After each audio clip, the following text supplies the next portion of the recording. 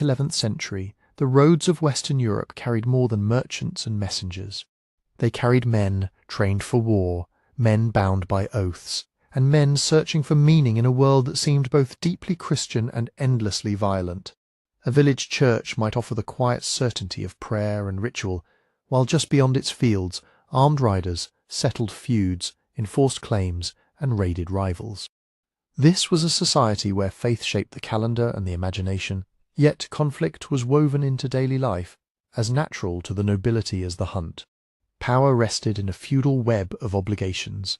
Lords granted land to vassals, and vassals owed service in return, especially military service. Castles rose across the countryside, not only as homes, but as statements of authority and shelters in uncertain times.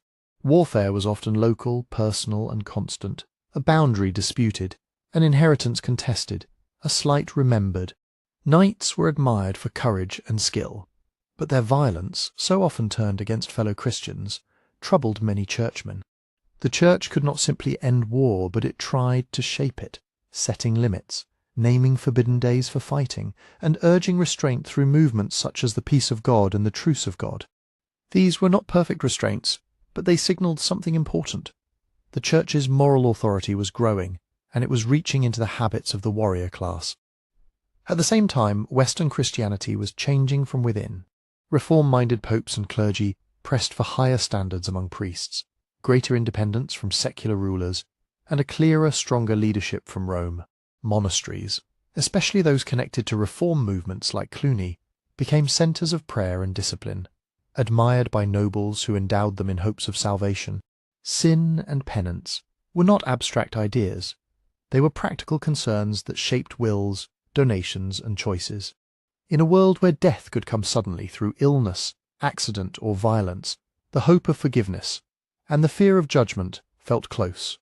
For many, one of the most powerful expressions of devotion was pilgrimage.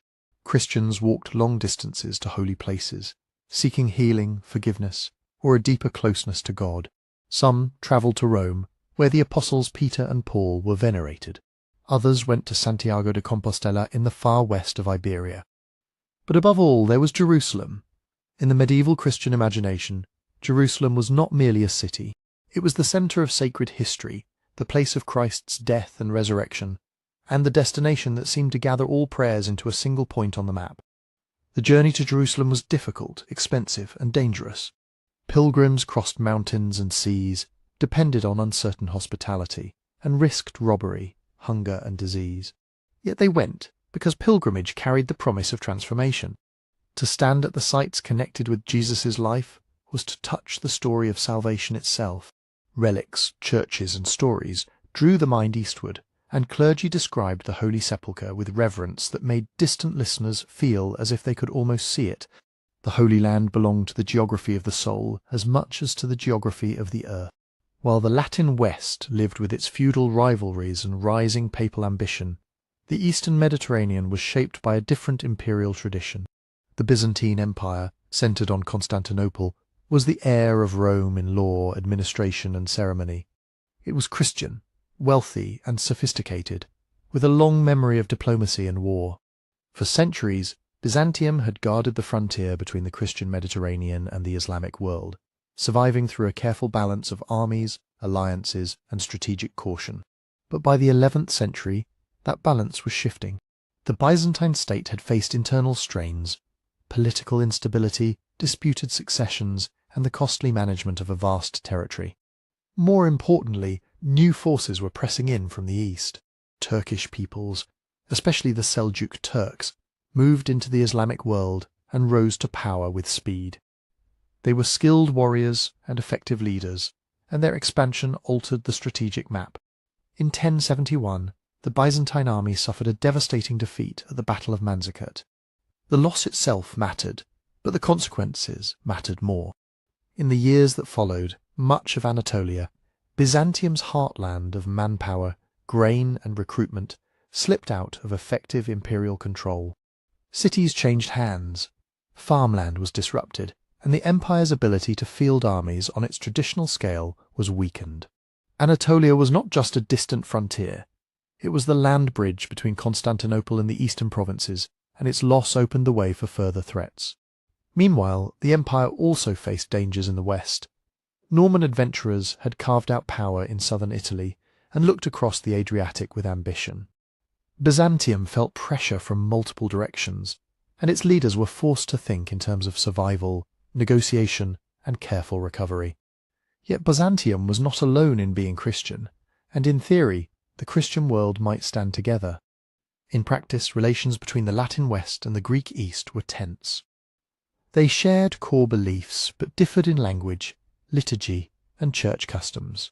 Latin clergy used Latin. Greek clergy used Greek. Practices around fasting, clerical marriage, and ritual details could become points of suspicion. More deeply, there were disputes about authority. The papacy in Rome asserted a universal leadership that many in the East did not accept in the same way, valuing the ancient prestige of their own patriarchates and their own traditions. These tensions hardened in 1054, when representatives of Rome and Constantinople exchanged acts of excommunication in a bitter conflict, now remembered as the Great Schism. At the time, not everyone understood it as a permanent break, and ordinary believers often continued with life as before. But the rupture mattered because it added distrust to an already complicated relationship. When Latins looked east, some saw strange customs and questioned the faithfulness of Greek Christians. When Greeks looked west, some saw arrogance and a lack of refinement, and they worried about the ambitions of Western warriors.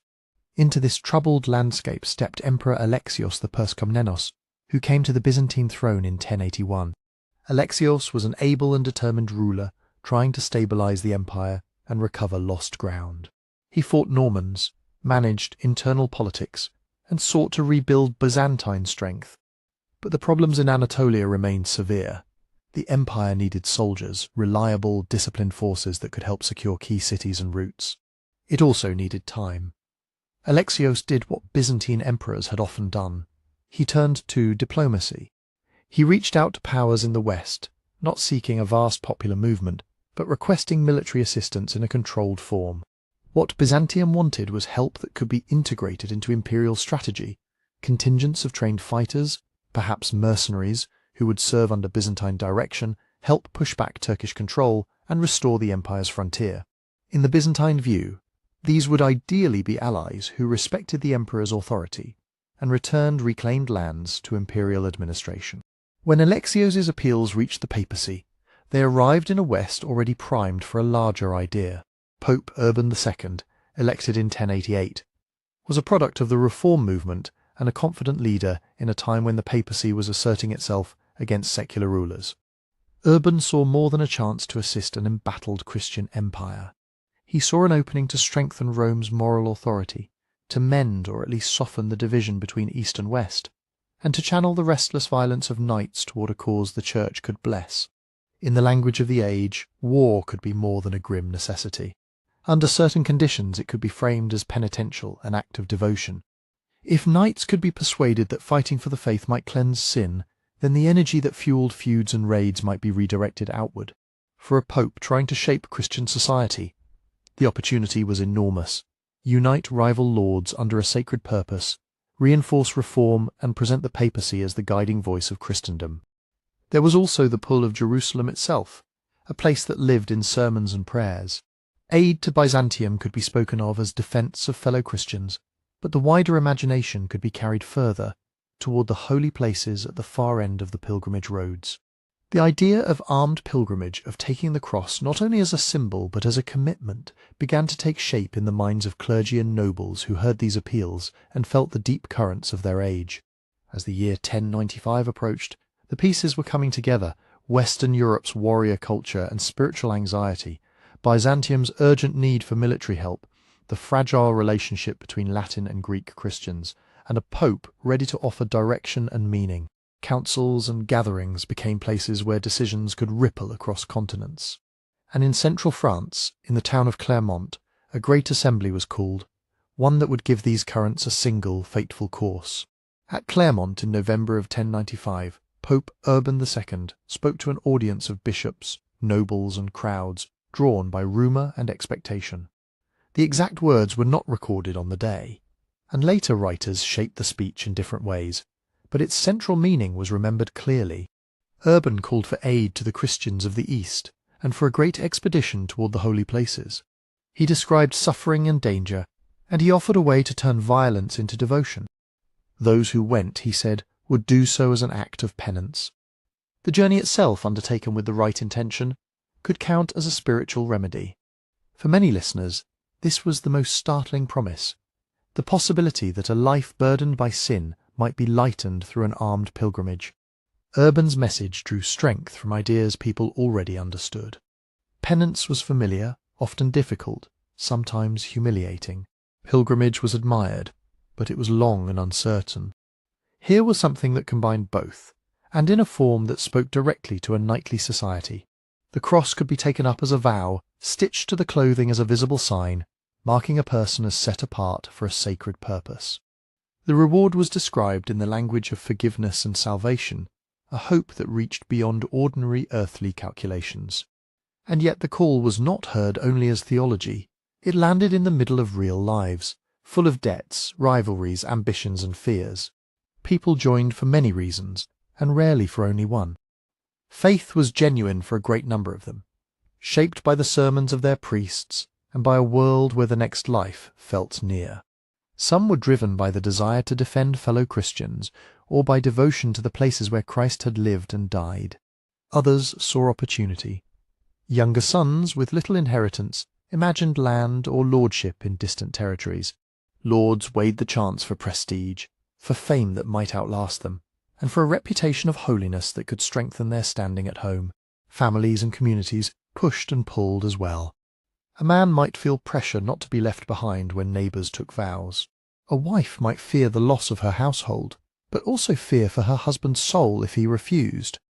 Some were simply drawn by the road itself, by the promise of adventure, and a story that would be remembered. The cost was heavy. Weapons, horses, provisions and travel demanded money few had in ready coin. Many mortgaged land, sold rights or borrowed at painful terms. The decision reshaped villages and lordships as property changed hands, as harvest plans were rewritten, and as those who stayed behind prepared for years of absence. Yet the movement kept growing, fueled by preaching and by a contagious sense that history had opened a door and that the faithful should step through it. Not everyone waited for careful planning. In 1096, before the main armies of the nobility were fully organised, a wave of popular enthusiasm surged forward in what later came to be called the People's Crusade. Its leaders included figures like Peter the Hermit, whose preaching could stir crowds to tears and vows. Alongside him travelled knights of lesser rank, but also peasants, craftsmen, women and children, people who understood the call less as strategy than as urgent devotion. They set out with little preparation, trusting that God would provide along the way. The road was brutal, feeding large groups through unfamiliar lands brought hunger and disorder. Where supplies ran short, some turned to plunder. Fear and rumour travelled with them, and so did violence. In parts of the Rhineland, bands of crusaders attacked Jewish communities, committing massacres that shocked even some contemporaries. These were not sanctioned acts of the Church, and they revealed how quickly sacred language could be twisted into a weapon against the vulnerable. By the way, I'm curious, where in the world are you listening from tonight? Let me know in the comments. I always enjoy seeing how far these stories travel. As these early crowds approached Byzantine territory, Emperor Alexios I watched with alarm. He had asked for controlled military help, not an unsteady multitude moving like a storm. The partnership between Byzantium and the Crusaders was uneasy from the beginning. The emperor needed them, but he also feared them. Their leaders were independent, their discipline uncertain, and their appetite for supplies could be dangerous to imperial lands. Still, Alexios offered guidance, markets, and escorts when he could. For the People's Crusade it was not enough. Once ferried across to Asia Minor, many were quickly destroyed by Turkish forces near Nicaea, a hard lesson in what raw enthusiasm could not replace. The main crusading armies arrived in later waves, led by notable nobles, men like Godfrey of Bouillon, Bohemond of Taranto, Raymond of Toulouse, and others, each with their own followers and rivalries. In Constantinople, Alexios required oaths from many of them, promises to return former Byzantine lands that might be recovered. Some swore willingly, some grudgingly, but the moment set the tone, cooperation mixed with suspicion, and a constant question of who truly commanded this expedition. The first major objective in Anatolia was Nicaea, held by the Seljuks and uncomfortably close to the imperial capital. In 1097, the Crusaders besieged it, and here Alexios acted carefully. Byzantine forces and negotiations helped bring about the city's surrender, but the emperor took possession directly, limiting the Crusaders' chance to plunder. It was strategically sensible and politically necessary for him, yet it deepened Western resentment. To men who had endured the siege, the loss of loot felt like betrayal, and trust grew thinner. After Nicaea, the Crusaders marched into the interior of Anatolia, winning a significant battle near Dorylaeum, then pressing onward through heat, thirst, and barren stretches where food was scarce. The hardships of the march became part of the Crusades' spiritual meaning, suffering offered up as proof of devotion. By late 1097 they reached Antioch, a great city with ancient Christian associations and immense strategic value. The siege that followed was long and punishing. Starvation and disease thinned the camps. Supplies arrived fitfully. Desertion and despair haunted the army. When the city was finally taken in 1098 through a mixture of negotiation and stealth, the victory was quickly followed by crisis as a Muslim relief army surrounded Antioch and the Crusaders became the besieged. It was in this desperate moment that claims of divine encouragement, visions, relics, and prophecies helped hold the Crusaders together. They fought their way out and survived, but Antioch also became a point where unity fractured. Bohemond, who had played a central role in securing the city, kept it as his own principality, despite earlier oaths to Alexios. The uneasy partnership with Byzantium suffered a lasting blow.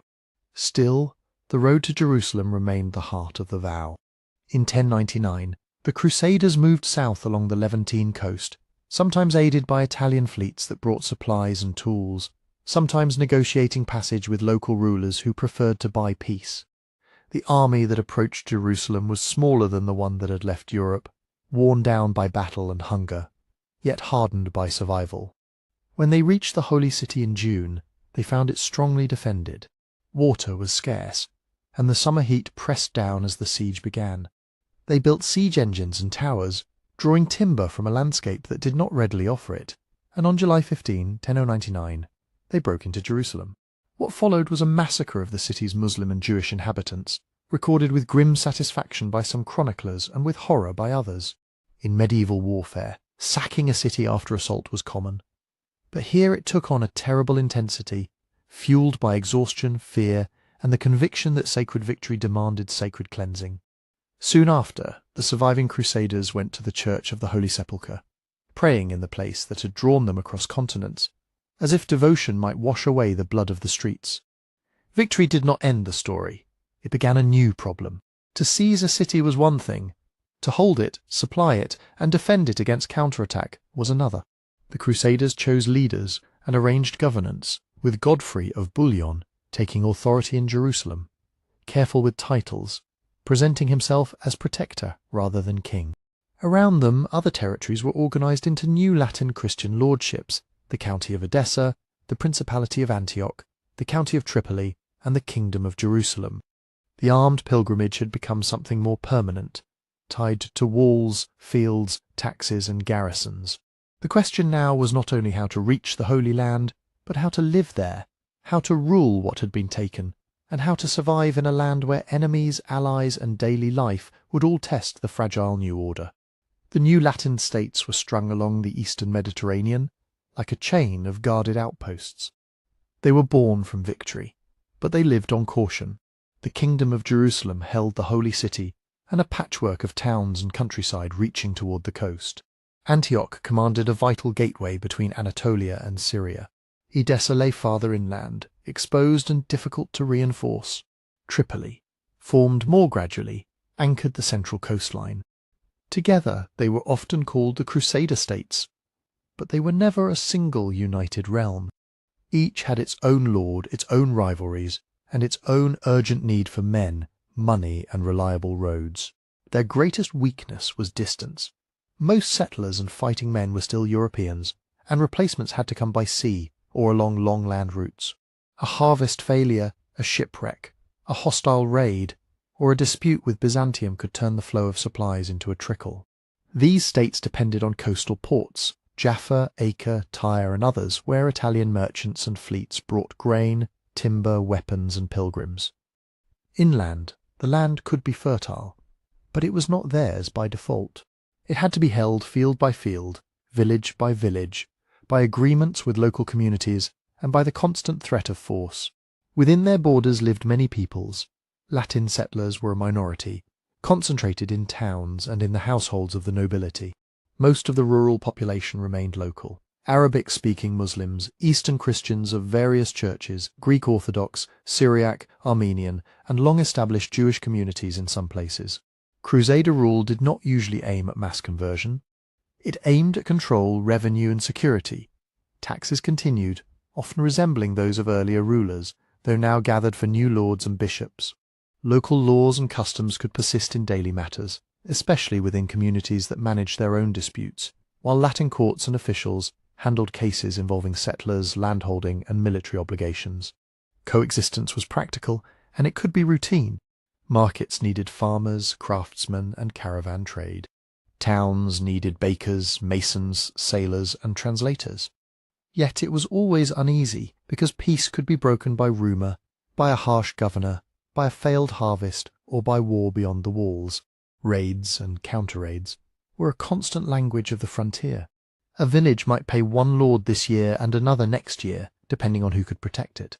When armies moved, suspicion hardened, and communities could be punished for real or imagined loyalty to the enemy. To hold territory with so few settlers, the Latin states relied on fortifications and on a new kind of institution, the military orders. The first were the Hospitallers, who had begun as caretakers for sick and poor pilgrims in Jerusalem. Over time they took vows like monks, poverty, chastity, obedience, and added a soldier's duty to defend the faithful. The Templars followed, formed to protect travellers on the roads, especially the dangerous route from the coast to Jerusalem. They too lived under a rule, prayed like monks, and fought like professionals. Later came the Teutonic Knights, first known for caring for German pilgrims, and then shaped into an armed order with its own castles and ambitions. These orders became a backbone of Crusader defence, because they were permanent. A feudal host might serve for weeks or months, and then go home. A pilgrim army might arrive with great noise and vanish just as quickly. But the orders stayed. They garrisoned key castles, patrolled roads, trained for war, and managed estates that funded their work. They answered to their own grand masters and ultimately to the papacy, which gave them a special independence that could be useful in war and troublesome in politics. For ordinary people, life in the Latin East was not an endless crusade, but it was never free of it. Travel was central to the region's rhythm, pilgrims arriving in seasons, merchants moving between ports and inland markets, messengers riding with news of a raid or a truce. Food could be abundant in good years, bread, olives, wine, fruit, fish along the coast, but supply could collapse when fields were burned or roads were cut.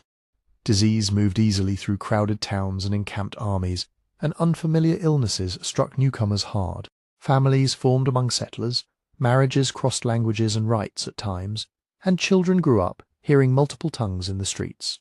Religion shaped the calendar. Latin churches held their feasts beside older shrines and older Christian traditions, while Muslims continued their prayers and fasts where they were permitted. Yet beneath this ordinary life lay a steady fear. A sudden alarm at night, the sight of smoke on the horizon, the knowledge that captivity was a real end for the unwary. War itself had to adapt to the Levant. The mounted knight remained the elite weapon, armoured, disciplined, terrifying, in a well-timed charge. But horses suffered in heat and scarcity, and heavy armour punished the body under the sun. Infantry mattered more than Western visitors sometimes expected. Spearmen holding lines, crossbowmen and archers trading volleys, light cavalry scouting and harassing. Campaigns were shaped by water sources, by the timing of harvests, and by the speed at which an army could move without starving. Often the goal was not a pitched battle, but a strategic town, a bridge, a pass, or a strong point that controlled a region. That is why sieges dominated the struggle. A castle could command roads and valleys, shelter a garrison and force an enemy to spend time and treasure to dislodge it. The Crusader landscape filled with stone, towers on ridges, walls rebuilt and thickened, great fortresses like Crac des Chevaliers in later decades, designed to endure. But siege warfare was slow, technical work. Timber had to be found or shipped, stone quarried, food stored, engineers hired, trenches dug. Attackers built rams, ladders, siege towers and trebuchets. Defenders countered with fire, sorties and their own engines. Many campaigns ended not with a dramatic storming of walls, but with negotiations, ransom, hunger, and the grinding decision to withdraw or surrender. Even as war pressed on, the region was also a meeting place. Ports linked worlds. Italian merchants carried spices, sugar, cotton, dyes and fine textiles westward, and brought metalwork, wool cloth and coin eastward. Knowledge travelled with goods. Medical ideas, mathematical learning, and practical techniques moved through translation and daily contact, sometimes quietly adopted without fanfare. Words entered languages. Customs shifted in small ways. The Latin states were not simply European colonies dropped onto Eastern soil. They were frontier societies, formed by necessity, borrowing and adapting as they tried to last. Yet their survival always depended on balance, between lord and vassal, town and countryside, Latin and local, faith and pragmatism, sea routes and inland roads. To hold the Holy Land was to live with walls, treaties, taxes and watchtowers, always listening for the next army gathering beyond the horizon, and knowing that a new power could change everything. Beyond the Crusader walls and watchtowers, change was gathering in the Muslim world. In the early years after the First Crusade, Syria and northern Mesopotamia had been divided among competing rulers, and the Latin states had benefited from that disunity. But over time, new leaders began to speak less as local princes and more as builders of a larger order, one that could resist the newcomers and restore lost lands. One of the most important was Imad ad-Din Zengi, Atabeg of Mosul and later Aleppo. He was a hard, capable warlord, and his strength lay not only in battle but in politics. He drew cities and commanders into a tighter network of loyalty and fear, pressuring rivals and presenting himself as a defender of Islam against the Franks. The Crusader frontier had long been a patchwork of raids and truces. Under Zengi, it began to feel like a tightening grip. The moment that proved it came in 1144, when Zengi captured Edessa. Of all the Crusader states, Edessa was the most exposed, far from the sea and cut off by distance and hostile territory. Its fall was more than a local defeat. It was the first major Crusader state to be lost, and the news travelled across the Mediterranean like a cold wind. In the Latin East, it raised the fear that the chain of outposts could be broken one link at a time. In Europe, it was a shock to the idea that Jerusalem's conquest had secured God's favour for good. A new expedition was called the Second Crusade. It drew kings, not just knights and pilgrims. Louis VII of France and Conrad III of Germany set out with large armies, and with them came hopes of restoring Edessa and strengthening the Holy Land. Yet the long march through Anatolia drained men and horses. Supplies ran short, and misunderstandings with Byzantine guides and officials deepened old suspicions. By the time the armies reached the Levant, they were tired, reduced, and already divided by rivalry. Their strategy also shifted under local pressure. Instead of striking toward Edessa, the crusade turned against Damascus in 1148, a city whose alliances were complex and sometimes useful to Jerusalem. The siege was poorly coordinated, and cooperation broke down quickly between the Western leaders and the barons of the Latin East. Water and food were scarce, positions were disputed, and the defenders held firm. Within days the Crusaders withdrew in confusion. The Second Crusade ended not with a restored frontier, but with weakened confidence and deeper mistrust. After Zengi's death, his son Nur ad-Din carried the struggle forward with steadier purpose. He combined military strength with a reputation for piety and justice, and he pushed toward the ideal of a more united Muslim resistance. Pressure grew around the Latin kingdom of Jerusalem, not as a single sudden blow, but as a patient closing of roads, forts, and alliances. In that tightening world, a new figure rose from the politics of Egypt and Syria, Salah ad-Din, known in the West as Saladin.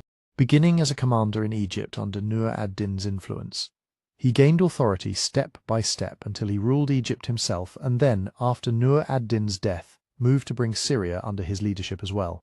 He presented his power as a unifying jihad under one ruler, turning scattered energies into a larger force. For the Crusader states, it meant that the horizon no longer held many small enemies, but the outline of a single growing storm, one that would soon circle closer and closer to Jerusalem. Saladin's growing power did not fall on the Crusader states all at once, but when the blow came, it came with a force they could not absorb. In 1187, the armies of the Kingdom of Jerusalem marched out to meet him near the Horns of Hattin above the Sea of Galilee. Heat, thirst, and poor decisions turned the march into a slow collapse. Surrounded and cut off from water, the Crusader host broke. Many were killed or captured, and with them fell the field army that had long been the kingdom's shield. Fortresses and towns could still resist behind stone, but without a strong army in the open, the map of the Latin East began to fold inward. That autumn, Jerusalem itself surrendered. Saladin entered the city in October 1187, ending nearly 90 years of Latin rule. The fall of Jerusalem did not bring the same massacre that had marked its conquest in 1099. Terms were negotiated, ransoms were paid, and many Christians were allowed to leave. Yet the change was profound. For Christians in Europe, it was a spiritual shock and a political crisis, proof that what had been won could be lost.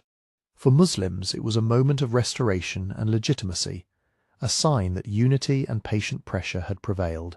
In the region, it shifted the balance from inland kingdoms to coastal strongholds, where the Franks could still be supplied by sea. The Third Crusade followed, launched to recover Jerusalem and reassert Christian power. It gathered famous leaders, Frederick Barbarossa of Germany, Philip II of France, and Richard I of England. But it also revealed the limits of crusading even at its height. Frederick died on the journey, and much of his army melted away. The campaign that remained focused on the coast, where ports could be taken, held, and fed by ships. Acre, the great harbour of the kingdom, became the centre of the struggle. After a long, brutal siege, the city fell to the Crusaders in 1191, giving the Latin East a strong foothold again, yet not the one it truly wanted. Richard the Lionheart and Saladin came to embody the conflict, but their relationship was more than simple rivalry.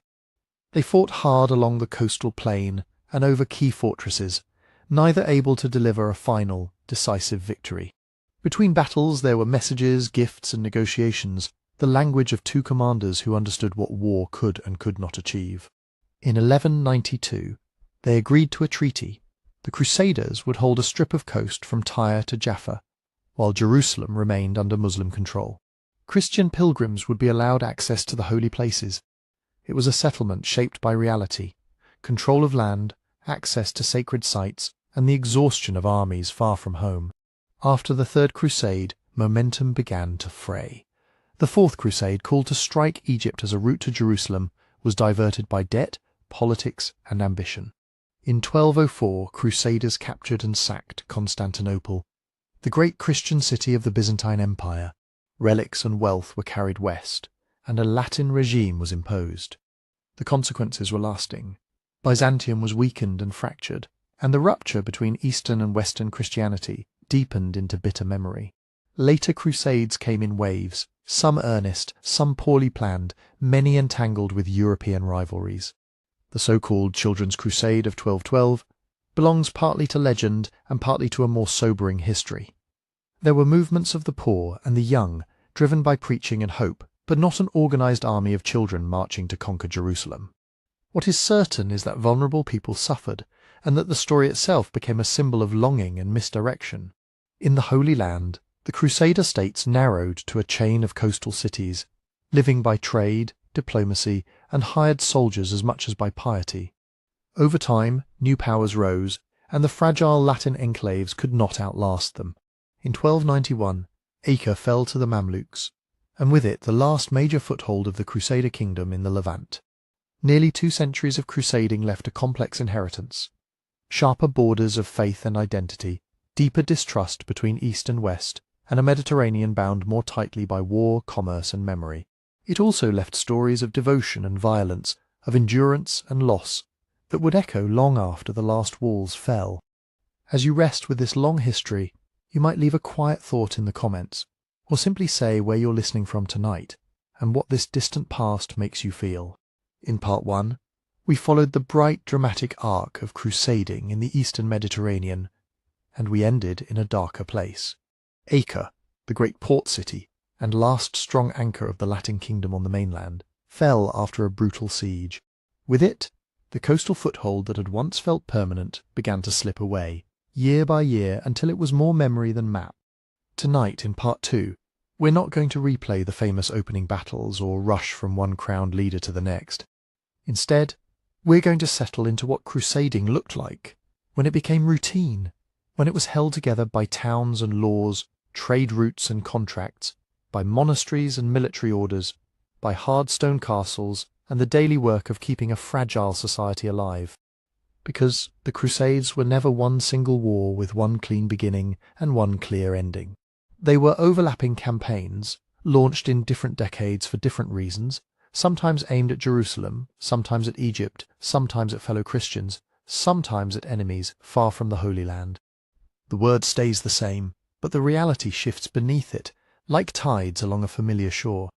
So let's take a calmer path. We'll use simple definitions, steady pacing, and gentle scene setting. Not to soften what happened, but to understand it without shouting. What did people eat and buy, and fear and pray for inside the Crusader states? What did it mean to be a knight on garrison duty, instead of charging in a glorious battle? How did institutions like the Templars and Hospitallers grow powerful, and then, in time, become targets themselves? And before we drift deeper in, I'd love to know where you're listening from tonight. Are you in a city apartment, a quiet house, a long drive on a dark road, maybe even somewhere near a coastline? When you have a moment, leave a comment with your location, or just your time zone.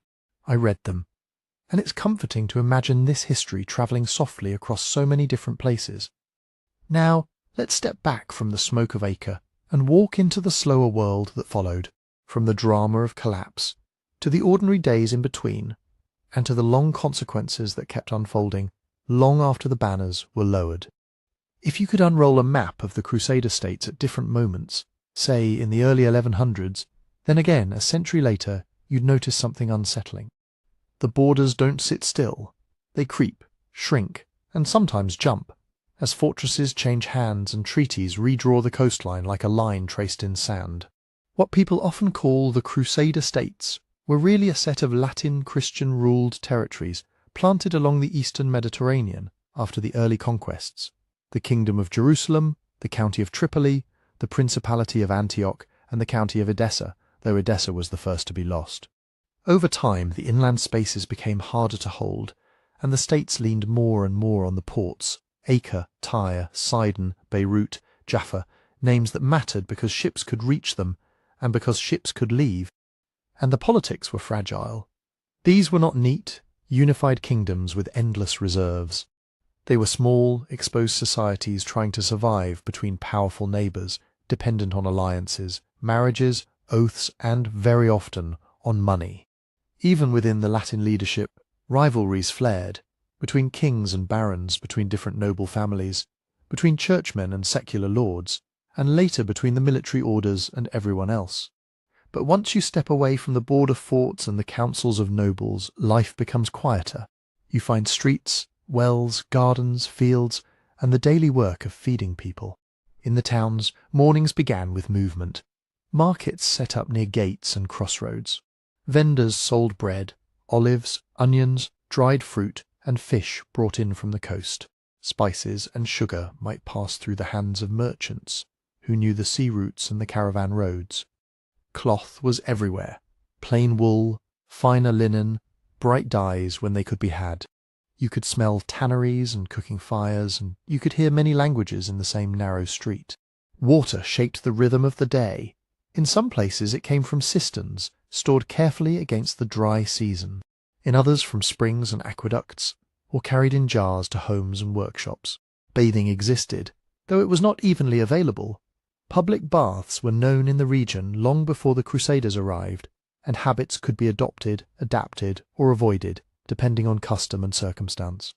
But everyone, whatever their faith, understood the same problem. Water was life, and water was work.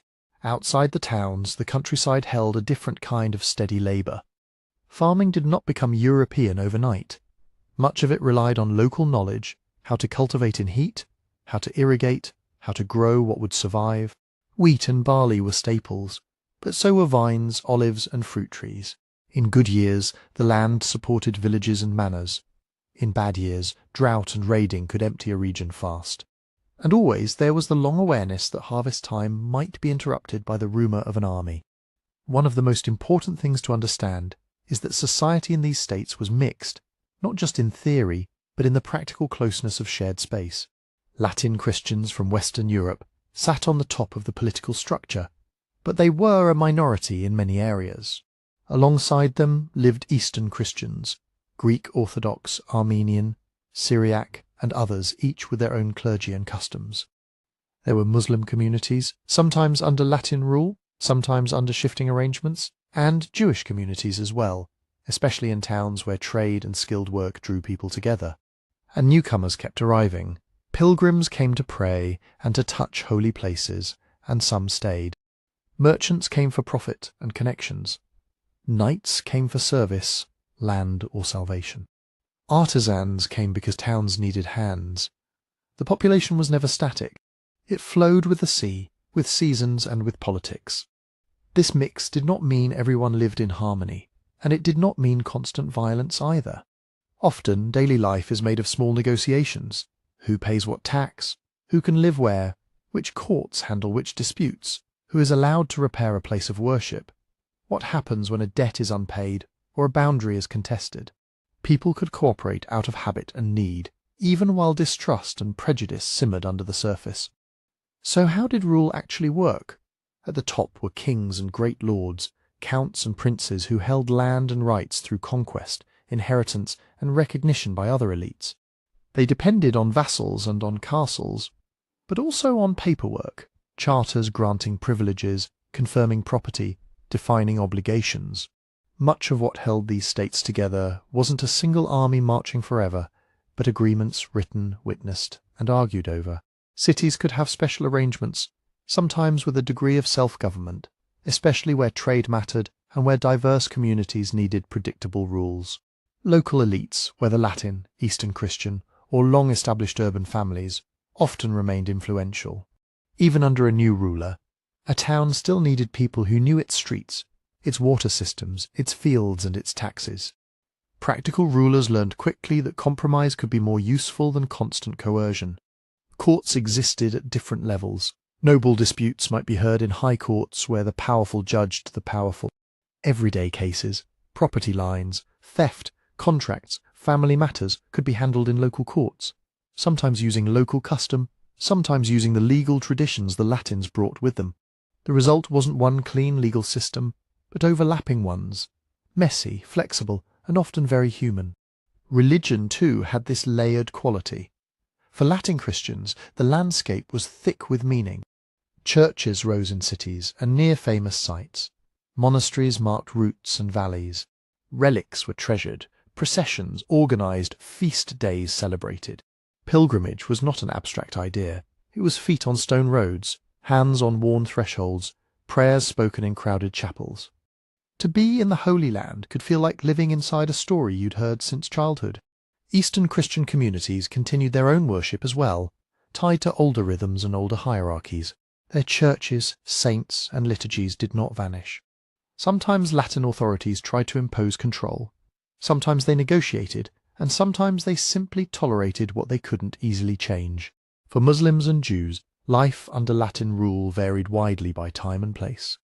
There were moments of tolerance shaped by pragmatism, tax arrangements, protection in exchange for payment, the simple recognition that the economy and the food supply depended on people staying where they were. But there were also moments of tension, restrictions, discrimination, forced moves, and violence, especially when fear rose after raids or when political leadership hardened. The sacredness of the land did not belong to one faith alone, and the closeness of holy sites could turn a shared geography into a charged one. Underneath all this law and religion and local compromise trade was the quiet engine that kept the Crusader states alive longer than their size might suggest. The ports were crucial. Through them came people, grain, horses, weapons, cloth, coin, letters and news. Italian maritime cities, Venice, Genoa, Pisa and others, played an enormous role, not simply as visitors, but as partners with their own interests. They negotiated privileges in key towns, quarters where they could live, store goods, run warehouses, even maintain their own churches and courts. In return, they supplied ships and naval power, and just as important, a link to wider markets. This meant the Crusader states were not isolated outposts. They were nodes in a Mediterranean network. A merchant in Acre could be connected, through contracts and shipping schedules, to Cyprus, to Constantinople, to Sicily, to Alexandria, to southern France. Spices, sugar, glassware, textiles and metals moved along these routes, and so did ideas about law, accounting, architecture and warfare. But this same dependence revealed the weakness at the heart of the Crusader states. They were far from the main population centres of Western Europe, and distance is its own kind of enemy. Reinforcements could take months to arrive, if they arrived at all, and they often came with their own agendas. Manpower was limited, so garrisons could be thin, and rural areas vulnerable. Rivalries within the Latin elite could waste precious strength, and the surrounding powers were not static opponents. They learned, adapted, unified, fractured, and reunited again. Cities like Damascus and Cairo, leaders like Nur al-Din and Saladin, later Mamluk sultans with disciplined armies and clear strategy, these were forces that could bring sustained pressure, not just one dramatic battle. So the Crusader states lived in a kind of permanent balancing act, between fortress and field, between prayer and prophet, between imported rule and local reality, between the sea that connected them and the land that could swallow them. And in that balancing act, the truly revealing story is not only how they fought, but how they tried to live, day after day, inside a society that was always quietly standing on the edge of change. And inside that edge of change world, we can narrow our focus to one person who appears again and again in Crusade stories, the knight. But a Crusader knight wasn't a single identical figure. He might be a high noble with land, banners, and a household that travelled with him like a small moving court. He might be a lesser lord's household knight, skilled, proud, and dependent on his lord for wages, equipment, and place. Or he might be something more temporary, a pilgrim soldier who had taken the cross for a few months or a few years, arriving with a vow, a weapon, and not much else, hoping to serve, survive, and return home with his soul a little lighter. Wherever he stood on that ladder, his day was shaped by routine as much as danger, and by ordinary needs as much as holy purpose. Morning came early, often with the coolness that would not last. In a town, he might wake in a cramped, rented room, in a shared hall, or in quarters attached to a fortress or a religious house. In the field, it could be a tent, a lean-to, a cloak on the ground, the hard familiarity of sleep that never fully settles. He would rise to prayer because prayer marked the hours and for many gave shape to the entire enterprise. Some knights were deeply devout, others were distracted or dutiful or superstitious. But the language of the crusade wrapped everyone. Sin, penance, promise, salvation. Even a man half asleep could murmur the words he'd learned long ago. After prayer came the quick inventory of life: water, food, equipment, horse. A knight's horse was not a single animal, but a small system. The best mount. The war horse was precious and guarded, but many also needed pack animals, riding horses and grooms or servants to handle them. Hooves had to be checked, backs rubbed down, girths adjusted, feed measured out. In the Levant, forage could be the difference between mobility and helplessness. The grass might be thin, the fields already harvested, or the land stripped by a passing army. A knight learned to look at the ground the way a sailor looks at the sky, always reading what it could give and what it could not. Then came inspections: leather straps, buckles, stitching, the small failures that become disasters at the wrong moment. A saddle that slips can kill, a frayed thong can lose a weapon, a shield rim can splinter and turn protection into pain. Men checked each other's gear with practical hands, while officers or lords, depending on where you were and whose service you were undertook, note of readiness, discipline, and the slow wearing down that came from heat and marching. If the day held no immediate march or alarm, there might be training, drills with lance and shield, riding practice, sparring with blunted weapons, or simply the repeated motions that kept the body tuned. Many knights had trained since youth, but skill dulls if it isn't used, and confidence drains faster than people admit. In the Crusader states, the enemy was not an abstract figure. Raids could come quickly. Skirmishes could happen within sight of fields and vineyards. A man could wake in routine and end the day in emergency. Meals were plain more often than romantic stories suggest. Bread, porridge, beans, salted meat, if it could be kept, fish near the coast, wine when available, and always the awareness of how quickly stores could vanish. A noble might eat better, with spices or imported foods, and with a table that preserved rank even in hardship. A household knight might eat with other fighting men, close enough to smell sweat and leather, swapping news and complaints. A pilgrim soldier might depend on charity, on a lord's ration, or on what his own purse could manage, until the purse ran thin, and then the armour. In practice, most men did not spend the whole day sealed inside heavy protection. Armour was carried, worn in parts, and put on fully when needed, during a patrol, before a march through dangerous terrain, or when scouts brought worrying reports. Early on, chainmail was common. A mail shirt, often knee-length, with a coif to cover head and neck, worn over a padded garment that absorbed shock and stopped the rings from biting. It was flexible, and it moved with the body, but it was not light. It held heat. It dragged at shoulders. Under the Levant sun, it could feel like labour just to exist inside it. Over time, armour changed. Mail remained important, but plate elements became more common, especially for the limbs and chest, offering stronger protection against certain weapons. Helmets evolved too, from simpler forms to enclosed helms that could turn breathing into a damp, echoing task. A knight learned the intimate discomfort of fighting gear. The way sweat pooled, the way vision narrowed, the way sound turned distant and strange. He also learned the strange comfort of it, the sense of being wrapped in something that might keep him alive for one more moment. Weapons were a tool set, not a single emblem. A lance for the charge when conditions allowed it, a sword as a sidearm, a mace or axe that could strike hard against armour, a dagger for close work and desperate seconds. Shields changed in shape over the centuries, but their purpose stayed steady. Something to interpose between flesh and steel, something you could feel the impact on, like a hard knock against your whole arm, between alarms and duties. Much of the day was management. Knights were not only fighters, they were men embedded in a web of obligations. If he held land, even a small fief, he might need to hear disputes, oversee rents, confirm boundaries, or respond to a messenger with a sealed letter. If he served a lord, he had to maintain that relationship, show up, be counted, follow orders, keep his place. And if he had taken the cross as a vow, that vow hung over him like an invisible contract with God.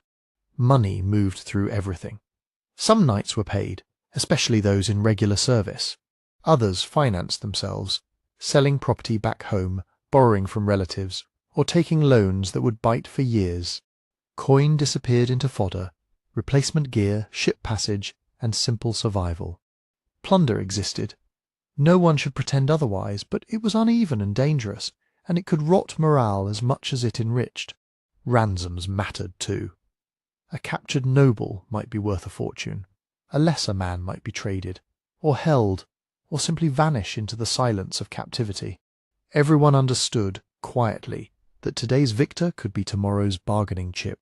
As the sun climbed, travel days became a slow test of discipline. Heat pressed down. Dust rose from hooves and sandals and stuck to skin. Water had to be rationed, and leaders enforced rules that could feel cruel until the canteens ran dry. Men watched one another for signs of weakness, not always from kindness, but because collapse spread fear through a column.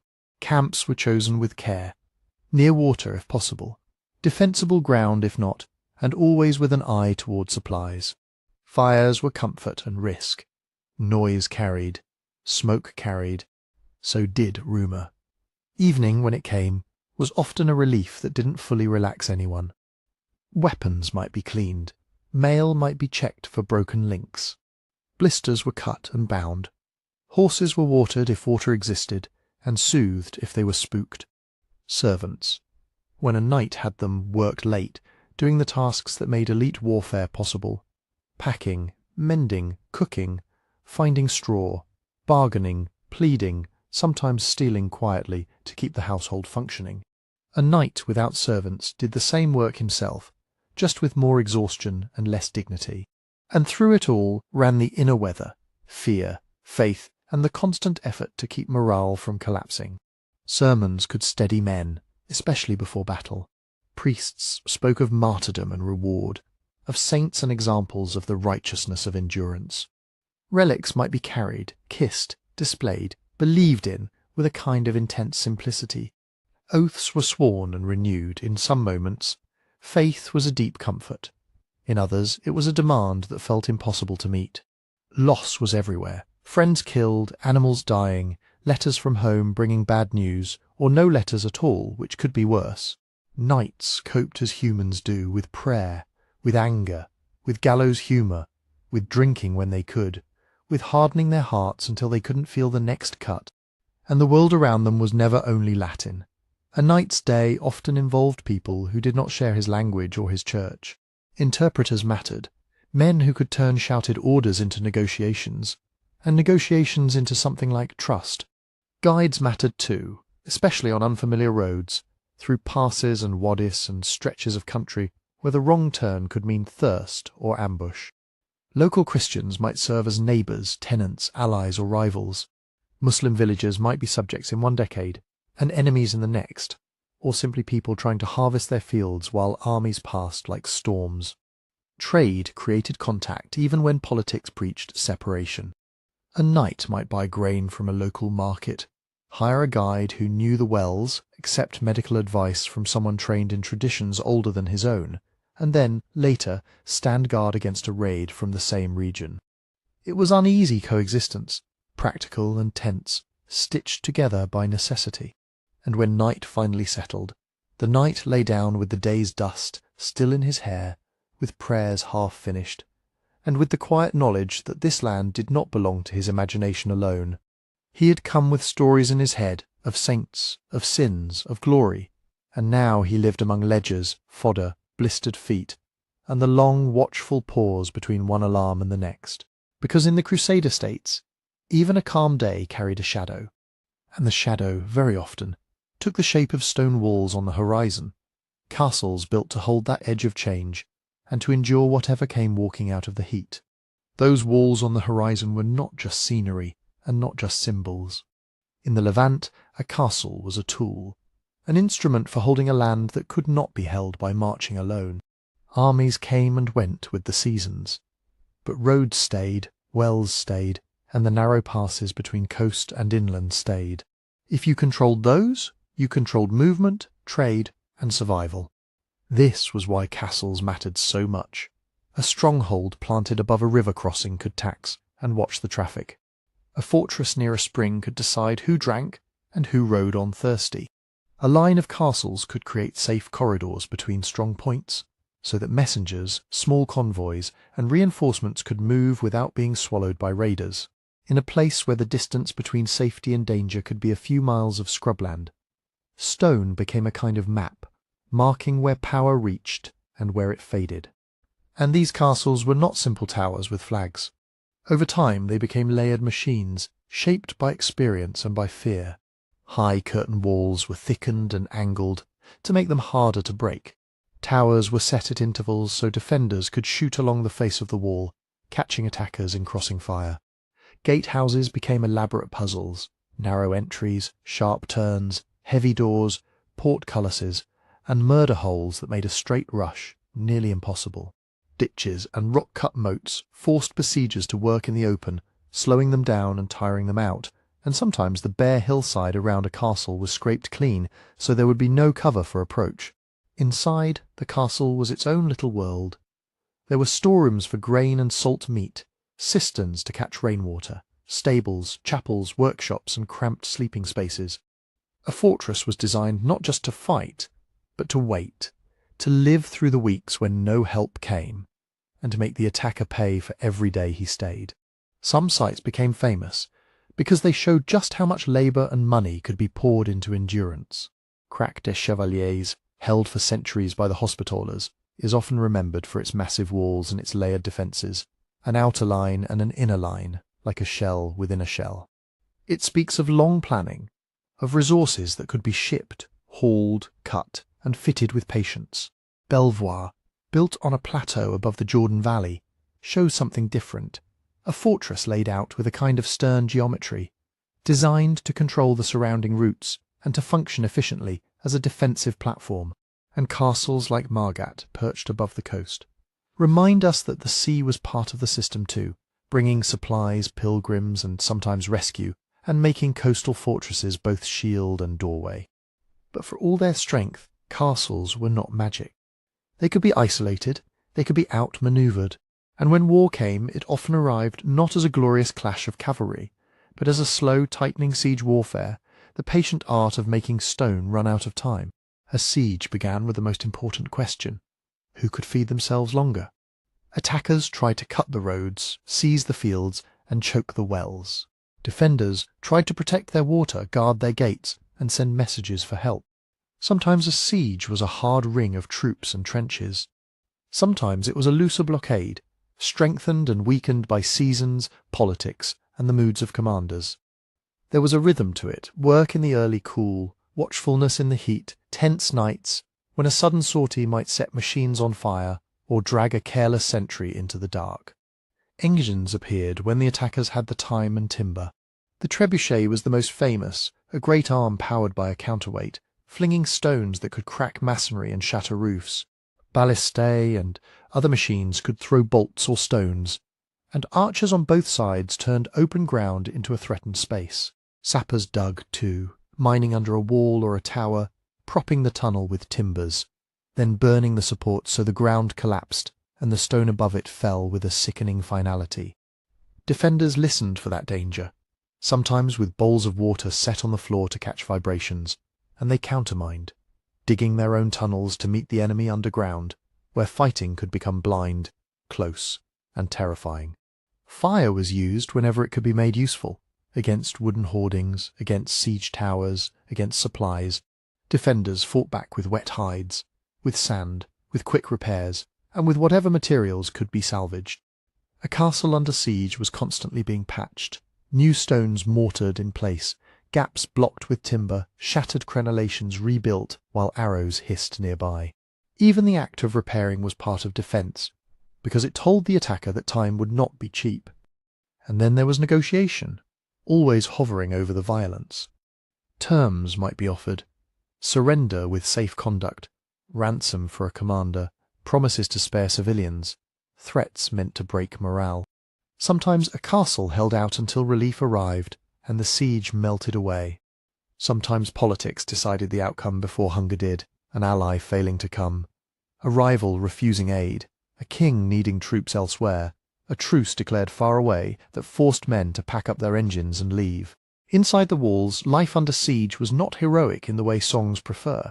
It was rationing, counting grain, watering animals less, thinning the soup, measuring each mouthful against an unknown future. It was disease, cramped rooms, bad air, contaminated water, wounds that festered. Morale rose and fell with rumours. A relief army is coming. No, they've turned back. A deal is being discussed. No, it's a trick. Non-combatants mattered here more than stories admit. Women, children, servants, craftsmen and clergy all had roles carrying water, tending the sick, baking bread, hauling stones for repairs, praying loudly when fear got too close. They also added to the burden, because every person inside increased the speed at which supplies vanished. In the end, most sieges were decided less by a single brave moment than by systems.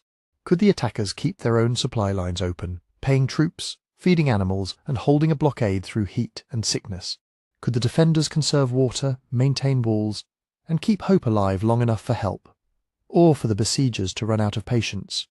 A castle was a promise of endurance, but endurance had a price, and the bill was paid in grain, timber, coin, and politics.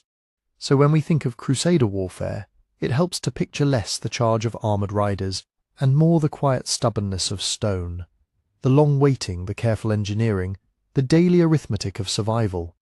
Because in the Crusader states, power often belonged to whoever could keep a wall standing, keep a cistern full, and keep a garrison fed, one slow day after another. And if castles were the bones of Crusader power, then garrisons were the muscle that kept them moving. Among those garrisons, one name became famous, spoken with admiration, suspicion, and later with a kind of haunted fascination: the Knights Templar. The Templars began quietly, in the early decades after the Crusaders had carved out footholds in the Levant. Pilgrims were arriving in greater numbers, and the roads between ports and holy sites were dangerous. A small group of knights offered themselves for a new kind of service, to protect travellers, and to do it not as hired soldiers, but as men under religious vows. They were given quarters near what was believed to be the ruins of Solomon's Temple in Jerusalem, and from that detail, temple, Templars, their identity took shape. Their purpose was unusual enough to feel almost contradictory. They were monks, and they were fighters. In practice, their vows of poverty, chastity, and obedience meant something very specific. Poverty did not mean the order would be poor. It meant the individual knight owned nothing personally. Chastity separated them from the family ties and inheritance networks that pulled other nobles into constant private disputes. And obedience created a discipline that could outlast the ambitions of any single man. For a Latin Christian world that feared chaos as much as it feared defeat, this looked like a solution. A permanent professional force, trained for war but anchored in prayer and rule. Over time, the Templars became a machine built for reliability. They had a strict chain of command, running from local commanders up to the Grand Master. Their rule governed daily life with a steady rhythm: common meals, common dormitories, strict standards for equipment, and punishments for disobedience. On campaign, they were known for cohesion. A charge by a group of heavily armed knights only mattered if it stayed together, and the Templars trained to move as a unit rather than as a crowd of individual heroes. They also filled the less glamorous roles that kept Crusader society alive, holding garrisons in exposed places, guarding roads, policing stretches of frontier, and staying put when other armies had gone home. This is where their reputation for toughness grew. A castle's strength depended on the men inside it, day after day, through heat and boredom and sudden alarm. A Templar was expected to endure that life without turning his post into his personal fief. The order existed to be a tool, ideally, a tool that did not rust. But tools need resources, and the Templars acquired them on a scale few expected. Wealth came first through donation. Lords gave land and rents as acts of piety, or to secure prayers for their souls, or because supporting the defence of the Holy Land felt like supporting the faith itself. Over the decades, the order collected estates across Europe, fields, vineyards, mills, town properties, rights to income, and these were not scattered gifts left to decay. They were organised behind the image of white mantles and red crosses, was an administrative world of stewards, scribes, storehouses, and account books. Local houses managed farms and collected revenues. Regional officials oversaw clusters of properties. Ships moved supplies, letters carried instructions. The Templars were not merely warriors, they were managers of a continent-spanning network that could turn harvests in France or England into coin and equipment in the Eastern Mediterranean. From that network grew one of their most lasting contributions: finance. It's easy to exaggerate this into modern banking, but the core idea was real and practical. Travel was dangerous, and carrying large amounts of money made a pilgrim or noble an obvious target. So the Templars offered services that reduced risk. A person could deposit funds at one Templar house, receive a written instrument acknowledging the deposit, and then withdraw equivalent value at another house far away. They could transfer funds between regions, help move crusading taxes, and store valuables in their strong rooms. This worked because of trust and record-keeping. The Order's discipline made fraud less likely, and its international reach made long-distance transfers possible. They also understood something like risk management, spreading resources across many properties, using secure storage, and relying on a reputation that was, for a long time, remarkably strong. Their wealth was not just piles of silver, it was the ability to mobilize resources quickly, to lend, to pay, and to keep accounts when others relied on memory and muscle. As the Holy Land situation worsened, especially after the long decline that ended at Acre, where Part 1 left us, This combination of military importance and financial power became politically dangerous. With fewer Crusader territories to defend, questions grew sharper. What was the role of these orders now, and who controlled their assets? Kings who needed money looked at the Templars and saw a wealthy institution that answered, in theory, to the Pope more than to any crown. Rivals saw influence, debtors saw a way out, and in times of fear, suspicion can be shaped into certainty. The downfall came suddenly, but it was prepared by years of tension. In France, King Philip IV was deeply entangled in debt and determined to strengthen royal authority. The Templars were a tempting target, rich, independent, and increasingly easy to portray as unnecessary. In 1307, arrests began. The accusations were shocking heresy, secret rituals, denial of Christ, obscene acts, charges that played on the darkest anxieties of the age. Trials followed, and they were a grim mixture of politics, pressure, and confession extracted under duress. Some men recanted, some repeated what interrogators wanted to hear, and some tried to resist. Over time, under royal force and heavy persuasion, the papacy moved toward suppression of the order. The Templars were dissolved, their properties largely transferred to the Hospitallers on paper, though in practice local rulers often took what they could. Leaders were imprisoned, and some, including the last Grand Master Jacques de Molay, were executed. It is important here to separate the documented story from the dreamlike one that grew afterward. Documented history gives us a disciplined military order that became wealthy through donations and administration, that provided financial services because it could, and that fell because it stood in the path of royal power, royal debt, and a climate of fear. The evidence for widespread organized heresy is thin and tangled, shaped by coercion and politics. Myth, on the other hand, offers hidden treasure, secret bloodlines, ancient relics, and forbidden knowledge passed down like a torch through the centuries. These stories are compelling partly because the Templars really did have secrecy. Any institution with private chapters and guarded finances does, and partly because their end was dramatic enough to feel like the closing of a locked door. But when historians look for solid ground, they find account books, property lists, papal letters, trial records, and the ordinary machinery of an extraordinary institution. The real Templars are fascinating without any hidden arc or coded gospel. They show how faith, war, money, and administration could bind together in the medieval world until politics cut the knot. And in the quiet aftermath, as the Templars vanished as an order, another brotherhood remained, one that would adapt, survive, and carry the military monastic idea into a new era, the Hospitallers. The Hospitallers began in a way that feels almost gentle, especially after the hard story of the Templars. Before they were famous for galleys and cannon, they were known for beds, bread, and clean water. Their roots reach back to Jerusalem in the 11th century, when a small community associated with a hospital near the Church of the Holy Sepulchre offered care to pilgrims. In that world, a hospital was not only a place for surgery or cures. It was closer to a shelter with a spiritual purpose, a place to receive the exhausted, the injured, the feverish, the poor, and the lost.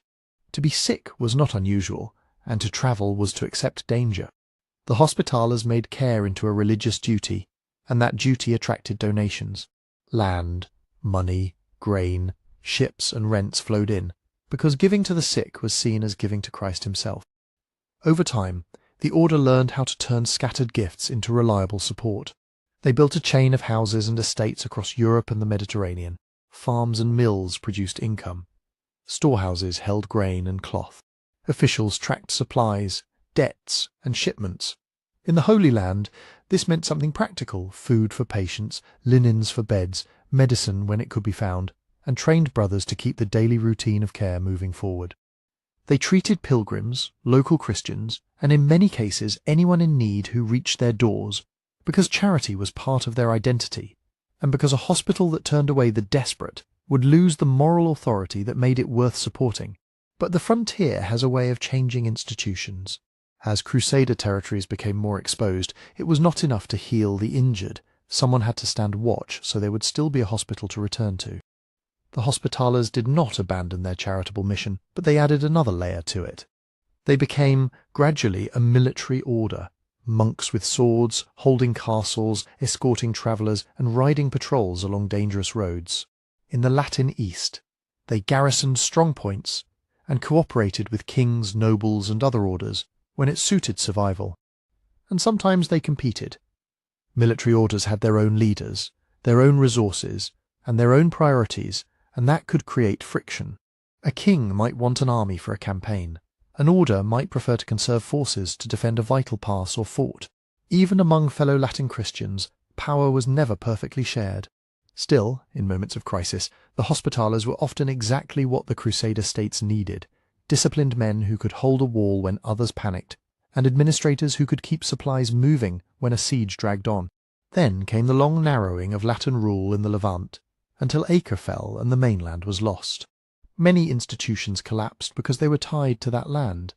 The Hospitallers endured because they were tied not only to territory, but to a rule, a network, and a purpose that could travel. Their headquarters could move. Their estates in Europe still produced income. Their identity, service to the sick, defence of the faith could be reinterpreted for a different map. After withdrawing, they first settled on Cyprus. But Cyprus was crowded with rival interests and limited space. The order needed a base it could control, and it looked out across the sea. In the early 14th century, the Hospitallers took Rhodes. This was not simply a change of address, it was a change of posture.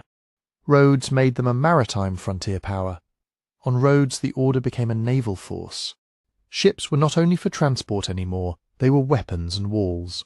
The Hospitallers raided, patrolled, and protected shipping lanes, fighting pirates, and also operating as private enemies of the expanding Muslim powers around them, especially the Ottoman Empire.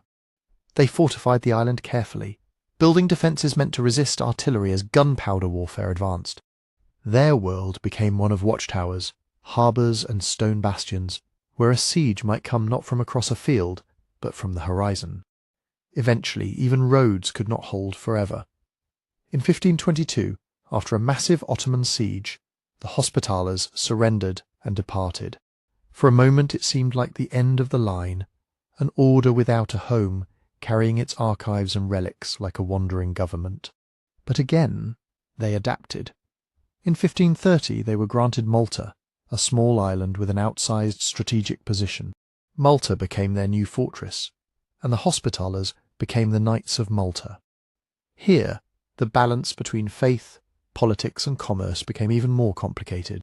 They remained a religious order, but they also acted like a state, negotiating with European powers, building ports and forts, maintaining a navy and relying heavily on privateering, legalized raiding against enemy shipping, to fund themselves and to wage war at sea. Malta's most famous test came in 1565, when the Ottomans besieged the island. The Hospitallers held on through brutal months, and the victory became a symbol across Europe, proof that the sea frontier could be defended. Yet even in triumph they were never only warriors. Hospitals and charity remained part of their self-image and their recruitment, a moral anchor that helped justify their privileges and sustain support. And that is the heart of why they lasted when others vanished. The Hospitallers were flexible. They could shift from Jerusalem to Cyprus, from Cyprus to Rhodes, from Rhodes to Malta, without losing the legal and financial skeleton that kept them alive. Their European properties and diplomatic ties gave them continuity. Their mission was broad enough to evolve: care for the vulnerable, defence against perceived enemies, protection of pilgrims and trade. When one role became less possible, another could take its place. In a sense, they outlived the Crusader states by turning crusading into something portable, less a kingdom on a map, more an institution with ships, fortresses, and an identity that could survive the loss of any single shore. And as the eastern Mediterranean changed around them, their story became a bridge from the age of castles in the Holy Land to the age of sea walls and cannon, when the frontier of conflict and contact moved onto the water. And as that frontier moved from the Levant's hills to the sea, it helps to remember something simple. The story of crusading always looked different depending on where you stood. The Latin Christians had their chronicles and prayers, but they were never the only voices in the room. Across the same harbours and roads, Muslims and Byzantines watched, worried, negotiated, and remembered in their own ways. For many Muslims in the early years, The newcomers from the west were not immediately seen as the centre of history. They were often called the Franks, and at first they could look like one more group of rough border raiders, unusual in language and manners, but not automatically the greatest threat in a world that already had civil wars, rival dynasties, and shifting loyalties. Some local rulers treated them like a dangerous nuisance. Others treated them like potential tools, useful allies against a closer Muslim rival, or bargaining pieces in a larger game. Over time, though, the pattern hardened. As Crusader states persisted and more expeditions arrived, the Franks became easier to name as a lasting presence. Muslim writers began to frame the struggle more clearly within the language of jihad, not only as warfare, but as moral revival and political unity. And that word unity was the key tension. Powerful rulers could call for common cause, but the medieval Islamic world was not one single bloc. Cities competed. Dynasties distrusted one another. Commanders fought as much over pride and territory as over faith. That is why Muslim responses to crusading so often mixed high ideals with practical choices. A ruler might speak of holy struggle and still sign a truce when harvests needed protecting, or when a different enemy threatened his rear. Diplomacy was not a betrayal of belief, it was a tool for survival. Treaties set borders, limited raids, arranged safe passage for merchants, and established rules for prisoner exchanges. Sometimes a treaty held for years, sometimes it broke in a season, but the rhythm of war was regularly interrupted by the quieter rhythm of negotiation. On the ground, daily life could be surprisingly ordinary. Trade moved through ports and market towns because profit did not care as much about religion as preachers did. Spices, sugar, textiles, timber, and metalwork travelled in both directions. Pilgrims and merchants needed escorts, guides, and translators. Captives were taken, and then ransomed back through careful accounting. Even in periods of conflict, a kind of reluctant coexistence could form, made of practical habits. We fight when we must, and we bargain when we can, and alliances could be unsettlingly flexible. Latin lords sometimes made arrangements with Muslim neighbours against other Latin rivals, while Muslim rulers did the same in reverse. It was not that faith was meaningless, it mattered deeply, but politics could bend the lines, especially on a frontier where tomorrow's siege might depend on today's grain shipment. If Muslim rulers looked at crusaders as outsiders who could be fought, managed, or used, the Byzantine Empire saw them through a different lens. Not strangers from another religion, but fellow Christians who still felt unpredictable, hungry, and hard to control. Constantinople wanted something very specific from Western armies. In an ideal world, the Crusaders would help the empire recover lost territory, then hand those places back and go home. That was the theory. The reality was tense. The Byzantines feared that a mass of armed Westerners passing through could turn into a mob or into an invading force with its own ideas about who deserved land. So the empire tried to manage the Crusaders with oaths, escorts, controlled markets, and strict rules about supplies. To the Byzantines, this was basic statecraft. To many Crusaders it felt like suspicion, stinginess, even betrayal. The friction was constant. Who owned a city after it was taken? Who supplied the army? Who had sworn what promise? And what those promises really meant? Both sides believed the other side was slippery. Byzantines remembered earlier moments when Westerners ignored imperial claims. Westerners repeated stories, sometimes fair, often exaggerated, about Byzantine double-dealing. Mutual suspicion became its own tradition. That suspicion reached a breaking point in the Fourth Crusade. The expedition that was meant to strike toward Muslim lands became entangled in debts, politics, and opportunity. Crusaders owed money, needed ships, and became drawn into Byzantine dynastic quarrels, promised payment and support if they intervened. Step by step, the goal shifted until the unthinkable happened. In 1204, Western Crusaders stormed and sacked Constantinople, the greatest Christian city in the eastern Mediterranean. The trauma ran deeper than the looting itself. Though the looting was immense, relics carried away, churches violated, treasures melted down into coin. What broke was trust.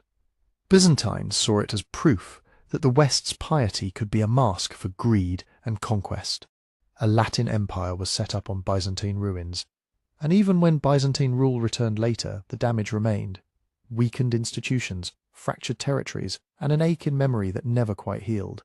When different cultures remembered the Crusades afterward, these experiences shaped the stories they told. In much of the Muslim world, crusading became a lesson about the danger of division and the power of unity under strong leaders, but also a reminder that diplomacy and patience could be as decisive as battle. In the Byzantine world, the Crusades were not only about Jerusalem at all, they were also about the shock of being attacked by supposed allies, and about a widening crack between Eastern and Western Christianity.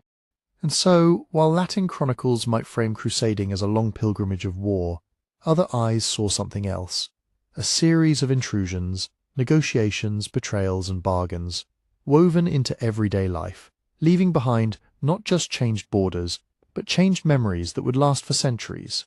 And if memory was shaped by where you stood, it was also shaped by who you were. Not everyone on crusade wore mail and carried a spear. Women and children were present in ways the old chronicles only partly admit, because many writers simply did not think their daily work was worth recording. Still, when you read between the lines, you can feel them there. In the Crusader states, women ran households and estates when husbands were away or dead, and some did far more than that. Noble women could manage castles, negotiate with neighbours, arrange ransoms, and defend property in court. A few became rulers in their own right, or regents for young heirs, trying to keep a fragile realm together with marriages, alliances, and careful management of coin and grain. In towns, women worked in markets and workshops, and kept families fed in a world where imported food and local harvests could both fail. Women and children also travelled. Some came as part of pilgrim groups, some as members of a lord's entourage, and some because they had no real choice if the household was moving. During sieges, they endured the same hunger and terror as everyone else. They carried water, tended the sick, cooked what could be found, and waited out the long days when walls shook and rumours multiplied. But we should be honest about the limits. The sources rarely give them full voices, and so their lives appear in fragments. An inheritance dispute here, a ransom list there, a brief mention in a letter, small windows into very real human presence. That human presence becomes even clearer when you think about the body. Crusading was not only about battles, it was about injuries, disease, and slow exhaustion. Wounds were common, and even a small cut could turn dangerous. Infection was a constant threat in an age without modern antibiotics. A soldier might survive a sword stroke and still die days later from fever and swelling. Medical knowledge existed: practical surgery, herbal remedies, cauterization, bandaging, but it was limited, and outcomes often depended on luck, cleanliness, and the strength of the patient. Sanitation was one of the quiet forces that decided campaigns. Large armies meant crowded camps, shared water sources, and mountains of waste. Latrines might be dug, but heavy rain could wash filth into streams. Flies and fleas thrived. Dysentery, stomach illnesses, fevers, and respiratory infections spread quickly. And crusading magnified outbreaks because it mixed people from different regions, pushed them through unfamiliar climates, and kept them under stress, half-fed and poorly rested. In that condition, even ordinary sickness became a weapon. Logistics, too, were relentless. Armies needed water more than glory, and water was not always where maps and hope said it would be. Food had to be stored, guarded, and moved. Grain could rot. Salt meat could run out. Horses and pack animals needed fodder. And when animals weakened, the whole army slowed because siege engines, tents, and supplies did not move themselves. Heat could break men down. Cold could do the same. Sometimes the decisive moment was not a charge or a clever ambush, but a simple shortage: no clean water, no grazing, no safe road for wagons, until morale and strength quietly collapsed. And crusading did not stay in the Holy Land. While Part 1 ended with the fall of Acre and the shrinking of the Latin East, the idea of crusade kept travelling. In northern Europe, a different frontier took shape in the Northern Crusades, where military orders and visiting warriors fought to Christianize, and often to colonize regions around the Baltic. Forts rose, towns were planted, local elites were pressured or replaced, and conversion mixed with conquest in ways that looked less like pilgrimage and more like expansion. Crusading could even be turned inward. In southern France, the Albigensian Crusade targeted fellow Christians accused of heresy. Here, the language of holy war served politics as much as theology, breaking local powers and bringing territory under new control. It showed that crusading had become a tool that could be aimed not only across seas, but across borders within Christian Europe. And in Iberia, campaigns against Muslim states, the long Reconquista, interacted with crusading ideals without being identical to them. Local rulers had their own rhythms of war, truces, alliances, and coexistence, shaped by geography and centuries of shared life. Papal support and crusade preaching sometimes amplified these wars, but the motives on the ground were often intensely regional: land, fortresses, taxes, dynastic claims, and the balance between neighbouring kingdoms. All of this changed Europe and the Mediterranean in slow, uneven ways. Maritime routes hardened into habit, and port cities grew richer, moving people and cargo. Commodities, spices, sugar, textiles, metals travelled with new intensity, along with techniques, stories, and anxieties. At the same time, boundaries could harden in minds as well as on maps. Identities sharpened, suspicions deepened, laws and sermons drew clearer lines between communities. The Crusades, in the end, were not only expeditions that went east. They were a long pressure on societies, on families, on bodies, on borders, leaving behind connections that enriched some, wounds that scarred others, and memories that refused to fade. And when those memories refused to fade, they took on a life of their own. After Acre fell, not everything vanished. Institutions endured, the military orders shifted bases and missions, merchants kept their routes, church courts and papal taxes remembered how to fund distant war. And the idea of crusade kept breathing, sometimes as a real campaign, sometimes as a promise, sometimes as a threat spoken from a pulpit. It also left behind myths that still cling like dust. The Crusades are often told as a simple tale of good and evil, when the reality was tangled, piety mixed with fear, duty with ambition, devotion with the need for land, income, and safety. Numbers are often inflated, as if every army was endless, when many expeditions were smaller, hungry, and fragile. And motives are flattened, as if everyone wanted the same thing, when even people on the same ship could be chasing different hopes. In Europe, crusading helped push new finance, credit, contracts, fundraising, alongside stronger seafaring networks and more organised warfare. It also fueled debates about papal authority, who could command, who should pay, and what happened when holy language served ordinary power. In the Middle East, power centres shifted, frontier politics tightened, and the memory of invasions settled into long awareness of vulnerability and resistance. And that is why the Crusades are still argued over. Modern identities pick favourite chapters, leave others out, and turn the past into a badge or a weapon. But history, when you come close, is also quieter than slogans.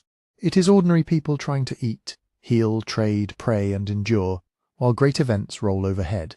And with that gentle thought, our journey in part 2 comes to rest. Sleep well.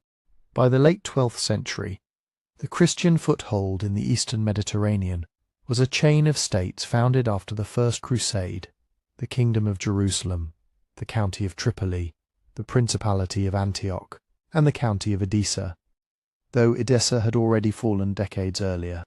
Their rulers and settlers were often called Franks in Muslim sources, a broad label for Latin Christian Europeans, whether they came from France, England, Italy, or beyond.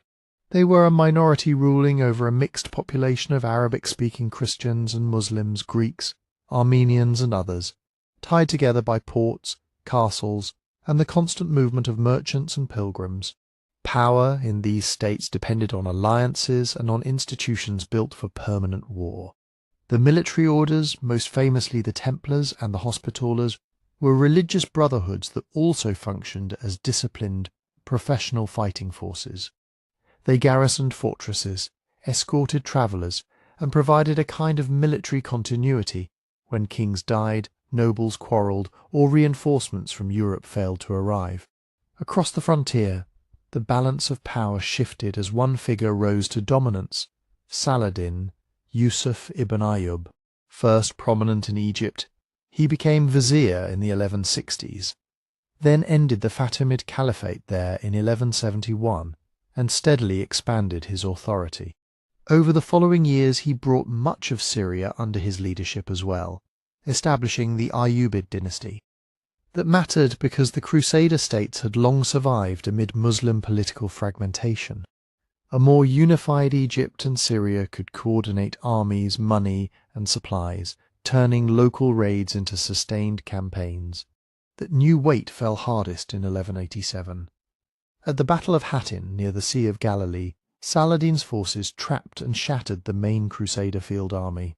Medieval sources give numbers that vary wildly, and modern estimates remain cautious. But the essential fact is clear. The kingdom lost the bulk of its fighting strength in a single catastrophe, along with key leaders and precious relics. Before we continue, tell me in the comments where in the world you are listening from tonight. Your country, your city, or even the time where you are. You're very welcome here. And now, back to the story. With the army gone, cities and castles fell in sequence. In October 1187, Jerusalem surrendered to Saladin. For Latin Christians, Jerusalem was not just a capital, it was the destination of pilgrimage, the place of Christ's death and resurrection, a spiritual centre that anchored their presence in the East. News of its loss raced across Europe, and it landed like a shock, one that would summon kings, princes, and armies into what we now call the Third Crusade. The reports that reached Europe after October 1187 did not describe a single defeated army, but a whole world suddenly in danger. Jerusalem, so central to medieval Christian imagination, was in Muslim hands again, and the Latin Christian presence in the East looked fragile and exposed. For many, this was read not only as a military reversal, but as a spiritual crisis, a sign that something had gone wrong in Christendom, demanding repentance as well as action. The reaction moved through several channels at once. Churchmen preached, chroniclers wrote, rulers received envoys and letters, and merchants and pilgrims carried stories from port to port. In an age without newspapers, the message still travelled quickly because the routes already existed. The roads of pilgrimage, trade and diplomacy that tied the Mediterranean to northern Europe. What arrived with the news was not just grief or anger, but a practical question. If Jerusalem had fallen, who would go? And how could they get there with enough men, money and supplies to matter? In the months that followed, the papacy attempted to turn shock into an organised response. Pope Gregory VIII, elected in October 1187, issued a call for a new crusade almost immediately. His papacy was brief. He died that December, but the direction he set endured. He framed the loss of Jerusalem as a summons to collective penance, calling on Christians to reform their lives and to support an expedition to the Holy Land. The idea was old, but the scale now had to be larger than any private pilgrimage or local campaign. This would require kings. To understand how medieval people heard that call, it helps to remember what a crusade meant to them. It was not simply a war with religious language attached. For many participants, it was treated as a form of armed pilgrimage. A crusader took a vow, public, binding, and often expensive to keep, promising to travel to the Holy Land and serve there.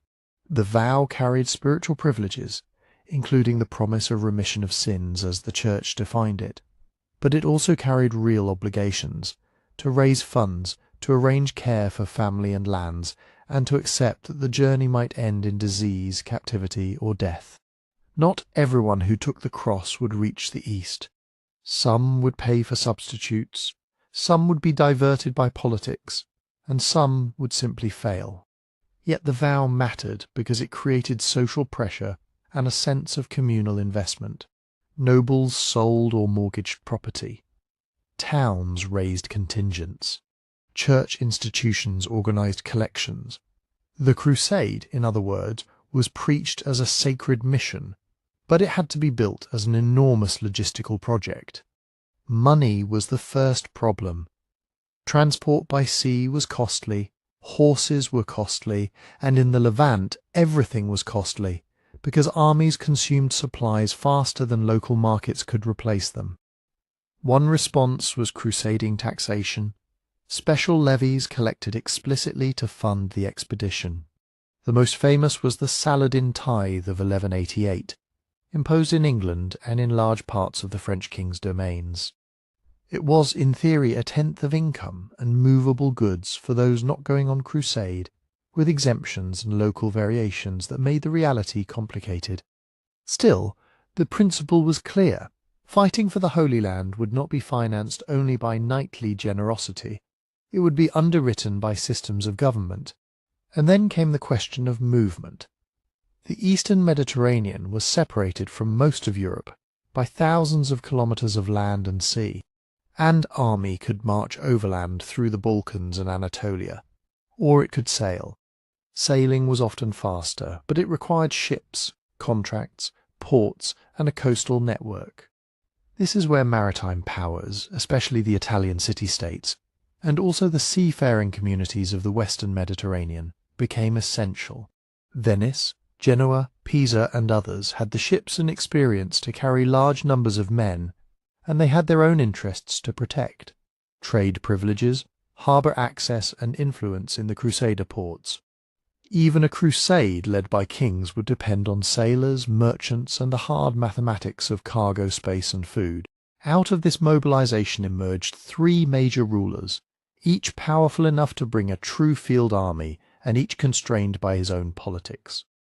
The first was Frederick of Barbarossa, Holy Roman Emperor. The Holy Roman Empire was not a single nation-state in the modern sense.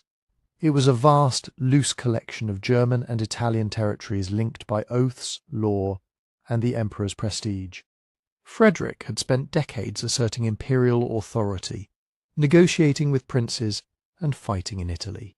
By 1189 he was an aging ruler, but still formidable, and his decision to go was momentous. He had the ability to gather a very large host from across the empire and to attempt the overland route, marching through southeastern Europe toward Asia Minor. His motives were multiple: religious obligation, imperial reputation, and the chance to lead the greatest Christian enterprise of his generation. But an overland march also meant dependence on diplomacy with the Byzantine Empire, passage rights, and the cooperation, or at least restraint, of powers along the route. It would be a crusade of marching, foraging, bargaining, and surviving. The second was Philip II of France, often called Philip Augustus.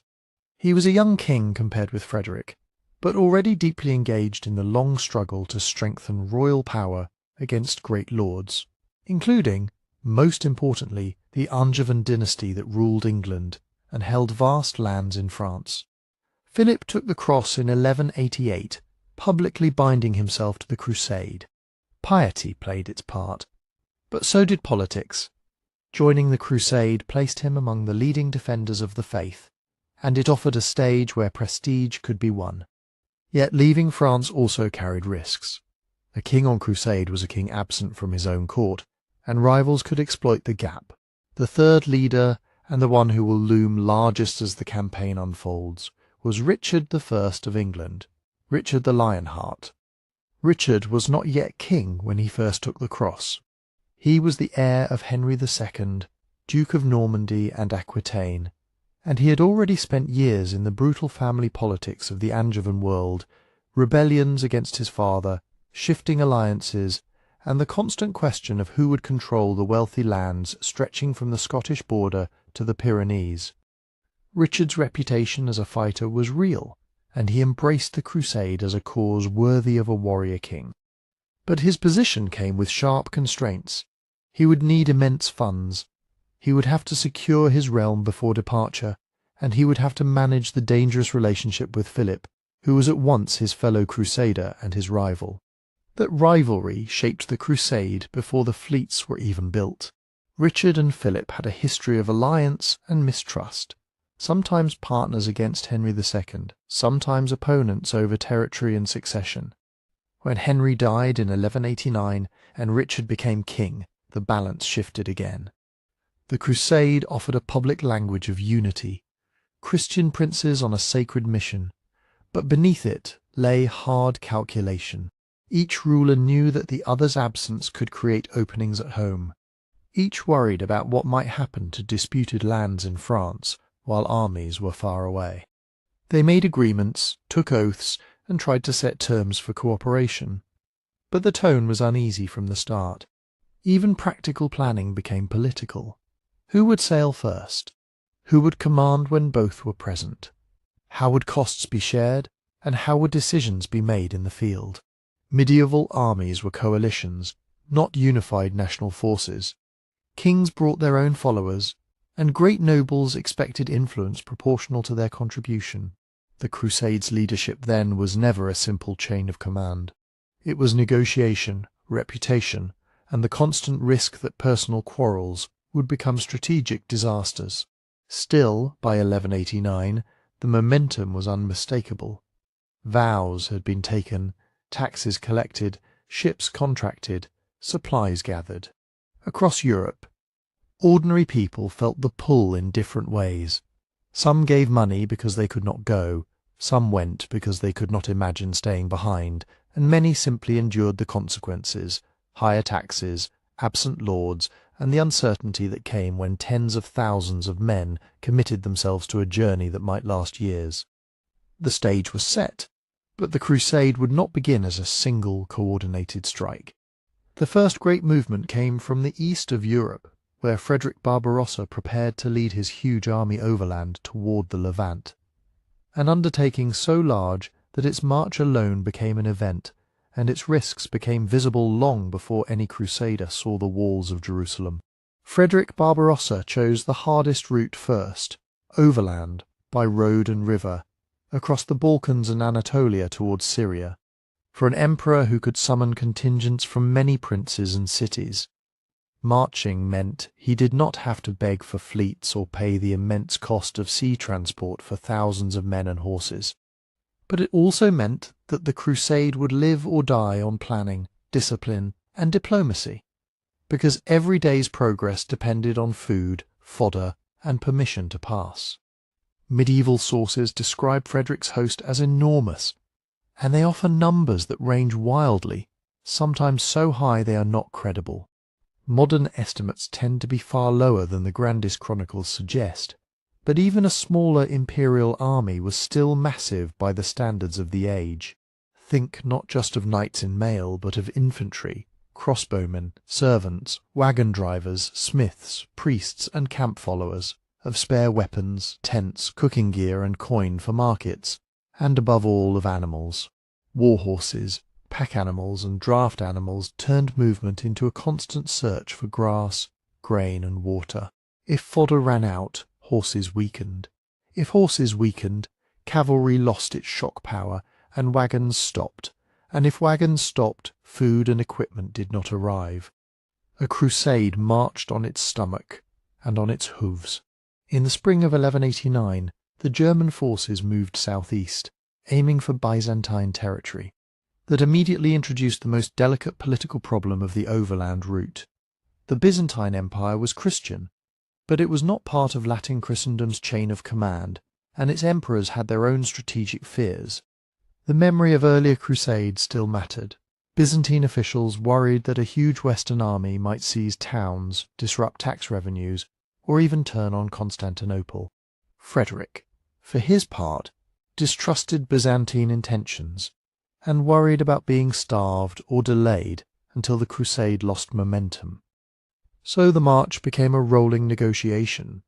Passage rights had to be confirmed, markets had to be opened, hostages and oaths were discussed, and each side accused the other of bad faith. When supplies were short, or when local officials refused to sell at acceptable prices, crusaders foraged, and foraging looked like looting to the people on the receiving end. Each incident widened mistrust. Even when agreements were made, they had to be enforced across long distances by men who did not share language, loyalties, or patience. The result was friction that drained time and energy before the crusade ever reached Muslim-held lands. By late 1189 and into 1190, the imperial host crossed into Asia Minor, into the lands of the Seljuk Turks of Rum, based around Konya, Iconium to many Latin writers. Here the dangers changed shape. There were no friendly imperial markets to rely on, and the countryside could not easily feed a huge moving population. Crusaders needed to keep marching, because stopping concentrated hunger in one place. But marching meant stretching supply lines and exposing stragglers. Seljuk forces and allied raiders could avoid set-piece battle, and instead strike at the edges, harassing scouts, cutting off foragers, and ambushing small groups searching for water. This was not just a test of courage, it was a test of organisation. An army that loses its cohesion loses its supplies, and an army that loses its supplies begins to dissolve. Infantrymen trudged in heat and dust, thirsty and sick, while mounts suffered from lack of fodder and long days on poor roads. Every lost horse reduced the army's ability to protect itself and to carry what it needed. In such conditions, even victories came with costs that were hard to replace.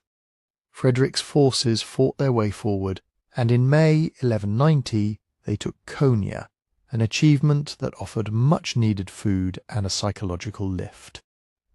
But it did not solve the central problem. The Crusades still had to cross rough terrain to reach the Armenian regions of Cilicia and then the Levantine coast, where the main struggle against Saladin's empire was unfolding. Time mattered.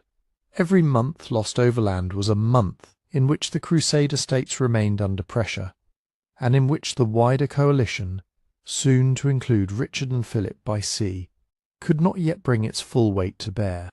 Then, in June 1190, catastrophe arrived in a form no one could properly plan for. Frederick Barbarossa drowned while crossing the Salif River, often identified with the Guksu in the region of Cilicia. The details differ in the sources, whether he was thrown from a horse, whether the water was cold and swift, whether exhaustion and heat played a role. But the consequence was unmistakable. The emperor was dead. In a modern army, a single death does not usually collapse the institution. In a medieval crusading host it could. Frederick was not merely a commander, he was the bond that held together many separate contingents. Men who had taken the cross under his prestige, expected his protection, and trusted his authority to settle disputes. His presence also carried diplomatic weight with foreign powers and local rulers. When he died, unity became negotiation again, only now under shock, grief and fear. The practical effects were immediate. Morale broke. Disease spread in a weary, overcrowded army. Some men decided that their vow had effectively ended with the emperor's death, or that survival required turning back. Others simply could not continue. Lacking supplies, lacking mounts, and lacking the organizational core that had kept the march moving, leadership passed to his son, Frederick of Swabia. But inheriting a crusade in motion was not like inheriting a throne at home. Authority had to be accepted, not just claimed, and the army's material condition had already been strained to the limit. The great host that had left the empire was reduced and dispersed. Many survivors sought the coast and tried to continue by sea in smaller groups. Others drifted toward nearby Christian territories to recover. Some likely never made it out of Anatolia at all. A limited contingent did press on toward the Levant, carrying with them the grim proof of what the journey had cost. When they eventually reached the Crusader positions, they would add experienced fighters, but nothing like the decisive imperial mass that Europe had imagined. And so, before Richard the Lionheart or Philip Augustus had even arrived in the eastern Mediterranean, the Third Crusade's first grand movement had already been blunted. Barbarossa's overland expedition showed what enormous truly meant in medieval logistics, and how quickly an army could collapse when politics, supply, terrain, and the loss of a single irreplaceable leader all converged on one moment in the current of a river. While Barbarossa's survivors struggled to reach the coast in fragments, the other great crusading leaders chose the Mediterranean. For Richard I of England and Philip II of France, sailing was not the easy option, just a different set of hazards. Overland, an army could live by markets and foraging, at least in theory. At sea, everything depended on timber hulls, wind, pilots who knew the routes, and crews who could keep men and animals alive in cramped rolling space for weeks. Transporting a crusade meant transporting horses, and that was the hardest part. War horses had to be loaded through narrow gangways, packed into holds or temporary stalls, and kept fed and watered on a ship that was itself consuming supplies. A horse could not graze. It needed fodder carried from Europe and fresh water carefully rationed. In storms, animals panicked, injured themselves, and sometimes had to be thrown overboard. For ordinary soldiers, the voyage meant salt food, sickness, and the constant labour of pumping and cleaning, because a filthy ship became a floating disease pit. Even before battle, sailors and ship crews were fighting rot, weather, and time. Richard and Philip did not travel as a single unified fleet. They moved in stages with ships hired, borrowed, or requisitioned from maritime cities and lords, and with different contingents arriving on different days. That mattered because medieval fleets were not just transport, they were supply lines. If the crusade was to operate on the Levantine coast, it would need ports to unload grain, weapons, timber, and replacement horses. And it would need a steady flow of ships able to outrun or outmaneuver enemy raiders. In September 1190, both kings reached Sicily, the large island at the toe of Italy, a natural stop on the sea road east. They wintered mainly around Messina, the island's northeastern corner, facing the strait that separates Sicily from the mainland. And there the crusade became entangled in Mediterranean politics. Sicily's throne was held by Tancred of Lecce, a ruler contested by rivals and viewed with suspicion by some foreign powers. Richard arrived with his own grievance. His sister Joan, widow of Sicily's previous king, had been held in restricted conditions and her property disputed. There were also broader tensions about money, rights, and prestige, questions that always sharpened when two powerful kings arrived with hungry armies. Messina became crowded, expensive, and tense.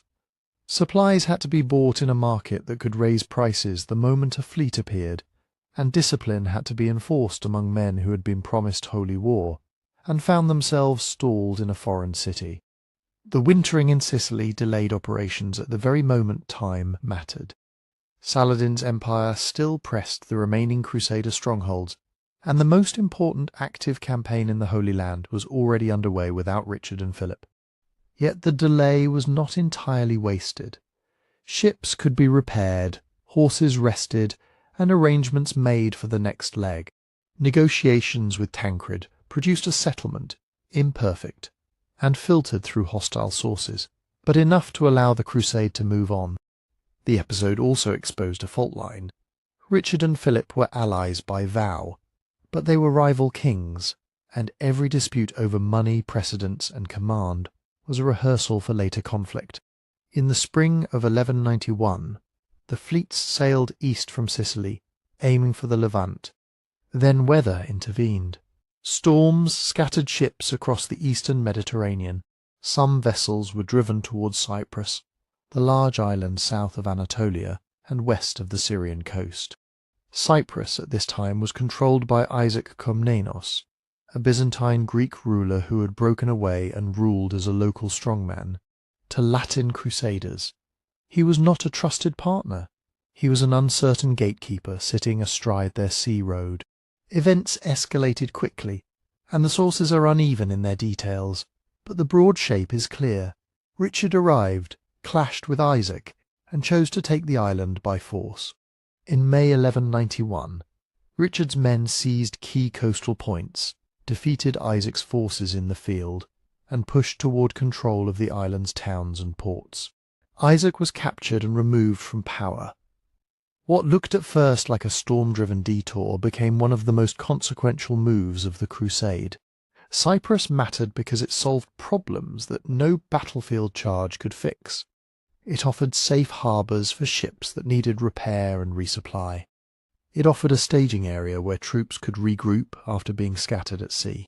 It offered food and water, and a place to store supplies away from Saladin's reach. And it offered a base close enough to the Levantine coast to support operations at Acre and beyond. In the logic of crusading logistics, Cyprus was not a romantic prize. It was a warehouse with anchorages, a stepping stone that made the entire coastal war more sustainable. It was also on Cyprus that Richard married Berengaria of Navarre. The marriage was political, reinforcing alliances and securing support through family ties.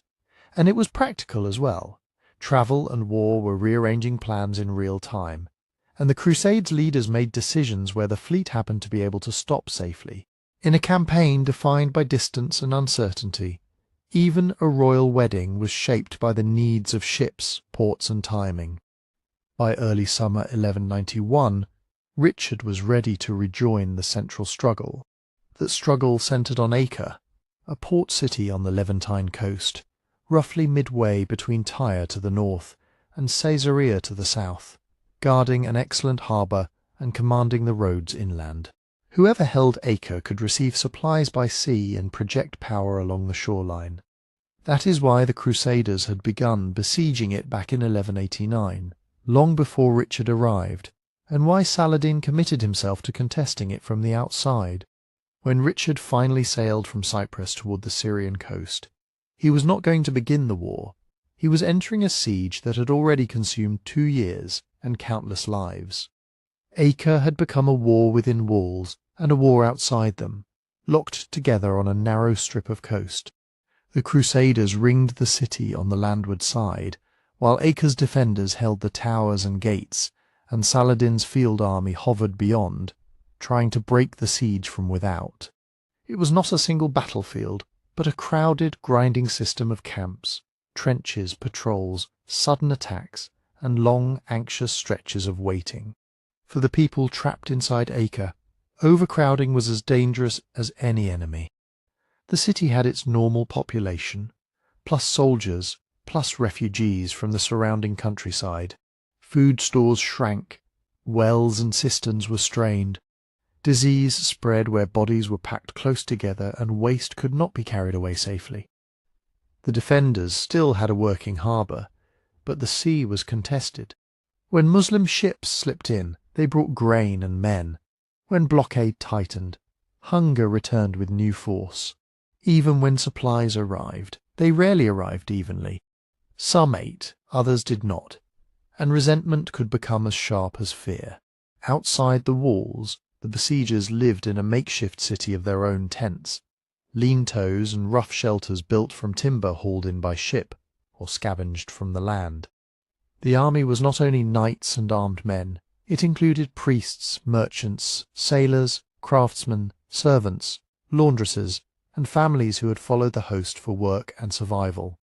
Ordinary soldiers stood watches at night and laboured by day, digging earthworks, hauling stones, and dragging siege equipment into position. Camp followers cooked what they could find, tended the wounded, and tried to keep a little order in a place that bred disorder naturally. Siege warfare was slow because a fortified city was designed to resist quick conquest. Walls and towers forced attackers into narrow approaches where defenders could concentrate missile fire. A blockade aimed to starve the city. But a blockade was only as strong as the besieging army's ability to feed itself. The Crusaders built wooden towers, rams, and stone-throwing machines, mangonels and trebuchets, then watched them splinter under counterfire, burn in sorties, or sink into mud when the ground gave way. Each new engine required timber, rope, skilled hands, and time. And all of it had to be protected while it was built. The sea offered a lifeline, and that was why Acre mattered so much. Crusader ships could bring grain, wine, salted meat, arrows, spare mail links, and most precious fresh horses. Naval support also allowed siege engines to be delivered in pieces and assembled on shore. Yet the shoreline was crowded, and unloading was dangerous under threat of raids. Sailors who had survived the voyage found themselves pulled into siege work, carrying water, repairing ships battered by summer storms, and ferrying messages and wounded men to safer ports like Tyre. In a long siege, the boundary between soldier and worker blurred. Disease was constant on both sides. Heat, flies, and contaminated water turned small wounds into serious ones. Fevers and stomach illness, spread through camps that could not be properly cleaned. Chroniclers describe periods when the sick outnumbered the healthy, and when commanders struggled to keep men in the lines. Even so, fighting did not stop. There were assaults on sections of wall, counterattacks from the gates, and sudden clashes as Saladin's forces pressed the outer ring. No side could relax. A moment of weakness might mean a breach or a massacre.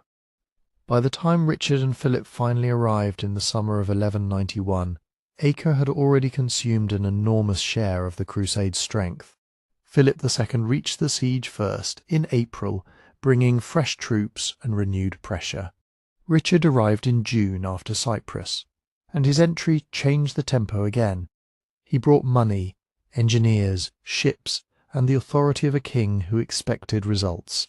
The Crusader camp, long divided by rival lords and exhaustion, now had two crowned leaders able to impose at least temporary direction. Their resources mattered in practical ways. Better funded armies could pay for timber and labour, could keep siege machines operating, and could reward men for dangerous work at the front. The kings also intensified bombardment, pushing engines closer and maintaining a rhythm of fire that wore down morale and masonry. Sources sometimes credit particular machines with dramatic names and dramatic effects, but the deeper truth is simpler. Sustained pressure day after day made the situation inside Acre harder to endure. Saladin did what he could from the outside, attacking to disrupt construction and hoping to force the besiegers to lift the siege. He could wound the camp, but breaking the ring was difficult, while Crusader ships continued to supply the army. Meanwhile, inside Acre, defenders faced their own limits. By early July, with walls battered, supplies uncertain, and relief not forthcoming in decisive form, negotiation became possible. On 12 July 1191, Acre surrendered. The terms, as reported in different sources, centred on a familiar medieval exchange. The garrison would give up the city and hand over prisoners and money. The Crusaders would spare lives and arrange the release of Christian captives held by Saladin, along with the return of prized relics said to have been taken in earlier defeats. Such agreements were always fragile, because they depended on time, trust, and the ability of each side to deliver what it had promised. The victory brought relief, but not peace. A conquered port meant immediate questions. Who controlled Acre's spoils, who held authority in the city, and who had the right to speak for the crusade? Thousands of prisoners had to be guarded and fed, payments and ransoms had to be counted. Claims of leadership, between kings and local barons, rose to the surface again.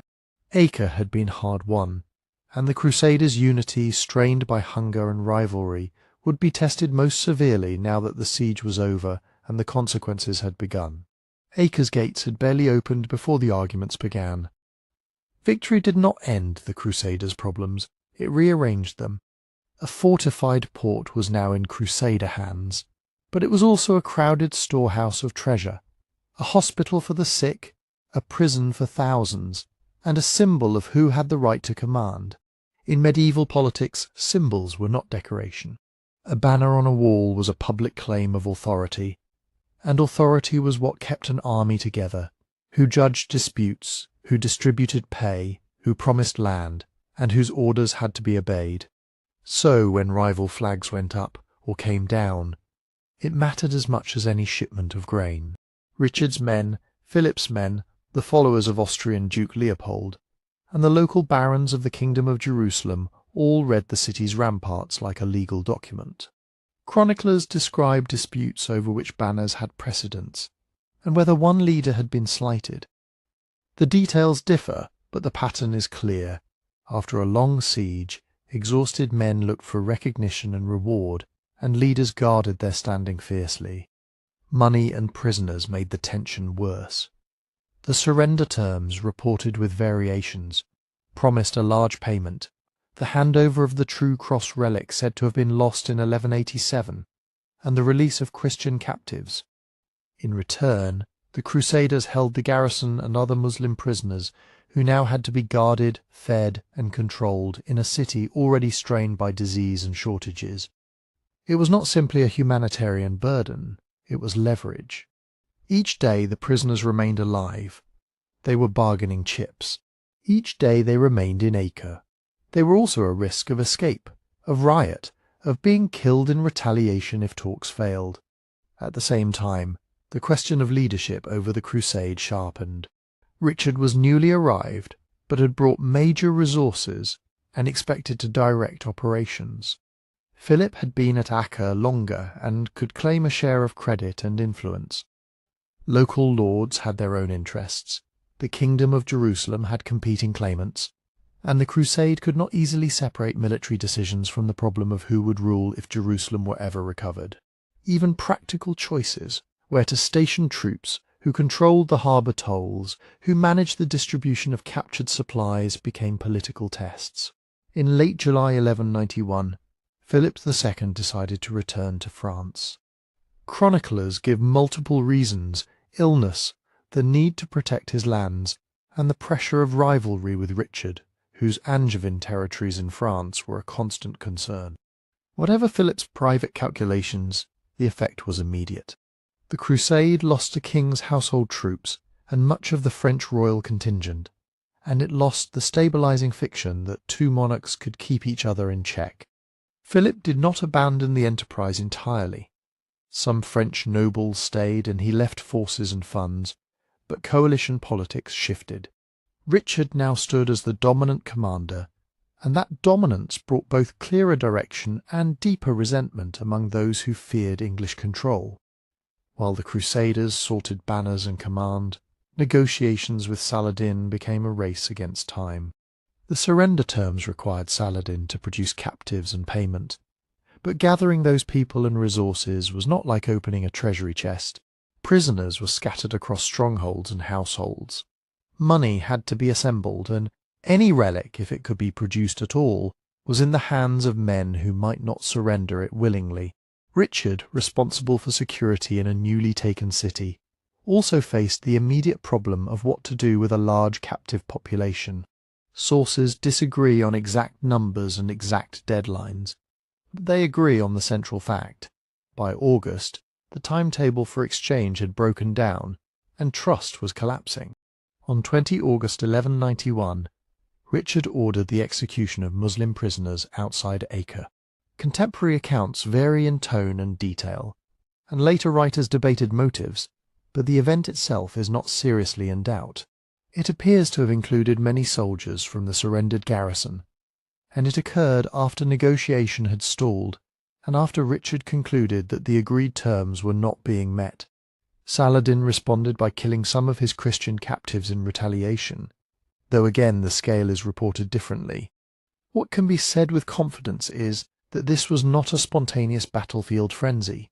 It was a decision taken within the logic of medieval war and bargaining, in which captives were both human beings and strategic assets, and in which cruelty could be used as a message when words failed.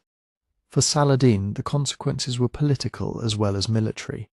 He had to manage outrage among his supporters and the expectations of allies who wanted firm retaliation, while also preserving the larger strategy. He could not afford to abandon the field in anger. Acre was lost, but the war was not. Saladin maintained pressure, shadowing crusader movements and looking for moments of weakness. Yet he also kept open channels for negotiation. Patience was part of his strength. Time, distance, and logistics often favoured the defender in Palestine, especially against an army that had to be fed and supplied along a hostile coastline. By late August, the Crusade's next goal had taken shape. Acre was a base, not an endpoint. To move on Jerusalem, the Crusaders would need secure ports for ships and a chain of coastal strongpoints to keep food, equipment, and reinforcements flowing. That meant marching south, keeping the sea on their right and Saladin's army on their left toward the vital port of Jaffa, and, beyond it, the road inland to the Holy City. In early September 1191, Richard began the march south from Acre with a clear, practical purpose. Jerusalem lay inland, but the Crusaders could not simply strike across the hills and hope for the best. They needed ports. Ports meant food, spare weapons, arrows and bolts, medical supplies, and the steady arrival of men and horses by sea. So Richard kept the army close to the Mediterranean, moving along the coastal road where ships could shadow the column, land stores at beaches or small harbours, and coordinate with messengers. It was slower than a straight inland march, but it reduced the risk of starvation and kept a battered army connected to its lifeline. That lifeline mattered because Saladin's strategy now was not to offer a single dramatic battle on the Crusaders' terms. Instead, he aimed to wear them down day after day. His mounted archers and lighter cavalry, men on fast horses, carrying bows and javelins, could ride in, loose volleys, and pull away before a heavy charge could catch them. The goal was harassment and attrition. Kill horses, wound men, disrupt order, and force the Crusaders to waste strength in fruitless pursuits. In the heat and dust of September, even a small wound could become dangerous, and every lost horse reduced the Crusaders' ability to fight and to move. Richard answered this with discipline rather than speed. The march was organised like a moving fortification. Infantry formed a tight screen on the landward side, absorbing arrows and preventing sudden breakthroughs. Crossbowmen, slower to reload than bows but powerful at close range, were used to punish attackers who came too near, their bolts capable of punching through armour that might turn an arrow.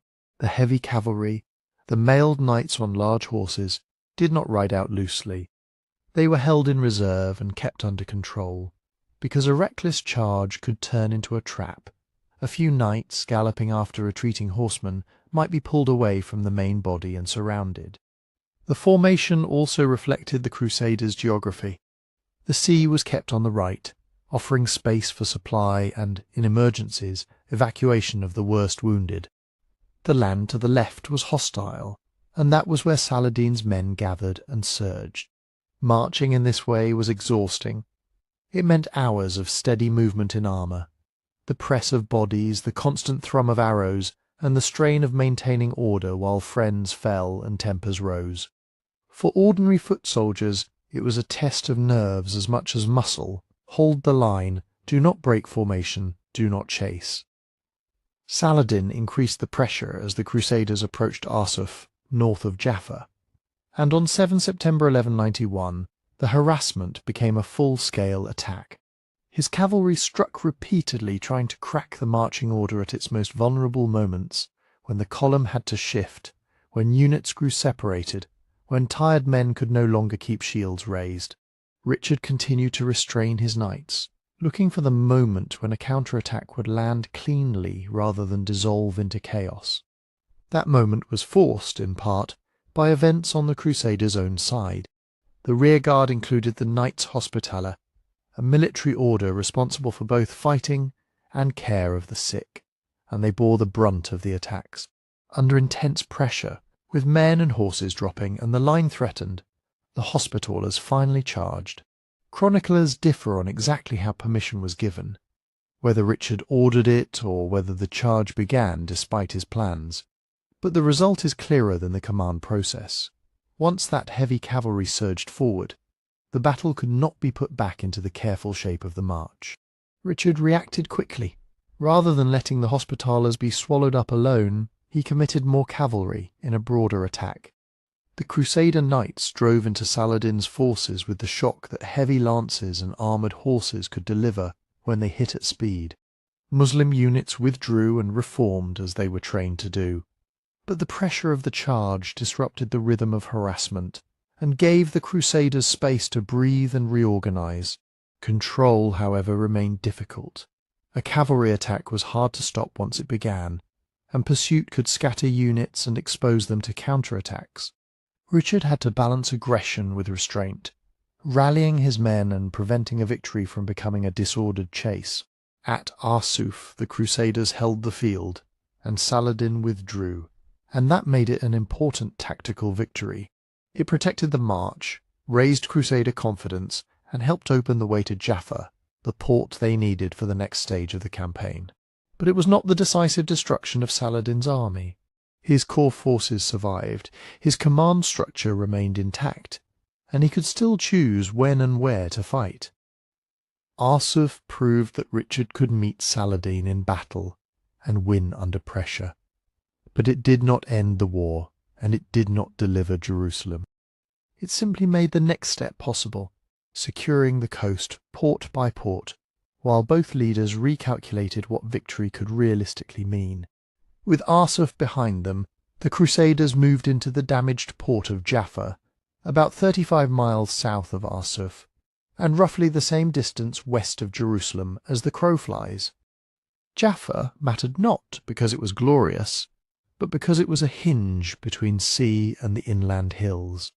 If Richard could hold it, he could feed an army, bring in replacement horses, and keep open the one supply route. Saladin could not easily sever the Mediterranean. Jaffa had suffered in the years before, its defences broken and its buildings battered.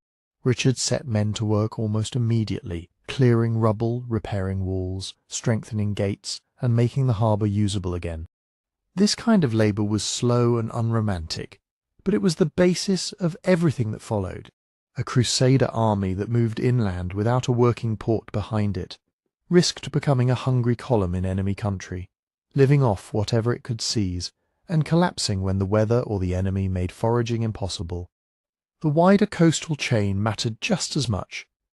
Tyre, far to the north, remained a crucial anchor, a major port that had resisted Saladin in 1187 and had become the safest base for ships and reinforcements arriving from the west. Acre was newly taken, but it was wrecked and crowded with sickness. It could not instantly serve as a clean, efficient supply depot.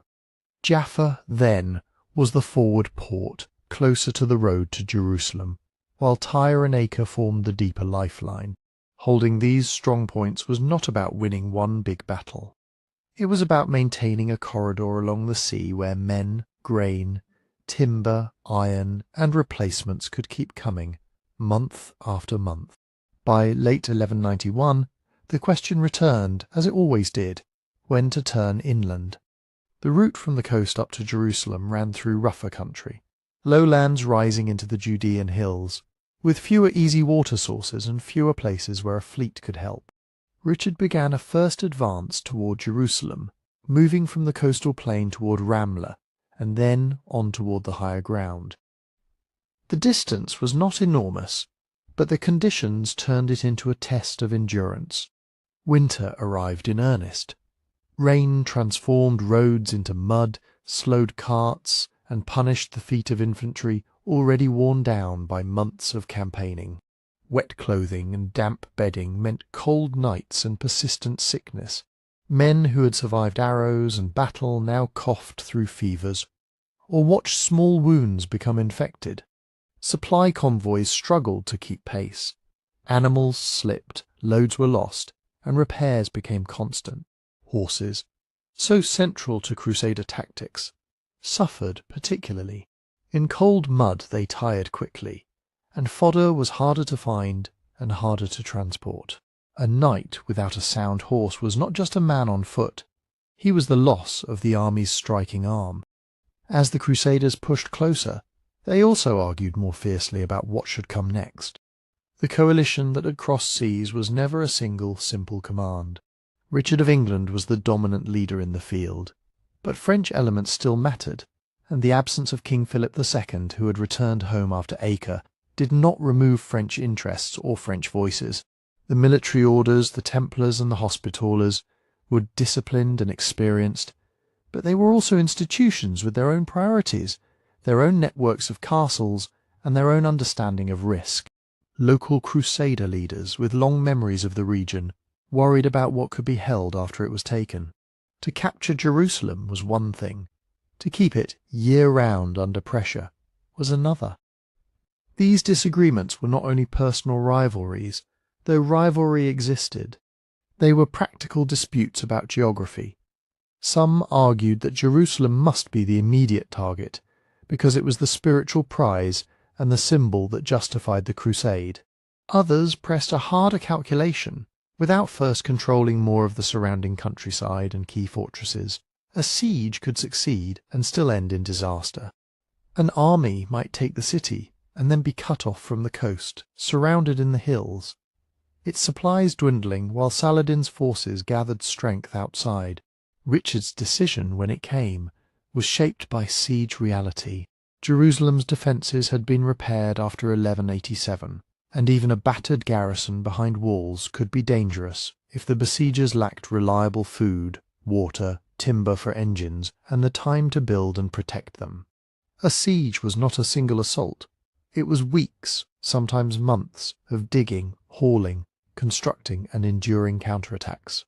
In winter, those tasks became harder, not easier. Mud swallowed wheels, soaked bowstrings, and slowed the movement of stones, beams and iron fittings. If Saladin struck the Crusaders' supply lines at the wrong moment, if he burned crops, blocked wells and harassed foragers, the besieging army could find itself trapped inland, too far from Jaffa to be safely fed, too weak to fight its way out in good order. So the first approach faltered.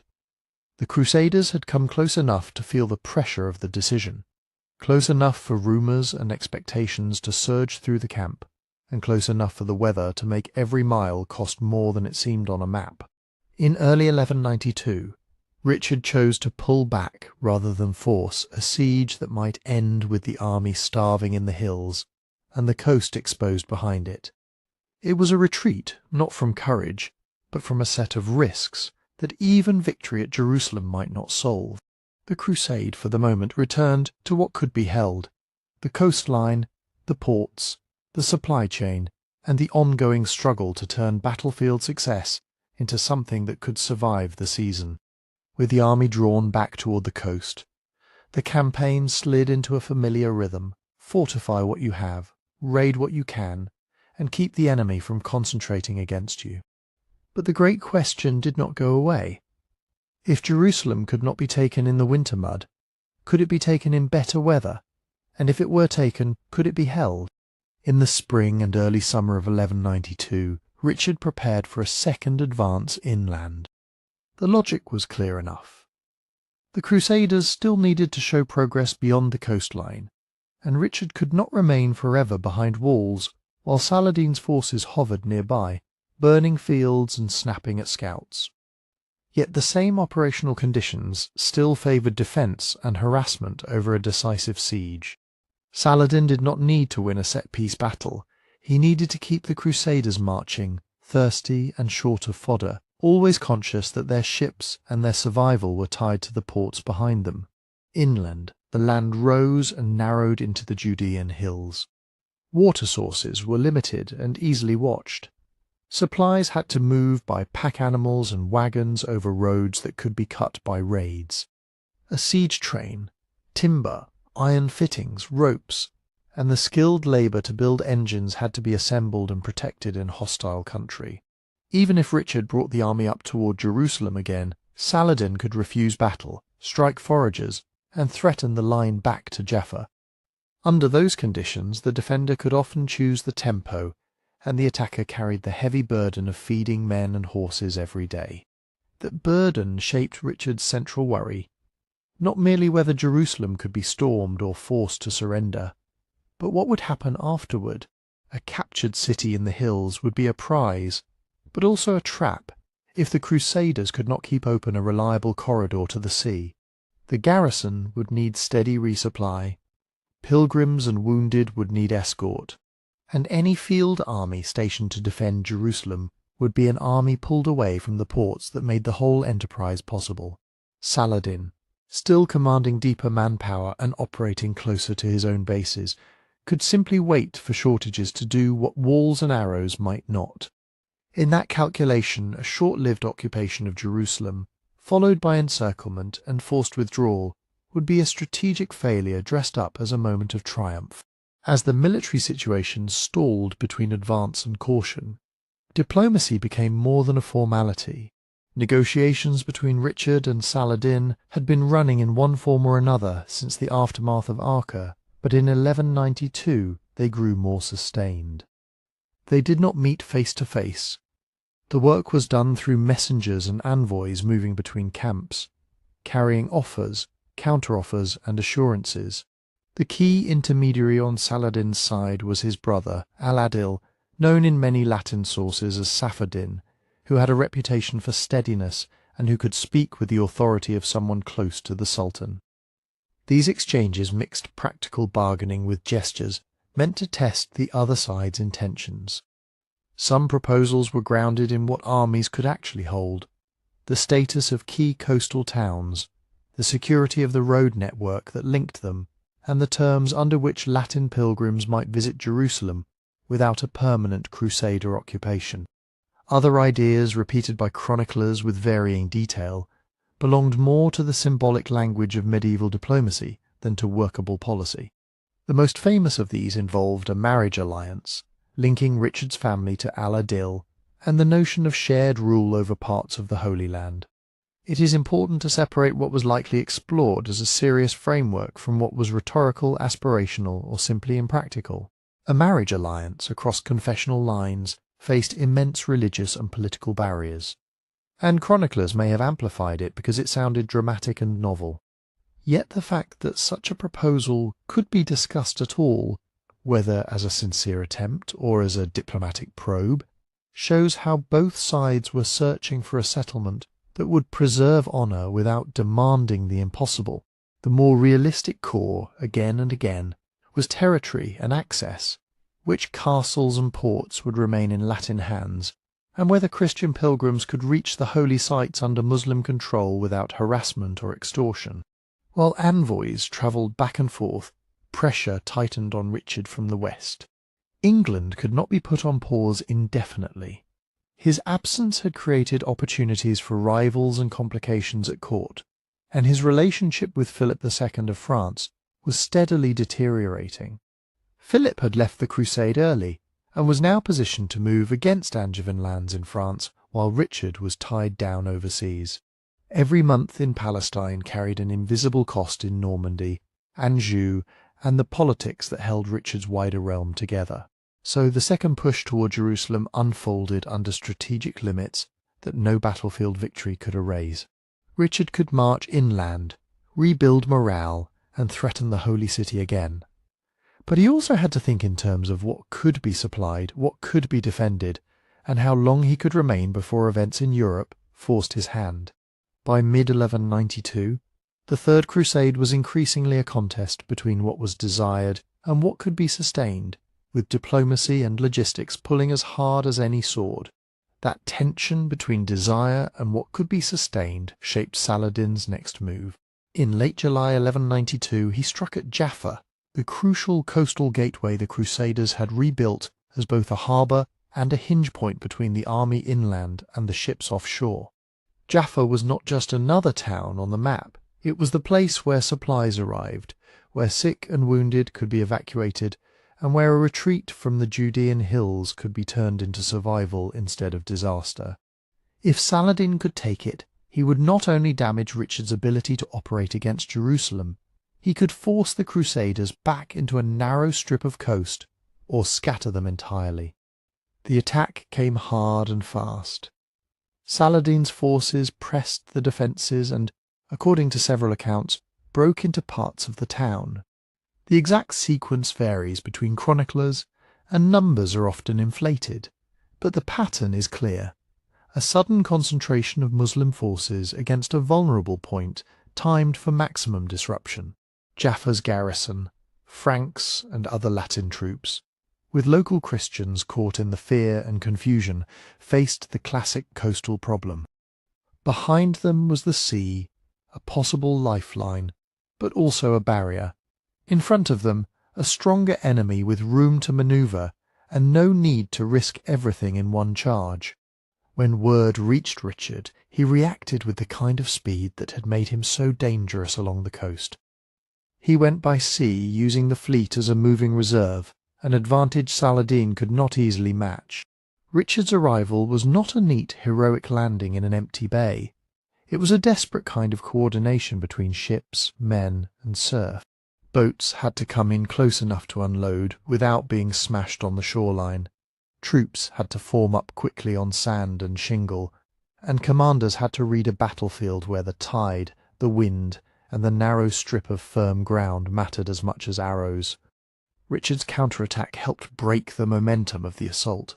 The Crusaders pushed back into Jaffa, fighting through tight spaces and uncertain lines, where discipline mattered more than spectacle.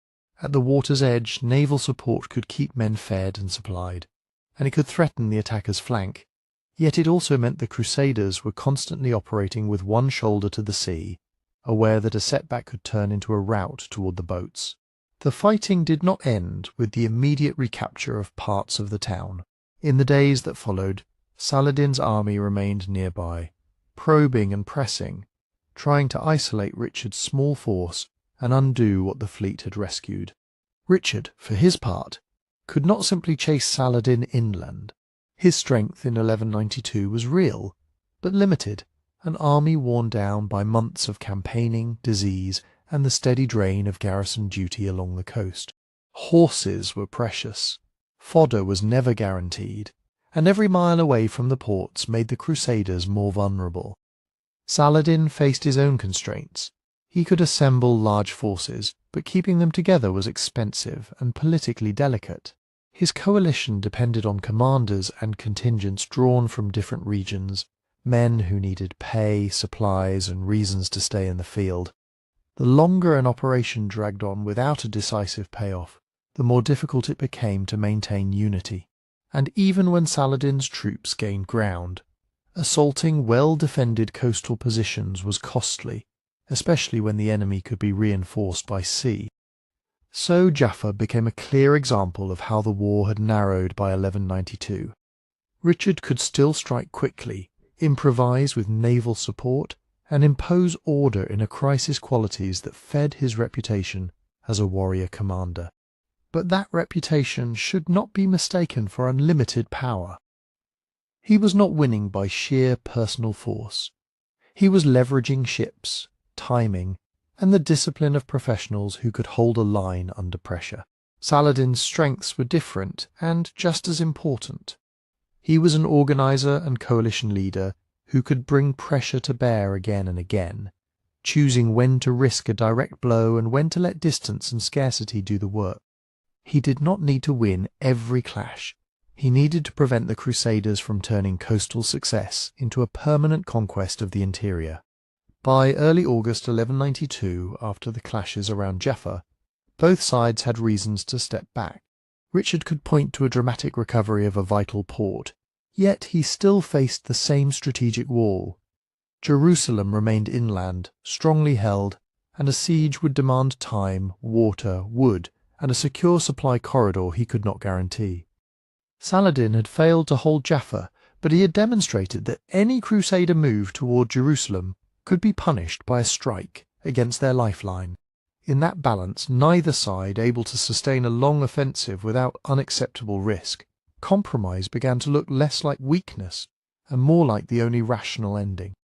The negotiations that had been running for months now had the force of recent bloodshed behind them. The war was not settling into peace because the stakes had shrunk, but because the costs of forcing Jerusalem by siege and starvation were becoming too uncertain for both Richard and Saladin to accept, and from that hard arithmetic the Treaty of Jaffa was about to take shape. In September 1192, the bargaining hardened into terms. The Treaty of Jaffa did not return Jerusalem to Latin rule, but it did draw a line the Crusaders could actually hold. The Franks kept a coastal strip from Tyre in the north down to Jaffa in the south, anchoring ports that could be supplied by sea and defended with garrisons. Jerusalem remained in Saladin's hands, yet Christian pilgrims were permitted access to the holy places, an arrangement that mattered to thousands who had come for devotion rather than conquest, and that also acknowledged a basic reality. Control of the city was one thing, but managing its visitors was another. For Richard, the treaty was also an exit. He had marched toward Jerusalem twice and turned back twice, and in 1192 the reasons were no longer abstract. Without secure water, steady fodder, and a protected corridor from the ports, taking the city could easily have turned into being trapped before it. Richard chose not to visit Jerusalem on the way out. Chroniclers argue over tone and motive, but the outcome is clear. He left the Holy Land with Jerusalem unrecovered and with the coast preserved. The return was no triumphal voyage. Late in 1192, Richard was captured in Central Europe, eventually held by Duke Leopold of Austria, and then handed to Emperor Henry VI, an imprisonment that dragged crusading politics back into European rivalries and forced a ransom that reshaped power at home. Saladin did not long outlive the settlement. He died in March 1193, and the unity he had held together by authority and prestige loosened into competing Ayyubid interests, even as the strategic map he created endured. The Third Crusade failed to retake Jerusalem because logistics and geography favoured the defender, and because neither side could afford the kind of prolonged siege the city required. Yet it avoided total defeat by securing a viable coastal presence, keeping the Crusader states alive in a reduced form. The image of Richard and Saladin warriors who could fight hard and still negotiate lasted for centuries, even while the underlying conflict remained unsettled, setting the stage for later crusades that would return to the same hard problem: how to hold an inland holy city from a narrow, vulnerable shore. In the years after the Third Crusade, the map of the Eastern Mediterranean still felt unfinished to Latin Christians. Jerusalem remained under Muslim control, even after the great expeditions of the 1180s and 1190s, and the Crusader states survived mostly as a thin chain of coastal holdings, ports and fortified towns that depended on the sea for reinforcements, money, and food. Inland power belonged to the Ayyubid dynasty built by Saladin, and after his death in 1193 it was divided among relatives who ruled different regions, sometimes cooperating, sometimes competing. To Western observers, it could look like both a setback and an opening. The holy city was lost, but the enemy did not always seem politically unified. In January of 1198, a new pope, Innocent III, took office in Rome, young, highly trained in law, and convinced that the papacy should guide Christian society. Innocent called for a new crusade that same year. He framed it as both spiritual and practical, a penitential expedition with clear papal authority, meant to secure the Holy Land not by a single heroic raid, but by sustained pressure and planning. He also tried to put the Pope, rather than kings, at the centre of coordination through preaching, legates and rules meant to restrain private warfare in Europe so that resources could be redirected east. One strategic idea stood out: Egypt, to many Latin planners. Egypt was the economic heart of Ayyubid power, wealthy and densely populated, with the Nile feeding armies and treasuries. Control of ports like Alexandria or leverage over Cairo seemed more decisive than attacking well-defended Syria directly. If Egypt could be taken, or even seriously threatened, it might force concessions, perhaps even the return of Jerusalem, through negotiation as much as battle. Before we continue, tell me in the comments where in the world you are listening from tonight, your country, your city, or even the time where you are. You're very welcome here. And now, back to the story. Yet when the call went out, many of Europe's greatest kings did not personally lead it. Richard the Lionheart was dead by 1199. Philip II of France had other priorities. The German throne was contested after Emperor Henry VI died in 1197. With monarchs absent or constrained, the task of taking the cross fell largely to high nobles, men with ambition, resources and networks, who would soon have to turn Innocent's broad plan into a workable expedition toward Egypt. With the kings largely on the sidelines, recruitment for the new crusade took on a different character. A crusader, in the medieval sense, was not simply a traveller to the east, but someone who publicly took the cross, a vow marked by wearing a cloth cross, to go on an armed pilgrimage under church sanction. That vow carried spiritual privileges and serious obligations, but it did not automatically provide the one thing an expedition needed most, a central government to pay for it, supply it, and enforce unity. Innocent III tried to compensate for the absence of monarchs by using the tools the papacy did have: preachers, letters, appointed legates, and rules about who could go and how funds should be gathered. But a crusade without a king at its head could struggle with legitimacy and coordination from the very beginning. Kings brought treasuries, fleets, and a chain of command. They could compel participation, settle disputes, and keep barons moving in one direction. Great lords could be just as brave and often very capable, but they had to build agreement among equals, and they had to raise extraordinary sums from their own lands and households. The shape of the Fourth Crusade would be marked by that reality. It would be a crusade led by aristocratic coalitions rather than royal bureaucracy. In northern France and the Low Countries, the movement gathered strength among nobles tied together by family connections, feudal obligations, and the shared culture of chivalric courts. One of the most important early figures was Thibaut, or Theobald, Count of Champagne, young, wealthy, and well-positioned among the French aristocracy. His county was a political crossroads, with close ties to the Capetian monarchy and to other powerful houses. If Theobald took the cross, others would follow, and they did. Among those drawn into this network was Baldwin of Flanders, who also held the title Count of Hainault. Baldwin was not a king, but he ruled an exceptionally rich region of towns, trade, and farmland, and he had experience balancing the competing pressures of France and the Empire along a contested border. His participation mattered because it brought not only knights and resources, but also a kind of credibility. Baldwin was a major prince in everything but name, and he could attract followers who might not respond to a lesser lord. Other leaders soon appear alongside him.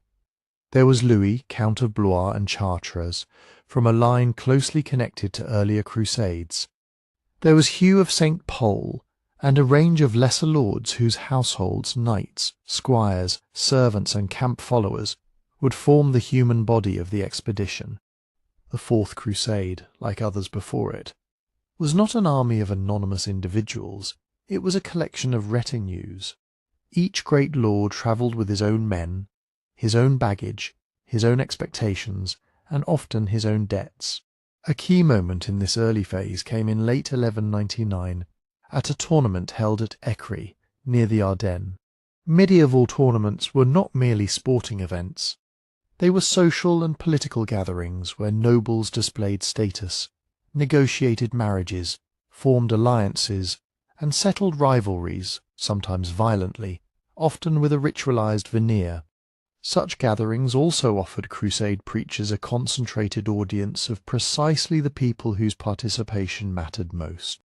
At Écrit, the crusade message was preached, and several major nobles took the cross. Theobald of Champagne is often placed at the centre of this moment, with others, Louis of Blois among them, joining the vow in a wave that gave the movement momentum. The atmosphere of a tournament, with its public honour culture, could intensify decisions that might otherwise have remained private. Taking the cross in front of peers made the vow visible, binding, and socially reinforced. It also created a sense of shared undertaking. Not just "I will go," but "we will go together." This was valuable for recruitment, but it also created a new problem. Once a group of peers had publicly committed themselves together, they would need mechanisms to make collective decisions. Where would they assemble? Who would speak for them in negotiations? How would they handle disagreements, or the death of a leader, or the temptation to pursue separate interests? A crusade without a king had to invent its own leadership structure as it went along. In these years another name enters the story, one that matters not because he commanded armies, but because he tells us what happened. Geoffrey of Villehardouin was a French knight and the Marshal of Champagne, a high officer responsible for military and administrative duties in his lord's household. He took the cross and became an active participant in the Crusades' planning. Later he wrote a narrative account that is one of the most important sources for the expedition. Villehardouin's chronicle is invaluable for its detail and its immediacy.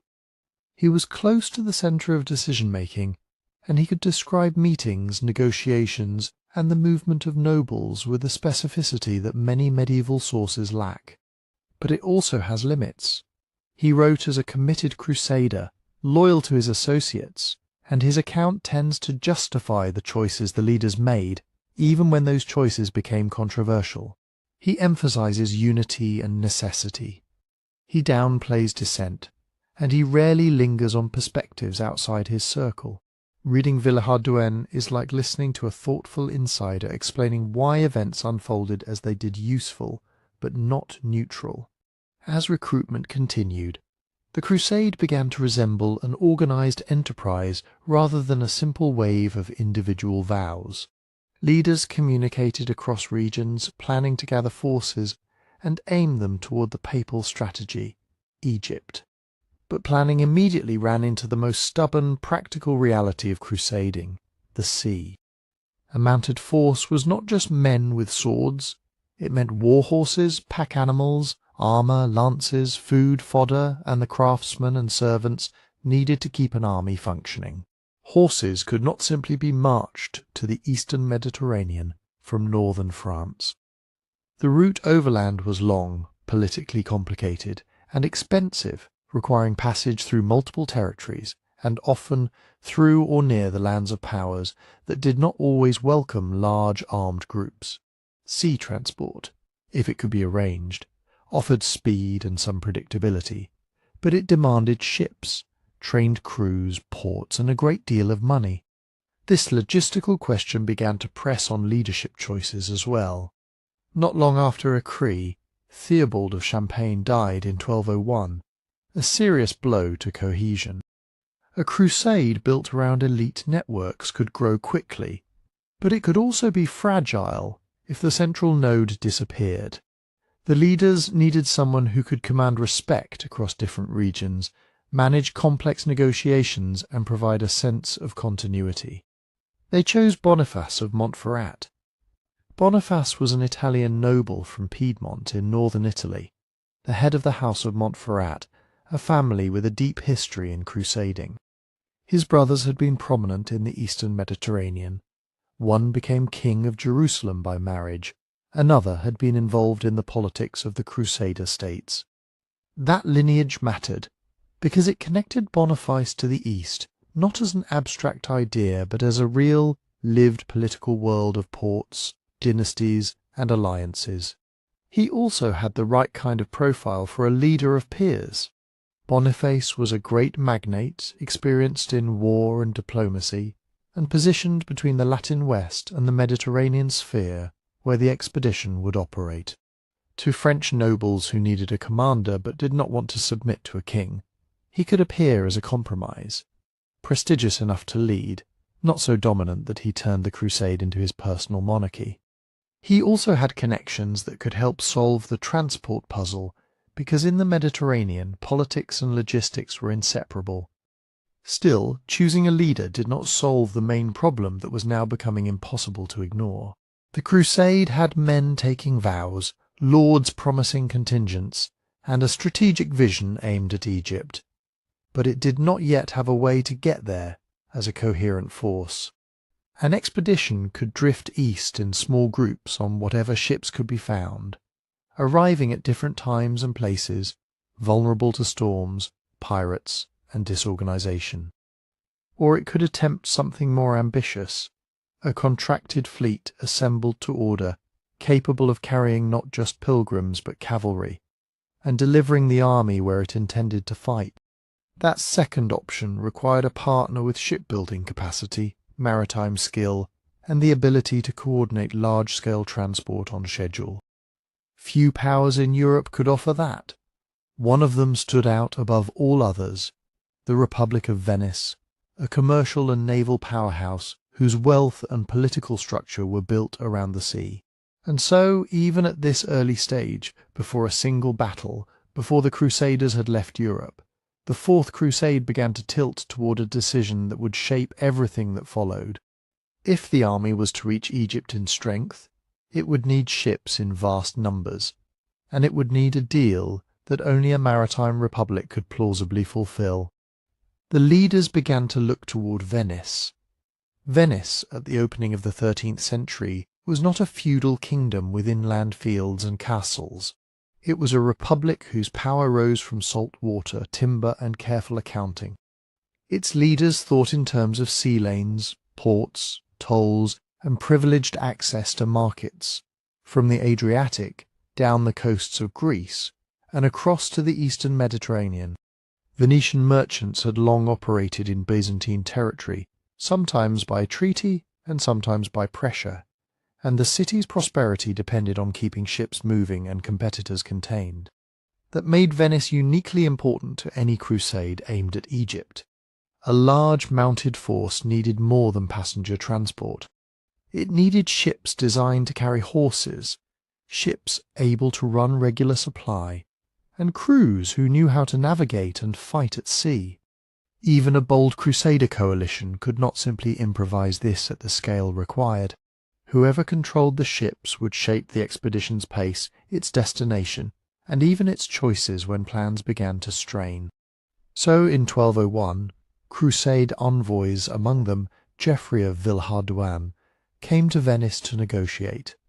They entered a city built to receive such requests, a maritime government with experience contracting fleets, and a political class that understood how to turn naval service into advantage. At the centre of that government stood the Doge, Enrico Dandolo.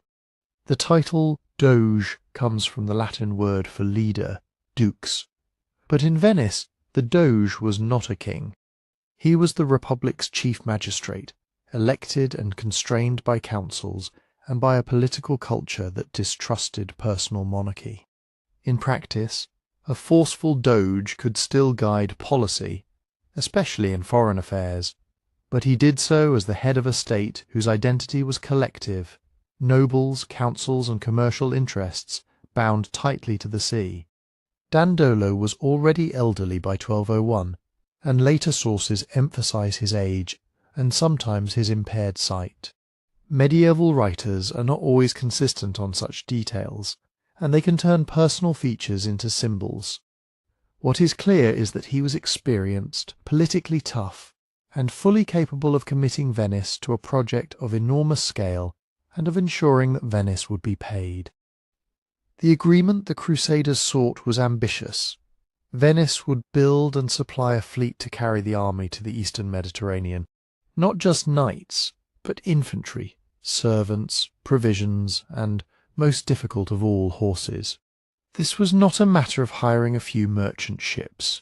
It meant dedicated horse transports, space for fodder and water, and a timetable strict enough that a coalition of lords might actually arrive and depart together. Venice agreed, and in doing so made a promise that required the city to reorganize its economic life for months. The contract, as it comes down to us through Crusader accounts, described transport for a very large force. Numbers vary in retelling, and medieval estimates tend to be rounded and optimistic, but we are clearly talking about many thousands of men and several thousand horses. Venice also promised to provide provisions for a set period, and to contribute a war fleet of its own as a partner in the enterprise. To make this possible, Venetian shipbuilders and sailors went to work at speed. Timber had to be gathered and shaped, hulls laid down, masts cut, rope and sailcloth prepared. The labour was skilled and relentless. Carpenters fitting planks, caulkers sealing seams, men hauling heavy beams into place with simple machines and practised teamwork. Rowers and sailors had to be recruited or reassigned, and experienced officers placed where they could keep order on crowded decks.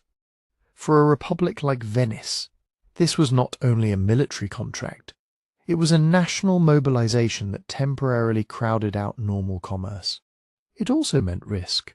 If Venice devoted so much shipbuilding capacity to the crusade and the crusaders failed to arrive or failed to pay, the loss would not fall on one lord's treasury. It would spread through the city's economy, wages, supplies, and opportunity costs. That reality helps explain why Venice insisted on clear terms, and why, later, it would treat any shortfall as a problem to be solved, not a misfortune to be politely endured. On the Crusaders' side, the agreement rested on another fragile assumption, that far more Crusaders would appear at Venice than ultimately did. Some leaders overestimated the response to the preaching of the cross. Some assumed that those who had taken vows would naturally fall in with the main host. But crusading was never perfectly centralized. Many participants made their own arrangements.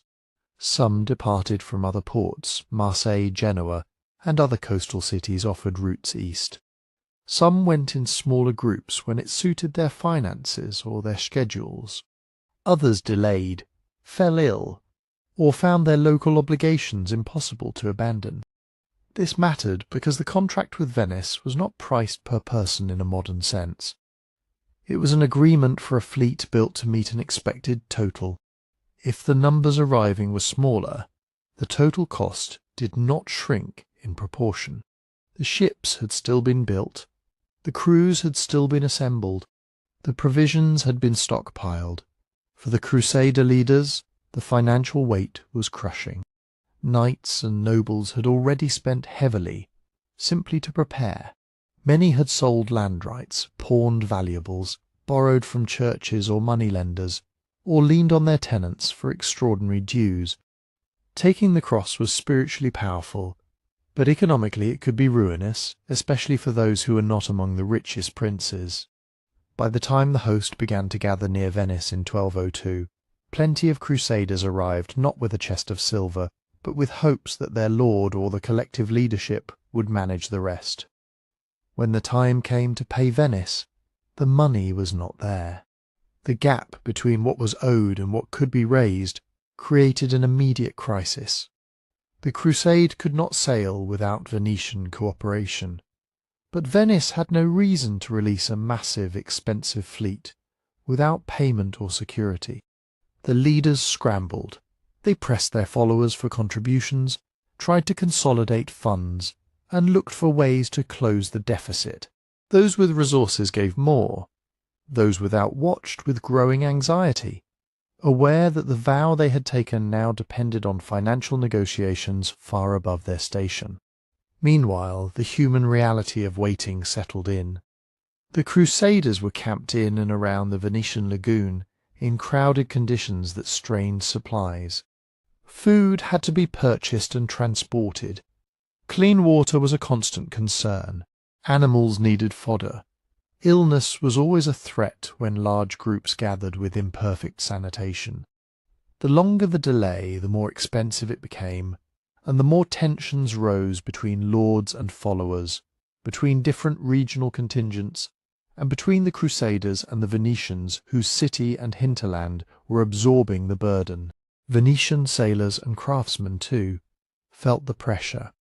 A fleet ready to sail but held in port meant wages and provisions continuing to drain away. It meant time lost from trade voyages that normally would have brought profit. And it meant that the Republic's patience, like its calculations, had limits. This was the moment when debt became leverage. Venice did not need to accuse the Crusaders of bad faith to recognize a hard fact. The crusade was, for the moment, trapped. The army needed ships. The ships belonged to Venice, and the contract had turned a spiritual enterprise into an obligation recorded in silver. The Doge and the Venetian councils could now propose solutions that served Venetian interests while keeping the crusade alive. The basic shape of the solution began to form with a simple principle. If the Crusaders could not pay immediately in coin, they might pay in service. It was not yet the later, more famous turn toward Constantinople. At this stage, it was a more practical bargain, born from the unromantic realities of medieval logistics. An unpaid bill, a fleet that could not simply be dismissed, and an armed host growing restless in the shallows of the Adriatic. Venice had built the road to the east out of wood and canvas and labour. Now, with the Crusaders unable to afford passage on that road, Venice would ask them to help settle the account. The only way an army easily could, by fighting. Venice's offer came with a destination that was close, familiar to Venetian sailors, and unsettling to many crusaders. If the army could not meet the full price of the transport contract, the Republic proposed to delay part of the debt, essentially extending credit if the Crusaders would first help Venice recover the Adriatic port of Zara. Zara, on the Dalmatian coast, mattered because it sat on the sea road Venice used to move goods and warships through the Adriatic. It was a place to take on water and supplies, to shelter fleets, and to project authority along a coastline where rival powers watched for weakness. For Venice, Zara was not a distant prize in the Holy Land. It was a strategic hinge close to home. The city had also become a symbol of defiance. Zara had been under Venetian influence for periods, but it repeatedly resisted, and by this time it had placed itself under the protection of the King of Hungary. That protection carried extra weight, because the Hungarian king Emmerich had taken the cross as well. Even if he was not present with the crusading host, his status as a crusader and Zara's status as a Christian city made any attack on it feel like a fundamental violation of what the expedition was supposed to be. Yet for Venice, the logic was plain. A republic that had paused much of its normal commerce to build a crusade fleet needed its money and its security. Recovering Zara would restore control and revenue, and it would demonstrate that Venice could still punish rebellion even after months of costly mobilization. The proposal turned an unpaid debt into a military task, and it kept the crusade from dissolving on the Venetian waterfront. Among the crusaders, the debate cut deep. They had taken vows to fight the enemies of the faith, and now their path to the east was being rerouted toward fellow Christians. Some leaders argued from necessity. Without Venetian ships there would be no crusade at all, and service at Zara was the price of survival. Others insisted that the vow had limits, and that no financial crisis could justify attacking a Christian city that posed no religious threat. Not everyone's objections were abstract or theological. Many ordinary crusaders were already anxious about money, hunger, and the long delay in camp. They had been living for weeks in crowded conditions, reliant on purchased food and uncertain supply. Some had sold or pledged what they owned to take the cross. For them, the idea of turning aside to besiege Zara looked less like a holy enterprise and more like being hired out as muscle to settle someone else's account. The unity of the host began to crack in visible ways. A portion of the Crusaders refused to take part in an attack on Christians and left the main army, seeking other routes east or returning home. Medieval sources disagree about exact numbers, and writers had reasons to present defections as either shameful or unavoidable. But the fact of division is hard to miss. The army that had assembled with great hopes at Venice was already shedding men before it had even left the Adriatic. Pope Innocent III had tried to prevent precisely this kind of drift. He had warned against attacks on Christians, and he understood how quickly crusading could become indistinguishable from ordinary war if discipline failed. His letters urged the Crusaders to remember their purpose and to avoid actions that would scandalize the faithful and undermine the spiritual legitimacy of the expedition. The Crusades' leadership chose to proceed anyway, with Venice as the indispensable partner. Boniface of Montferrat remained the overall lay leader, but the Doge, Enrico Dandolo, and the Venetian councils had enormous practical control because they held the fleet. To halt the plan would have meant facing the original crisis again: unpaid passage, an army stranded, and a crusade collapsing before it began. By early autumn 1202, the fleet and army moved out into the Adriatic. The journey itself, across familiar waters rather than the open sea to Egypt, carried a quiet change of mood. Zara was not an exotic enemy stronghold. It was a fortified Christian town that expected and feared a Christian army. When the Crusaders arrived, Zara's defences were real. The city had walls, towers, and the advantage of prepared positions. Its residents, men, women, clergy, merchants, and labourers, faced the blunt reality of siege. Anxiety over food stores, the need to repair defences under threat, the dread of what might happen if the walls failed. Some accounts emphasize negotiations and attempts to signal their Christian identity to the besiegers, including appeals that this was a city of believers. Medieval writers do not always agree on the details or timing of these exchanges, but they consistently convey a striking fact. Zara tried to make the Crusaders see the moral line they were crossing. The Crusader host, for its part, was not a single mind. There were men ready to assault, men uneasy but obedient, and men who continued to argue that the siege must not happen at all. The leadership held the coalition together by force of circumstance, by the need to keep the army fed, paid, and moving, and by the pressure of Venetian expectations. In November 1202, the siege began in earnest. The Crusaders established positions around the city and prepared for an attack designed to break fortified walls the medieval way, through sustained pressure, battering, and the threat of storming. The Venetians, experienced in coastal warfare, played a central role in operations along the waterfront, where ships could support an assault and help control access and supply. The defenders resisted, but they were facing a large organized force with naval support and ample motivation to finish the job quickly. After days of fighting and pressure, accounts differ on the precise sequence of assaults. Zara capitulated. The Crusaders entered the city, and the practical consequences followed. The army needed shelter and provisions. Winter was coming, and the captured town became a place to quarter troops and regroup. For Zara's residents, the fall of the walls meant fear and disruption more than clean political change. Even when a surrender limited immediate destruction, occupation brought demands, requisitions, and uncertainty about property and safety. For the Crusaders, too, the capture carried a bitter aftertaste. Many had expected to be moving toward Egypt and Jerusalem, not settling into winter quarters in a Christian port taken by force. Then came the Pope's response. Innocent III excommunicated those involved in the attack, Venice and the crusading army.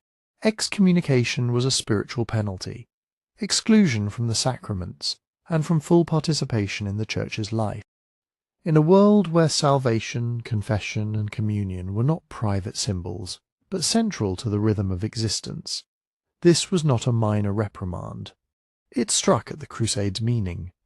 A crusading expedition that stood outside the Church's sacramental life faced a crisis of legitimacy, and for individual crusaders it raised an urgent question. How could they claim to fight for the faith while being cut off from it? The practical effects were complicated. Enforcement depended on communication and on whether clergy with the army felt bound to obey or tried to interpret the Pope's will more leniently. Some leaders, unwilling to see the expedition dissolve, moved to soften the impact. Medieval sources indicate that the news was not always presented in full force to the rank and file, and that distinctions were drawn, especially to separate Venetian responsibility from that of non-Venetian crusaders, or to suggest that reconciliation might be possible if the expedition continued toward its sacred goal.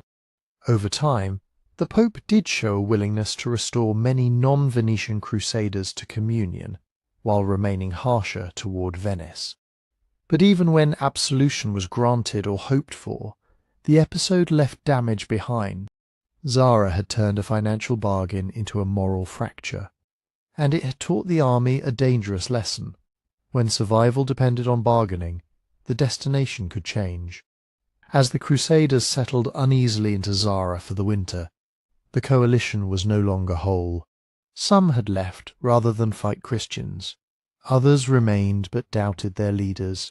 Venetians and non-Venetians eyed one another with suspicion. The crusade had been forced off its original plan, and it was now entangled in politics along the Adriatic that made it vulnerable. An army in debt, dependent on a fleet it did not own, divided by conscience and authority, and wintering far from its proclaimed objective, was an army open to new offers, offers that promised money, ships, or a way forward. After Zara, the Fourth Crusade was still alive, but it was no longer firmly pointed toward Egypt. It was waiting, unsettled, for the next bargain that could keep it moving.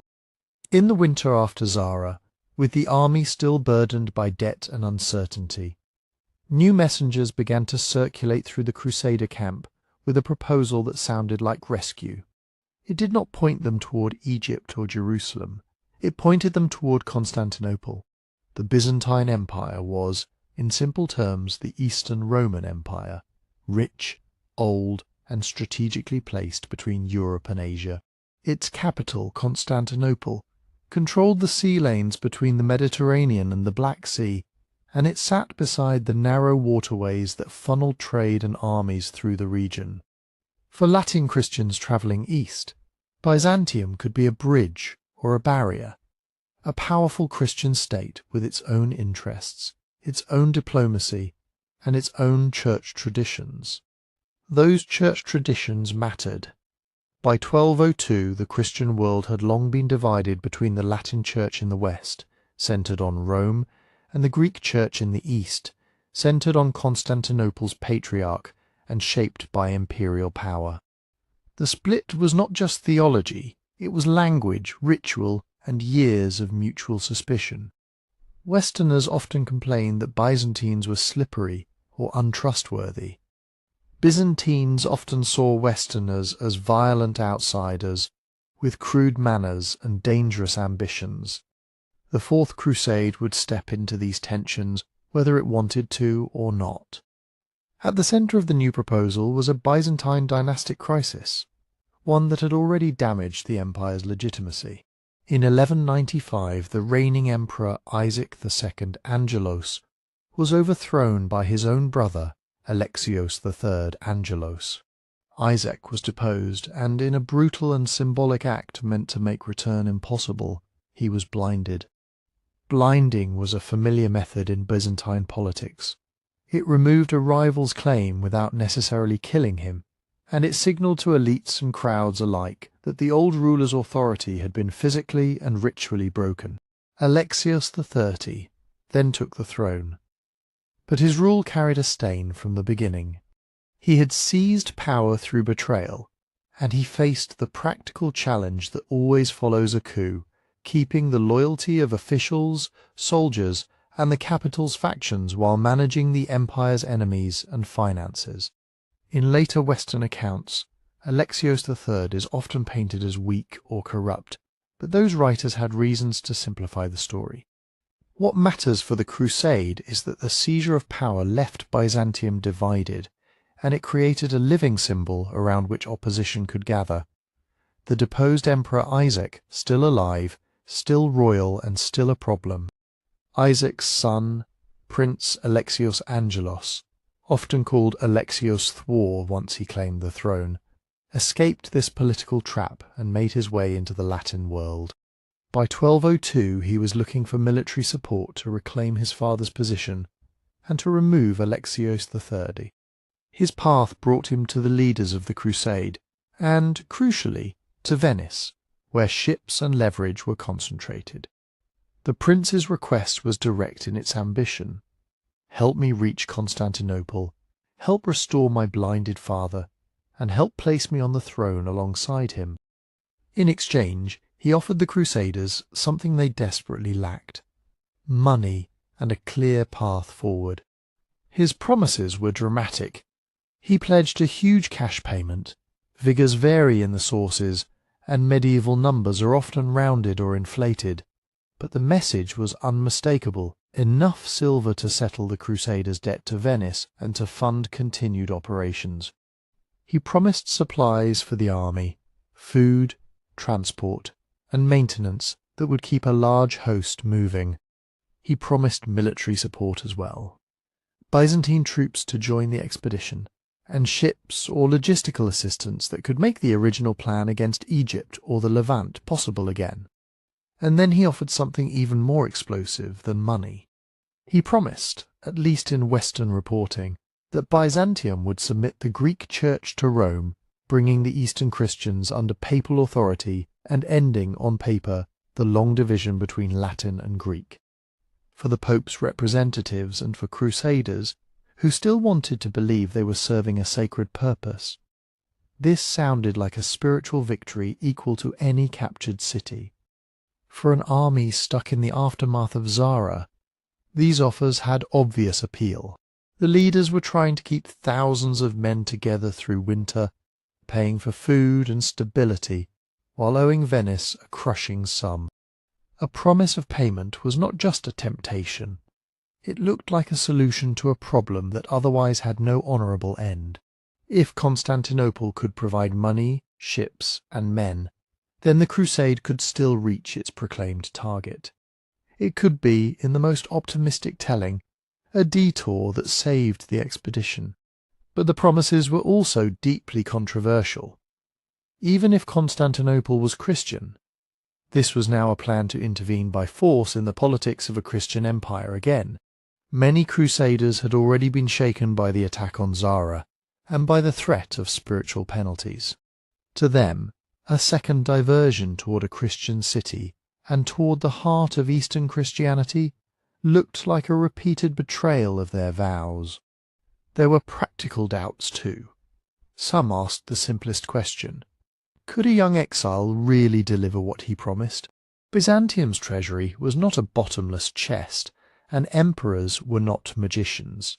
A ruler restored by foreign arms might face riots, court resistance, and empty coffers. Even if Prince Alexios meant what he said, he might not be able to make the city pay. And the church promise raised its own alarms. Greek Orthodox Christians did not generally see themselves as needing to submit to Rome, and any attempt to impose that settlement could provoke a backlash. For crusaders who understood little of Byzantine religious life, the pledge sounded clean and decisive. For others it sounded like a recipe for conflict. So the host argued, lords and knights weighing necessity against conscience, priests weighing obedience against survival, Venetians weighing profit and strategy against the dangers of overreach. This was not a single hidden plot unfolding. It was decision-making under pressure, with incomplete information and with leaders trying to prevent the army from simply dissolving. Some refused to go along. Just as after Zara, a portion of the Crusaders chose separation over compromise. They left the main force to find other passages east, or to continue their pilgrimage by routes that did not require attacking or threatening Constantinople. Chroniclers describe these departures with different tones. Some condemn them as desertion, others present them as the only moral option. What is clear is the effect. Each group that left meant fewer hands to row, fewer swords in line, fewer men to endure siege work. It also meant a quieter but sharper loss, the sense of unity that a crusade needed to survive. Those who stayed now committed themselves to a new destination, one that many still tried to frame as temporary. The plan was often presented as a political restoration, not a conquest. Arrive, display force, put the rightful rulers back on the throne, receive payment, and then continue to the Holy Land.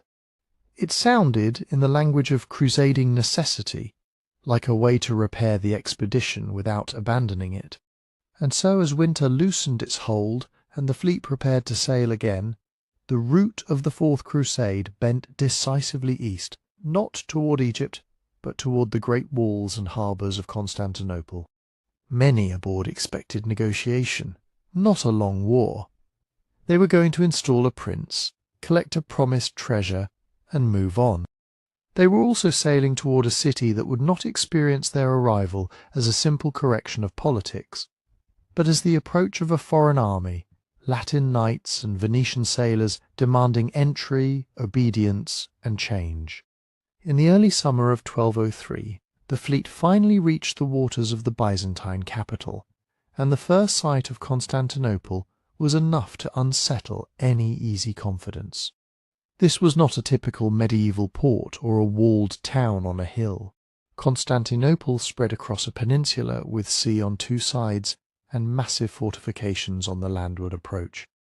Its population was among the largest in the Christian world, and visitors routinely described its wealth in language that mixed awe with disbelief. Churches heavy with gold and silver, markets filled with silk and spices, and palaces and public monuments that still carried the memory of Rome. The walls were part of that reputation.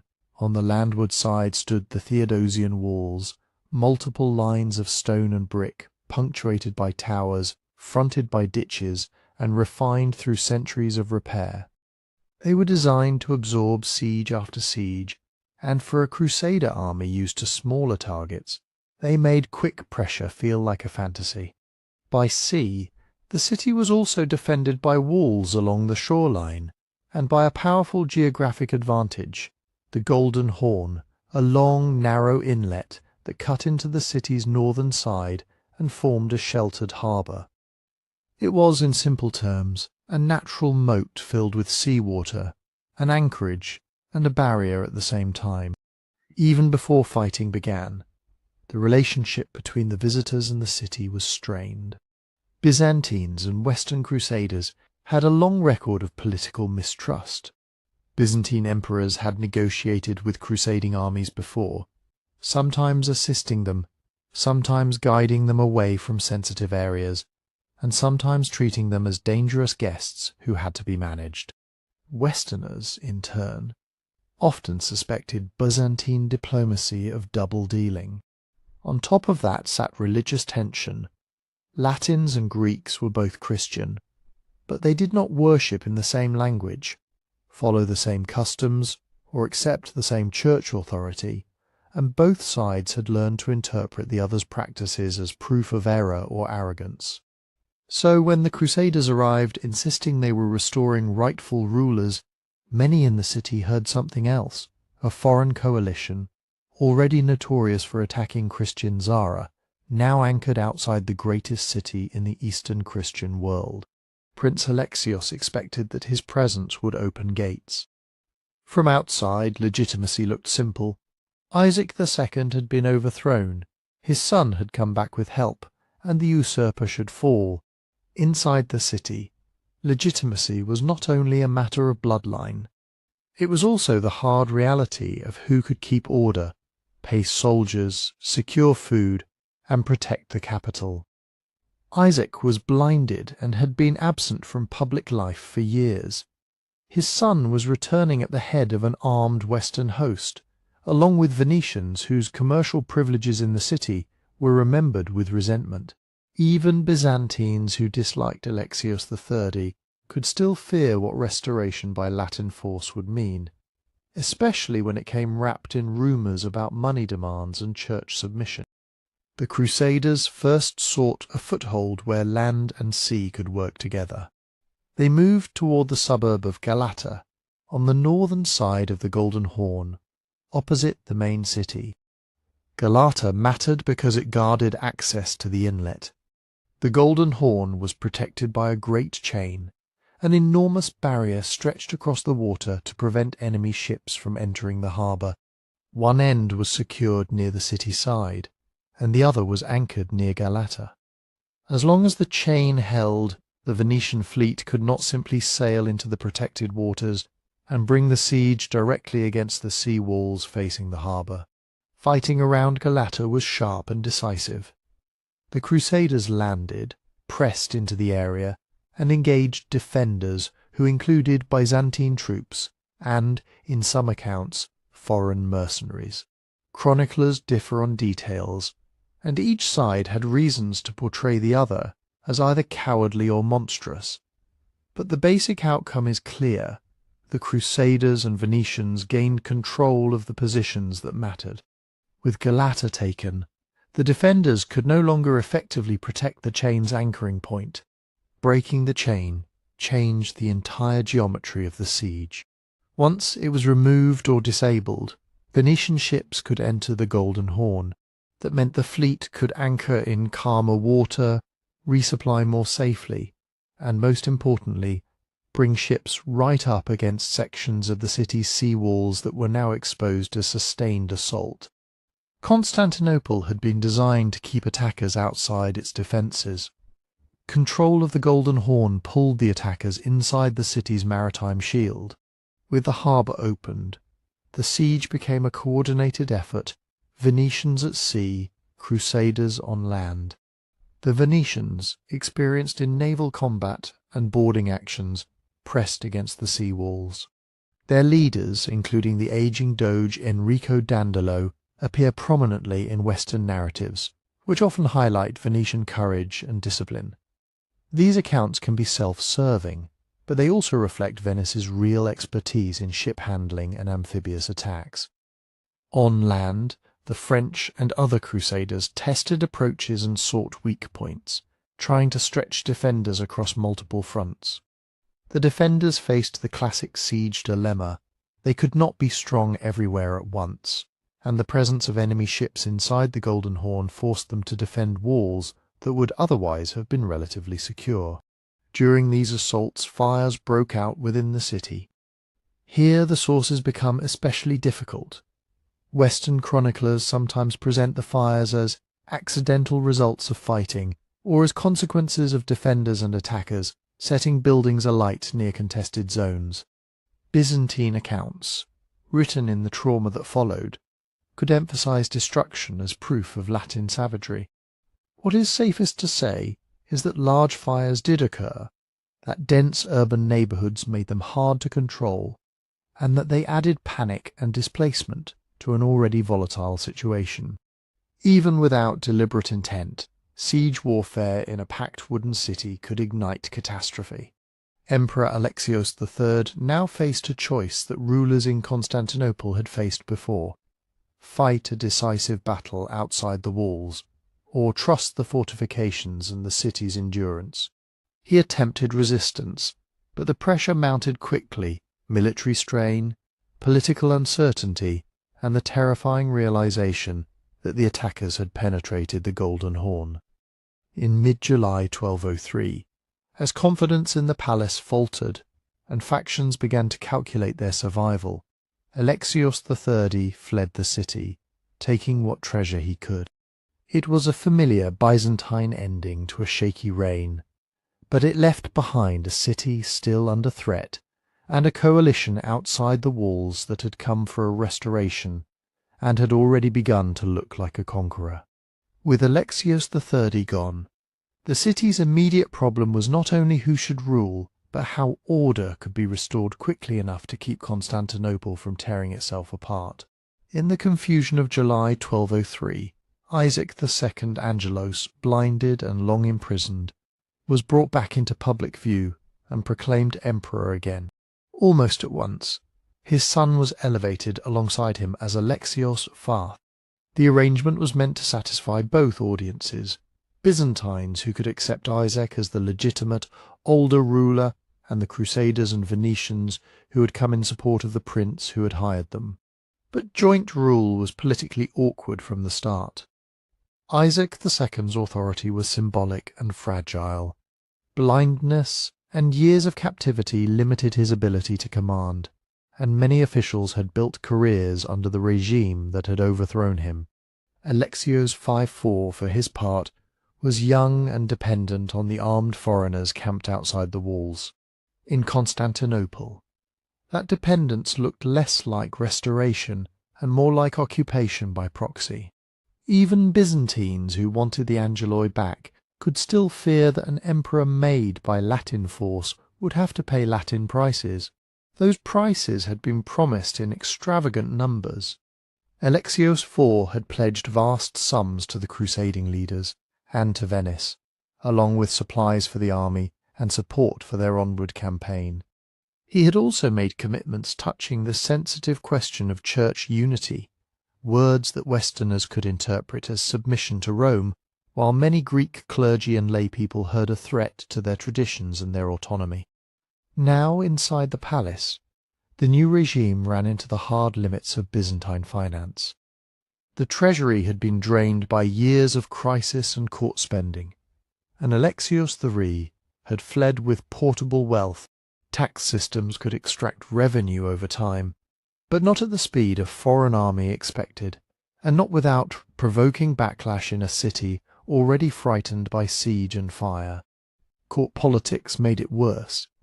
To raise money, Alexios IV needed cooperation from officials, landholders, and administrators who had every incentive to slow-walk his orders or protect their own interests. He also had to manage the reality that his supporters were, in effect, two groups with different expectations: the Greek elite who wanted stability and a return to normal governance, and the Crusaders and Venetians who wanted immediate payment and clear fulfillment of promises. Meeting one side tended to alienate the other, so the government tried to squeeze funds out of a system not built for emergency ransom. Taxes were pressed more aggressively. Seizures and forced loans were demanded from wealthy households and institutions. Chroniclers, especially those writing from a Greek perspective, describe valuable objects taken from churches and monasteries and precious metal being melted down for coin. Some Western writers acknowledge the measures but frame them as necessary to honour a bargain. Either way, the effect on the city was corrosive. For clergy, the sight of sacred treasures treated as fiscal reserves felt like sacrilege layered on humiliation. For merchants, uncertainty and interruptions to trade meant scarcity and rising prices. For families already displaced by earlier fires, new levies and seizures looked like punishment for a war they had not invited. Outside the walls, the Crusaders waited in their camps and ships, expecting a steady flow of payment and supplies. They had their own pressures: debts to Venetians, obligations to knights and followers, and the simple problem of feeding a large force through months of delay. The longer they remained, the more the arrangement began to feel like a siege in slow motion, an army stationed at the edge of the city, neither fully welcomed nor fully opposed, while negotiations turned into arguments over arrears and excuses. Hostility between Greeks and Latins grew in the spaces where daily life met armed presence. At markets along the waterfront, near gates, and around the Latin quarters where Western merchants had long lived under special privileges. Cultural and religious insults hardened into routine suspicion. Latin clergy and soldiers often treated Greek practices as strange or suspect. Greeks often viewed Latin worship as arrogant innovation. The labels each side used, barbarian, heretic, schismatic, were not just theological terms.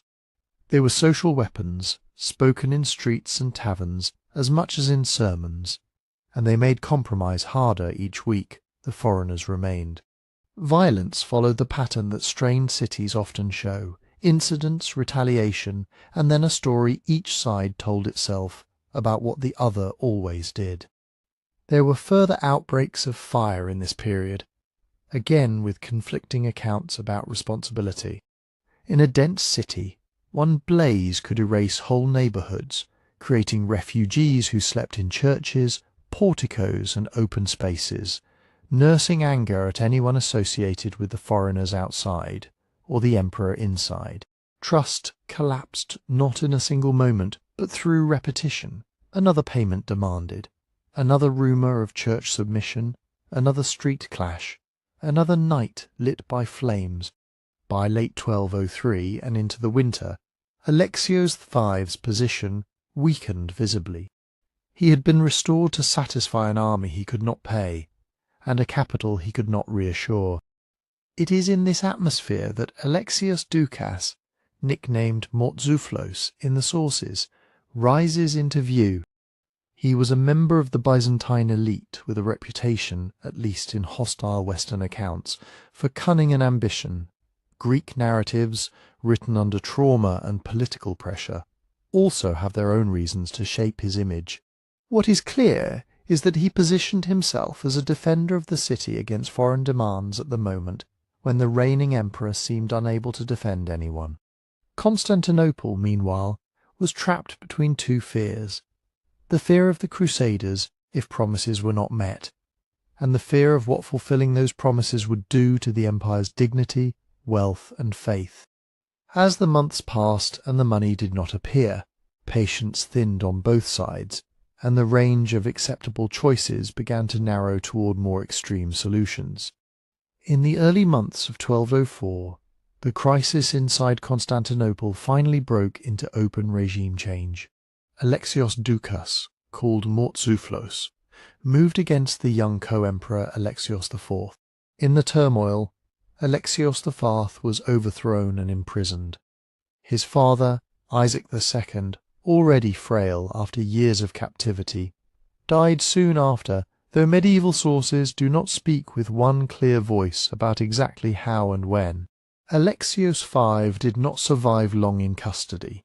He was killed, and many accounts, both Greek and Western, connect his death to the new strongman's seizure of power. Alexios Doukas was proclaimed emperor as Alexios V, presenting himself as the man who would defend the city and end the humiliation of rule under foreign pressure. Alexios V's first problem was simple. The Crusader host and the Venetian fleet were still there, still armed, and still expecting payment. He acted quickly to harden the city's defences. The sea walls along the Golden Horn were strengthened.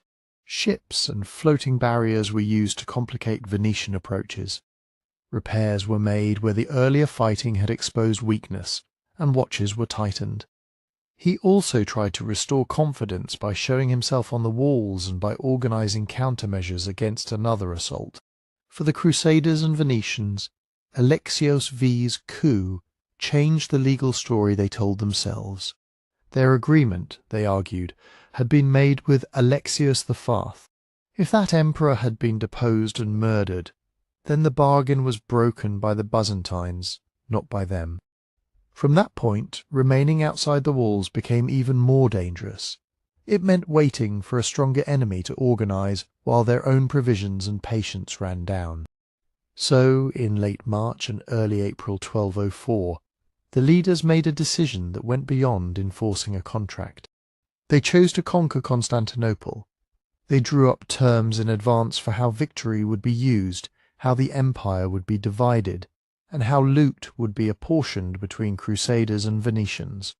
In outline, the plan treated the Byzantine Empire as something to be partitioned. Venetians would claim valuable ports and commercial privileges, while the Crusader barons would receive lands and titles. The city's movable wealth, once taken, was to be collected and then divided in agreed shares, rather than being left entirely to uncontrolled plunder, though in practice, controlling an army in a great city would prove far harder than writing rules on parchment. The second siege began in earnest in April. Weather mattered. Strong winds on the Golden Horn could either help or ruin a naval assault, and chroniclers remembered gusts and shifting conditions because they seemed to decide life and death in minutes. The first major assault attempt failed. The defenders held the walls, and the attackers found that ladders and boarding bridges did not easily reach or hold against determined resistance. Alexios V's preparations had made a difference, and for a moment the city looked as if it might endure. But the Crusaders and Venetians tried again. On 12 April 1204, conditions favoured the fleet. Venetian ships were brought close to the sea walls, using masts, platforms, ladders, and improvised bridges to reach the battlements. Siege equipment and coordinated attacks pressed the defenders at multiple points. Eventually, attackers gained footholds on the wall and then pushed inward. Once a section was taken, the tactical advantage shifted quickly. A defended wall is strongest before the first breach, and much weaker after the enemy is inside and can attack along the line. Entry into the city did not mean immediate, orderly conquest of every district, but organised resistance began to collapse. Alexios V fled. Some sources emphasise the speed of his departure as proof of cowardice, though such portraits often serve polemical purposes. What is certain is that without an emperor able to rally troops, and without a stable chain of command, the defence unravelled. Fires broke out again, adding confusion and driving civilians from their homes. By the end of the day, the attackers held enough ground that the outcome was no longer in doubt. Then came the sack, conventionally described as lasting 3 days. It was an event remembered with horror in Byzantine writing, and with an uneasy mixture of justification, pride, and embarrassment in Western accounts. Looting spread through palaces, warehouses, and private homes. Churches were not spared. Hagia Sophia, Constantinople's great cathedral, the Holy Wisdom, the central sanctuary of the imperial capital, was entered and stripped of portable wealth. Chroniclers speak of sacred vessels, metalwork, and treasures taken or broken. They also describe desecrations and humiliations that shocked even some Western observers. Violence against civilians occurred, as it commonly did when a fortified city fell to assault. The exact totals of deaths, assaults, and losses are impossible to state with confidence. Medieval figures are often rhetorical, and the most dramatic anecdotes need reliable support that the sources do not always provide. But the scale of violation, material loss, and cultural damage is not in doubt. Some of what was taken can still be named. The bronze horses that once stood near the Hippodrome, the city's great chariot racing arena and ceremonial public space, were removed and eventually placed at St. Mark's in Venice, where they became symbols of victory carried across the sea. Relics and artworks travelled not only to Venice, but to churches and treasuries across Western Europe, redistributed through gifts, sales, and private hoards. And beyond gold and silver there were losses that could not be easily measured. Manuscripts dispersed, libraries broken up, and ancient works that survived only as single copies exposed to fire, water, and careless handling. Even when books were not deliberately destroyed, the conditions of a sack were enough to erase texts forever. By the time the 3 days ended, the conquerors had won a city. But they had also created a wound that would shape how Greeks and Latins spoke about each other for centuries, and a political problem that victory alone could not solve. What, exactly, to do with an empire taken by force from within Christendom itself? In the aftermath, the victors tried to turn conquest into government. An emperor was elected, Baldwin of Flanders, crowned in May 1204. Boniface of Montferrat, despite leading much of the host, was passed over, partly from Venetian distrust of his family's Byzantine ties, and partly because Baldwin seemed a less threatening, more workable choice for the coalition. A new map followed. Boniface took the kingdom of Thessalonica. Venice claimed a web of ports, islands, and trading quarters, commercial stepping stones meant to control sea lanes and profit. On paper, Byzantine lands were divided. In reality, much remained unconquered. Greek resistance reorganized fast in successor states. The Empire of Nicaea in western Anatolia, the Despotate of Epirus in the west, and the Empire of Trebizond on the Black Sea. Latin rule proved thin, contested, and expensive. In wet 1261, Nicaea's forces recovered Constantinople, but the restored Byzantine Empire was smaller, poorer, and permanently weakened. The crusade never reached Egypt or Jerusalem because debt and logistics pulled it to Venetian targets, and intervention in Byzantine dynastic politics spiraled through broken promises, fear, and hardening hostility. Pope Innocent III condemned the attack, and then the sack, though Crusaders defended it as owed payment and a punished betrayal. That is why it stayed controversial. Not a single conspiracy, but a chain of misjudgments, contracts, ambition, and pressure, ending in lasting Catholic Orthodox damage and deep demographic, economic, and cultural loss. In the early 1340s, far from Europe's stone cathedrals and crowded marketplaces, something small and lethal began to move across Central and East Asia. Historians and scientists most often place the pandemic's beginnings in these inland regions, on the great grasslands and mountain basins where people, animals, and trade routes met, and then trace its first westward momentum along the connected arteries of Eurasian commerce. It did not travel as a marching army or a visible storm. It travelled as a hitchhiker, in the fur of rodents, in the bellies of fleas, and in the sacks and saddlebags that crossed the steppe and the desert. By the time many communities sensed it, it was already ahead of them, quietly multiplying at the edges of camps, market towns, and caravan stops. Europe, meanwhile, stood on the eve of catastrophe in a state of strained abundance. The population had grown steadily for centuries, pressing hard against available farmland. Cities had expanded behind their walls, packed tight with workshops, animals and people living close enough to share air, water and disease. Waste disposal was uneven at best. In many towns, refuse and offal collected in streets or ditches. Wells and rivers served as both drinking water and drainage. Nutrition for the poor could be thin even in good years, and the early 14th century had not been kind. The Great Famine of 1315 to 1317, and the hard years that followed left a legacy of weakened bodies and fewer reserves. When illness finally arrived, it would find crowds, closeness, and vulnerability waiting. The culprit, as modern science names it, is Yersinia pestis, a bacterium that lives in complex cycles among rodents and their parasites. In many ecosystems, plague persists in wild rodent reservoirs for long periods, sometimes flaring into explosive outbreaks when conditions favour it. Fleas become the crucial vector. When a flea feeds on an infected animal, the bacteria can multiply in its digestive tract. In certain flea species, this can lead to blockage that makes the flea bite repeatedly, regurgitating bacteria into new hosts. The result is a disease that can leap from rodent to rodent, and then into humans, especially where commensal rodents thrive around grain stores, stables, and crowded housing. Trade networks amplified all of this. Grain and textiles drew rodents, animals and people moved constantly, sleeping quarters were shared, supplies were stored and restored. A caravan did not need to carry a visibly sick passenger to carry plague. A few infected fleas in a bundle of cloth, or a rat nesting in cargo, could be enough to deliver the bacterium into a new settlement.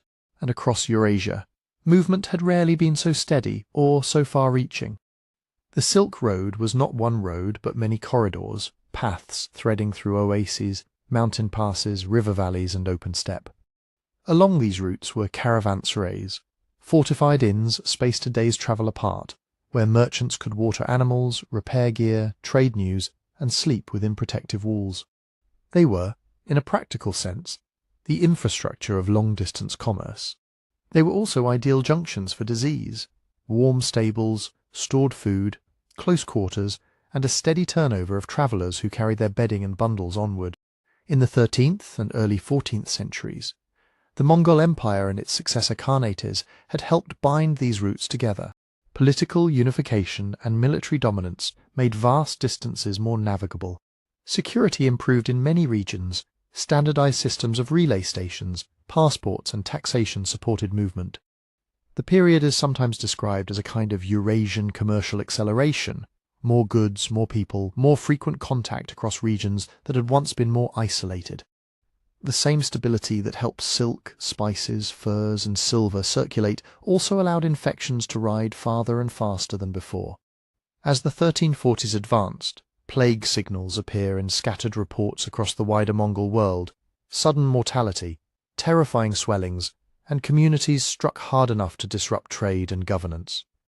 The sources are uneven, and medieval writers often describe sickness in broad moral language.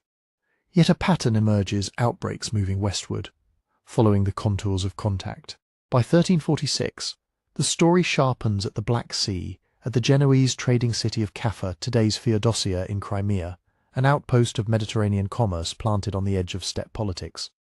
Kaffa sat at a hinge point between worlds, Italian merchants and ships on one side, the Khanates and caravan routes of the interior on the other. It was a place where cargoes changed hands, where languages overlapped, where the shoreline and the steppe exchanged wealth.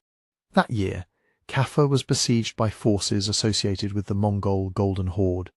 One later source, the notary Gabriele de Mussi, claims that the besiegers, stricken by plague, hurled infected corpses over the walls in an early form of biological warfare.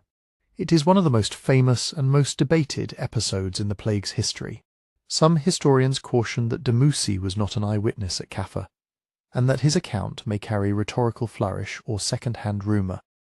Others note that even without catapulted bodies, a siege itself creates perfect conditions for disease. Crowded defenders, strained sanitation, disrupted food supplies, and constant contact with the outside environment. Plague could have entered in many ordinary ways, through fleas, through rats, through trade that never fully stops even in wartime. What matters is the outcome.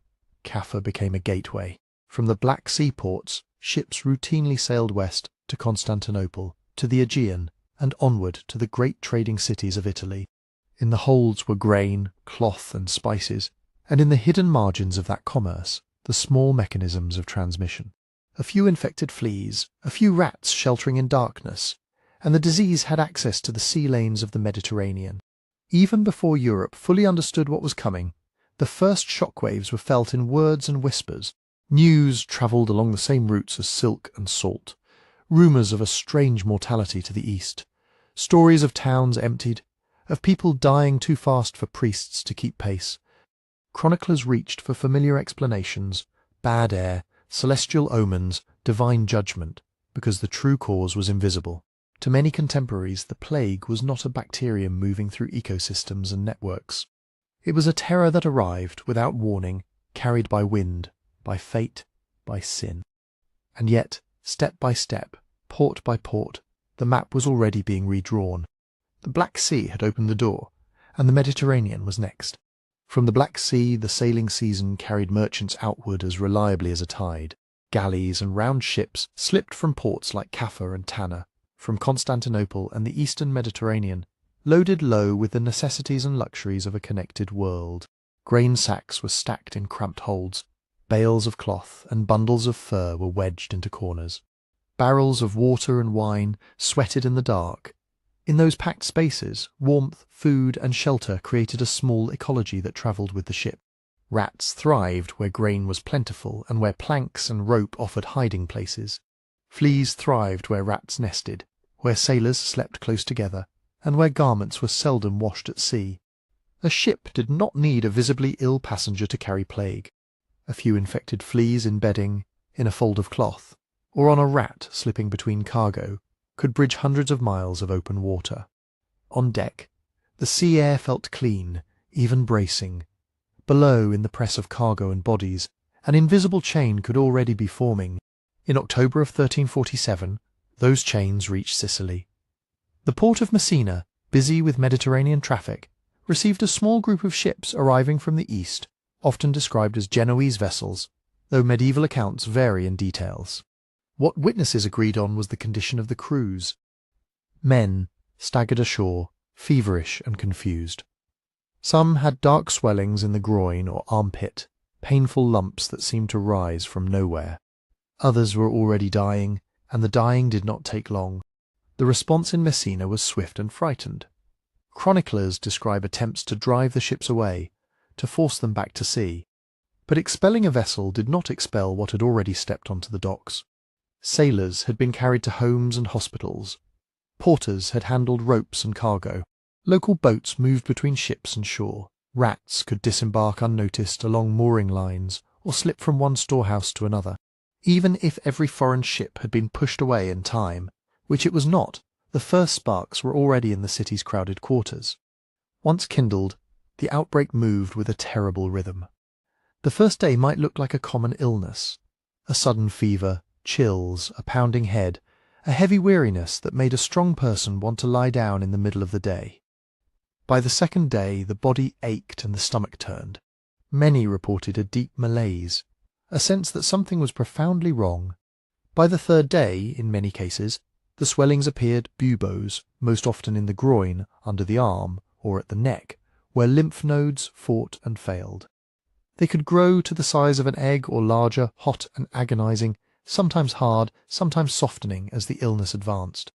After that, witness descriptions often tighten into a few grim phrases: delirium, sleeplessness, and a fever that would not break. Some accounts mention black or purple spots on the skin, signs of bleeding under the surface. Others described vomiting or coughing, and a stench that clung to the sick room. By the fourth or fifth day, many were dead. Some died sooner, within 2 or 3 days of the first fever. Those who survived past a week had better odds, but survival was never assured, and in 1347 and 1348, few households had the means to isolate or to rest. These patterns reflected not one single disease presentation, but several. The most common was bubonic plague, the form tied to flea bites and the lymphatic system. It could be lethal, but it was not always immediately contagious from person to person. Yet in the crowded reality of medieval ports, bubonic plague still spread efficiently, because rats and fleas spread efficiently, especially around grain stores, docks, and the dense housing of labourers. More deadly still was septicemic plague, when the infection flooded the bloodstream. It could kill so fast that buboes barely had time to form. Victims could collapse with fever, weakness, and signs of internal bleeding, darkened skin, cold extremities, a swift slide toward shock. The survival odds here were slim to almost none, especially without modern antibiotics. And then there was pneumonic plague, the form that attacked the lungs. When plague entered this form, it changed the rules. A person could cough and breathe out infection, and in close quarters, families, monasteries, cramped rooms near the docks, others could fall ill without any flea bite at all. Pneumonic plague often progressed with frightening speed: fever, chest pain, a wet cough, bloody sputum, suffocation. It was the form most readily passed directly between people, and it helped explain why some outbreaks seemed to leap through households as if carried on breath. From Messina, Sicily became a launch point. Ships fled the island seeking safer harbours, but in doing so they carried the same hidden passengers: rats, fleas, infected goods, and in some cases infectious coughs. The plague appeared in other Sicilian towns, and then crossed to the Italian mainland. It reached the great commercial ports that formed the beating heart of Mediterranean trade, Genoa and Venice among them, where maritime traffic was constant and where warehouses brimmed with grain and textiles. From port to port the pattern repeated. A vessel arrived. A few sailors were ill or fell ill soon after. Dock workers and innkeepers were exposed first, then neighbours, then entire parishes. In many places fear gathered at the waterfront. People watched ships as if they were floating tombs. Some cities tried to bar entry, to turn vessels away, to limit contact. But commerce was stubborn and enforcement was imperfect. Even when officials acted, the timing was often too late. Plague had already seeded itself among rats in storehouses, or among the poor in the crowded quarters nearest the harbour. Across the northern Mediterranean, Marseille became another critical hinge. From there, the disease moved into southern France and along well-travelled corridors inland. Rivers turned the outbreak into a moving front. The Rhône and other waterways linked ports to market towns, and market towns to cities. Roads carried it as well on pack animals, on carts, on the clothing of travellers who felt well one day and were feverish the next. By early 1348, the plague was not a single outbreak in one harbour. It was a chain of outbreaks, overlapping and accelerating. Not every place was struck at the same moment, and not every place suffered equally.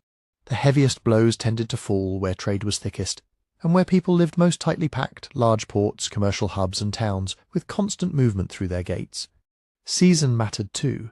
Fleas and rats do not behave the same way in cold weather as in warm, and shipping itself followed seasonal patterns. Local responses shaped outcomes at the margins.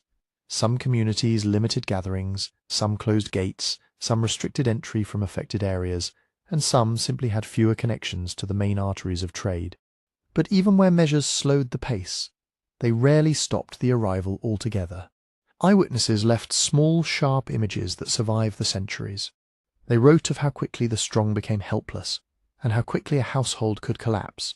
One person sick on Monday, a second by Wednesday, a whole family gone before the week was out. They wrote of priests who could not keep up with confessions, of neighbours who avoided one another in the street, of doors marked by absence. At the docks, fear became a practical problem. Who would unload a ship if touching a rope might mean death? Yet hunger and obligation pushed people forward. Goods still had to be moved. The city still had to eat. By the time the Mediterranean understood what Messina had received, the sea lanes were already compromised. The plague had learned the geography of Europe the way merchants had, by harbours, by warehouses, by river mouths and by roads leading inward.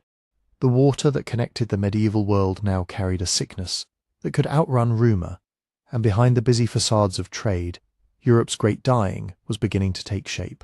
In the first months, people tried to understand the plague using the tools they already had: inherited authorities, familiar categories, and a medicine that explained illness as imbalance rather than infection. University-trained physicians spoke of the four humours: blood, phlegm, black bile, and yellow bile, and of how health depended on their harmony. A sudden fever and swelling could be read as heat and corruption in the blood, or as a poisonous excess that had to be drawn out. Another powerful idea was miasma, the belief that bad air carried disease. Many thought the atmosphere itself had been spoiled by rotting matter, by marshes, by unusual weather, or by a great corruption that drifted on the wind. Medical writings advised people to avoid foul-smelling places, to keep their homes sweet with herbs, and to breathe through cloths soaked in aromatic mixtures. Alongside this ran astrology. In 1348, some physicians blamed a rare conjunction of planets that they believed had disturbed the air and waters of the earth. When the cause is placed in the heavens, human control feels very small. These frameworks were not foolish within their own logic, but they misread the true roots of transmission. If plague is carried by invisible air, then the answer is perfume and smoke. If it is a poisoned humour, then the answer is bleeding and purging. And if it is a divine correction, then the answer is penance. Before we continue, I'd love to know where you're listening from tonight. Leave your country or city in the comments. It's always amazing seeing how many different parts of the world gather here to explore history together. Treatments followed the logic of the time, and many were brutal. Bloodletting was common, meant to reduce dangerous heat or draw corruption away from the heart.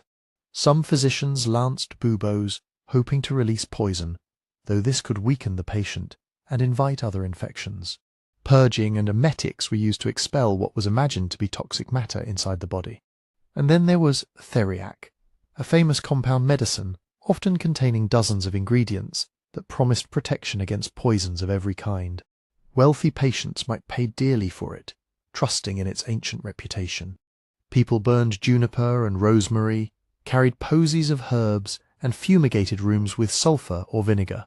Advice manuals suggested washing with strong wine, eating certain foods, avoiding others, and keeping the emotions steady, because fear itself was believed to disturb the humours. Some remedies now read like desperation made into ritual: crushed precious stones, powdered metals, mixtures of animal parts, or charms written on parchment. In a world without antibiotics, even the best-intentioned care was mostly a way of feeling less helpless. The figure we now call the plague doctor sits in the imagination like a mask from a nightmare, but it belongs partly to later centuries. In the 1340s, cities did hire physicians and surgeons to serve during outbreaks, sometimes paying hazard wages, sometimes compelling service, sometimes relying on whoever was available. Protective clothing existed: heavy gowns, gloves and cloths soaked in vinegar. But the iconic beaked mask becomes common in visual sources much later, especially in the 17th century. Still, the practical limits of medieval care were real in any era. A physician could advise, lance, bleed and prescribe, but he could not stop a household's bedding from harbouring danger, or a crowded street from becoming a corridor of exposure. Many doctors fled if they could. Some stayed and died. Others survived, and their survival itself looked like proof that their methods worked, even when it was simply chance and timing.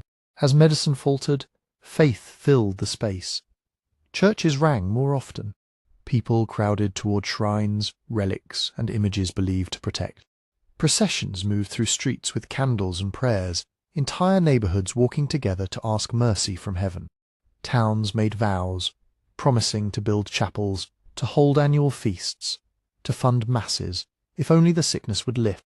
Priests were called again and again to hear confessions, to anoint the dying, and to bury the dead until there were too many bodies and too few hands.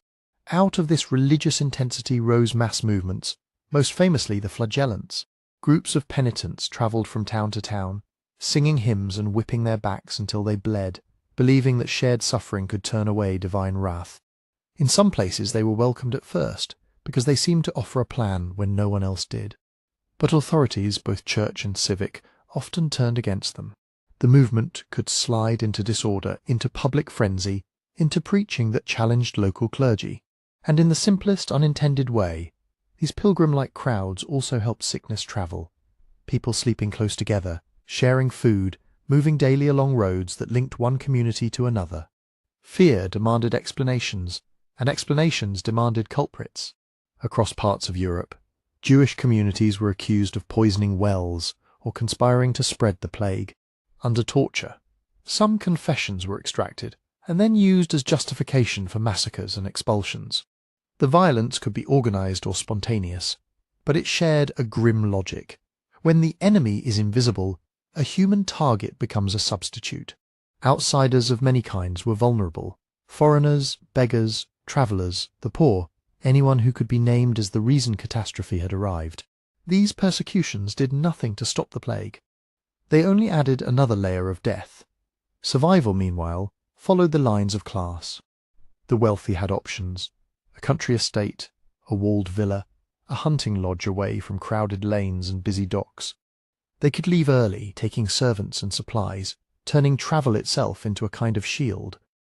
Some cities saw an exodus of elites that changed politics overnight, leaving officials, craftsmen and labourers to face the worst months with fewer resources and fewer patrons. Peasants and the urban poor were trapped by duty and necessity. They could not abandon fields that fed their families or workshops that paid rent, or crowded neighbourhoods where every room held multiple sleepers. They lived closer to grain stores and stables in tighter quarters, with fewer changes of clothing and fewer ways to separate the sick from the well. When plague entered a household like this, it did not arrive as an isolated tragedy. It arrived as a collapse of work, care, and food all at once. And so, inside the great dying Europe, endured not only a disease, but a crisis of meaning and order, medicine that could not cure, prayers that did not always save, fear that searched for targets, and a society where the distance between life and death was often measured in who could afford to leave. When the wealthy fled and the poor stayed, the map of death began to look different from place to place. Yet everywhere it pressed on the same weak points: crowded rooms, shared wells, busy markets, and the daily obligations that kept people moving even when fear told them to stop. In the countryside, the plague did not always arrive first, but when it did, it could erase a village with terrifying completeness. Farms were left half-worked, seed rotted in barns, and fields went unploughed because the hands that knew the land were gone. Dead livestock lay where they fell, not from the plague itself so much as from neglect. No one left to bring water, cut fodder, or drive them to pasture. Local obligations that had held rural life together, rent days, labour services, the communal repair of roads and ditches, collapsed under simple arithmetic.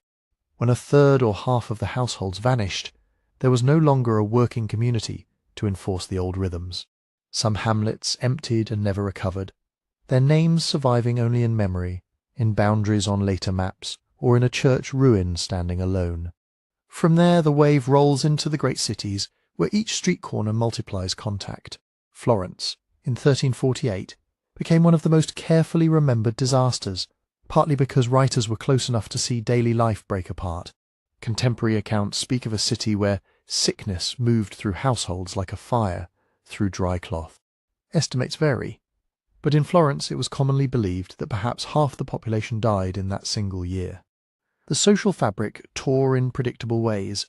Servants abandoned masters, and masters abandoned servants. Friends stopped visiting, even close kin sometimes kept their distance, choosing fear over duty.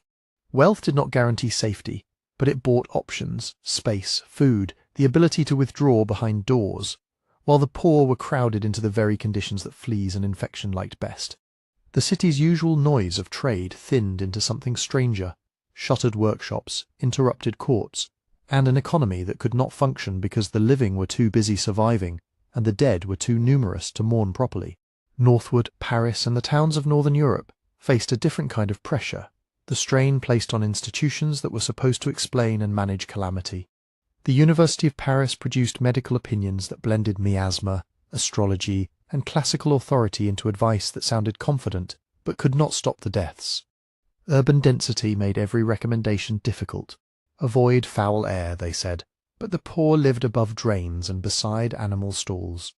Avoid crowds, yet bread still had to be bought, water still drawn, rents still demanded.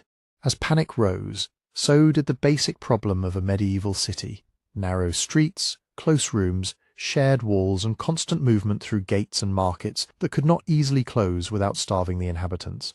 In England, the plague's arrival is usually placed in 1348. likely entering through southern ports and then climbing the roads toward London. By 1349 it was tearing through the capital.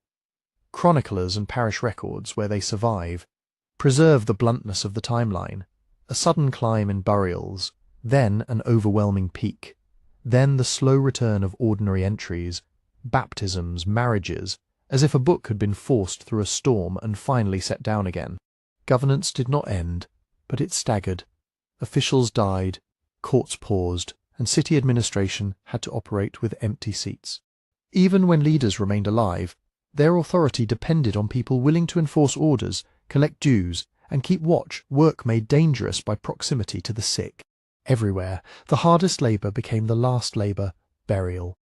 In normal times, death was managed with ritual, procession, and a careful place in consecrated ground. During the worst months, the scale changed everything. Gravediggers were too few, and some refused the work unless paid more, while others took the wages and died anyway. Churches could not keep up with masses. Coffins became scarce. Bodies were carried in groups, sometimes wrapped only in cloth, sometimes stacked into trenches dug quickly at the edge of town. The air itself seemed altered, contemporaries wrote of a heavy stench, of streets that felt tainted, of the sickly sweetness of decay that clung to clothing and hair. Logistics replaced ceremony. Where to put the dead? How to move them? How to stop them from lying in houses long enough to endanger the living? Out of this grim practicality came some of the earliest public health measures in European cities. Port towns experimented with controls on ships and cargo, especially as people noticed that plague often followed trade routes. Some places tried cordons restricting movement along roads, guarding gates, turning travellers away. Plague houses and improvised isolation spaces appeared, meant to separate the sick from the well, though the separation was often imperfect, and sometimes cruel. Enforcement varied because enforcement depended on trust and manpower. A city could declare a quarantine, but hungry people still slipped out for food, merchants still tried to save their fortunes, and officials were reluctant to punish neighbours when everyone feared becoming the next victim. And yet, not all communities suffered equally. Geography mattered. A remote valley, a sparsely connected village, an island with fewer landings could delay the plague or reduce its opportunities. Rapid isolation sometimes worked, especially when a town recognised danger early and accepted the hardship of cutting ties. Reduced trade contact meant fewer introductions of infected fleas and people. And then there was luck, timing, weather, the chance that the chain of transmission simply failed. In the midst of the great dying, survival could depend on choices. But it could also depend on accidents no one could see, in a world still learning what the disease truly was. When the great wave finally loosened its grip, people stepped into streets that felt wider, quieter, and wrong. The loss was not only personal, it was numerical, written into empty houses and abandoned plots. Modern estimates vary with the patchwork of records, but many historians place Europe's death toll somewhere around a third to a half of the population between 1347 and 1353. In some towns and regions it was less, in others, especially dense cities and heavily connected trade corridors, the losses could be far higher. Survival followed patterns that now seem familiar. Isolation helped, distance and lower density helped, and the young and healthy often fared better than the old or already ill. Yet the plague was never fair, and many households lost the strong and spared the frail, as if chance still had a vote. The economy that remained was an economy with missing hands. Fields stood ready, but labour was scarce. Workshops needed apprentices and journeymen, who were no longer there. Demand for food and goods shrank with the population, but wages in many places began to rise because the living discovered their value. A farm worker could ask for more.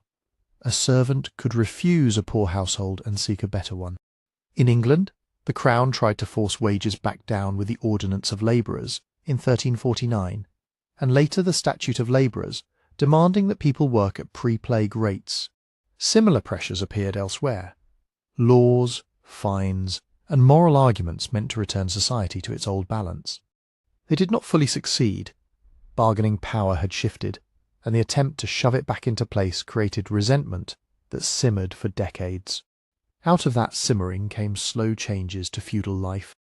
When lords could not compel as many labour services, they often commuted obligations into rent or leased land on easier terms just to keep it productive. Marginal fields were abandoned. Pastures expanded. In some regions, sheep and wool grew more profitable than grain because they needed fewer workers.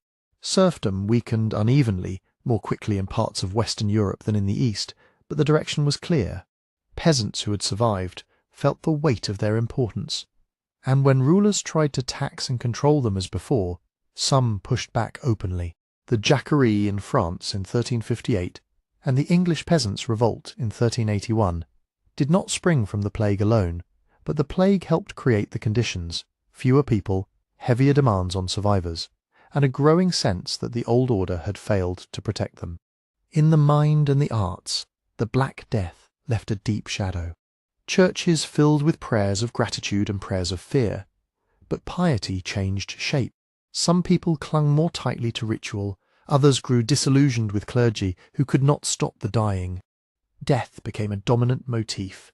Dances of death painted on walls, skeletons and hourglasses, the reminder that rank and wealth ended in the same soil. Wills multiplied, charities were founded, and people spoke more plainly about mortality, as if the future had become a shorter room. The plague also did not truly end. It returned in later waves, local outbreaks, regional resurgences, sometimes every decade or two, flaring when conditions aligned. Cities began to build memory into law.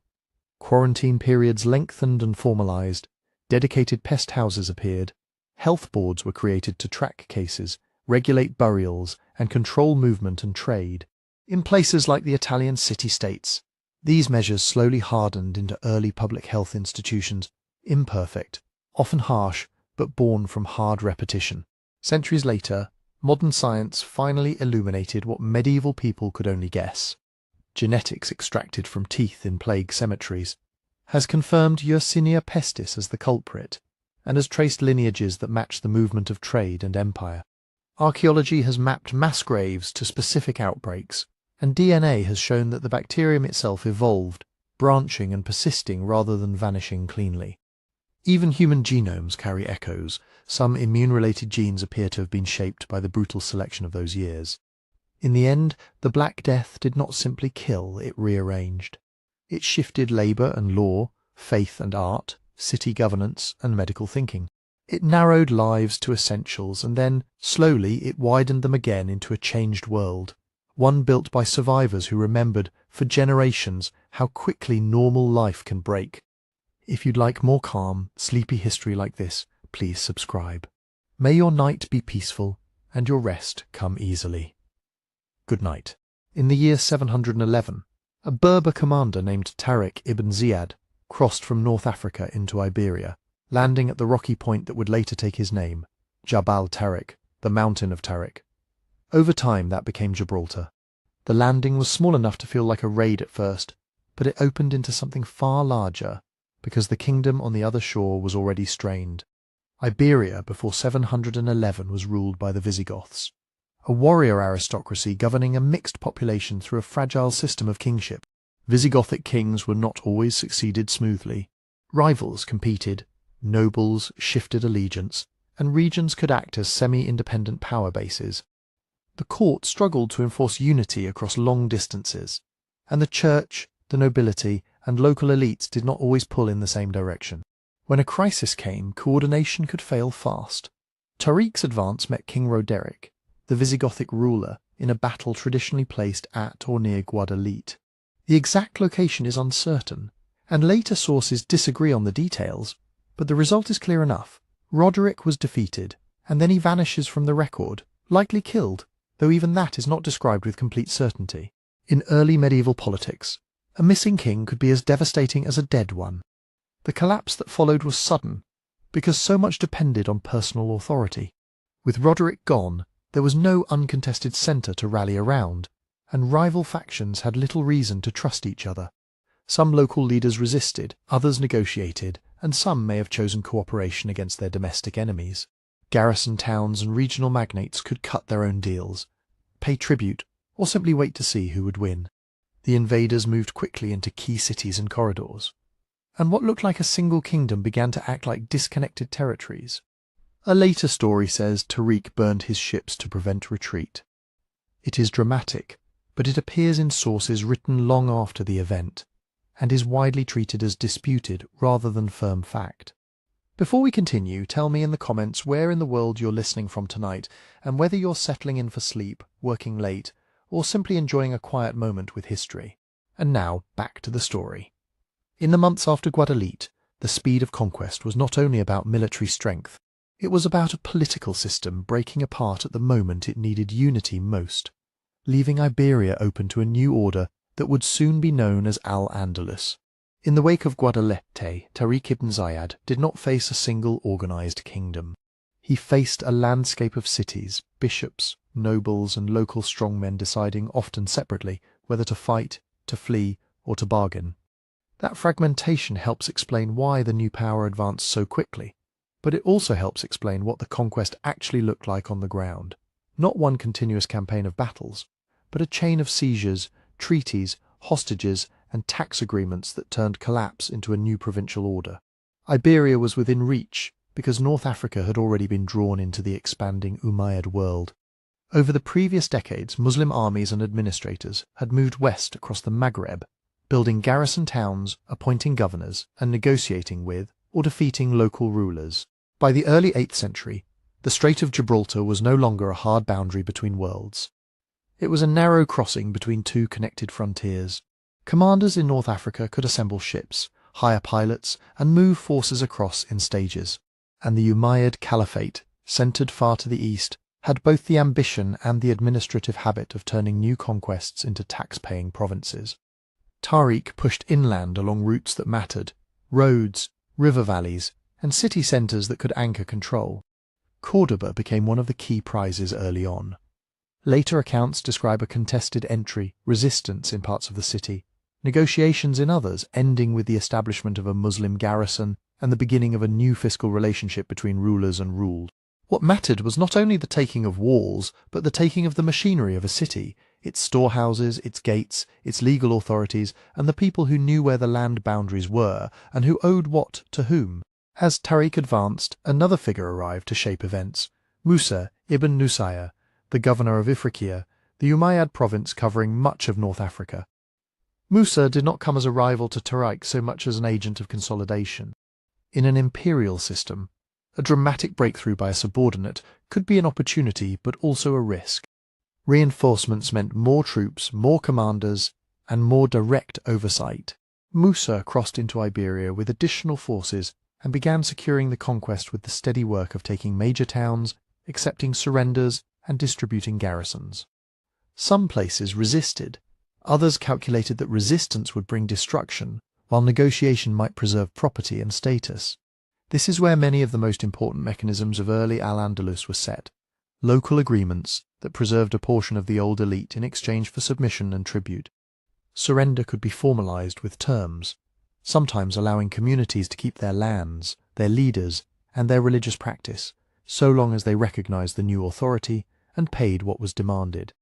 In practice, these agreements were as much about administration as ideology. A conqueror who could keep the fields producing and the tax registers functioning could hold territory with fewer troops. A local magnate who could keep his estate, his dependents, and his influence might decide that accommodation was survival. Toledo, the old Visigothic political heartland, illustrates the speed and the peculiar nature of the takeover. It was not always seized by a single dramatic battle in the way later storytelling prefers. Rather, the vacuum after Roderick and the competing claims among the Goths left the city exposed. When Muslim forces entered Toledo, they gained more than a symbolic capital. They gained access to the central networks of governance, archives, elite households, and the idea that authority could be claimed over the peninsula from a recognizable centre. Yet even Toledo did not automatically mean command over all Iberia. The further one moved from the main roads and fertile plains, the more authority thinned into influence, then into mere raiding range. Across these years, the conquest was driven by a combination of force and deal-making. Some Christian leaders fought and lost. Some submitted quickly to avoid siege. Some played for time. And some groups, including factions among the Visigothic aristocracy, may have judged the newcomers to be useful allies against domestic rivals. Early medieval politics was rarely a clean line between invader and defender. Loyalties could be local, personal, and temporary. A city might open its gates to one commander and resist another. A noble might accept new overlords this year and rebel the next if the balance of power shifted. These arrangements were not uniform. Terms could differ from town to town and from countryside to city. Tribute might be assessed in coin, where coin circulated, and in kind where it did not. Grain, oil, livestock. Hostages could secure compliance. Land could be confirmed to a local lord on condition of obedience. In other cases, property changed hands and new settlers were installed, especially in strategic places where garrisons were necessary. The overall pattern was pragmatic, to build a stable flow of revenue and to prevent the emergence of a single rival power that could reunite resistance. It was in this setting that the name Al-Andalus came into use for the new Muslim-ruled territory in Iberia. The exact origin of the word is debated, and later writers gave it different explanations, but by the early Islamic period it had become the standard term for the peninsula's conquered lands, and eventually for the political entity that grew there. Importantly, Al-Andalus at first was not an independent kingdom. It was a province of the Umayyad Caliphate. Governors were appointed in the name of the caliph, and the region was meant to fit into a wider imperial map that stretched from the Atlantic approaches to the Middle East. Initial governance followed patterns used elsewhere in early Islamic expansion. A governor represented the caliphal state, commanding troops, supervising taxation, and maintaining order. Cities with garrisons became nodes of control. Judges and administrators helped translate conquest into routine, settling disputes, registering obligations, and managing the relationship between Muslim authorities and non-Muslim communities. Religious identity mattered, but it did not automatically erase earlier social structures.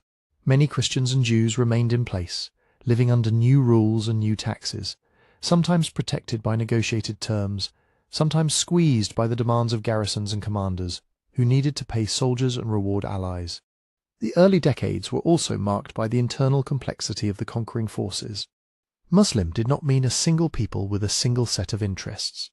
A significant portion of the troops who crossed were Berbers from North Africa, recently incorporated into Umayyad authority and often treated uneasily by Arab elites. Command structures, pay, and prestige could all become sources of friction. These tensions did not prevent conquest, but they shaped settlement patterns and later conflicts. When land, posts, and spoils were distributed, disagreements could harden into rivalries that mattered as much as any frontier war. As Al-Andalus took shape, its borders were not neat lines on a map. Authority was strongest in the south, and in the old Roman and Visigothic urban corridors, places with roads, markets and fields that could support garrisons. To the north, the terrain itself complicated control. The mountains and rugged zones of the Cantabrian Range, the Pyrenees, and other uplands were less inviting to large-scale occupation. They offered fewer immediate rewards and more opportunities for small groups to survive outside direct oversight. In these regions, the new order might be felt as occasional raids, demands for tribute, or the presence of a fort rather than a daily administrative hand. Frontier realities in the early 8th century were therefore a mix of movement and uncertainty. Raiding was a tool of policy, not only predation. A raid could punish refusal to pay, deter rebellion, gather supplies, and remind communities which way power was leaning. Garrisons, meanwhile, served as anchors. A small force in the right place could control a road, protect a tax route, and watch a potentially restless district. But garrisons also depended on the countryside for food and on tax revenues for pay, which could make them a burden and a provocation. In a newly conquered land, a governor's authority could be tested not only by open revolt, but by the simple fact of distance, slow communication, and local opportunism. In the 720s and 730s, Umayyad forces also pushed beyond Iberia into what is now southern France, taking and holding some places for limited periods and raiding others. These ventures were extensions of frontier logic, testing strength, gathering wealth, and seeking strategic advantage rather than a smooth march of permanent occupation. Control beyond the Pyrenees proved difficult to sustain, and the priorities of governors in Al-Andalus often returned to the more urgent task of stabilizing Iberia itself. Stability was never just military. It depended on the everyday politics of collaboration. Many local elites, bishops, landholders, municipal leaders continued to matter because they could deliver compliance. They knew the communities, the boundaries of estates, and the rhythms of harvest. For Muslim authorities, keeping these figures in place under supervision and with incentives could be more effective than attempting to replace them entirely. For those elites, accommodation could mean preserving a degree of local standing, even if it came with humiliation, new taxes, and the loss of independent sovereignty. This is why it is misleading to imagine the early years as a simple clash of faiths where everyone chose sides once and for all. Religious identity was real and powerful, shaping law and social categories. But early Al-Andalus was also built by administrative necessity. People converted for varied reasons over generations, not always immediately, and not always purely out of conviction. Many did not convert at all. Communities adapted to new rulers while trying to protect their property and status.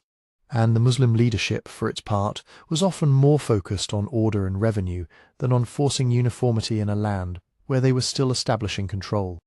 By the middle of the 8th century, Al-Andalus had become a recognizable province with major urban centers, Córdoba among the most important, Toledo still symbolically heavy, and other cities tied into an emerging network of governance. Yet the province was also a place of sharp edges, a society of garrisons and taxpayers, of negotiated coexistence and sudden violence, of local deals that could last for years and then collapse when a new governor arrived or a faction gained the upper hand. And above it all was the wider Umayyad world, whose politics did not stop at the sea. Decisions made in North Africa and in the caliph's court could reshape Iberia. Governors could be replaced. Policies could change. Rivalries imported from the east could flare up in western towns. The conquest had been rapid, but making it durable required something slower, building routines of rule, managing competing interests among the conquerors, and keeping the conquered productive enough to fund the whole structure. By around the 750s, the first phase of conquest had settled into a new normal Al-Andalus as an Umayyad province, wealthy in parts, restive in others, and never perfectly contained by its own rulers. The mountains in the north remained difficult to command fully, and the agreements that had made the conquest possible also meant that many older local powers were still present, watching, waiting, and adapting. This mixture, battle and bargaining, faith and administration, conquest and compromise, was the foundation on which everything that followed would be built. In the far north, where steep valleys narrowed armies into vulnerable columns, and where poor roads made supply difficult, Muslim authority was often thinner than it looked on a governor's map. The conquerors had little reason to commit large forces to regions that offered fewer taxes and fewer cities, and every reason to prioritize the richer plains and the urban corridors of the south. As a result, local power centers in the mountains persisted. Some were remnants of the old Visigothic order, others were simply families and war bands with deep local roots. Their relationship with Al-Andalus could shift between defiance, negotiated submission, and the kind of wary distance that frontier terrain makes possible. From this northern edge comes one of the most famous names in later Reconquista memory, Pelagius or Pelayo, according to tradition. He gathered a small band of followers in Asturias and resisted Muslim forces at Covadonga, often dated to around 722. The basic idea, a pocket of resistance surviving in the Cantabrian mountains, is plausible in a world where central control was stretched and local leaders could take advantage of difficult terrain. But the scale and details of Covadonga are uncertain. Early medieval sources are sparse, and later chronicles written in Christian courts with strong reasons to craft a founding myth, enlarged the event into a decisive turning point. Historically, Covadonga mattered less as a single battlefield that saved Spain, and more as a sign that the conquest did not reach equally into every valley, and that small victories could be preserved and then retold until they became origin stories. What followed in Asturias was not immediate liberation, but the slow construction of a kingdom. Asturian rulers consolidated authority through personal bonds, gifts, and the control of strongpoints, drawing in refugees, ambitious nobles, and clerical support. They raided when opportunities arose, and they endured counter-raids when Al-Andalus chose to punish or remind them of its reach. In the early centuries, the frontier was not a clean line. It was a wide zone in which intimidation, tribute, and opportunistic warfare coexisted. Even a northern king, who spoke in the language of restoration, might still pay for breathing room when pressured, or exchange hostages as guarantees, because survival mattered more than ideology.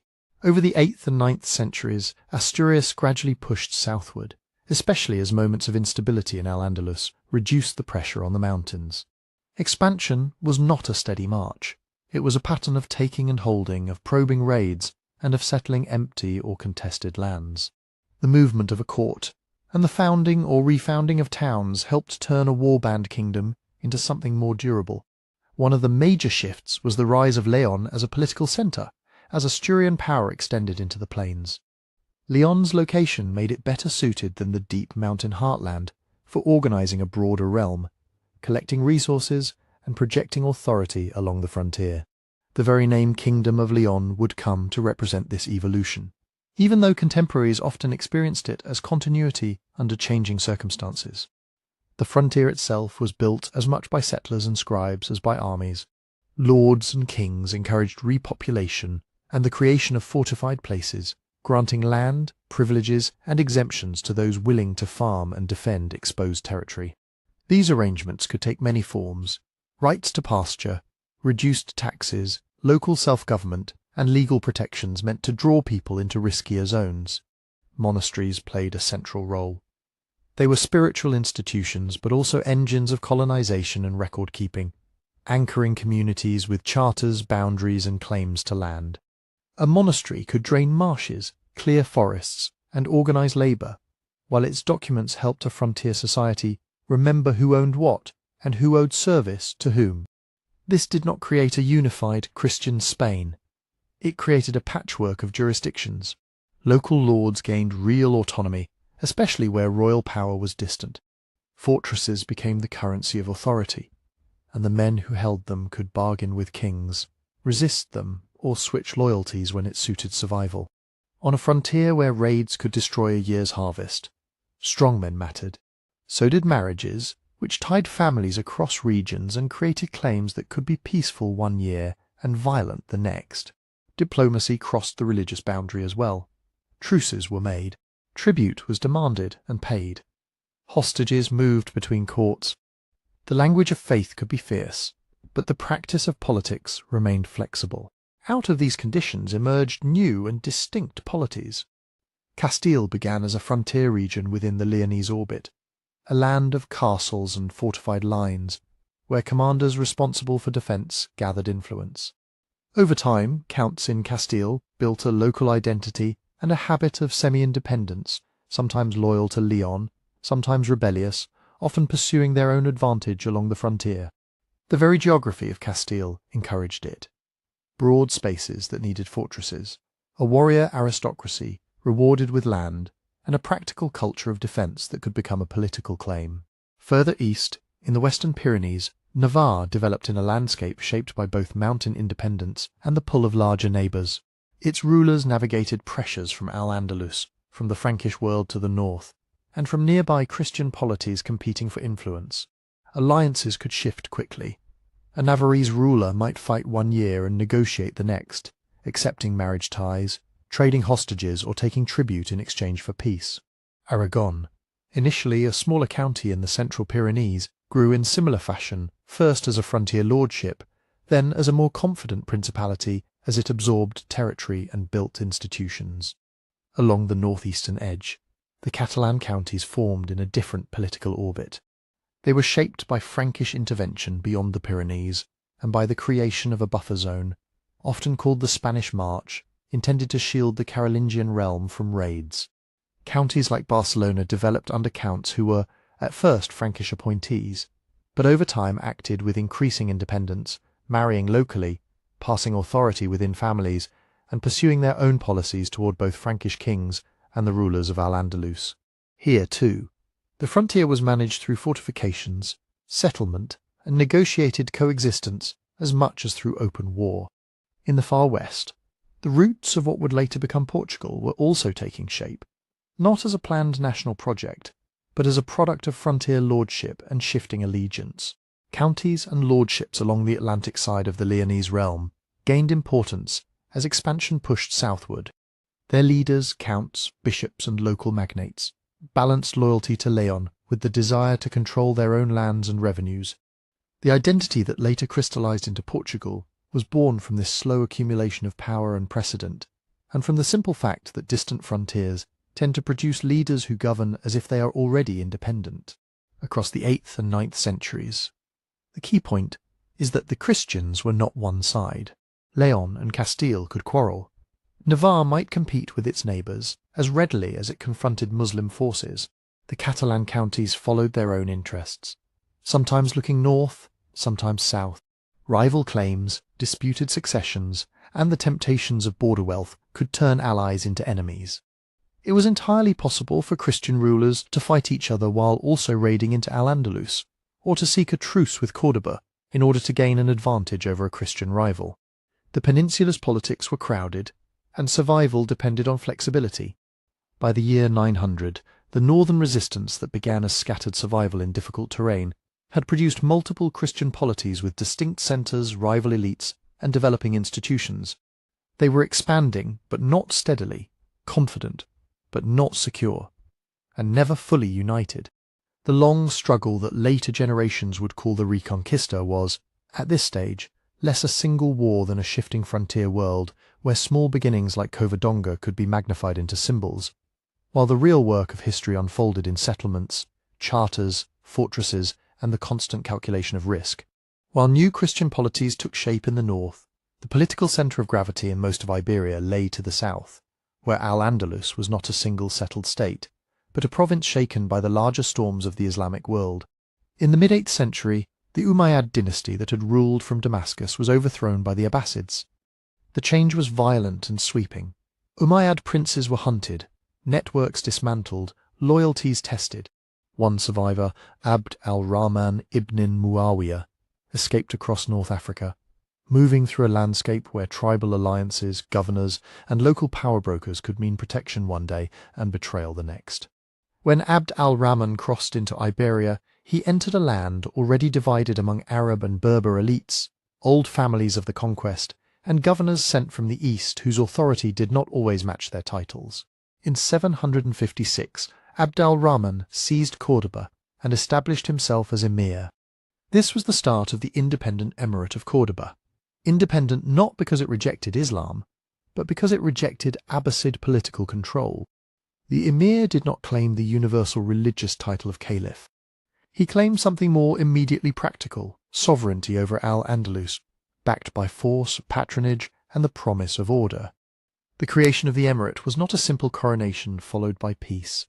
Abd al-Rahman had to build a state out of rivals who had their own armies, their own clients, and their own local interests. He relied on a court and a household, on loyal commanders, and on careful balancing between competing groups. The new emirate needed revenue, and revenue required administration, tax collection, judges, appointed governors and scribes who could turn local obligations into regular income. In practice, this meant negotiation as much as command. A distant district might accept Córdoba's authority in theory while resisting it in detail, paying late, underpaying, or appealing to its own strongmen. The emirate was a centralizing project, but it operated in a world where power remained stubbornly regional. Even so, Córdoba began to rise into one of the major cities of the Western Mediterranean. Its growth was grounded in the ordinary mechanics of state and economy. The emir's court attracted officials, scholars, artisans, and merchants. Markets expanded. Warehouses and workshops served both local demand and long-distance trade. Al-Andalus was well placed, connected by sea routes to North Africa and beyond, and by land routes to the peninsula's interior. Goods moved along these lines: oil, wine, textiles, metals, ceramics, and slaves, shaped by the wealth of elites and the needs of armies. Agriculture mattered as much as trade. Much of Iberia was already cultivated, but the period saw intensified irrigation in many districts, along with the spread of crops and techniques across the Islamic world. Waterwheels, canals, and careful management of river plains helped increase yields where conditions allowed. Estates and villages produced the taxes that fed soldiers and funded building projects. This was not a pastoral idyll. Rural life could be hard, and a bad harvest or an abusive collector could turn quiet endurance into flight or revolt.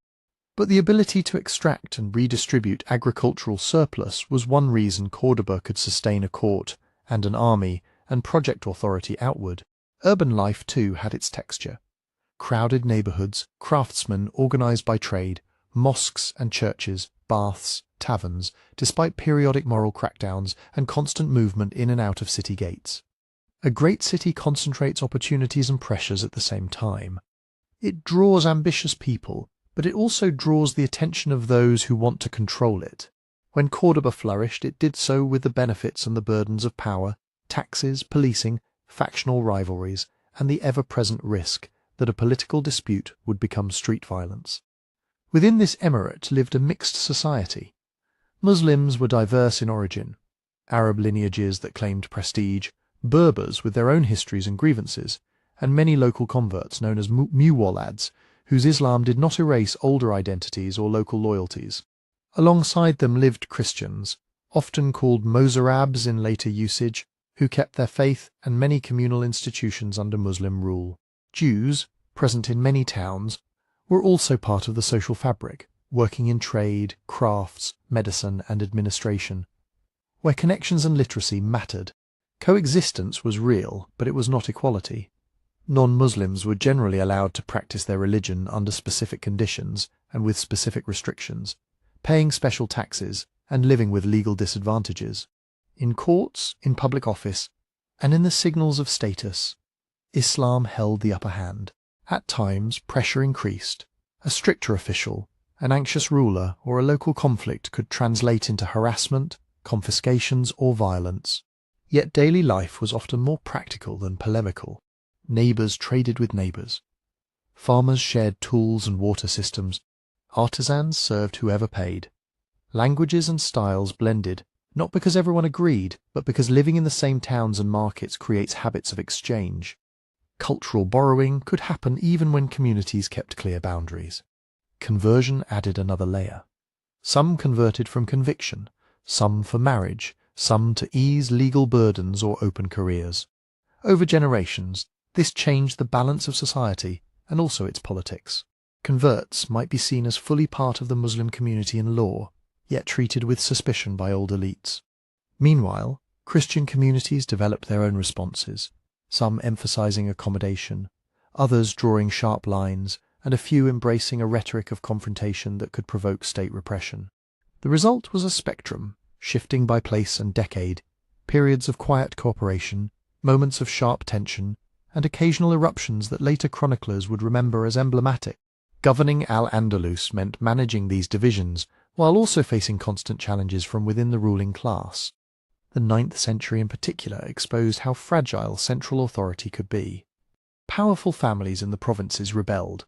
Frontier commanders acted like semi-independent lords. Berber and Arab factions revived old resentments. In some regions, Muwallad leaders claimed to defend local interests against a Cordoba that seemed distant and predatory. Rebellions were not always framed as religious conflicts. Often they were struggles over taxes, land and patronage, wrapped in whatever language would gather supporters. Cordoba responded with a familiar set of tools: campaigns to punish rebels, negotiations and pardons to peel away allies, hostage-taking to guarantee loyalty, and appointments designed to divide rival power bases. Emirs like Al-Hakam I and Abd al-Rahman II worked to strengthen the court and its institutions, but each assertion of authority could generate new resistance. Repression could restore order, yet it could also deepen the sense that the emirate was an extractor rather than a protector. Stability was an achievement, not a default condition. All of this fed directly into the dynamics of the frontier with the northern rulers. When Cordoba was strong and unified, it could raid deep, burn crops, seize captives, and demand submission or tribute. These expeditions were not a constant, unbroken war. They were seasonal and strategic, meant to remind opponents of the emirate's reach and to reward troops with plunder. Northern rulers answered with their own raids, strikes against outposts, and opportunistic pushes into lightly held territories, especially when Cordoba was distracted by internal revolt. Truces were as important as battles. A northern king might accept payments or offer hostages to buy time, then break the agreement when circumstances changed. A Cordoban emir might prefer a negotiated settlement if he needed troops elsewhere, or if a rebellion at home threatened the tax base. Frontier leverage shifted with the emirate's internal health. When Córdoba struggled with provincial uprisings, the north found room to expand, repopulate, and fortify. When Córdoba recovered, the frontier tightened, and northern courts had to recalibrate, defy, submit, or bargain. By the end of the 800s, the Emirate of Córdoba was both impressive and unsettled, a major urban centre anchored by administration, trade, and agriculture, and a society marked by everyday interaction across religious lines, alongside legal hierarchy and periodic coercion. It was strong enough to dominate much of Iberia, yet often forced to fight its own elites to do so. And in that tension between central ambition and regional resistance, between coexistence and inequality, between raids and treaties, the groundwork was laid for the next transformation, when Córdoba would seek not just independence, but a claim to supreme authority in the West. In the early 10th century, that search for supreme authority took a decisive step. In 929, Abd al-Rahman III, already emir in Córdoba, declared himself caliph. The title mattered. A caliph was not simply a local ruler. He claimed to be the chief political and religious authority for his community, a rival to other caliphs in the Islamic world. In practical terms, the declaration was a statement that Al-Andalus would not be treated as a distant province or a second-tier court. It was also a tool of internal politics by raising his status. Abd al-Rahman III aimed to pull fractious elites, Arab lineages, Berber commanders, provincial strongmen, and powerful families into a clearer hierarchy centered on Córdoba. Centralization meant money and administration, but also symbols that could be seen and felt. Abd al-Rahman III built Madinat al-Zahra, a vast Palatine city outside Córdoba, designed to project order and splendor. It was not only a residence, it was an administrative stage where courtiers, petitioners, ambassadors, and generals moved through carefully controlled spaces, receiving the message that the caliphate stood above local quarrels. The court's patronage drew scholars, poets, jurists, and artisans, while the caliph's officials tightened oversight of provinces and revenues. This was the period when Córdoba's power could feel overwhelming, a professionalizing bureaucracy, disciplined guards, and an ability to mobilize resources for fortification, diplomacy, and campaigning. The caliphate's strength pressed outward as well as inward. Northern rulers, kings and counts in Leon, Navarre, Castile, and Barcelona, faced a southern state that could punish defiance and reward cooperation. Diplomatic pressure mattered as much as raids. Hostages, treaties, and the exchange of gifts could set the terms of a frontier relationship. A Christian ruler might receive recognition, trade access, or simply a respite from attack, in return for promises, intelligence, or tribute. In other years, the caliphate's armies demonstrated the price of resistance by burning fields and taking captives. The balance shifted with circumstances, but for much of the 10th century, Córdoba often set the tempo. Yet this centralized power contained its own risks. It depended on a court that could coordinate factions and manage succession without collapsing into violence. As long as Abd al-Rahman III and his son al-Hakam II controlled the system, the caliphate held together, combining intimidation with negotiation and projecting a confidence that reached beyond Iberia into North Africa and the wider Mediterranean. After al-Hakam thickened, the centre of gravity began to move from caliph to court manager. The heir, Hisham II, was young, and real authority fell to powerful officials and military patrons. Out of this environment rose al-Mansur ibn Abi Amir, who became the dominant figure of the state by the late 900s. Al-Mansur did not take the caliphal title, but he controlled the caliphate's machinery, appointments, finances, and crucially, the army. He built his own power base and expanded the use of reliable forces tied to him personally, including Berber troops from North Africa. The result was a state that could still strike hard, but whose cohesion increasingly depended on one man and his networks. Al-Mansur is remembered for relentless campaigning. He led repeated expeditions northward, attacking and pressuring multiple Christian polities, not as a single final conquest, but as a sustained strategy of dominance, punishing rivals, extracting submission, and feeding the military system with plunder and prestige. Barcelona was attacked in 985, a major blow to the Catalan frontier. In 997, Al-Mansur's forces struck Santiago de Compostela, the great pilgrimage centre in the Christian northwest. The raid was dramatic and deliberately symbolic, demonstrating reach and confidence. But it also revealed the limits of the approach. These campaigns did not permanently absorb the northern kingdoms. The geography, the fortifications, the distances, and the resilience of local power meant that many expeditions ended as they began, with burning, looting, captives, and withdrawal. The caliphate could devastate, but holding and integrating the north was another matter. After Almanzor's death in 1002, the system he had dominated began to unravel. His successors struggled to command the same loyalty, and the reliance on factional military support made the state brittle. Court politics became more dangerous. Rival groups competed to control the caliph, the treasury, and the armies. As tensions escalated, civil war broke out in the early 11th century. Years of coups, counter-coups, and contested legitimacy, with different claimants raised up and discarded. Madinat al-Zahra, once a showpiece of caliphal order, was damaged and abandoned amid the violence. Provincial leaders and military commanders learned they could survive without Cordoba, and that sometimes they could profit by resisting it. By 1031, the caliphate was effectively finished, replaced not by a single successor, but by a patchwork of Taifa kingdoms, independent city-states and regional dynasties, centered on places like Seville, Zaragoza, Toledo, Badajoz, Valencia, and Granada. The Taifas could be culturally vibrant, competing in patronage, architecture, poetry, scholarship, and courtly refinement. But politically, their division was a strategic weakness. Each Taifa had rivals close by, and each worried as much about its Muslim neighbours as about the Christian powers to the north. This was not a simple story of two united sides facing each other. Al-Andalus fractured into competing courts, and the Christian north was also divided into kingdoms and counties that fought among themselves as readily as they fought southward. Out of this fragmentation grew a new kind of frontier politics. Instead of one caliphate dictating terms, multiple taifas negotiated, bribed, threatened, and hired in a constant search for advantage.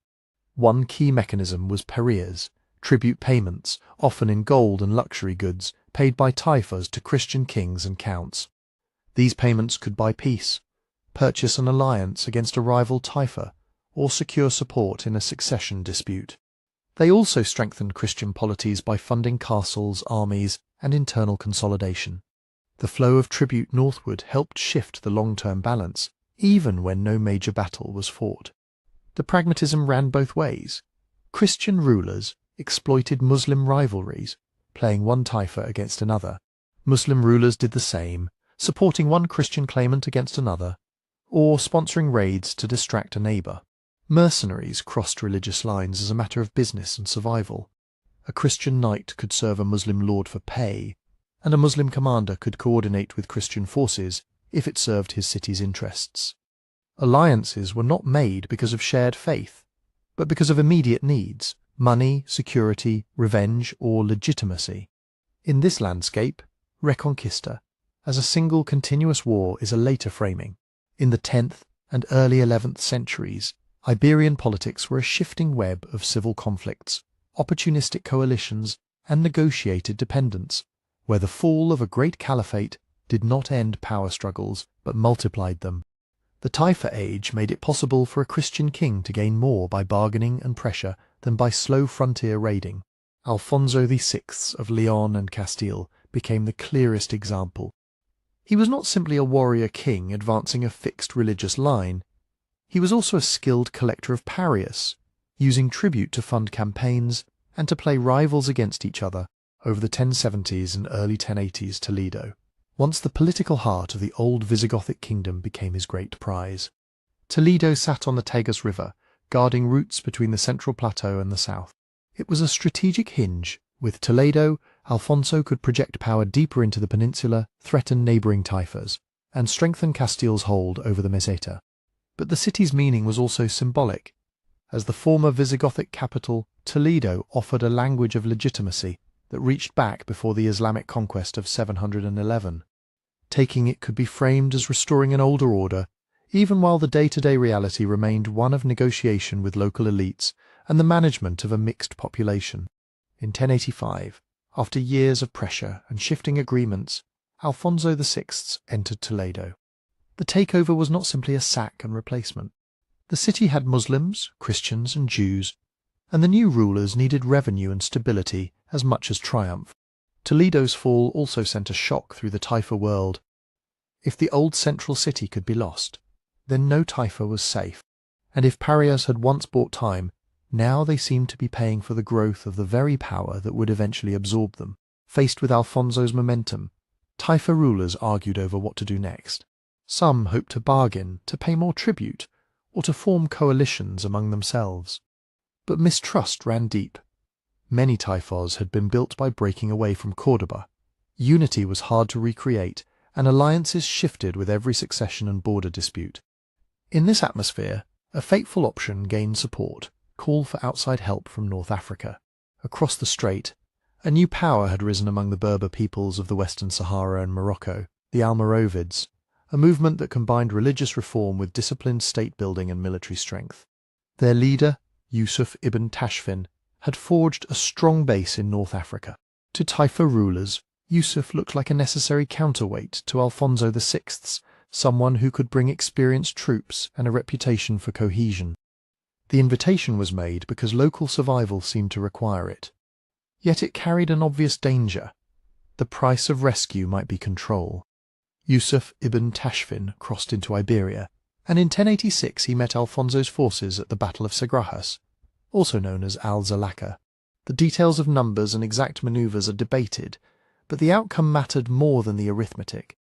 Alfonso was defeated, and the sense of unstoppable Christian expansion was checked.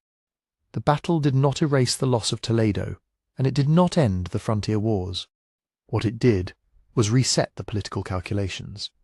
The Taifas had proven they could not reliably defend themselves, and Christian rulers learned that the fragmented south could, under certain conditions, summon a formidable unity.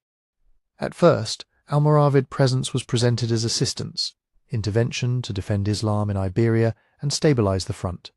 But Yusuf and his successors did not come merely to fight one battle and go home. Over the following years, the logic of power took over.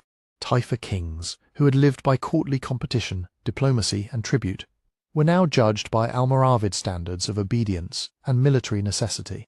One by one, major taifas were absorbed. Rulers were deposed or exiled, and their territories brought under a more centralized authority tied to Marrakesh. For a time, Al-Andalus regained a degree of unity it had not seen since the Caliphate's fall. That unity came with costs. Almoravid rule could be more austere and less tolerant of the Taifa style of politics, with its flexible alliances and its cultural display. Taxes and military demands could rise, and local elites who had thrived under Taifa autonomy often resented being sidelined. Opposition simmered, not always as open rebellion, but as a sense that the South had exchanged internal rivalry for external domination. Still, in the short term, the Almoravids slowed Christian advances and changed the rhythm of the struggle. It was in this tangled world where Christian kings took Muslim tribute, Muslim rulers hired Christian soldiers, and North African emirs replaced Iberian dynasties, that Rodrigo Diaz de Vivar lived his career. Later literature would turn him into El Cid, a clean symbol of Christian crusading virtue.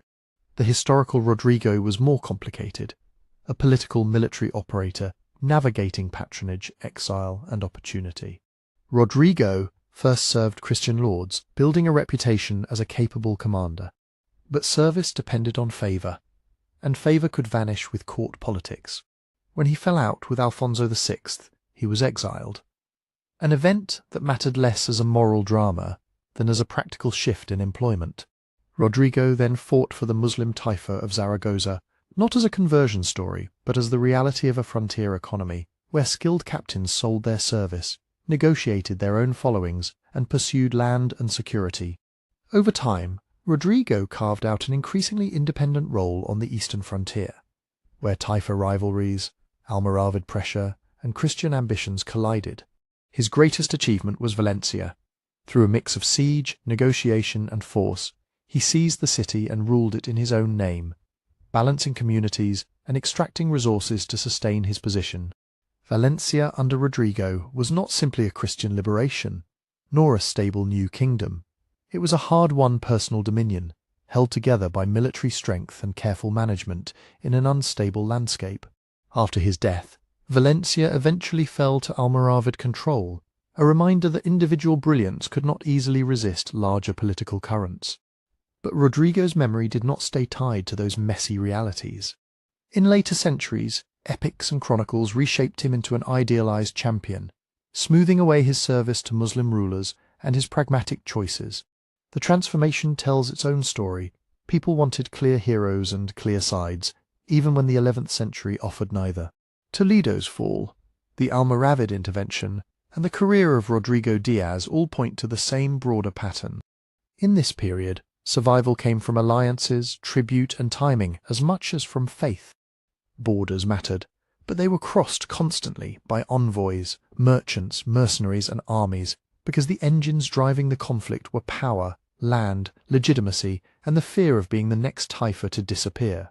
As the 12th century progressed, the Almoravid system that had reimposed unity on Al-Andalus began to strain. Holding Iberia from across the strait meant constant expense, constant movement of troops, and constant negotiation with local elites who did not always welcome North African governors. Rebellions and rival claimants multiplied. In that vacuum, a new Western Islamic power rose in the Maghreb.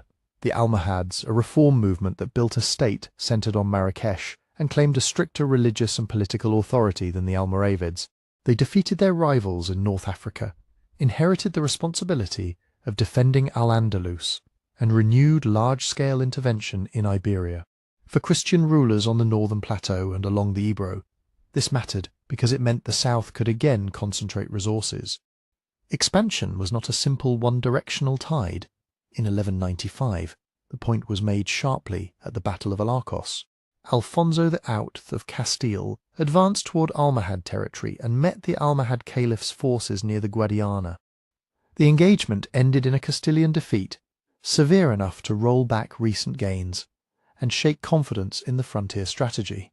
Fortresses changed hands, tributary arrangements were recalculated, and Christian politics turned inward as kings faced the reality that a strong, organised opponent could still dictate the pace. Out of that setback came a long season of planning and diplomacy, and then the confrontation that later generations would treat as a turning point, Las Navas de Tolosa, fought in 1212. The battle was not simply Christians versus Muslims in a permanent alliance. Christian kings still competed with one another, and Iberian politics remained full of old rivalries. But in this moment a coalition formed with unusual breadth. Alfonso VIII of Castile took the leading role, joined by Peter II of Aragon and Sancho VII of Navarre, along with significant participation from military orders and noble contingents. The campaign was also framed by the papacy in crusading terms, which helped attract support and provide ideological unity, even as practical motives, land, security and prestige, remained close to the surface. The campaign pushed south into territory where the Almohads expected to control the passes and starve the invaders of supplies. Sources differ and later accounts grow dramatic, so it is safer to describe the outline than chase precise figures.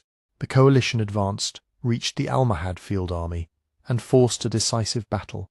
The fighting appears to have moved through phases: initial clashes, pressure on the coalition's centre, and then a successful push that broke the Almohad position and turned retreat into rout. Later storytelling would fix on heroic details and symbolic moments, turning the battle into a clean legend of chains, champions, and providence. Whatever the embellishments, the immediate result was real. The Almohad military presence in Iberia was badly damaged, and the aura of their invincibility, so clear at Alarcos, was gone. Yet 1212 did not end Muslim rule in the peninsula. Al-Andalus did not vanish after a single day of battle, and Christian armies did not instantly occupy the south. What Las Navas changed was the balance of power and the strategic confidence on the Christian side. At the same time that Almohad authority began to weaken, both in Iberia and in North Africa. As Almohad cohesion faltered, local Muslim rulers regained room to manoeuvre, but now under much greater pressure. The 13th century would be shaped by that combination, a south fragmenting again, and northern kingdoms ready to exploit the opening. In Castile and Leon, the central figure of the new phase was Ferdinand III. His successes were not just battlefield victories, but prolonged campaigns of sieges, negotiations and administration. In 1236, Córdoba fell, an event heavy with memory because Córdoba had once been the capital of the Caliphate. The conquest did not simply mean driving everyone out. It meant deciding who would keep property, how taxes would be collected, and which laws would govern mixed communities. Further east and south, pressure on Jaén tightened. Jaén became both a military target and a political lever, tied to agreements that recognized new frontiers and new dependencies. The largest prize was Seville, taken in 1248 after a major siege that combined land operations with control of the river approaches. With Seville, Castile gained a crucial economic centre and a gateway to Atlantic trade, and the frontier shifted dramatically toward the far south. While Castile expanded down the Guadalquivir, the Crown of Aragon pursued a different set of interests. Under James I, Aragon-Catalonia looked to the Mediterranean as much as to the interior. James conquered Majorca in the late 1220s, extending maritime reach and creating new bases for trade and naval power. He then moved against Valencia, taking the city in 1238 and building a new Christian-ruled kingdom within the wider Crown of Aragon, with its own legal traditions and settlement patterns. Aragon's conquests were not simply auxiliary to Castile's. They reflected a distinct political economy centred on ports, commerce, and the western Mediterranean. Portugal, too, consolidated its identity through expansion. Pushing south beyond the Tagus, Portuguese kings and nobles took advantage of weakening Muslim defences and shifting alliances to extend control into the Algarve. By the later 13th century, Portugal's southern frontier was largely fixed, and the kingdom's separate trajectory, already clear in earlier dynastic struggles, was reinforced by the possession of a continuous territory to the sea and to the far south. Across all these conquests, the social consequences were profound. Land was redistributed to nobles, military orders, towns, and the crown, creating new elites tied to frontier service and royal patronage. Settlers were encouraged to migrate from the north to newly taken cities and countryside, reshaping language, customs, and local power. At the same time, many Muslims remained under Christian rule as mudejars, communities allowed to keep aspects of religion and law in exchange for taxes and submission, though their position was vulnerable and varied sharply by region and decade. Legal systems changed as royal charters, municipal privileges, and ecclesiastical structures spread southward, binding the new territories to expanding Christian monarchies. The map was being redrawn, but it was not a simple story of replacement. It was a long, uneven process of conquest, followed by the harder work of making conquest last.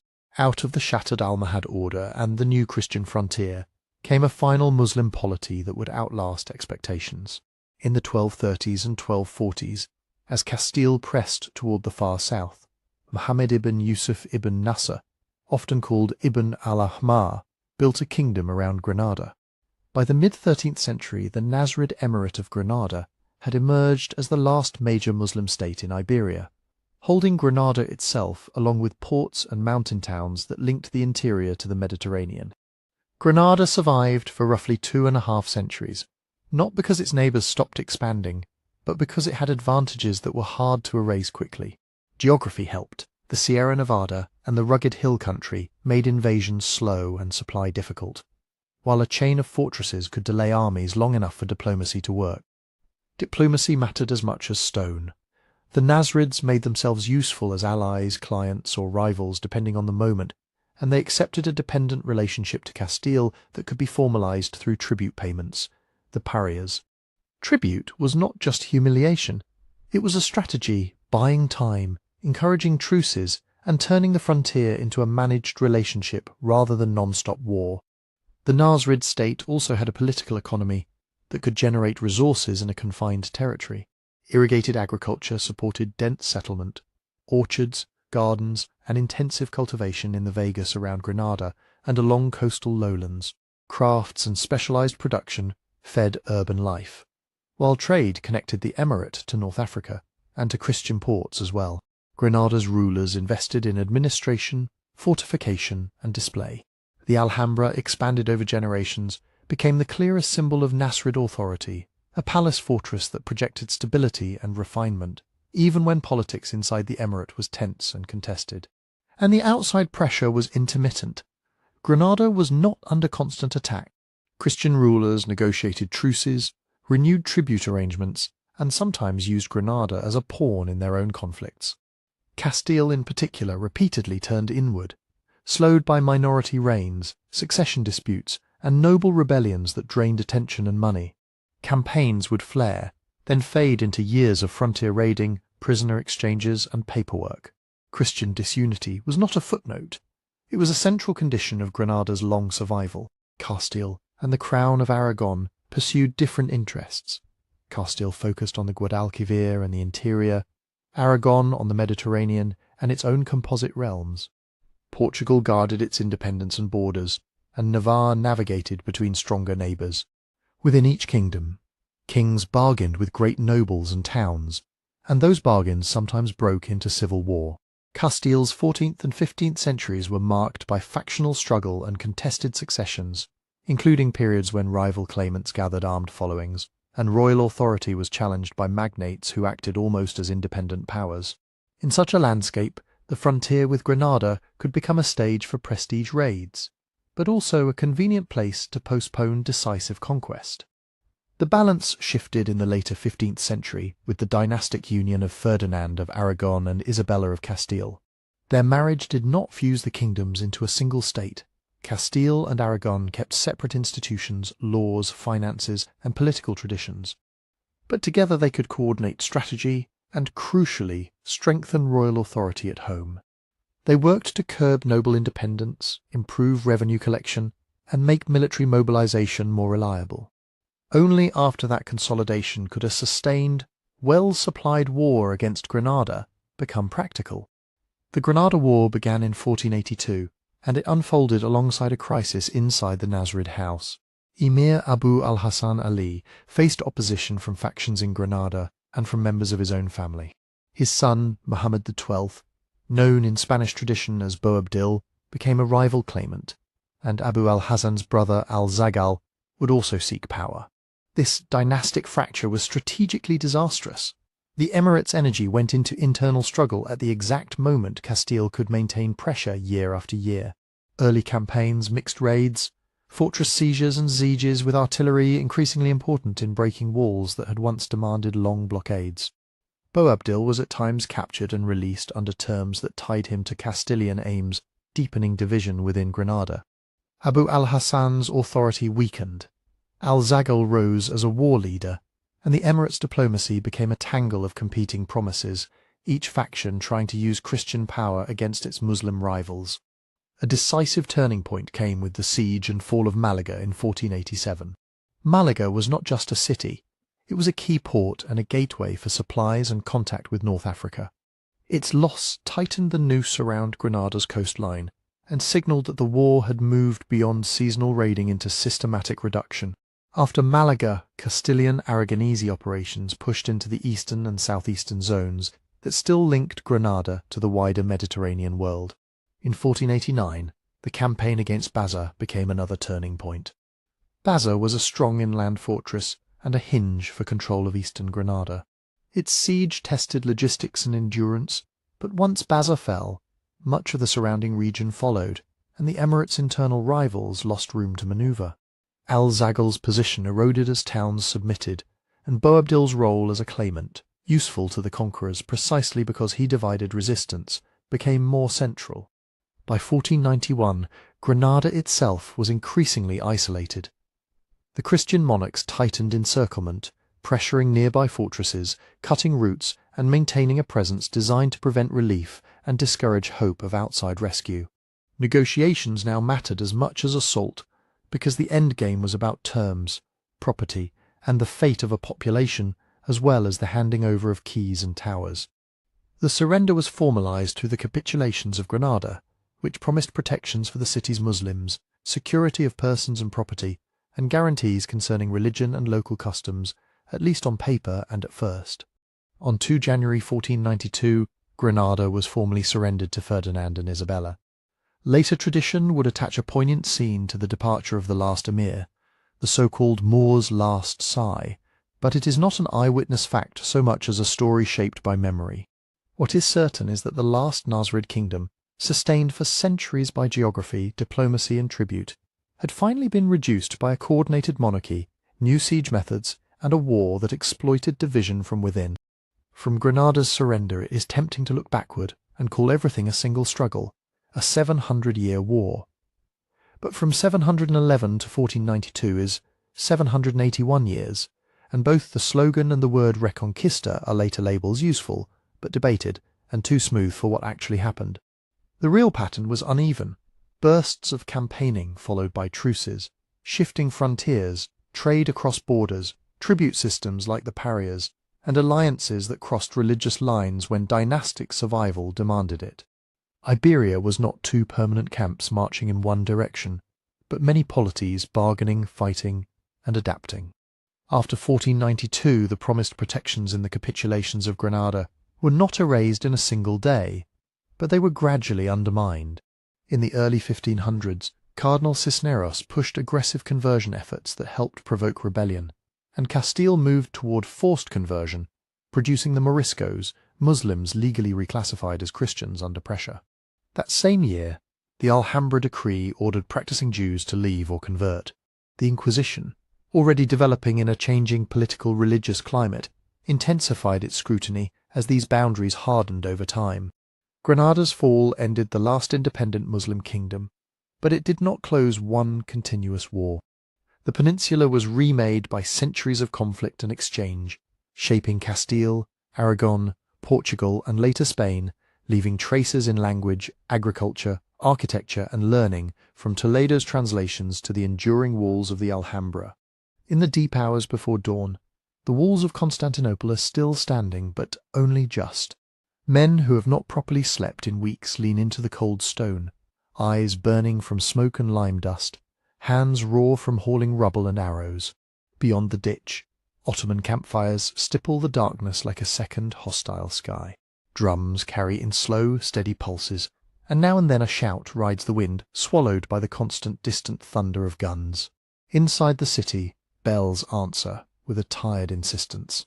In churches and small chapels, prayers rise and fall, murmured in Greek and Latin, pressed into the air as if sound itself could reinforce crumbling masonry. The smell of burning pitch lingers where fires were smothered on the battlements. Stones are shattered into fresh, pale wounds. Timber braces sag. Every impact in the night has its own character. A dull thud when a cannonball bites the earth. A cracking roar when it strikes a wall already weakened. A rain of chips and grit across helmets and cloaks. Food has thinned to careful portions. Water is carried up in buckets, step by step, and spilled as often as it's drunk. The defenders move like people living in the space between one bombardment and the next, measuring time in repairs, watches, and the dread of what morning will bring. Out in the Ottoman lines, Sultan Mehmed II Young, focused and relentless, prepares to finish what weeks of siege have begun. His commanders gather their men. Ladders are readied. Signals are planned. The last assault is no longer a possibility. It is an appointment with sunrise. Before we continue, where are you listening from tonight?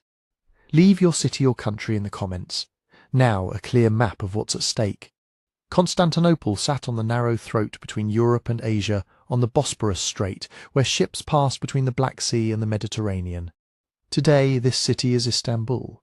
Its position made it rich, strategic, and fought over for centuries, and it was protected by some of the most formidable fortifications in the world, especially the great land walls facing west. This was the capital of the Byzantine Empire, the surviving eastern half of the Roman Empire, still calling itself Roman even in the late medieval 15th century. In 1453, that remnant faced a rising power. The Ottoman Turks, expanding across Anatolia and the Balkans. On one side stood Emperor Constantine XI, with a small outnumbered force of Byzantines and foreign allies. On the other stood Mehmed II, commanding an empire on the ascent. And as the night thins toward dawn, the fate of this city begins to narrow to a single irreversible moment. To understand how the fate of one dawn could decide so much, you have to feel the long narrowing that came before it, the way a world-sized empire slowly became a city, and then, almost, a memory. There was a time when ships leaving Constantinople could carry the emperor's authority across the Aegean like a steady wind. The Byzantine Empire, Roman in its own eyes, had once held thick bands of land around the eastern Mediterranean, Greece and the islands, the great cities of Anatolia, rich coasts and valleys, fortresses that watched the mountain passes. Taxes, recruits, grain and timber flowed toward the capital. The imperial court could still imagine itself as the centre of a living world. But centuries of war and pressure wore that world down. In the east, the empire's long struggle with powerful neighbours drained men and money, and after the rise of Turkish states in Anatolia, its old heartland began to slip away piece by piece. In the west, rivals pressed in from the Balkans. Each loss was not only territory on a map, but farmland no longer taxed, villages no longer defended, roads and harbours no longer patrolled. The empire's reach shortened, and with it, its ability to recover. Inside the palace and the church, politics often turned inward at the worst moments. Successions were contested. Regents and generals fought over policy and power. Civil wars erupted more than once, and every civil war did what sieges are meant to do. It consumed supplies, shattered trust, and invited outsiders to take advantage. Even when one side won, the victory could feel like an expensive wound, because the empire had weakened itself to prove who would rule what remained. And then came the shock that never truly healed, the year 1204. During the Fourth Crusade, an expedition that was meant to go elsewhere, Western European crusaders and their Venetian allies turned on Constantinople itself. They broke into the city and sacked it. Churches were looted, palaces stripped, relics carried away, and a capital that had stood for centuries as a symbol of Christian empire was violated by fellow Christians. The details of the sack are well attested, and even allowing for exaggeration in later retellings. The damage was profound, not just in treasure and buildings, but in confidence, population, and the very idea that the city was untouchable. In the aftermath, the empire fractured. A Latin empire was established in Constantinople, while Greek successor states formed in other regions, most importantly at Nicaea in Anatolia and at Epirus in the west, each claiming legitimacy. When Byzantine rule was restored to Constantinople in 1261 by the Empire of Nicaea, the return was real, but the old unity was gone. The restored emperors did not regain the former empire in full. They inherited a realm that was poorer, smaller and more vulnerable, facing new enemies and a changed economy. The capital had been recovered, but the structure around it, financial, military and territorial, was thinner than it looked from a distance. Through the 14th century, the weakening continued. Plague swept through the Mediterranean world, and Constantinople was not spared. Trade patterns shifted, and the empire's resources could no longer support the kind of standing forces that had once filled the walls and staffed the fleets. Worse still, as Ottoman power grew nearby, Byzantium became entangled in the politics of stronger neighbours, sometimes seeking help, sometimes paying for peace, sometimes trading one dependence for another. By the time the 15th century arrived, imperial authority had shrunk to a few disconnected pieces. Constantinople itself, a scattering of nearby towns and fortresses, and distant holdings such as the despotate of the Morea in the Peloponnese, ruled by members of the imperial family, valuable but far away and not easily able to rescue the capital in time. The empire was no longer a broad shield. It was a handful of islands of authority in a sea controlled by others. And the city, the great city, felt the change in quiet, physical ways. Constantinople in 1453 was still magnificent in outline, the same long walls, the same harbours, the same commanding skyline of domes and towers. But within those outlines, the population had fallen dramatically from its medieval heights. Historians debate exact numbers, but they agree on the direction. The city held far fewer people than in its prime, perhaps only tens of thousands, where once there had been hundreds of thousands. Whole neighbourhoods were underused. Some quarters were dotted with gardens and fields where dense housing had once stood. Streets could feel too wide for the traffic they carried. Workshops were fewer. The city's great spaces, forums, cisterns and courtyards, lingered like echoes of an older, louder life. This mattered for the defence in the most practical way. Walls require hands. Constantinople's land walls, the Theodosian walls, ran for miles, layered with towers, a ditch, an outer wall and an inner wall, built for an empire that could summon large garrisons and steady supplies of labour. In 1453, the walls were still formidable, but maintenance had been difficult for years. Repairs were often improvised, dependent on emergency efforts, donations, and the labour of whoever could be spared. A thinner population meant fewer men for watch duty, fewer to carry stones and timber, fewer trained soldiers to stand where the enemy would concentrate his force. Money, too, had become a chronic ache. The empire's own revenues were limited, and its economy was increasingly tied to foreign merchants, especially the maritime republics of Venice and Genoa, whose ships and trading networks dominated much of Mediterranean commerce. Their presence brought goods and expertise, but also dependence. Privileges granted in earlier centuries, reduced tariffs, favoured quarters, legal protections had helped keep trade flowing when Byzantium needed friends and ships. Yet those privileges also meant less income for the imperial treasury, and a sense, among many Byzantines, that the city's wealth was passing through foreign hands. Naval power followed the same pattern. Byzantium had once been a sea power, able to project force and protect its coasts. By the 15th century it had little fleet of its own. In a world where the sea could decide whether grain arrived or blockade tightened, the loss of naval strength narrowed Byzantine options. The empire could hope for help from Venice or Genoa, but those powers acted according to their own interests, and their rivalries could complicate as much as they supported. This was what Constantine XI inherited when he became emperor, a proud capital with a crown heavy in memory, but light in resources. He was not the ruler of a broad countryside that could feed and reinforce his armies at will. He was the emperor of a city and its symbols of the palace, the churches, the ancient name Roman, trying to hold the centre together while the edges had already been taken. And yet, that is exactly why the city still mattered so much. Constantinople was more than walls and streets. It was legitimacy made stone. To rule from Constantinople was to claim the mantle of Rome in the east, the continuation of an empire that had shaped law, faith, and politics for over 1,000 years. It was also a key to trade routes.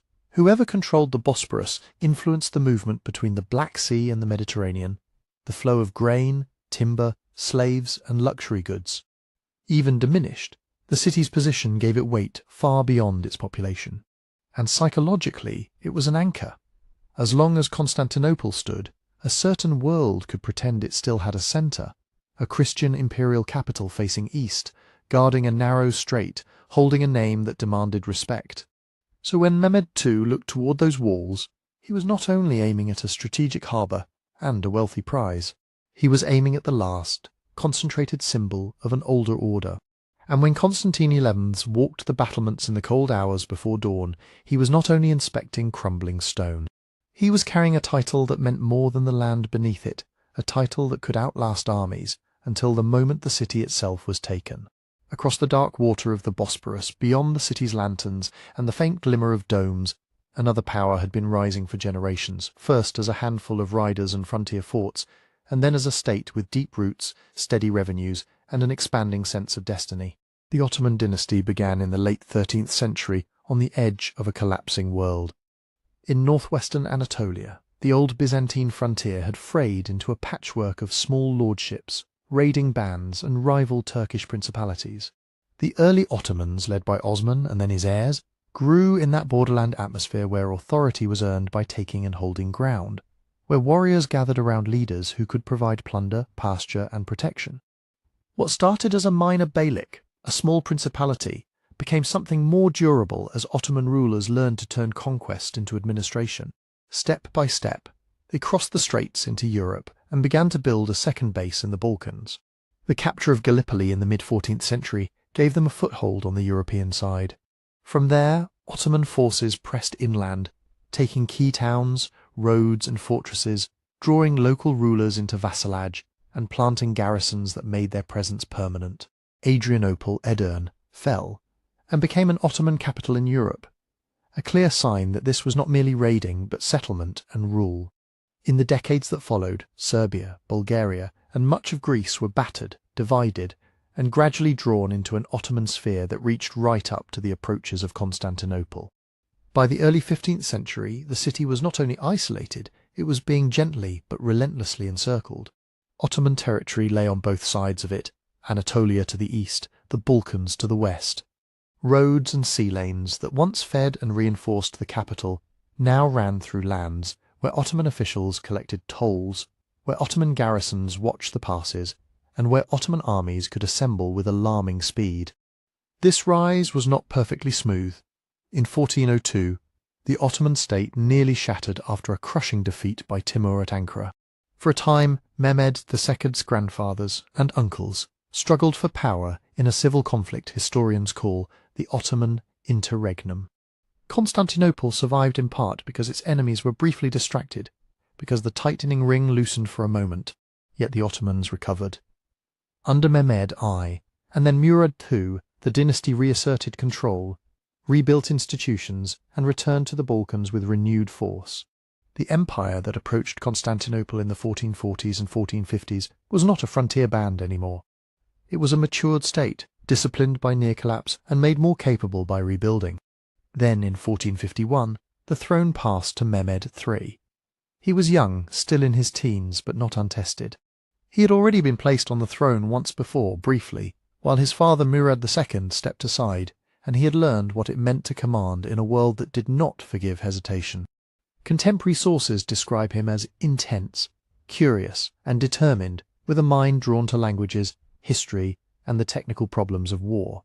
Whatever the mixture of personal ambition and calculated strategy, his central decision was clear. Constantinople would be taken, not someday, but in his reign.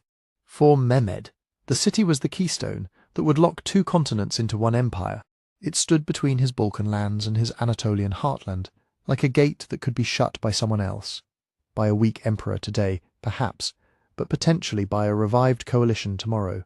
As long as Constantinople remained outside Ottoman hands, it could be used as a diplomatic lever, a place where rivals might land supplies, money, or men, and a symbol that invited resistance. To take it was to remove a permanent thorn and to claim a capital worthy of an expanding imperial identity. It was also about legitimacy. In the medieval world, legitimacy was not only inherited, it was displayed. Constantinople was still the most storied city of the region, a centre of faith, law, and memory. Mehmed did not need the Byzantine crown to be powerful, but by possessing the city, he could present himself as the ruler who had accomplished what earlier sultans and countless challengers had not. The achievement would speak across borders. It would ring in courts from Cairo to Venice. And yet, for all its weakness, Constantinople had held for so long. Earlier armies had come against it and failed, sometimes spectacularly. The primary reason was simple, heavy, and visible from miles away: the Theodosian walls. These land walls were not a single barrier, but a system. Ditch, outer wall, inner wall, punctuated by strong towers, built to absorb blows and deny easy access. Even when sections aged or cracked, the design created depth. An attacker might seize the ditch and still face an outer wall. He might breach the outer wall and still be stopped by the taller inner wall behind it. And the defenders could move along the wall line, shift men to threatened points, and fight from height against anyone trying to climb, dig, or batter through. Logistics defeated many would-be conquerors as much as stone did. A siege meant feeding an army in place for weeks or months. It meant keeping animals alive, maintaining morale, preventing disease, and protecting supply lines from raids. The ground around Constantinople could not endlessly sustain a besieging host, and without reliable shipping, supplies had to be hauled overland through hostile or difficult territory. Time favoured the city if the besiegers could not maintain pressure. Naval control, too, had often been incomplete. Constantinople's seaward sides were protected by water and by walls that were harder to assault directly. If defenders could keep at least some access to the sea, especially through the sheltered inlet called the Golden Horn, they could receive grain, reinforcements, and news. Even a trickle of supply could prolong resistance. Many earlier besiegers lacked the sustained naval dominance needed to choke the city fully, and without that, a siege could turn into a waiting game the attackers could not afford. Then there was the stubborn practical skill of the defenders. Constantinople had centuries of experience in being attacked. Its leaders knew how to concentrate forces at threatened gates, how to use reserves, how to improvise repairs under fire. Walls could be patched with rubble, timber, and earth. Breaches could be blocked. Towers could be reinforced. A siege was not only a test of attack, but of endurance and engineering on both sides, and the city had learned to survive. Mehmed intended to change the balance that had protected Constantinople for so long. The Ottoman state now had stronger administrative muscles than many earlier besiegers, more regular taxation, more reliable mobilization, and a military system that blended different kinds of troops for different tasks. There were the elite janissaries, infantry tied directly to the Sultan, trained, paid, and disciplined. There were provincial soldiers and vassal contingents. There were engineers, gunners, and specialists whose work could turn planning into pressure. The Ottoman court could gather resources, coordinate commanders, and sustain a long operation in a way that a looser coalition of princes might not. Mehmed's mindset was not merely impulsive conquest. It was patient planning, measuring walls, counting days, gathering craftsmen, securing roads, arranging ships, and preparing to make land and sea act together. He meant to bring the city under a level of force that did not ebb with the first setback. He meant to build a siege that would not be lifted, and as his decision hardened into action, the space around Constantinople began to change. The waterway that had always been the city's lifeline, the Bosporus itself, was about to become the first tightening loop in a carefully made noose. On the Bosporus, the current never truly rests. It presses south from the Black Sea in a steady, cold stream, past headlands and coves, past fishing boats and merchant hulls that have learned to respect the wind and the narrowness of the channel. For Constantinople, this water had long been more than scenery. It was a road, a pantry, a warning system, a thin hope, because as long as ships could pass, the city was not completely alone. Mehmed understood that the siege could not begin at the walls. It had to begin on the water. On the European shore of the strait, at its tightest point opposite an older Ottoman fortress on the Anatolian side, he ordered a new castle built, Rumeli Hisari, the fortress of Rumelia, the European lands. The site was chosen with a surveyor's calm. Here, the Bosporus narrows enough that cannon on one bank can speak to cannon on the other, turning open water into a controlled corridor. A ship that ignored orders could be stopped, sunk, or forced to submit, without the Ottomans needing to chase it across the sea. The construction was swift by the standards of medieval fortification, and that speed was part of its message. Men were summoned from across Mehmed's territories, stonecutters, masons, carpenters, lime burners, haulers, and labourers, whose work was as decisive as any soldier's. Timber was brought down from forests. Stone was quarried and dragged to the shore. Mortar rose in thick, pale heaps. Day by day the silhouette changed, walls thickened, towers climbed, and the angled geometry of defence took shape, built to resist attack and to carry heavy guns. The fortress was not simply a barrier, it was a statement that a new kind of siege was coming, one in which the Ottomans would shape the landscape before they ever struck the city, with Rumeli Hisari and the older Anadolu Hisari facing each other across the water like clenched hands. The Bosporus became a gate with guards. Shipping could be inspected and taxed, diverted or punished. Grain from the Black Sea, timber, and any naval help that might come from Genoese or other Christian ports beyond could no longer be assumed. Constantinople's lifeline was not cut in a single day, but it was placed under constant threat, and that was often enough. Merchants calculate risk. Captains listen to rumours. A fortress does not need to fire to change a route. While the castle rose, stone by stone, Mehmed's larger machine assembled behind it. A siege on this scale required more than courage. It required a state capable of feeding pressure. Troops were gathered in layers, elite janissaries at the centre, provincial soldiers and cavalry around them, vassal contingents and irregulars who could raid, screen the army, and wear down the countryside. Supply lines were organised to bring flour, meat, and fodder forward. Roads were prepared. Bridges were repaired or built where needed. Siege specialists, engineers, miners, carpenters, and gunners were attached to the army not as an afterthought, but as a vital arm. The fleet, too, was part of the plan from the beginning. Ships and crews were collected to threaten the sea walls and to blockade where they could, coordinating with the land army so the city could not shift its attention easily. Even if the Ottoman navy could not instantly match the greatest maritime powers, its purpose here was practical: to add weight, to close gaps, to make every approach uncertain. The siege would be a tightening, not a single blow. And then there was the gun. By the middle of the 15th century, gunpowder artillery was no longer a curiosity.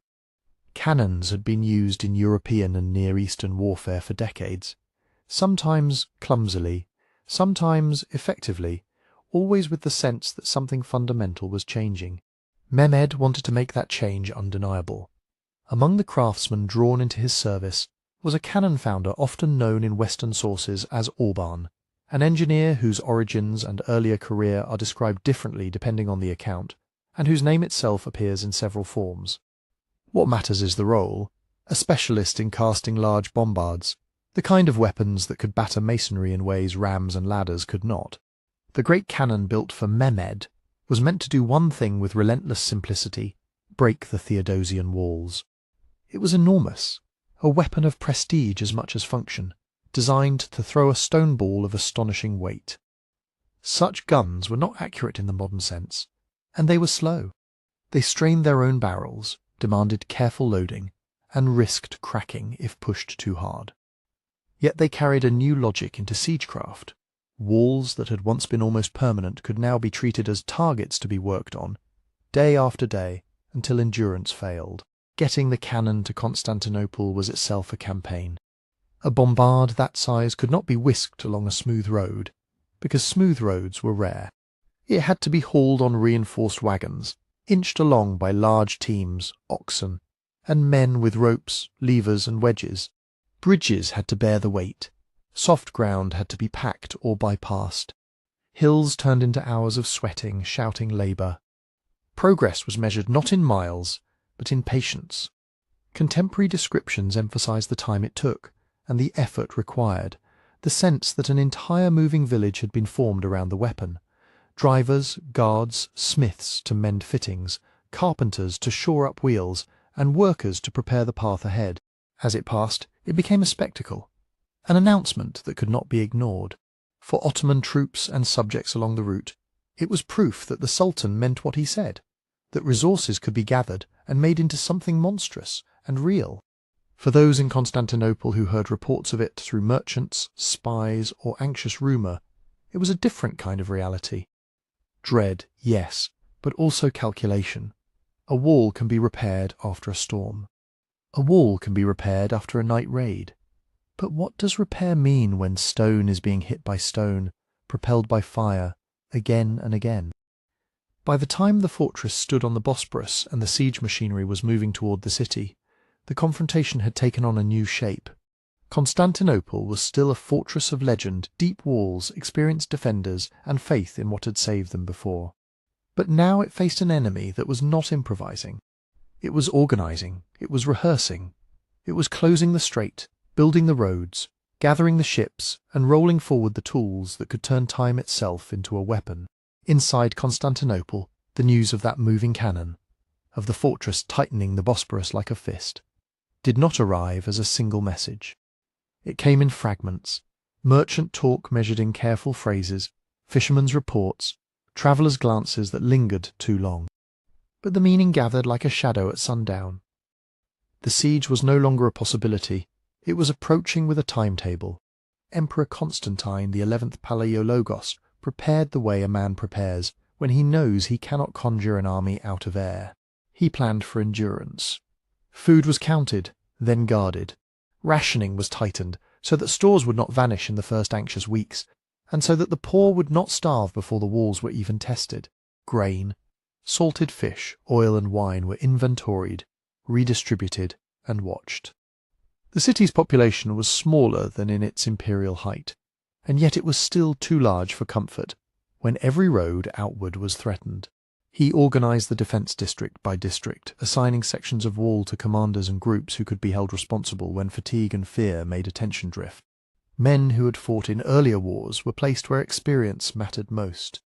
Weapons were collected from churches and private houses, bows, crossbows, spears, and old armour brought out of storage. Orders went out for labour as well as fighting, to clear fields of fire, to strengthen gates, to repair crumbling stone, to bring up timber for palisades and earthworks where masonry looked weakest.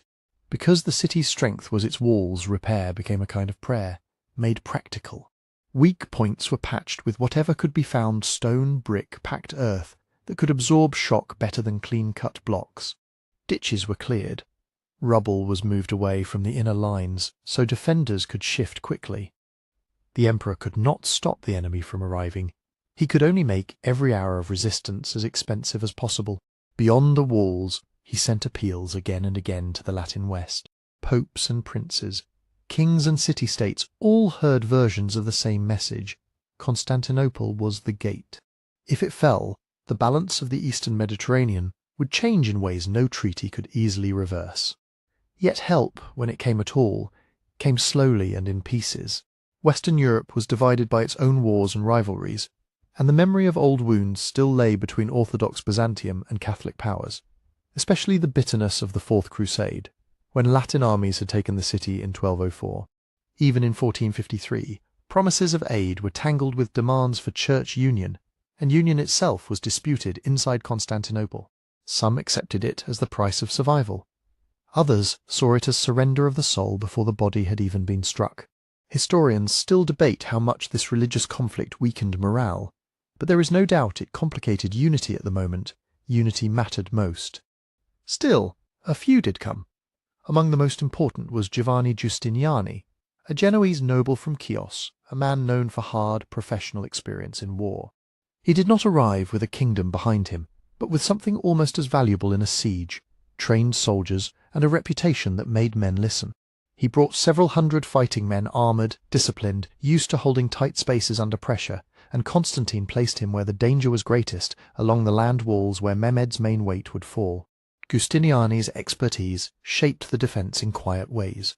Where to concentrate crossbowmen, how to manage repairs under fire, how to keep reserves ready for the moments when a breach might open like a wound. The defenders were a mosaic. Byzantines formed the core, citizens, sailors, monks, who carried stones as readily as icons, veterans of small wars and border skirmishes.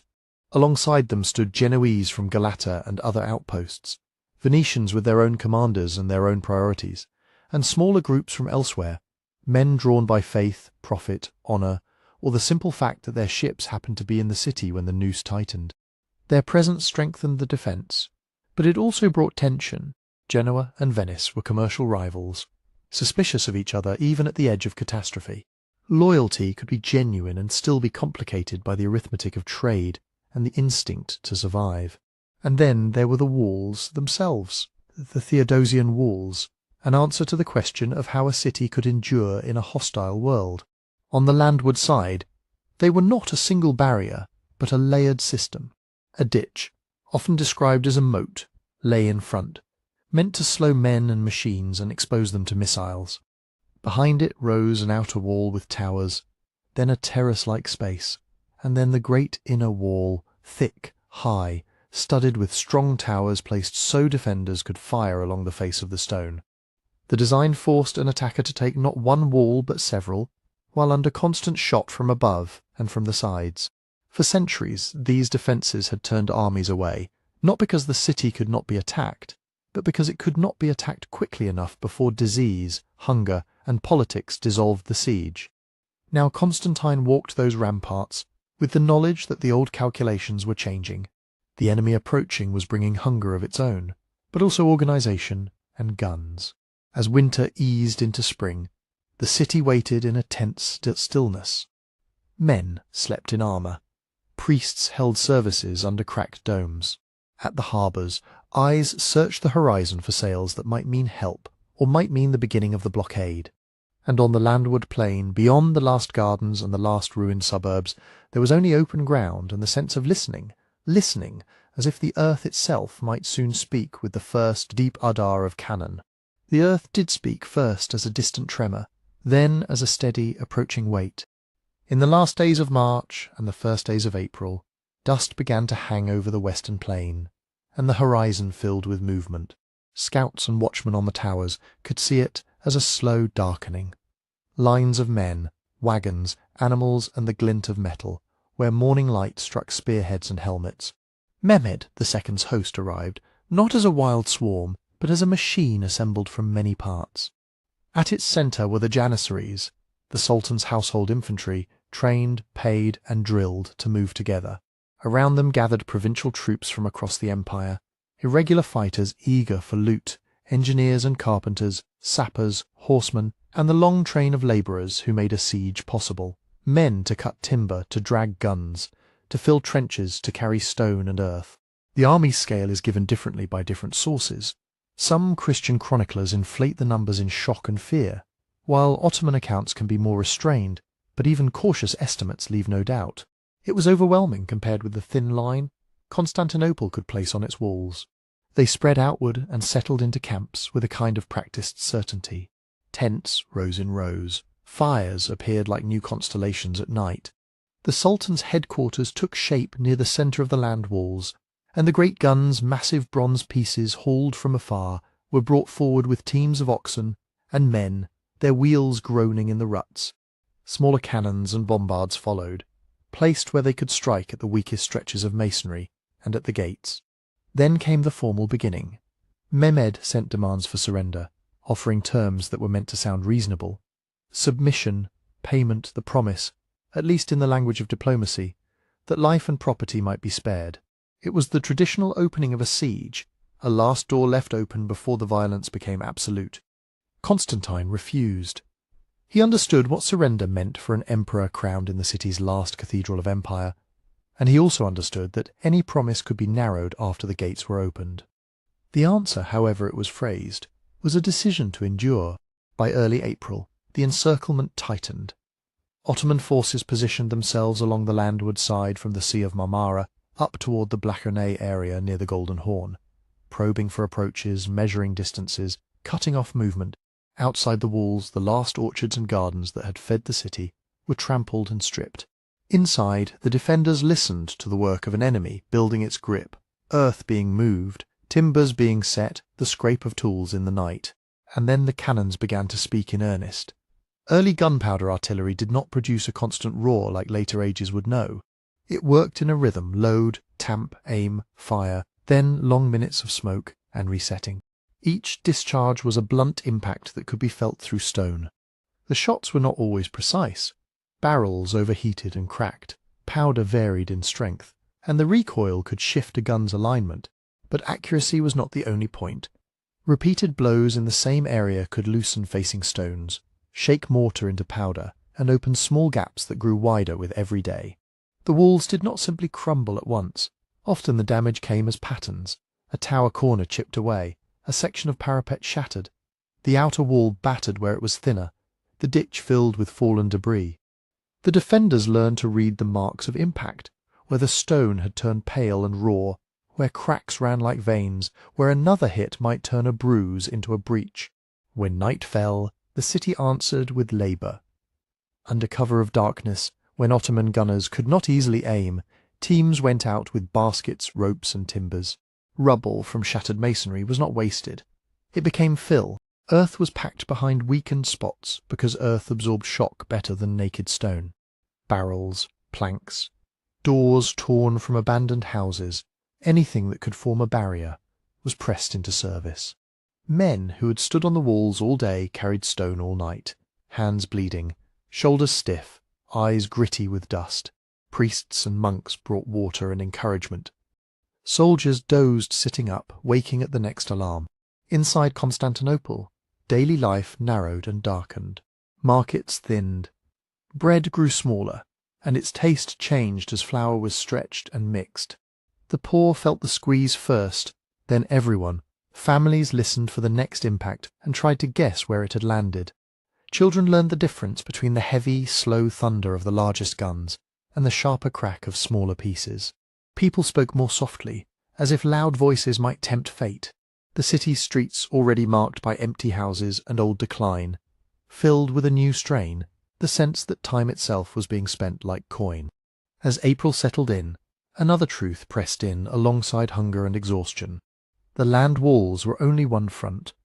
Constantinople lived by the sea, by supplies, by ships, by the chance that help might still slip through. If the Ottomans could close the water as tightly as the plain, the city would not merely be battered, it would be starved. And so, even as the cannon rhythm became the city's harsh new heartbeat, eyes turned again and again toward the dark water of the Golden Horn, toward the chain that guarded it, and toward the fleet gathering beyond, searching for a way inside. The Golden Horn was not open sea. It was a long sheltered inlet curving into the city's side like a cupped hand, calmer than the Bosporus, protected from sudden storms, and close to the warehouses, docks, and inner neighbourhoods that still pulsed with life. As long as it remained friendly water, it was a place where a ship could arrive with grain and men, where messages could come and go, where hope could still be measured in sails on the horizon. Across its mouth the defenders had stretched their great answer, a heavy chain, drawn from the city side near the sea walls across to the opposite shore at Galata, the Genoese district that watched its own interests carefully. The chain did not need to be delicate. It was meant to be blunt, an iron barrier that would catch a ship's bow and stop it dead, turning speed into splintered wood. It was also a signal, as much as a weapon. The Golden Horn is closed. This harbour is not yours. Mehmed understood what that meant. If his fleet could break into the Horn, the city would be threatened from a direction those ancient land walls had never been built to face in full strength. The sea walls along the inlet were lower, designed more to deter raiding than to resist a concentrated siege. And if the Ottomans could anchor inside the Horn, the defenders would be forced to stretch their already thin line, posting men on yet another front, climbing stairs and ramps day and night to answer new dangers. Ottoman ships probed the chain and the harbour defences early in the siege. Fighting on water so close to the walls was claustrophobic and dangerous. A ship could not manoeuvre freely in the confined space near the chain, and the currents and winds that helped at sea could betray a captain in an instant. From the city's sea walls and from towers along the shore, defenders could throw missiles and stones, and where they had the means, they could bring up small guns. Fire ships, boats prepared to burn, were a known threat in medieval naval warfare, and even the rumour of flame on the water forced sailors to keep distance and discipline. The Ottomans had numbers, but numbers did not magically turn into control.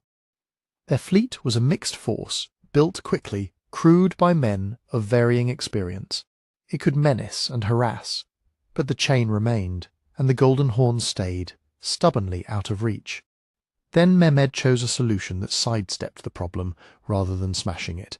North of the Horn, the land rises and falls in ridges. Between the Bosporus and the inlet lay a route over firm ground, a path that could be prepared if enough hands were set to it. Men cut and levelled, laid timbers and greased the way. Rollers were brought. Teams were organised to pull and guide, to brace and to shout warnings when a hull shifted its weight. In late April, historians place the operation around the 21st to 22nd. Ottoman ships were hauled out of the water, dragged up and over, and lowered into the Golden Horn behind the chain. At dawn, the city saw what the chain had promised could not happen. Sails appeared inside the harbour. Masts rose where only friendly water should have been. The shock was not merely tactical, it was emotional, like a lock turning in the night. The chain had been certainty. Now certainty felt thinner, more temporary. Some chroniclers describe panic, others emphasize grim disbelief. Whatever the exact mood, the meaning was clear to everyone on the walls. The siege had found a new angle. Ottoman ships inside the Horn could support attacks along the sea walls, land troops on vulnerable stretches, and bring artillery to bear from positions that made repair work harder and rest rarer. The defenders had to redistribute men, pulling some away from battered land sectors to watch the inner shoreline, to guard the docks, to man towers never meant to be a front line. Every shift created a weakness somewhere else, and Mehmed's great advantage was that he could press in more than one place at once. Night work became heavier.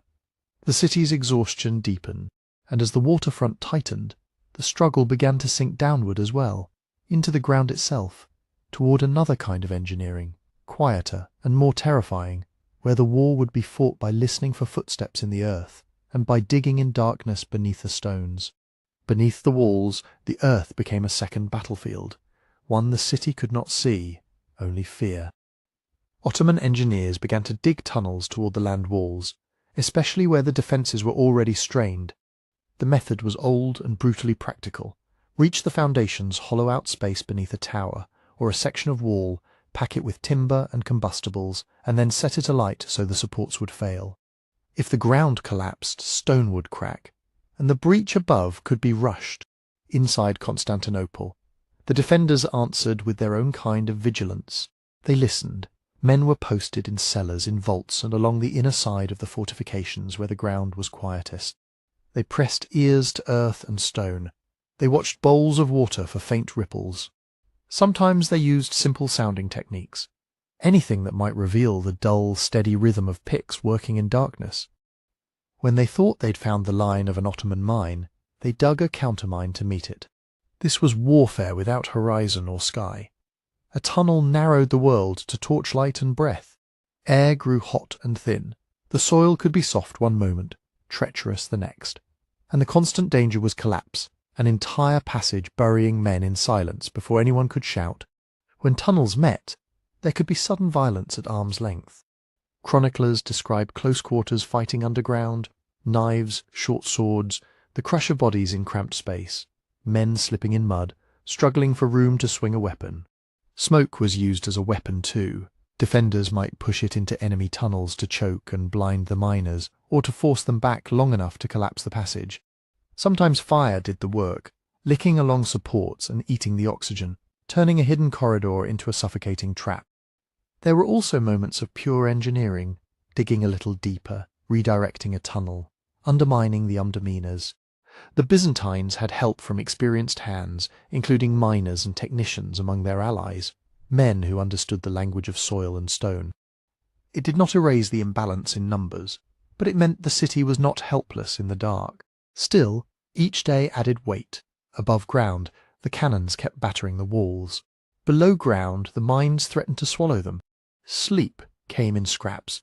Injuries accumulated, splintered stone, falling debris, burns, the slow sickness of exhaustion. Even when a mine was found and broken, the relief was brief, because another might already be on its way. The sense grew that Constantinople was being eaten from below while hammered from above, and that nothing in the city was truly solid anymore, not the walls, not the ground, not even time.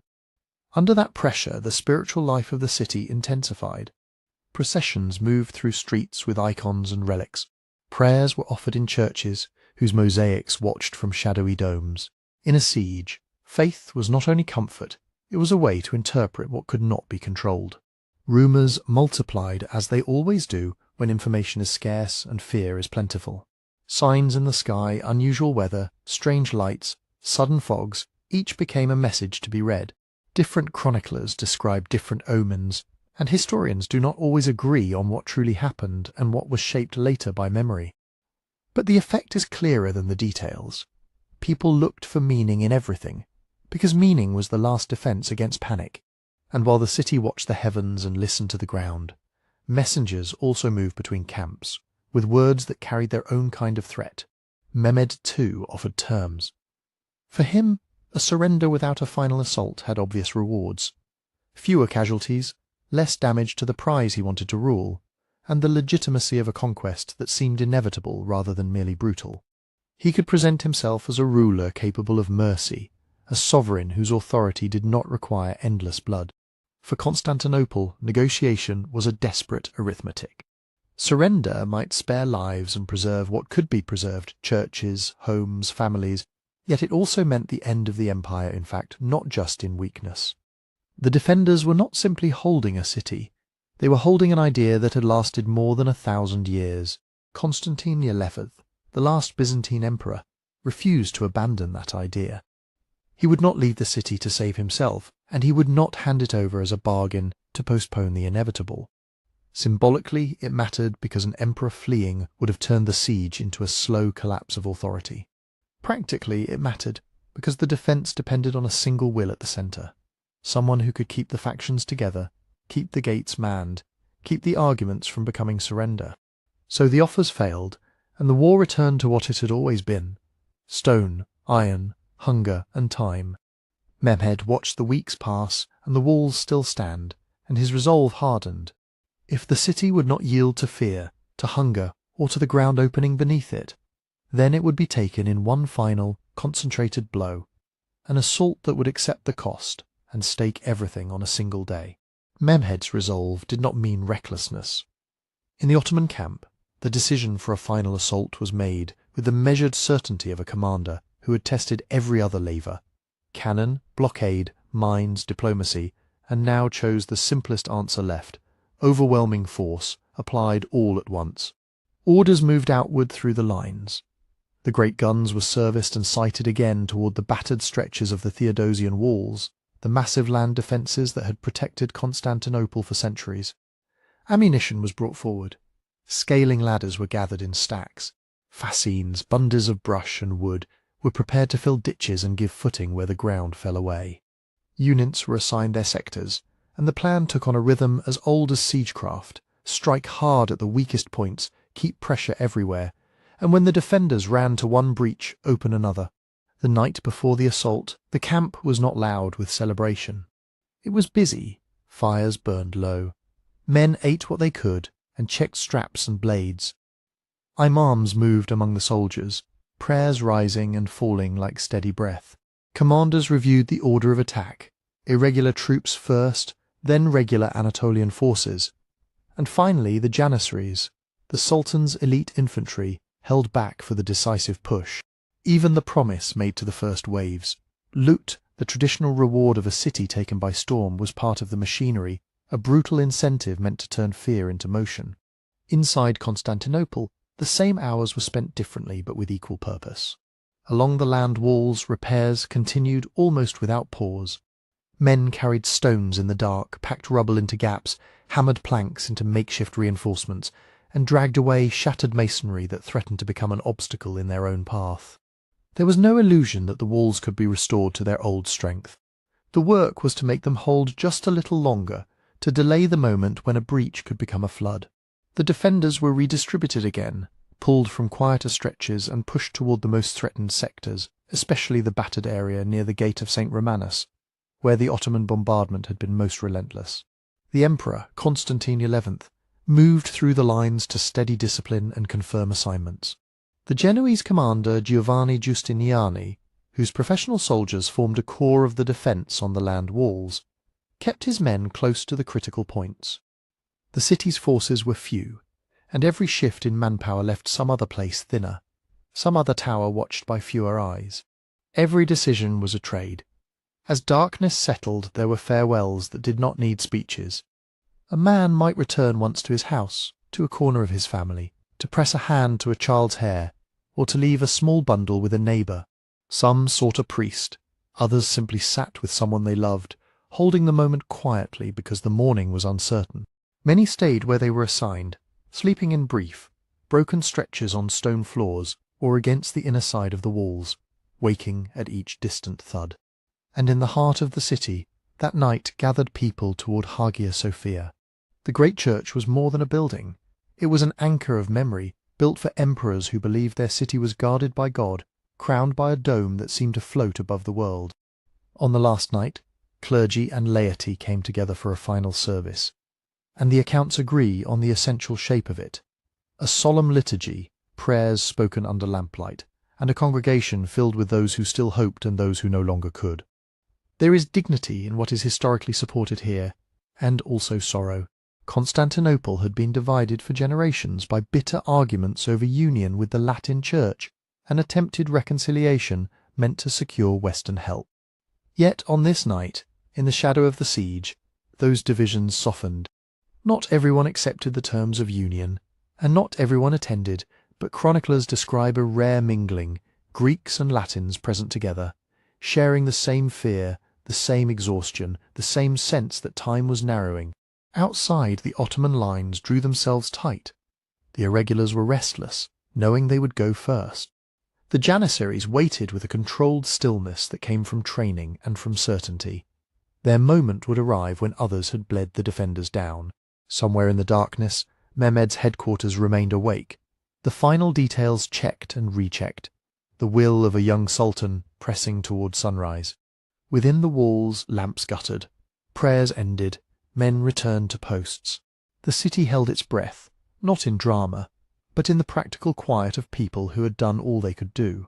And then the night began to thin. Over the eastern horizon, the first pale light touched the sky. Across the ditch and broken ground before the land walls, shapes stirred, ranks formed, and the long-prepared signal for the final assault approached, bringing 29 May 1453 into being. The first signal did not arrive as a single clean sound, but as a swelling drums, horns, shouted orders carrying over the ditch. Before the sun had fully cleared the horizon, the ground in front of the Theodosian walls began to move with men. The assault came in planned layers. First were the irregular troops, the Akensi and other lightly equipped fighters drawn from across the Ottoman domains. They were not expected to take the city by themselves. Their task was harsher and more mechanical, to spend bodies and energy in order to spend the defenders' strength. They ran forward in surges down into the ditch and up again, trying ladders against slick stone, throwing hooks, filling bad ground with fascines, probing for any place where the wall face had cracked or a parapet had fallen. Many died quickly under arrows, crossbow bolts, and stones tipped from above. But each wave forced the defenders to answer, again and again, lifting shields, drawing bows, thrusting spears downward, hauling ladders away, stamping out small fires, shouting for more missiles, more hands, more breath. Behind them, the Ottoman artillery had already done its quiet work. For days the cannons had pounded the same sectors, especially near the gate of St. Romanus, where the land walls were bruised into a landscape of rubble and hasty repairs. In the half-light, with dust still hanging in the air, the damaged sections looked less like the ancient masterpiece of Constantinople and more like a tired barricade built on the bones of greatness. The irregulars kept coming, and the defenders, Byzantines, Genoese, Venetians, and others, held because holding was all they knew. But fatigue is a kind of siege engine. It makes a shield heavier than it should be, turns a shouted order into a misunderstanding, and makes a gap in a line feel momentarily reasonable. When the first waves began to thin, the second phase followed. Regular Ottoman infantry, better equipped, more coordinated, driving toward the same battered points. This was where pressure became dangerous. Attacks were no longer only frantic climbs and scattered thrusts, but organised attempts to gain the crest of the breach, to plant a foothold, to widen it with disciplined violence. The defenders had been repairing by night. Now they fought on repairs that had never had time to settle. Sections of makeshift walling shuddered under bodies pressing against it, and every time a defender stepped forward to strike, he stepped onto uncertain stone. On the city's side, command was stretched thin.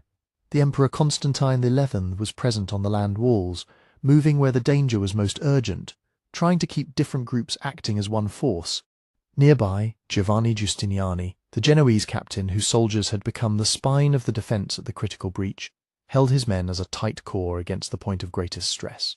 His professionalism mattered, not just because he fought well, but because others steadied when they saw someone who seemed to know exactly what to do next.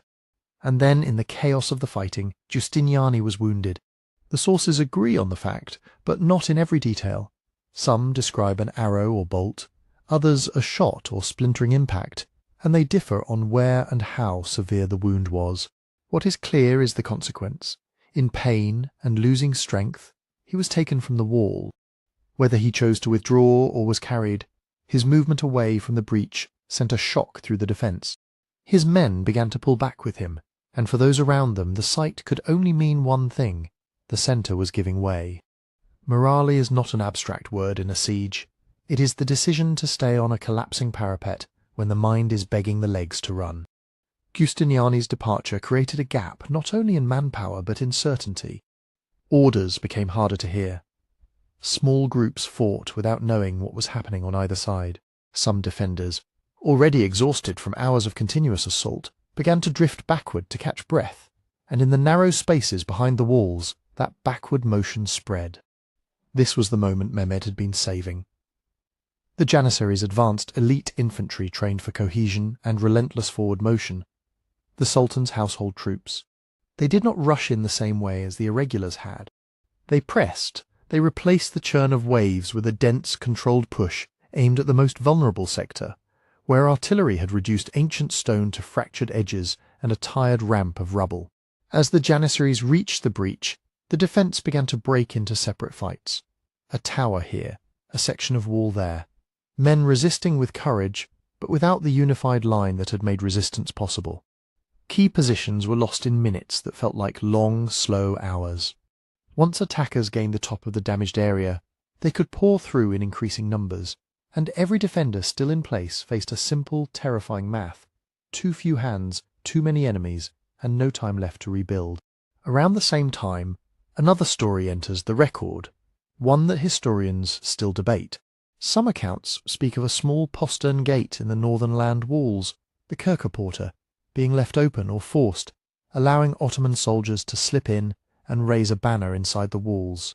The idea has power because it offers a small hinge for a great door, but the evidence is uncertain and the details vary across sources. It may reflect a real local penetration, or a confusion in the fog of battle, or a later attempt to explain how defence collapsed so suddenly. What can be said with confidence is simpler. Once multiple points were threatened, and the breach at St. Romanus gave way under Janissary pressure. The city's ability to contain the assault was ending. Constantine XI did not retreat to safety. The sources agree that he remained near the fighting on the land walls as the breakthrough unfolded. Beyond that, the line between what is known and what is remembered begins to blur. Later tradition tells of the emperor casting aside imperial insignia and charging into the melee. What is historically secure is that he chose to die with his soldiers rather than surrender, and that after the city fell his body was not identified with certainty. In a collapse like this, dust, blood, crushed stone, men pressed together in panic and fury, an individual life could vanish even when it was an emperor's. By mid-morning the struggle on the land walls was no longer about holding the line. It was about holding a moment, about small groups refusing to yield, about defenders trying to slow the flood so that others might escape deeper into the city. The ancient walls that had turned away so many earlier enemies had finally been broken not by a single blow, but by accumulated damage, exhaustion, and a final deliberate weight of force that found the weakest place and did not let go. And as the sounds of fighting began to move inward, away from the ditch and the battered stones, Constantinople, still beautiful, still ancient, entered the next irreversible hour of its history. The fighting spilled into streets that had echoed with empire for 1,000 years. Ottoman troops poured through gaps and gates, and in the first hours there was confusion, flight, pleading, pockets of resistance, and the hard, familiar violence of a city taken by storm, later checked as order was imposed. By afternoon Mehmed II entered, taking in the shattered grandeur. In Hagia Sophia, the great church of Constantinople, prayers were redirected, and the building became an imperial mosque, a signal that rule had changed hands. Mehmed made the city his capital, repairing walls, restoring markets, and forcing and inviting new residents, Muslims, Christians, and Jews, to repopulate emptied quarters. With Constantine XI dead and the court gone, the Byzantine Empire ended, though its learning lived on in diaspora and its orthodox institutions endured under new constraints. Historians often treat 1453 as a hinge, canon and centralized states reshaping warfare, Ottoman power rising, European politics hardening, and trade routes pushed toward new seas, feeding exploration and cultural change. Over time, Constantinople became Istanbul, still the same strait, the same winds, and a new world built on old stones, enduring by becoming different. Winter had closed the roads, but it could not stop people from moving. In the months between late 1240 and early 1241, refugees from the Rus lands drifted west in small, exhausted knots. Merchants without caravans, monks without monasteries, boyars without households. They carried the same story, told with the flat certainty of those who had seen too much. Cities that had simply stopped being cities. Ryazan burned and vanished. Vladimir fell. Kiev, ancient, river-bright, and walled, was taken after siege and storm, its churches broken open, its streets turned quiet. Along the frontier markets of Poland and the border fortresses of Hungary, these accounts gathered like frost. The attackers were described as riders who came in winter as easily as in summer, who moved fast without seeming to tire, who appeared, withdrew, and returned from another direction. They fought in a way that confused men trained on feudal battlefields, feigned retreats, sudden encirclements, arrows that arrived before a charge could even be formed. To people who had never faced steppe warfare, it sounded uncanny, less like an army and more like a weather system, sweeping over a landscape and leaving only silence behind. Yet the rulers and churchmen of Latin Europe did not truly know what was coming. They had names, half-heard and inconsistent, Tatars, Mongols, sometimes simply the people from the east. They had letters and rumours, but little reliable intelligence and less agreement on what it meant. Some assumed this was another raiding wave that would break on forests and fortifications. Others folded it into familiar categories: pagans to be converted, nomads to be bribed, divine punishment to be endured. The road of fear ran from the devastated riverlands of the Rus toward the Vistula in the north, and toward the passes of the Carpathians in the south, opening onto the wide Hungarian plain. Every mile westward turned rumour into policy, too late or in the wrong direction.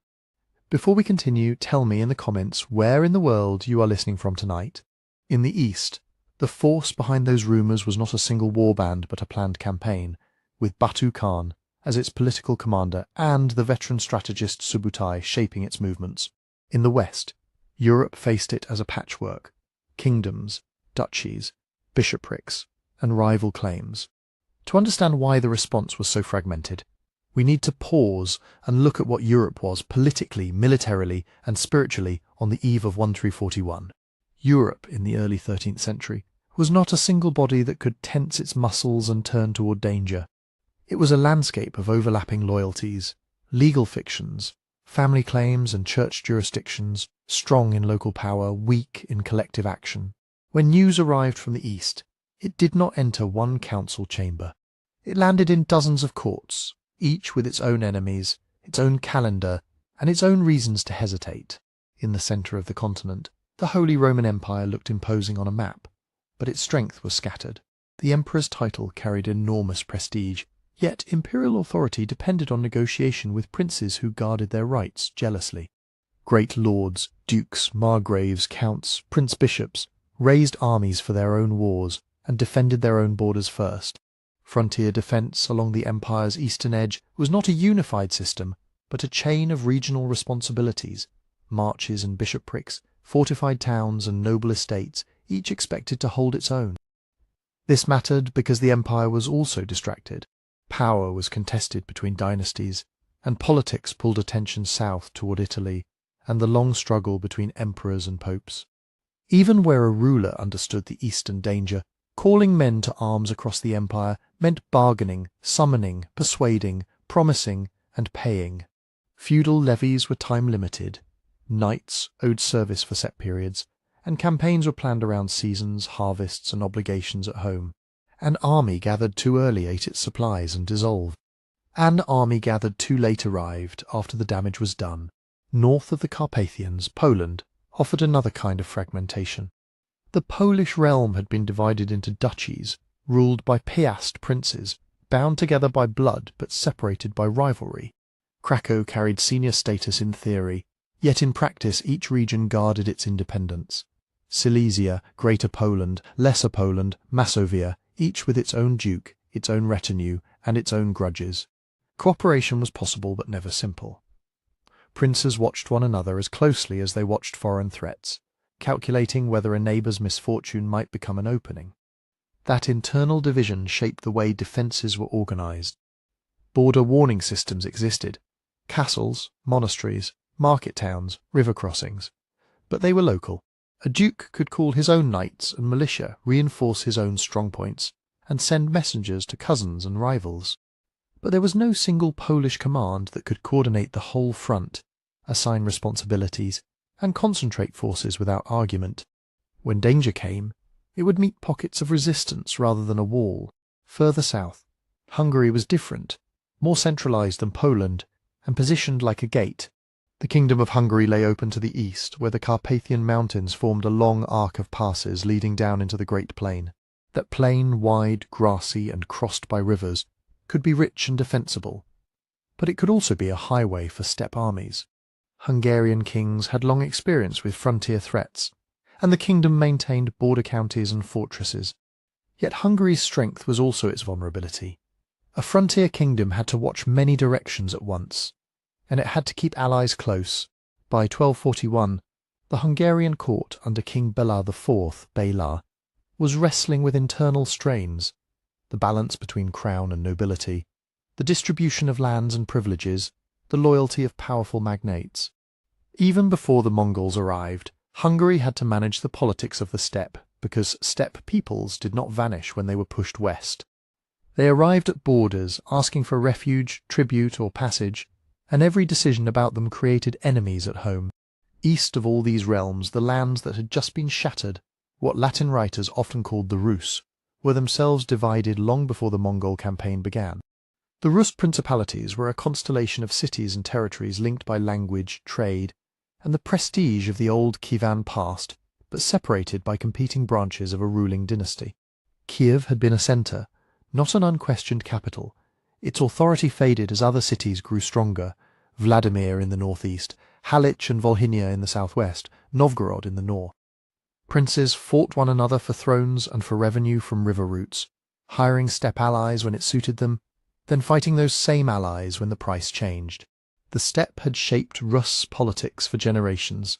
Pechenegs, then Cumans, also called Kipchaks, had raided, traded, and intermarried along the frontier. Rus's princes learned to build alliances and payoffs into their strategy. They learned that a raid could be survived, that a burned town could be rebuilt, that diplomacy might redirect danger toward a rival. These were hard lessons, but they created habits that made sense against earlier nomad confederations, and failed against an enemy that did not come to bargain. So when the Mongols began their western campaign, Europe did not receive the shock as a single event. It arrived as disjointed reports. A city fallen here, a river crossing forced there, refugees with conflicting details, letters copied and recopied. Communication itself was a constraint. Messages travelled at the speed of a horse and the safety of the road. Winter slowed movement, spring floods reshaped routes. A warning could take days to reach a court, and longer to become action. Meanwhile, rulers had to interpret what they heard. Was this a temporary raid, a punishment expedition, an outburst that would burn itself out? Or was it conquest? Rivalries clogged every decision. A duke asked whether helping a neighbour would strengthen a competitor. A prince-bishop weighed the risk of leaving his diocese unguarded. A king considered whether calling a levy would provoke resistance among nobles who already resented royal demands. Even within the church, unity was imperfect. Bishops might preach resistance, but their resources were local, and Latin Christendom was preoccupied with disputes over authority, and with other fronts that seemed more immediate than a distant calamity across the forests. And what did Europeans actually know of the Mongols? Very little, and not in a form that could guide policy. The name Mongol was not yet stable in the Western imagination. Many called them Tatars, a label that blurred together different peoples and carried an echo of the unfamiliar. Some thought they were a remnant of earlier foes. Others imagined them as monsters from the edge of maps, or as the armies of a mysterious eastern king who might be ally or threat. Reports emphasized what frightened the witnesses most: speed, cruelty, the ability to appear where no one expected them. But reliable intelligence, how many armies there were who commanded them, what they wanted, how they supplied themselves, was scarce. Rumour filled the gap, because rumour is what travels when institutions cannot. A merchant repeated what he had heard in a tavern at a river port. A monk copied a letter from a distant bishop, with additions from his own fears. A noble retainer exaggerated a skirmish into a battle, because it sounded more convincing that way. People reached for familiar explanations. Perhaps these riders were like the Avars of old, or like the Hungarians before they became Christian kings, or like the Cuman raiders who could be chased away after a hard season. In that sense, Europe misread the threat, not out of stupidity, but out of experience. The past provided a template, and the Mongols did not fit it, because what advanced from the east in 1241 was not a typical frontier raid. It was a coordinated operation designed far beyond the horizon of any single European court. Batu Khan directed the campaign as its political commander, and Subutai, the seasoned strategist, shaped its routes and timing. They did not depend on capturing one prize city and going home. They could separate forces, reconverge, and strike across distances that European commanders struggled to imagine. They had already tested the borderlands, mapped river crossings, learned who might resist and who might hesitate, and unlike earlier steppe pressures, this was not a negotiation by arrow and gift. It was an argument made in movement, systematic, relentless, and prepared. Europe, meanwhile, remained a patchwork, its seams visible everywhere. Princes bargaining, courts delaying, messengers riding, councils arguing over priorities. The continent could still fight fiercely, castle by castle and field by field. But it could not easily move as one. And as the snow began to thin on the eastern roads, that difference between a coordinated campaign and a divided defence would decide how the first blows landed and why they landed where they did. That coordination did not appear by accident. It was built deliberately on the far side of the steppe long before any European court heard the name Batu. In the late 12th century, the Mongol world was not an empire at all. It was a field of rival clans and shifting alliances spread across grasslands, river valleys and forest edge, people who could unite for a season and fracture the next. Out of that violence rose Temujin, an exile, and a survivor who learned that power on the steppe depended on more than bravery. It depended on loyalty that could outlast a raid, and on rules that could bind men who were not kin. Temujin's early victories mattered for Europe only because of what he did with them. He broke older aristocracies, promoted commanders for ability, and tied followers to him through a mix of reward and obligation that reached beyond family lines. When he was proclaimed Genghis Khan, Genghis Khang, around 1206, it was not simply a new title. It marked the creation of a state that could demand service, distribute plunder and pasture systematically, and punish disobedience with a consistency that earlier confederations struggled to enforce.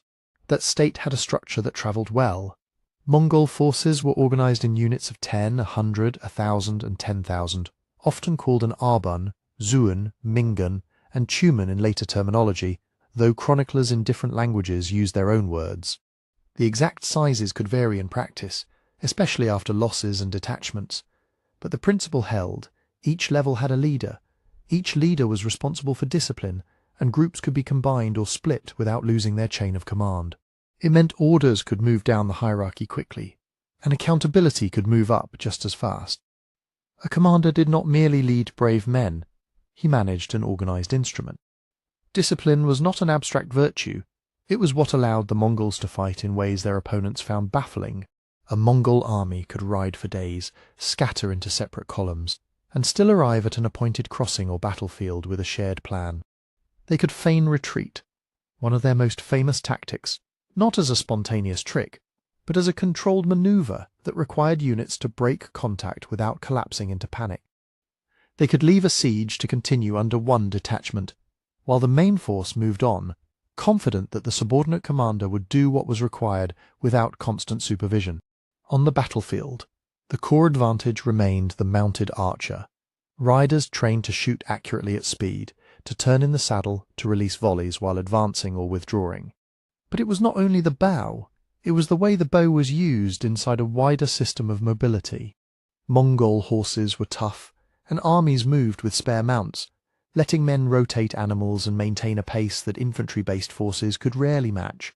Movement itself became a weapon, used to choose where to fight, to refuse battle until conditions were favourable, and to strike at the enemy's weak points while avoiding strong ones. Communication held it together.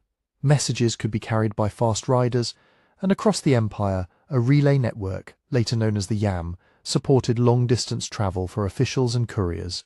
In campaign, signalling was done by flags, horns, and pre-arranged drills over longer distances, by dispatch riders moving between columns. This made coordination across wide fronts possible, and it helped explain how, in 1241, separate Mongol forces could strike Poland and Hungary in the same season without becoming isolated adventures. Just as important was intelligence. Mongol commanders did not ride blindly into unknown lands. Scouts moved ahead and to the flanks, reading terrain, tracing roads and river fords, identifying fortified places and supply zones, and measuring how quickly local forces could gather. They interrogated prisoners, recruited guides, and exploited merchant knowledge. Information was collected, compared, and acted upon. For European defenders used to slower, more localized warfare, this could feel like being watched by an enemy who was always already there. And the armies that would reach Europe were not an ethnically pure horde spilling out of the grasslands. As the Mongol Empire expanded, it absorbed people with specialized skills and then used those skills systematically. Engineers from conquered regions brought siegecraft, traction and counterweight throwing machines, sappers, techniques for undermining walls, and methods for surrounding strongpoints so that flight and relief became difficult. Administrators and translators helped manage tribute and communication. Allied and subordinated troops, Turkic steppe warriors, forest peoples, city fighters from Central Asia, filled out the manpower, often fighting under Mongol command structures. The result was a force that could do more than raid. It could reduce fortifications, manage prisoners, and continue operating far from its base. This institutional capacity mattered when Genghis Khan died in 1227. His death did not break the machine. Succession was managed through the ruling family and a council tradition, and after a period of settlement his son Ogedei, Good Day, became Great Khan. Under Ogedei, the empire did what it had learned to do, convert conquest into administrative reach, and then use that reach to fund and coordinate further expeditions. Campaigns were no longer only personal ventures of ambitious princes. They became imperial projects, planned across years, supplied through tribute and organized herds, and staffed by commanders whose careers depended on results. Out of that system came the men who matter for 1241. Batu Khan, Ba-Tu, was a grandson of Genghis, and he carried the authority of the ruling house. In the Western campaign, Batu was the political commander, the prince whose presence made the expedition legitimate, who represented the interests of the Jochid line, and who could demand cooperation from other nobles. Alongside him stood Subutai, Su-Bo-Ti, Genghis Khan's veteran general, famed for campaigns fought thousands of kilometers apart, and for an ability to plan like a map-maker and strike like a hunter. Subutai was not merely a battlefield tactician. He was a strategist of routes, seasons, and converging columns, the kind of mind that could turn the distance between the Volga and the Danube into a single theatre. By the time Europe heard winter rumours on its eastern frontier, the Mongols were not improvising. They were deploying a state's capacity for war, disciplined units, reliable communications, practiced intelligence gathering, and a leadership pairing that combined Batu's political authority with Subutai's operational design. The next step, Europe's first real lesson, had already been delivered once, years earlier, on the plains by a river called the Khalkha. The Khalkha was not the beginning of the Mongols' Western War, but it was the first time the borderlands heard the empire's method up close and survived to report it. In the early 1220s, two Mongol commanders rode far beyond the settled frontiers most states could imagine as a single campaign. One was Jibei, an aggressive, fast-moving general trusted by Genghis Khan. The other was Subutai, Su-Bo-Ti, already showing the habits that would define him. Wide scouting arcs, careful timing, and an instinct for turning geography into advantage. Their movement west was not a migration and not a formal invasion aimed at holding territory. It was closer to a reconnaissance in force, probing the steppe, measuring enemies, mapping routes, and testing how quickly distant powers could respond. They crossed from the world of Central Asia into the Pontic steppe, the broad grasslands north of the Black Sea, where river systems fan out like veins and the horizon offers few places to hide. Here, alliances were personal, borders were elastic, and mounted warfare was a language many peoples already spoke. The Mongols struck and negotiated as needed, pushing through the networks of steppe politics, drawing out opponents and learning which groups could be threatened, bribed, or turned into guides. Their approach inevitably collided with two forces whose fortunes were tied to that landscape. The first was the Cuman Confederation, often called Cumans or Kipchaks, Turkic steppe nomads who dominated the region's pasture routes and served as raiders, mercenaries, and trading partners. The second was the Rus, the loose constellation of East Slavic principalities linked by dynastic ties, commercial rivers, and a shared Christian culture, but divided by rivalry. When the Mongols pushed into the steppe, the Cumans felt the pressure first. They did what steppe peoples often did when faced with a stronger mounted enemy. They looked for allies beyond the grasslands. Cuman leaders appealed to the Rus princes, warning that today's raid on the steppe could become tomorrow's raid on the river towns. Some Rus rulers accepted the logic. Others distrusted the Cumans, old enemies who had burned borders and carried off captives for generations. Even when agreement was reached, coordination was fragile. The Rus did not mobilize as one kingdom. They mobilized as a temporary coalition, several princely retinues and militias with different leaders, different priorities, and no single chain of command that could compel obedience in a crisis. Decisions could be debated, delayed, and ignored. In war, that meant movement without unity, and unity without discipline. Jebei and Subutai read this kind of enemy quickly. They did not need to defeat a single Rus army. They needed to keep a coalition moving, tired and uncertain until it lost the ability to choose when and where to fight. In 1223, the opposing forces finally converged near a river remembered as the Kalka. The details in surviving accounts vary. Medieval chroniclers rarely agree on distances, timings or numbers, but the outline is consistent enough to understand the lesson. The Mongols drew the coalition onward with controlled withdrawals and fast skirmishing, pulling the Allied vanguard farther from its supports. It looked to many pursuers like an enemy in retreat. But it was a retreat executed as a maneuver, part lure, part screening action, buying time and shaping the battlefield. The coalition advanced in a stretched formation, with Cumans and some Rus's elements pressing ahead, and others following more slowly. In that gap lived the Mongols' advantage. When the moment came, Jebei and Subutai turned from flight to attack with forces that had remained coherent, coordinated, and ready. The Allied line, by contrast, met the blow in pieces. Units arriving at different times fought separate fights. Attempts to reinforce became confused by dust, distance, and the speed of mounted archery. Once panic began in the forward elements, especially among the Cumans, whose withdrawal could look like betrayal to their allies, collapse spread backward along the riverbank like a cracking plank. Some Russ's forces managed to form a defensive camp, using wagons and terrain to hold out for a time. But isolated and surrounded, without a unified relief effort, their position became a trap. The battle ended not as a clean annihilation in a single moment, but as the disintegration of a coalition that could not recover its order once it had been broken. Captured leaders were dealt with harshly, in a way meant to demonstrate Mongol authority and to discourage future resistance from the region's elites. Chroniclers emphasize that prominent prisoners were executed after the fighting and that their status did not protect them. The purpose was political as much as military, to show that rank alone could not bargain away defeat. And then, just as suddenly as they had appeared, the Mongols did not stay. This is one of the most important parts of the Kolka story. Jebei and Subutai were deep in unfamiliar territory, far from the empire's main centres of supply and reinforcement. Their mission had never been to occupy the Rus lands or rule the steppe permanently in 1223. They had achieved something more valuable for the future, a survey of roads and rivers, an understanding of who could unite against them, and evidence that the Rus princes struggled to coordinate under stress. They learned how the Cumans would react when threatened, which routes could carry fast-moving cavalry, where the river crossings and bottlenecks lay, and how quickly news travelled between principalities. They saw the strengths too, fortified towns, difficult forests, and the endurance of defenders behind fieldworks. But they saw those strengths in a scattered system, not a single wall. After Kolka, the Mongol commanders withdrew eastward, fighting as needed on the return, leaving behind shock, stories, and an unresolved question: was this a raid or the edge of something larger?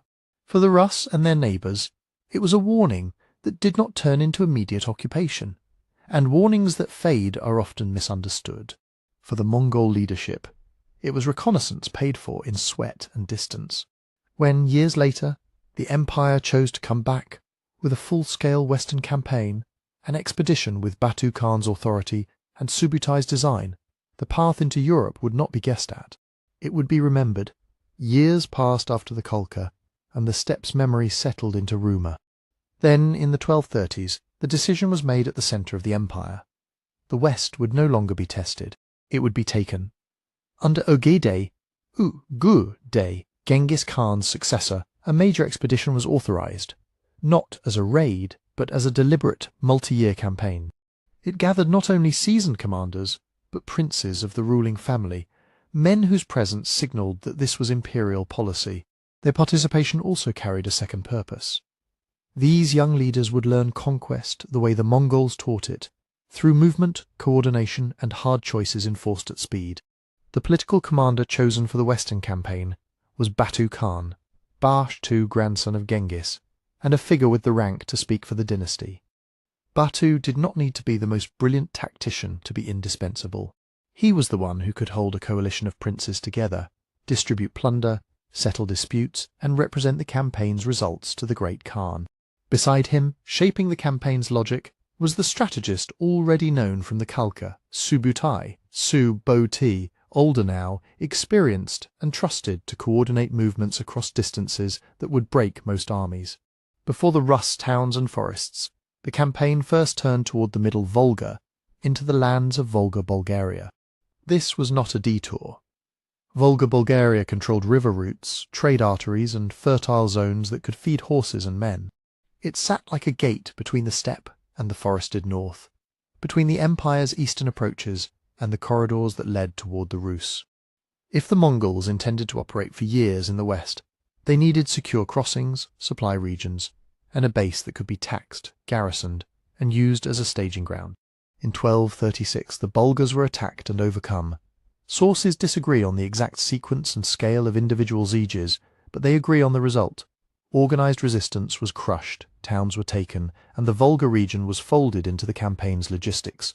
For the next stages that mattered as much as any battlefield success, an army of mounted archers still needed fodder, grain, replacement bows, ironwork, and reliable routes for messengers. Conquest created a system behind the front, one that could keep the front moving. With the Volga secured, the campaign pivoted toward the Rus principalities. Here the terrain changed. The open steppe gave way to river networks, mixed forests and towns fortified with earthworks, timber walls, and in a few places, stone. The Mongols did not mistake these cities for easy targets. They approached them as problems to be solved by isolation, intimidation, and siegecraft. In late 1237, the first great blow fell on Ryazan, on the Oka River frontier. Medieval accounts describe envoys, demands, and refusal. The details are coloured by later memory, but the pattern is consistent with Mongol practice elsewhere. Submission and tribute could mean survival under new authority. Refusal could bring exemplary punishment. Ryazan resisted, and the city was stormed and destroyed. Chroniclers speak of slaughter and fire, and while they often amplify horror, the archaeological and narrative record agree on devastation. The purpose was not mindless killing. It was a political message delivered through violence. Resistance would be expensive, and the campaign would not stall to negotiate with every wall. From Ryazan, the Mongols advanced deeper into the northeast Rus. The winter itself became part of the campaign. Frozen rivers turned into roads, swamps hardened. The season that normally slowed movement could, for a disciplined army, become an advantage. By early 1238, the focus was Vladimir, one of the key centres of the Vladimir Suzdal lands. The Mongols brought siege technology that Eurasian warfare had been sharing for centuries. Traction and counterweight machines capable of hurling stones, heavy arrows and incendiaries. Sappers who could undermine walls, mobile screens and shields to protect approaches.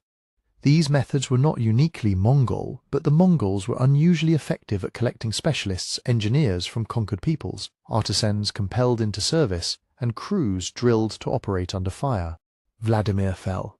The prince's family, according to the chronicles, died in the catastrophe, and the city's churches and courtyards became scenes of panic and smoke. Other towns followed, some after siege, some after surrender. The point was not merely to take one capital, but to break the ability of separate principalities to support one another. Subutai's influence shows in the way the campaign did not hinge on a single decisive battle. Instead, pressure moved like weather across a map, striking multiple nodes, separating allies, and turning each town into an isolated decision. Submit alone or be destroyed alone. Over the next 2 years, the net tightened through the southern Rus's lands, until the great symbolic target came into view, Kyiv on the deeper, ancient, wealthy, and still resonant as a cultural and religious centre even after the Rus's world had fractured politically. In 1240, Kyiv was besieged. What medieval sources agree on is the broad arc. The Mongols invested the city, breached its defences, and captured it after hard fighting. They agree, too, that destruction followed, churches damaged, neighbourhoods burned, survivors reduced to a fraction of the pre-siege population. Where they disagree is in the details that later generations most wanted, the exact length of the siege, the precise numbers killed or enslaved, and whether some accounts exaggerate ruin to frame Kyiv as a martyr city in a cosmic struggle. Medieval writers often write with moral purpose as much as with military accuracy. Still, even allowing for embellishment, the fall of Kiev marked a turning point that was felt far beyond the Dnieper. It was not simply another town taken. It was a signal that no reputation, no saints, and no old prestige would halt the campaign. And now the human consequence began to flow westward. Refugees, merchants with what they could carry, monks with relics and manuscripts, families driving half-starved livestock, moved along the rivers and forest roads toward safer frontiers. They carried stories that travelled faster than armies, of cities that fell in days, of winter marches across ice, of engineers battering walls that had held against steppe raiders for generations. Some tales were accurate, others grew in the retelling, but all had the same effect.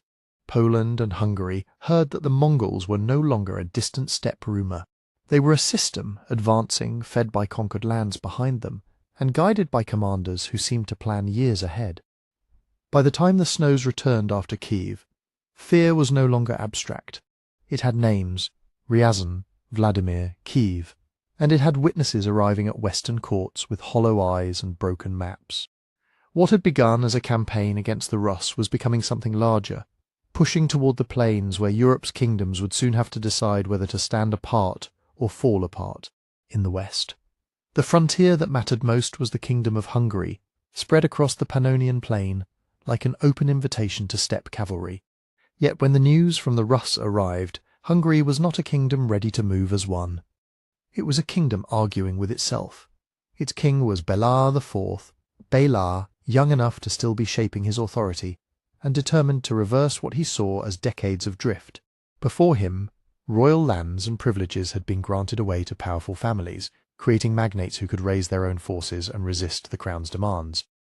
Bela tried to pull that power back toward the centre, reclaiming estates, challenging private fortresses, insisting that the realm's defence was the king's business. It was a programme with logic, but it came at a cost. On the eve of invasion, many of the very men whose horses and spears Bela would need were resentful, slow to obey, and quick to question his judgment. Then another pressure arrived from the east, not as an army, but as a people.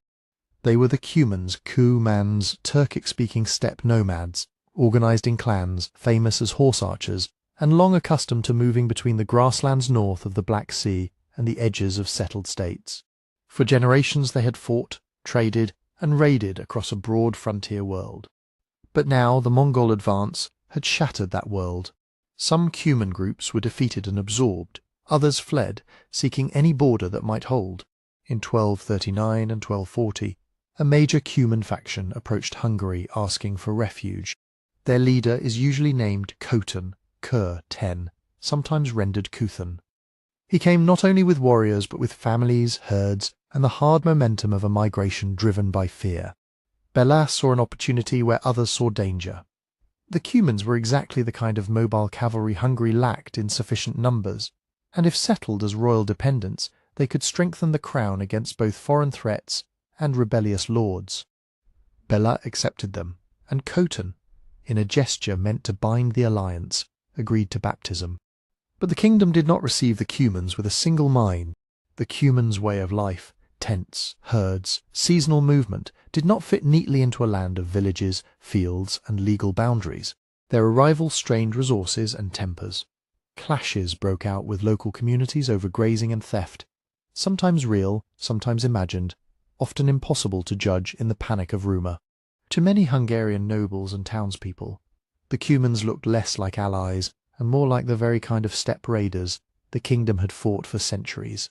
And as stories of Mongol methods spread, suspicion hardened into a simple accusation. The Cumans were Mongol scouts in disguise, or they would betray Hungary when the invasion came. Batu Khan's envoys understood how to press that fear. The Mongols did not treat the Cumans as a separate question. In their view, the Cumans were subjects, defeated people who had fled from rightful authority. If Hungary sheltered them, Hungary was interfering with the empire's order. So demands followed: surrender the Cumans, hand over Khotan. Submit and acknowledge Mongol overlordship, or face the consequences. These were not diplomatic requests in the European sense. They were notices of a decision already made. Belar refused. He could not give up the Cumans without admitting weakness to his own nobles, and he could not accept Mongol terms without turning Hungary into a tributary frontier. The pressure did what Mongol pressure so often did. It widened cracks that already existed. While Bela tried to call up the kingdom's host, the political quarrel over the Cumans turned into open violence. In the spring of 1241, as the invasion drew close enough to feel like thunder beyond the mountains, a mob in Hungary seized Khotin and murdered him. The sources differ on the exact setting and the men behind it, whether it was a spontaneous riot or the work of nobles who wanted the alliance broken, but the outcome was unmistakable. Hungary had killed the guest it had promised to protect. What followed was panic, and then blood. The Cumans, convinced they had been betrayed and now trapped between Hungary and the Mongols, struck back as they withdrew. They moved south and west in a tearing flight, raiding and burning as they went, leaving behind a trail of chaos that deepened the kingdom's internal fear. A policy meant to strengthen Hungary's frontier had detonated inside its own borders, and with the Cumans went something Hungary could not easily replace. Thousands of skilled riders used to steppe warfare, men who could scout, screen an army's march, and answer horse archers with horse archers. Their departure also stripped the eastern marches of a human buffer at precisely the moment it was needed. Worse still, it poisoned trust. Bela's summons to arms now met a nobility that blamed him for inviting disaster, and communities that had just seen violence erupt in their own streets. By early 1241, the map narrowed to a few hard corridors. The Carpathians rose like a wall along Hungary's eastern edge, but they were a wall with gates, passes, and river valleys that an army could force, especially an army guided by careful reconnaissance and coordinated timing. Behind those passes, Hungary struggled to mobilize, arguing over who would lead, where to assemble, and whether the kingdom's own allies could be trusted. Beyond the mountains, Batu Khan's authority held the campaign together, and Subutais' planning shaped how the invasion would enter. The collision was no longer a distant possibility carried by refugees. It was an approaching fact, moving toward the Carpathian approaches as Hungary tried too late to turn a divided realm into a single army. While Hungary argued and bled internally, the Mongol plan unfolded on a wider map. Batu Khan, the political commander, and Subutai, the chief strategist, did not send every rider straight at the Hungarian plain. A separate northern force was tasked with striking into Poland, partly for plunder and shock, but more importantly, to screen the main operation, drawing attention and preventing neighbouring rulers from marching south to help Bela. In the winter and early spring of 1241, that northern column crossed into the Polish lands with speed that outpaced rumour. Towns learned the news the old way, by smoke on the horizon, and refugees on the road. Lublin was hit first, then the attack rolled onward toward Sandomierz. The pattern was recognisable from the Rus: sudden arrival, swift assault, and then the force dissolving back into the countryside before slow-moving levies could gather. Sandomierz was ravaged with particular severity, its defences unable to stop a raid that struck like a storm and moved on. By late March, the pressure turned toward Krakow, the great city of Lesser Poland, where the mere approach of the Mongols was enough to cause flight and confusion. Krakow was burned, and the roads west filled with the displaced people carrying what they could, leaving behind granaries, workshops, and churches that had taken generations to build. Poland was not defenceless, but it was not coordinated. The realm was fractured among dukes, bishops, and local lords, each with their own interests and rivalries.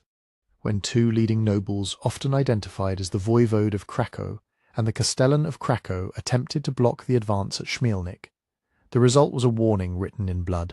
At the Battle of Śmielnik, Polish forces met Mongol horsemen in the open and were broken. The sources are uneven and sometimes confused, but the signal is clear. Local resistance was brave and immediate, yet improvised, lacking unified command, and facing an enemy that controlled distance, tempo, and information. After Śmielnik, there was no quick second line, no national host already assembled to seal the gap. Farther west, Duke Henry II, the pious Henry, ruler in Silesia, and one of the most capable princes of his generation, understood what was coming. He began gathering a mixed army: Silesian knights, men from other Polish duchies, contingents from towns, and such volunteers as could be persuaded to ride. Messages went to neighbouring rulers, to Bohemia, and to the empire's borderlands. But medieval mobilization was a slow craft. Men had to be summoned, equipped, fed, and brought to a meeting point along roads now choked with refugees and threatened by fast-moving raiders. Even when allies were willing, they were not always close, and they did not always trust one another's leadership. Henry was assembling an army against time itself. The meeting with the Mongols came near Legnica, also known as Liegnitz, on 9 April 1241. The exact size of either force is uncertain. Later chronicles inflate numbers to make the story grander, and different traditions count different kinds of troops. What can be said with confidence is simpler. Henry had a coalition army built from what could arrive quickly. The Mongol detachment was experienced, cohesive, and operating as part of a larger strategic design. Some later accounts mention Teutonic knights among Henry's men, but the evidence is unclear and may reflect later memory more than battlefield reality. If any were present, they were likely few, not the core of the host. At Legnica, the battle opened with the usual medieval problem: a knightly army seeking decisive contact, and a steppe army determined to control when and how that contact occurred. Henry's force advanced in successive elements, trying to bring the enemy to hand-to-hand combat. The Mongols answered with movement and missile fire, horse archers pressing forward, releasing volleys, then slipping away before a heavy charge could land. When portions of the Polish lines surged after them, the Mongols yielded ground in what looked like flight. It was not collapse, it was the feigned retreat, one of the most practiced tools in Mongol warfare. And it worked because it demanded discipline from both sides, discipline to run without breaking, and discipline to resist pursuit. Henry's men, like many European armies, found the second discipline harder. The lines stretched, units lost touch, and the battlefield became a series of separate fights, rather than one coordinated push. Then came smoke, whether from prepared materials or fires set at the right moment, thick enough to confuse and to hide movement. In that haze, Mongol signalling mattered: flags, mounted messengers, and pre-arranged cues that allowed scattered groups to act as one.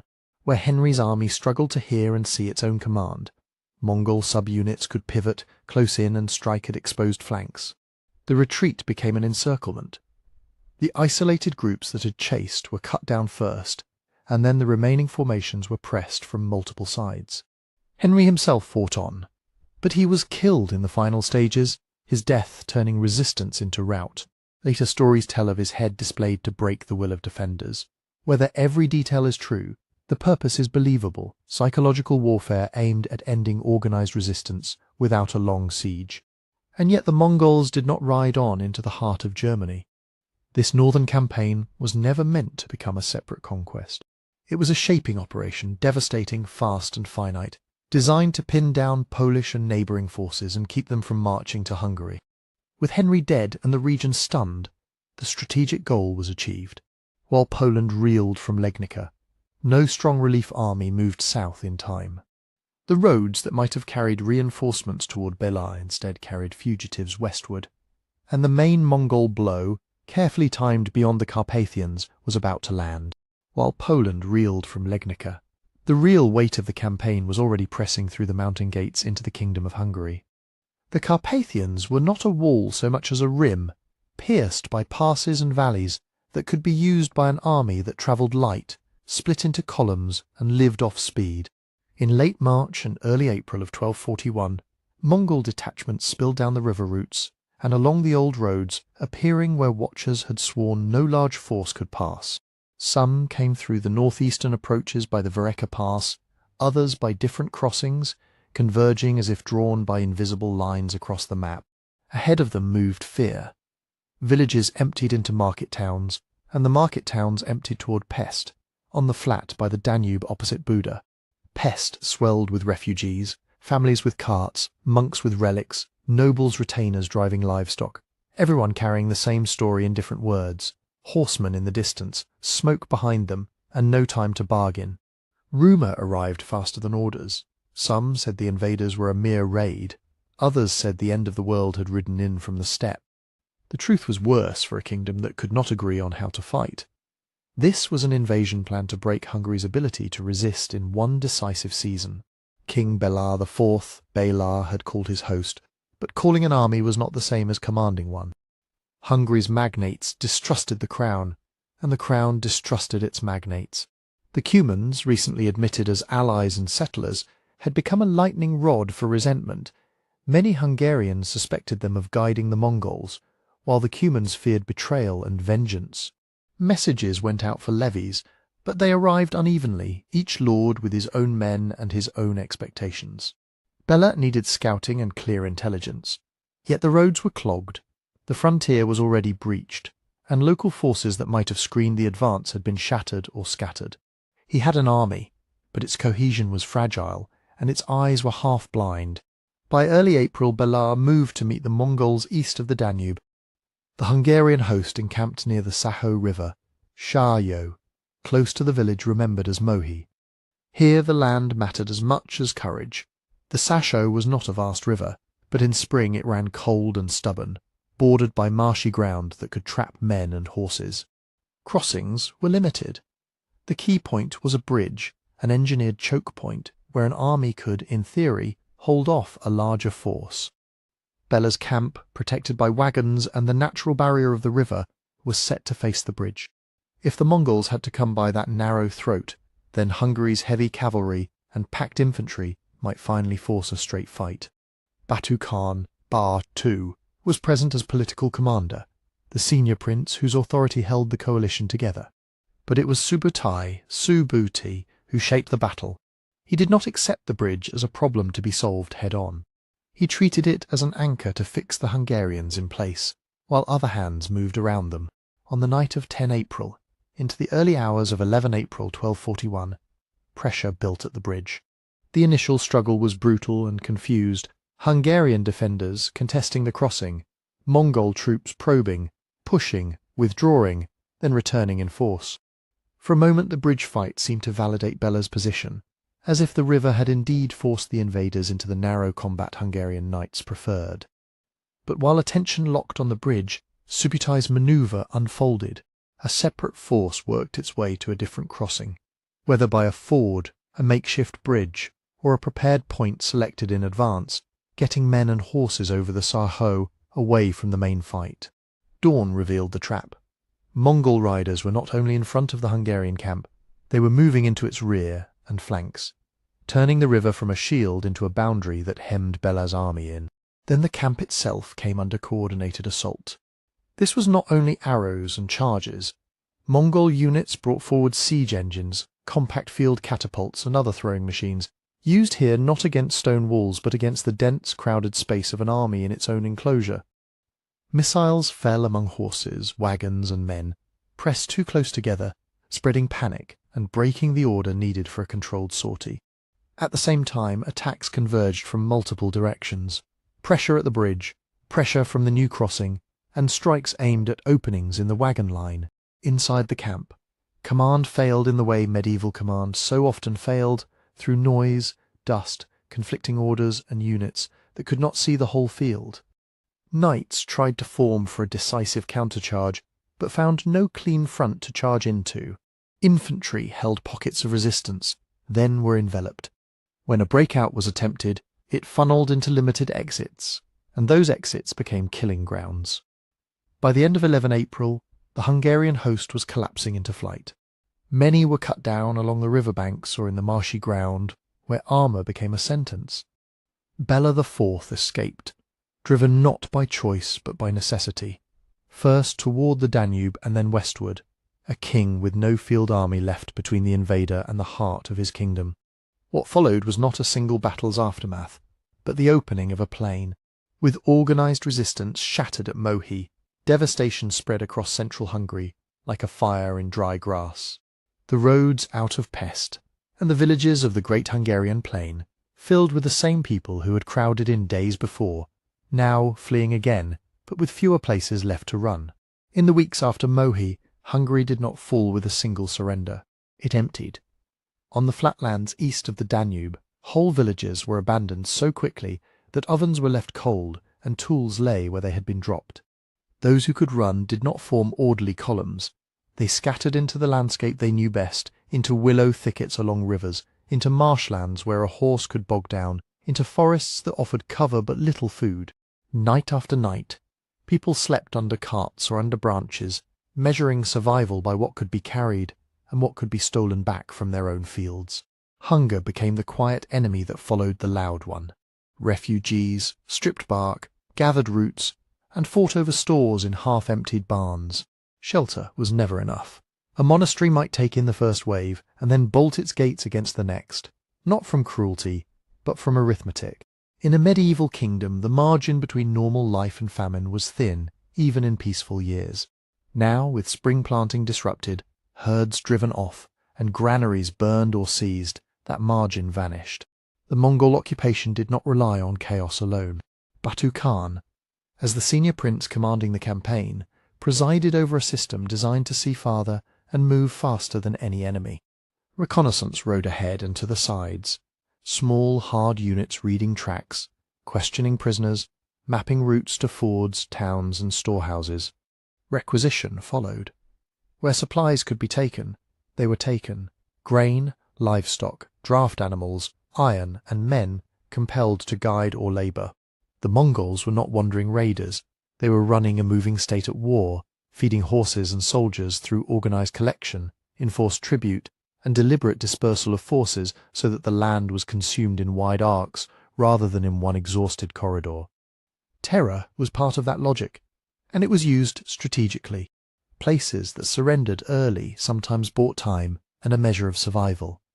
A town that opened its gates could be spared the worst immediate slaughter, its artisans registered, its stores inventoried, its leading men bound by hostages and promises.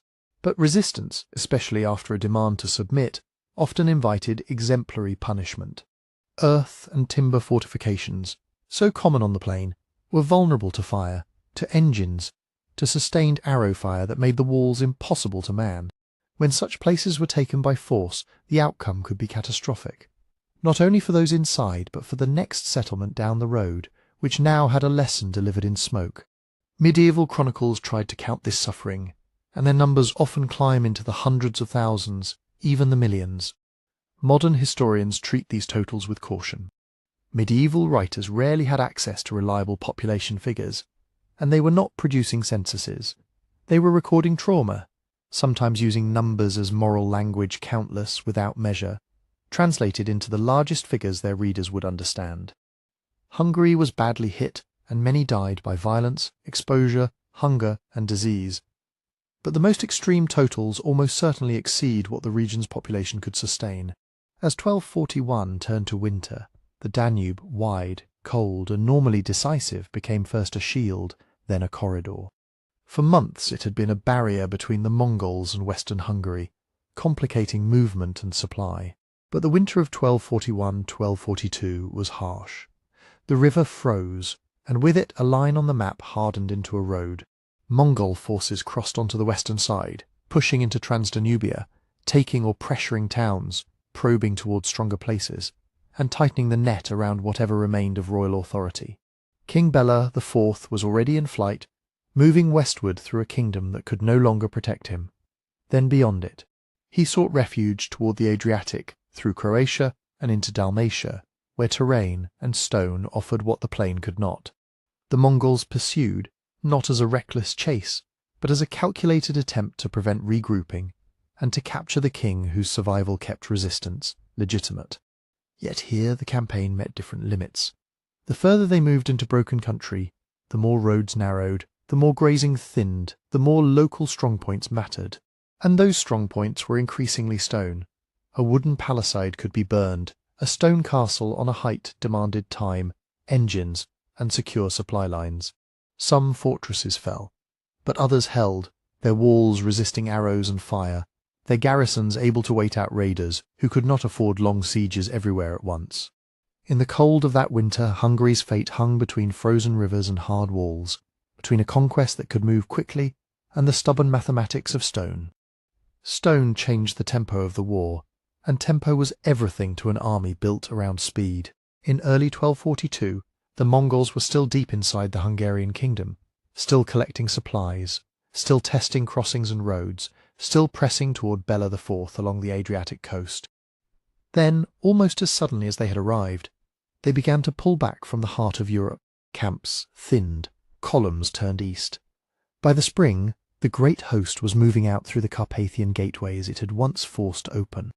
Why they withdrew is the central question of the entire invasion, and the answer refuses to sit neatly in a single cause. The most famous explanation begins far from the Danube, in the Mongol heartlands.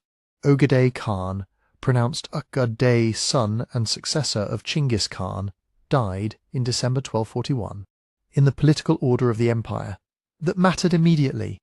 The ruling family was not a distant symbol. The Khan's death triggered an obligation for princes of the royal line to return for a Kurultai, the great council where the next Khan would be chosen and alliances renegotiated. Batu Khan, Batu, was not merely a battlefield commander. He was a senior prince with immense prestige and potential claims. His presence or his absence could shape the future of the empire. Even if messengers took weeks to reach the Western army, the news would eventually land like a command. The centre had changed, and the family must assemble. But Ogedei's death, important as it was, does not automatically explain the timing or the scale of the withdrawal. The Mongols were capable of continuing campaigns during successions when unity held, and unity, in early 1242, was not guaranteed. Rivalry ran through the royal house like a fault line. Batu's authority in the west could be resented by other princes, and the long-distance campaign offered many chances for arguments over spoils, over the treatment of subject peoples, and over who could claim victory as their own.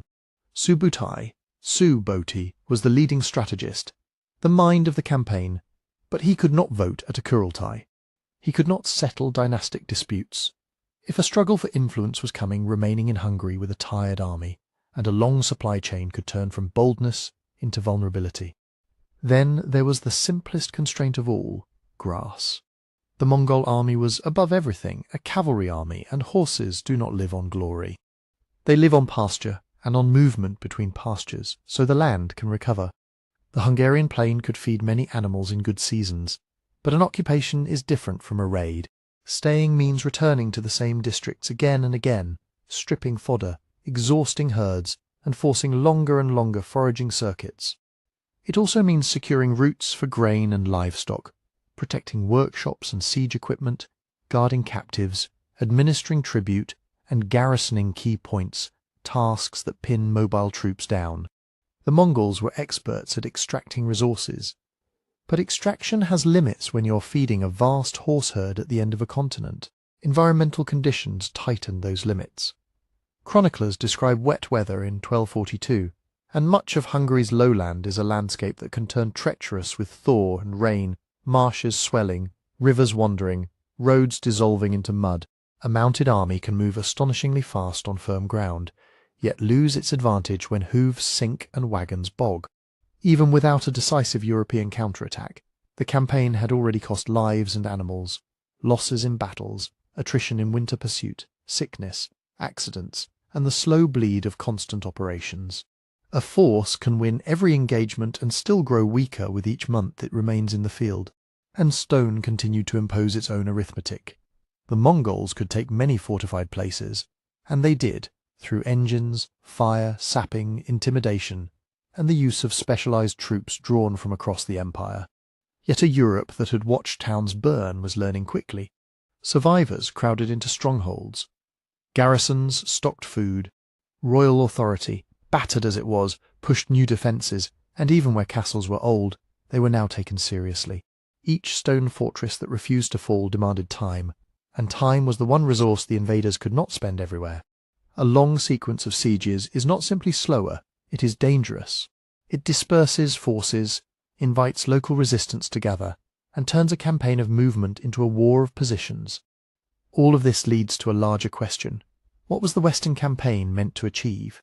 One interpretation sees it as punishment and enforcement, an overwhelming strike to break the Rus principalities, to neutralize Hungary's sheltering of the Cumans, to terrify rivals, and to map routes, rivers, and political weaknesses for the future.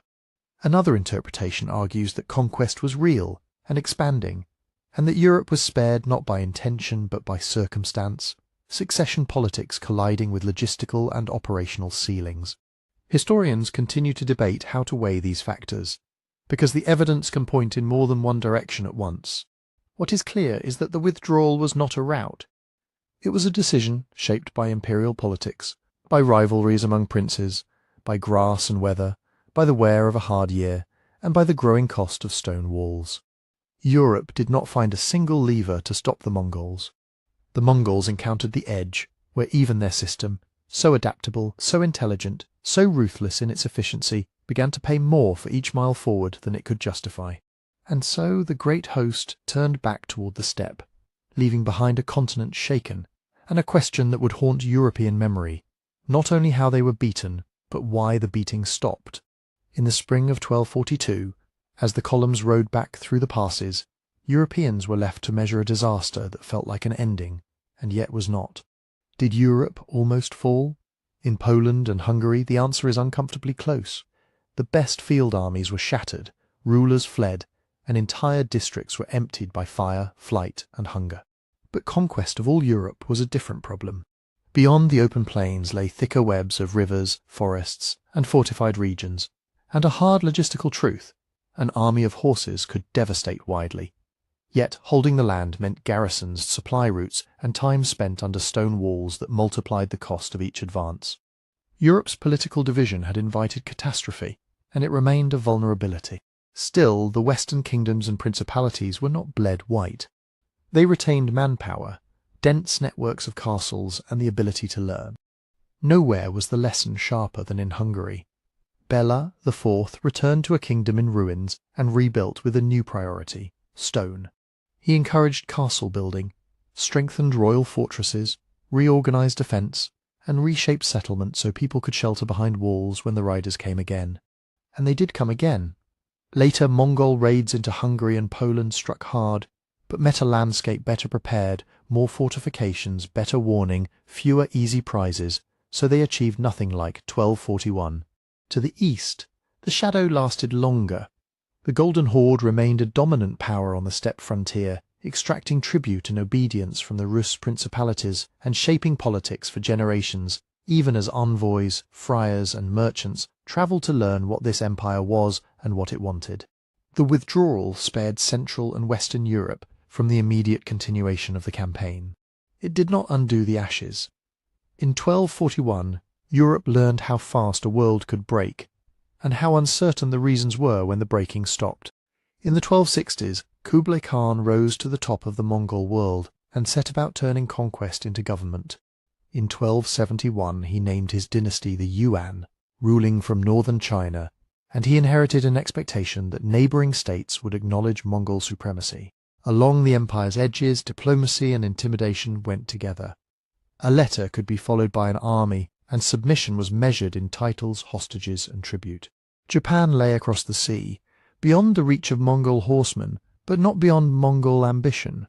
For Kublai, Japan mattered for prestige, another kingdom brought into the imperial order, and for security. The seas between Korea, China, and Japan were busy corridors for trade, pirates, and rival powers. A Japan that remained outside the Yuan system could become a refuge for enemies, a source of raids, or simply a visible gap in a regional map that Kublai wanted to control. Three main players shaped what came next. First was the Yuan court, Mongol-led China with Chinese administrators, steppe generals, and a ruler who believed the empire's authority should be recognized far beyond its borders. Second was Goryeo Korea, already forced into Mongol domination after decades of war, now bound to provide ships, sailors, and supplies when the Yuan demanded them. Third was Japan under the Kamakura shogunate, a warrior government in the east, ruling in the name of the emperor in Kyoto, but making decisions through the shogun's regents and a network of samurai vassals. The central problem was simple and dangerous.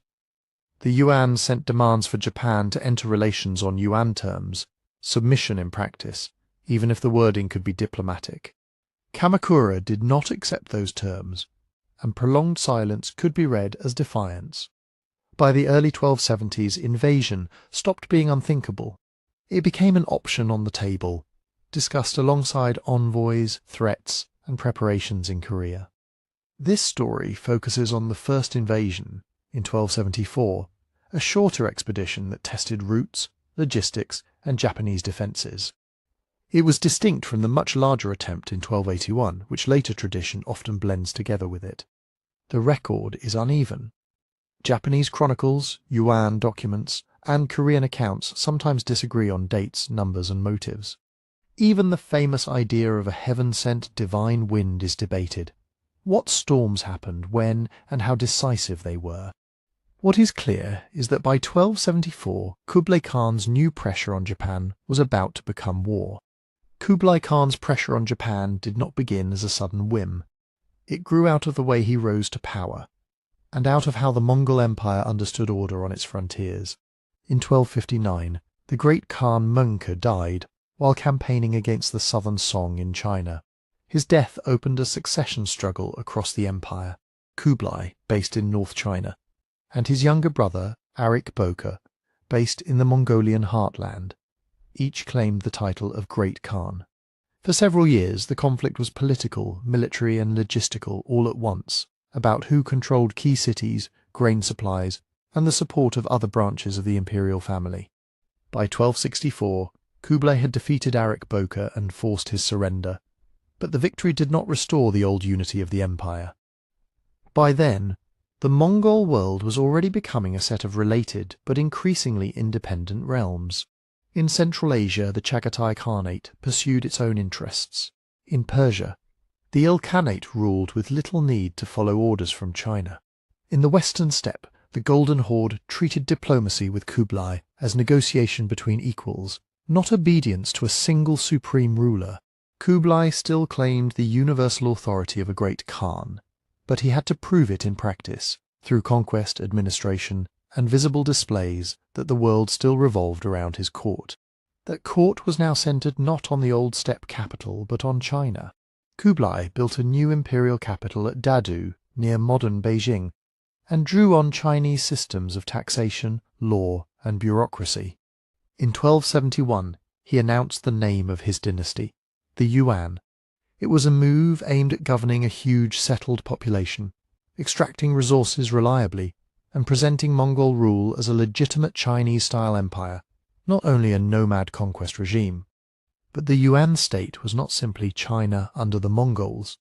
It was a multi-ethnic empire held together by a mixture of Mongol elite power and administrative talent from many backgrounds: Mongols, Chinese, Koreans, Central Asians, and others, often grouped in Yuan sources under labels like Simu, meaning people of various Western and Central Asian origins. Kublai needed officials to run tax registers, granaries, and transport networks. He also needed generals and local intermediaries to keep order in regions that had their own languages, religions, and political traditions. Governing was a constant balancing act, rewarding Mongol nobles and commanders using Chinese bureaucratic tools, and preventing local elites from turning imperial institutions into their private power bases. The court's worldview shaped foreign policy. The Mongol Empire had grown by treating neighbouring rulers as potential subordinates in a hierarchy. Diplomacy was rarely between equals. The standard pattern was simple. The Great Khan sent a letter, often demanding that a ruler come to court or acknowledge Yuan authority. The recipient might accept, sending tribute and envoys, perhaps hostages, and asking for titles and seals that confirmed his position under Mongol oversight. This could be framed as friendship in polite language, but the underlying expectation was submission. Refusal, on the other hand, was dangerous. Mongol strategy treated defiance as a test of credibility. If a ruler ignored a letter, insulted envoys, or attacked Mongol allies, the response could be punitive expeditions meant to make an example. Not every threat became a full conquest. Distance and cost mattered, but the empire's reputation for harsh reprisals was a tool of statecraft. In this system, tribute was not only economic, it was symbolic proof that the world recognized the Khan's supremacy. Kublai's court applied these assumptions to East Asia, at a time when the region was still unsettled. On the mainland, the southern Song dynasty remained independent, wealthy, and resilient. The Song controlled the rich river networks and commercial cities of southern China, and they possessed experienced naval forces.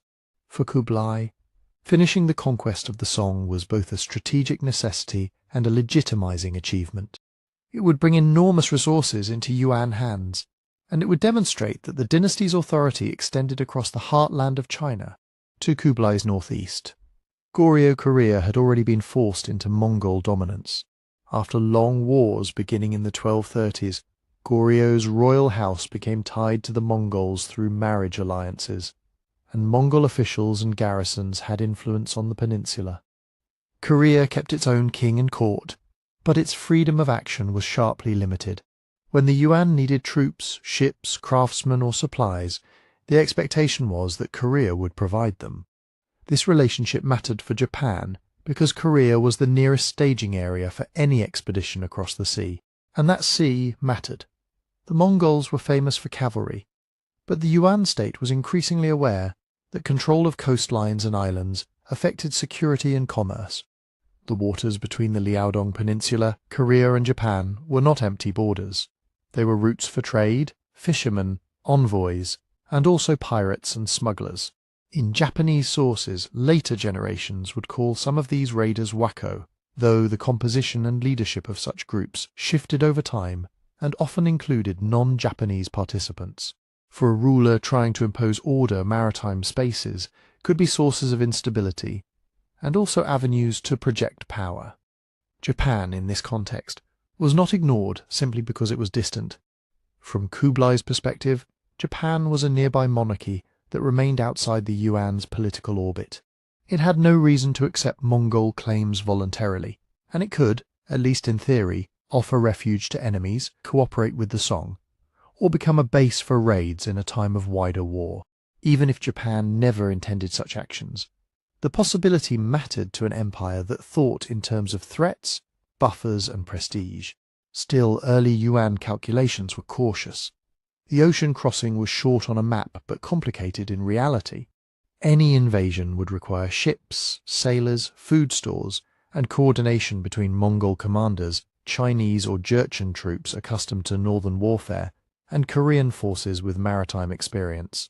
Sea transport magnified problems that steppe armies could often solve by movement and forage. Storms, currents, and the simple difficulty of landing horses and siege equipment onto hostile shores imposed limits on what the Yuan could attempt. There was also a question of priority. In the 1260s and early 1270s, Kublai was still fighting the southern Song and managing tensions within the broader Mongol world. A full-scale conquest of Japan would be costly and uncertain, but demanding submission by diplomacy was comparatively cheap and consistent with Mongol practice. A letter, properly delivered, could test Japan's intentions. If Japan submitted, the Yuan gained prestige and security at minimal cost. If Japan refused, the Yuan could weigh escalation when conditions were favorable. Symbolic value mattered as much as strategy. The Yuan court used rituals of investiture and tribute to communicate that it was the center of a world order. Bringing Japan into that order would make a statement to the Song and to other neighbors. The seas, too, fell under Yuan authority. For Kublai, who had to defend his claim to universal rulership even as other Mongol Khanates acted independently, each acknowledgement from abroad reinforced the image of a world empire. So the road to demands began at the center with a ruler consolidating power after a contested succession, building a new dynasty, and governing a vast, diverse population through institutions that required money, stability, and legitimacy. It extended outward to the region's strategic realities, an unfinished war against the Song, a career already bound into the Mongol system, and maritime corridors that could not be left to chance. And it ended at Japan, where silence or refusal would not be treated as neutral. With these assumptions in place, Kublai's court moved from broad calculations to specific actions. The next step was to put the Yuan's expectations into formal words, letters carried by envoys across the sea, so that Japan's response or lack of one could be judged by the standards of Mongol diplomacy. In the mid-1260s, Kublai Khan's court began turning its expectations into letters, formal messages meant to pull Japan into the Yuan's diplomatic order without yet risking an expensive war at sea. The first approach is usually placed in 1266. Yuan records describe a letter sent to Japan, carried through Goryeo, requesting that Japan enter into relations with the Great Khan in the language of hierarchy, friendly phrases, but with the clear implication that acknowledgement and tribute were the proper response. The exact wording varies by later copying, and even the details of delivery are not always consistent across sources. But the direction is clear. Kublai wanted an answer, and he wanted it in the form used across the Mongol world, recognition. In 1268, a more definite mission followed. Envoys were sent again, moving from the Yuan sphere into Goryeo and then toward Japan, with credentials that made the demand hard to ignore. Some accounts treat 1268 as the first message that definitely reached Japanese authorities. Others suggest earlier attempts may have stalled in Korea or been delayed. Either way, by 1268, the pressure was no longer theoretical. Messages were arriving with the expectation of a reply, and of a reply that accepted the Yuan's position at the top. More letters came after that, often dated to 1269, and the early 1270s sometimes delivered by Korean intermediaries, sometimes by envoys claiming Yuan authority more directly. Historians still debate the exact sequence, partly because Japanese and Yuan records do not always match, and because later compilations were influenced by the catastrophe that would come in 1274.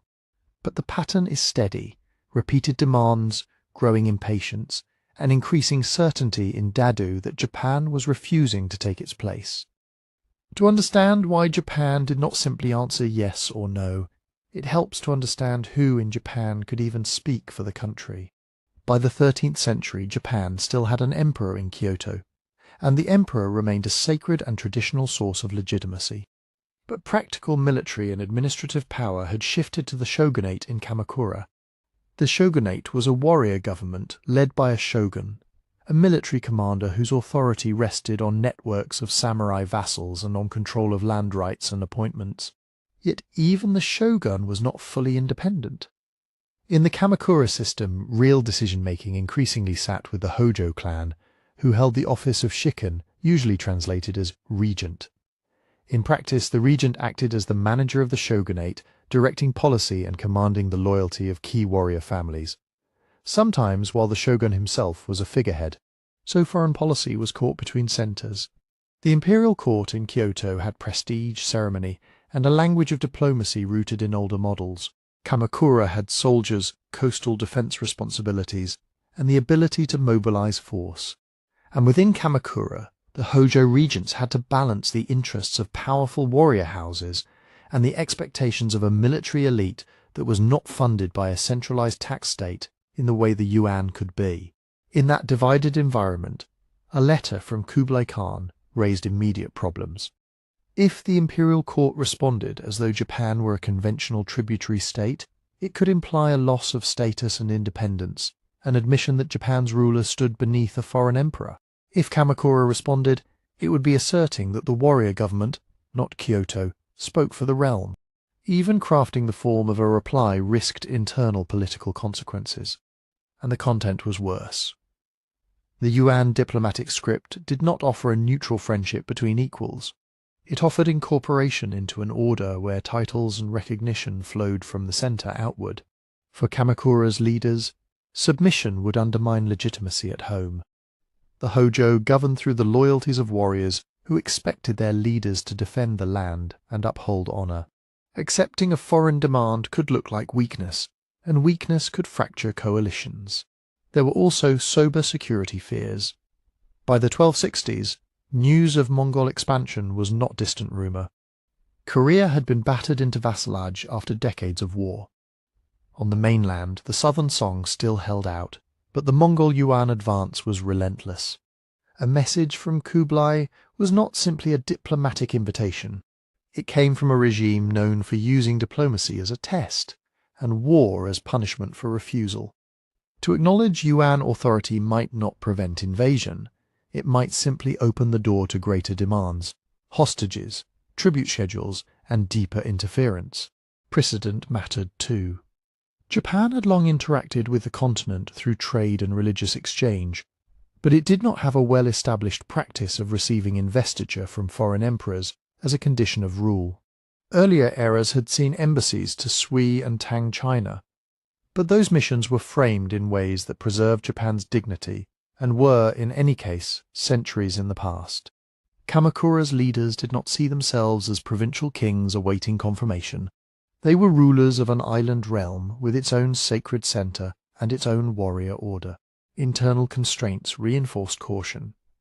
The Kamakura regime depended on a class of landholding warriors, gokunin, housemen, vassals bound by service, to police provinces, fight when summoned, and support the shogunate's authority. But that system had limits. Mobilization was costly, and warriors expected rewards, land, offices, or rights. Defensive war offered fewer opportunities for plunder and new estates than overseas conquest, and the shogunate's ability to hand out new lands was already strained. Even without a foreign threat, Kamakura faced fiscal pressure and disputes over inheritance and land tenure. Preparing for war would require coordination and expense in a political structure that was not designed for permanent, centralized military funding.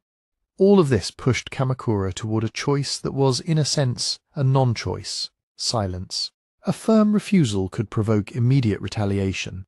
An acceptance could compromise legitimacy and invite further intrusion. Not responding, delaying, deflecting, letting envoys wait was a way to avoid committing the regime to either a humiliating submission or an explicit challenge. From the Yuan perspective, however, silence was not neutral. In the diplomatic language of empire, ignoring a letter from the Great Khan was itself an answer. It suggested contempt, defiance, or at least a failure to recognize proper hierarchy.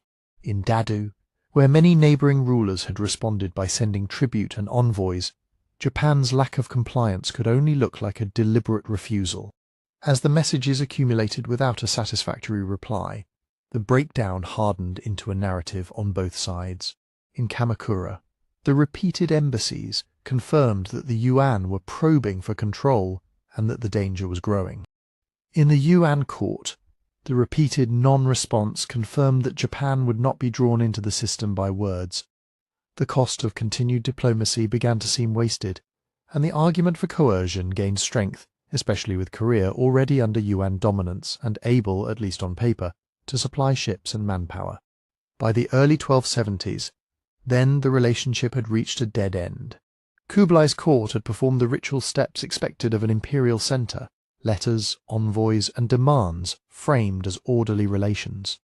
Kamakura, constrained by divided authority and determined to avoid submission, offered no answer that the Yuan would accept. Each side interpreted the other through its own political logic. For the Yuan, silence meant resistance. For Japan's warrior government, silence bought time to consult, to prepare, and to avoid a reply that could bring danger either from abroad or from within. And as that time passed, the balance in East Asia was shifting. The Yuan war against the Southern Song was tightening, and Korea's obligations to the Mongols were deepening. The diplomatic road was closing, and the practical road, the one that ran through Korean ports, shipyards, and requisition lists, was beginning to open.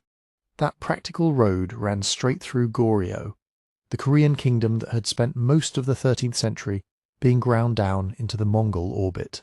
The Mongol invasions of Korea began in 1231 and continued in cycles of destruction and negotiation for decades. By 1259, Goryeo's court had accepted a vassal relationship to the Mongols, and the terms were not gentle. Royal hostages were sent to the Mongol court, marriage ties bound the Goryeo royal house to the imperial family, and policy was increasingly shaped by what the Mongol commanders and later the Yuan administration required. By the time Kublai Khan was ruling from Dadu, Goryeo was not simply a neighbour asked to cooperate. It was a subordinate kingdom expected to provide labour, materials, and men when ordered. Korean officials still governed Korea day to day, but their room for refusal was narrow. The invasion of Japan was, in this sense, an extension of the earlier conquest of Korea, a campaign made possible because Korea's coastline, ports, and skilled shipwrights could be compelled into service. In the early 1270s, as diplomacy with Japan stalled, orders turned into requisitions. The Yuan demanded ships, lots of them built quickly. Korean shipbuilding had long served trade and coastal defence, but now it was directed toward an overseas invasion. Timber had to be cut and transported from inland forests to the sea. Iron fittings, rope, and sails had to be gathered. Shipyards needed labour, and not just carpenters, haulers, caulkers, smiths, and the countless hands needed to move heavy wood and supplies. The time pressure mattered as much as the number. An invasion aimed at Japan had to sail across open water, and Kublai's planners focused on a departure in the autumn of 1374. That meant the ships had to be ready by late summer, tested, loaded, and assembled into a fleet on schedule. Delays risked pushing sailing into rougher weather, when winds and storms in the Korea Strait and around northern Kyushu could be dangerous even for experienced mariners. Sources disagree on the exact scale of the shipbuilding program, and later retellings sometimes inflate numbers. Yuan and Korean records point to a very large effort, often summarized in modern histories as hundreds of vessels, sometimes described in categories rather than a single figure, with larger transports and smaller craft together. The broad picture is clear even when the accounting is uncertain. The state demanded an emergency construction program that strained local capacity, and strain in Goryeo meant human cost. Conscription pulled men away from farms and fisheries at a time when harvest schedules mattered. Corvée labour, obligatory service owed to the state, was expanded and intensified. Communities were ordered to deliver timber or provide transport animals. Ports that normally handled coastal traffic became collection points for a military armada, even without battlefield violence on Korean soil in 1274. The invasion pressed down through the countryside in the form of lists, quotas, and deadlines. People were not asked whether they wanted a war with Japan. They were told to make one possible. The ships were only one side of the preparation. The invasion force itself was a composite, reflecting the Yuan Empire's reach and the way Mongol campaigns often relied on many peoples under one command structure. Mongol and Mongol-aligned commanders sat at the top, directing strategy and maintaining the authority of the Great Khan. Under them were Korean troops supplied by Goryeo, men mobilized under obligation, serving in an operation that was not of their choosing. There were also large numbers of Chinese soldiers, many of them from the north, drawn from populations already under Yuan control. By 1274 the southern Song still existed in the south, but the north had been under Mongol rule for generations, and the Yuan state could recruit there for naval and engineering work, as well as infantry duty. Alongside these were specialists, sailors, navigators, shipwrights, engineers and crews experienced in moving men and horses by sea. An overseas expedition required more than fighters. It required people who could keep a fleet together, repair damage, manage cargo, and land men and animals on a hostile coast. Modern summaries often present approximate totals for the 1274 expedition. Figures like 15,000 Mongol and Chinese soldiers and 8,000 Koreans appear frequently, though exact breakdowns vary by source and by what is counted as combatants versus crew. It is safest to treat the numbers as approximate and the proportions as indicative. A Yuan-led force with a significant Korean component and a large body of Chinese troops and maritime labour. All of these men had to be fed and moved across water. Logistics were the quiet centre of the invasion plan, and logistics begin with grain. Ships had to carry rice, millet, or other staples, along with dried foods that could survive weeks at sea. Water was even more critical. Barrels and jars took up space and weight, and a fleet crossing to islands and then to Kyushu could not assume easy resupply. Fresh water sources on unfamiliar shores might be defended or limited. If the fleet was delayed by weather, thirst could become a crisis faster than hunger. Weapons and equipment added more pressure. Bows, arrows, spearheads, armour, and spare parts had to be loaded in bulk. The Yuan military made use of siege and explosive technology on land, and while the 1274 expedition was not a long continental siege campaign, it still carried specialists and gear beyond what a purely raiding force would need. Transporting that equipment by ship made careful loading essential. A cramped hold could become chaos if heavy items shifted in rough seas. Then there were the horses. The Mongols' reputation was built on mounted warfare, and even in a maritime invasion, horses mattered for mobility after landing. But horses are difficult cargo. They require fodder, water, and space. They panic easily in storms, injure themselves, and can injure handlers. Loading and unloading them requires ramps, organization, and time on the shore, exactly the moments when defenders might attack. Every horse added to the fleet's needs, and every day at sea increased the risk of sickness and loss. Autumn sailing offered a window, but it was a narrow one. The winds could help a crossing, and waiting until after summer heat reduced some risks of disease and spoilage. Yet as autumn deepened, seas could turn quickly. A fleet forced to linger would chew through its stored water and food. A fleet damaged by storms would struggle to keep formation, and a scattered armada could be defeated in parts. Time, weather, and supply were not background details. They shaped what commanders could attempt once they reached Japan. For Goryeo, the invasion meant becoming the launchpad of an imperial project. Korean ports hosted foreign commanders and troops. Local administration had to coordinate with Yuan demands, often under the watchful eye of officials and military overseers. The shipyards and warehouses became military spaces, and ordinary economic activity had to make room for a campaign timetable. This did not mean Koreans were passive in every sense. Goryeo's court manoeuvred to protect its own interests where it could, and Korean mariners brought genuine expertise in coastal waters and ship handling. But the underlying relationship was unequal.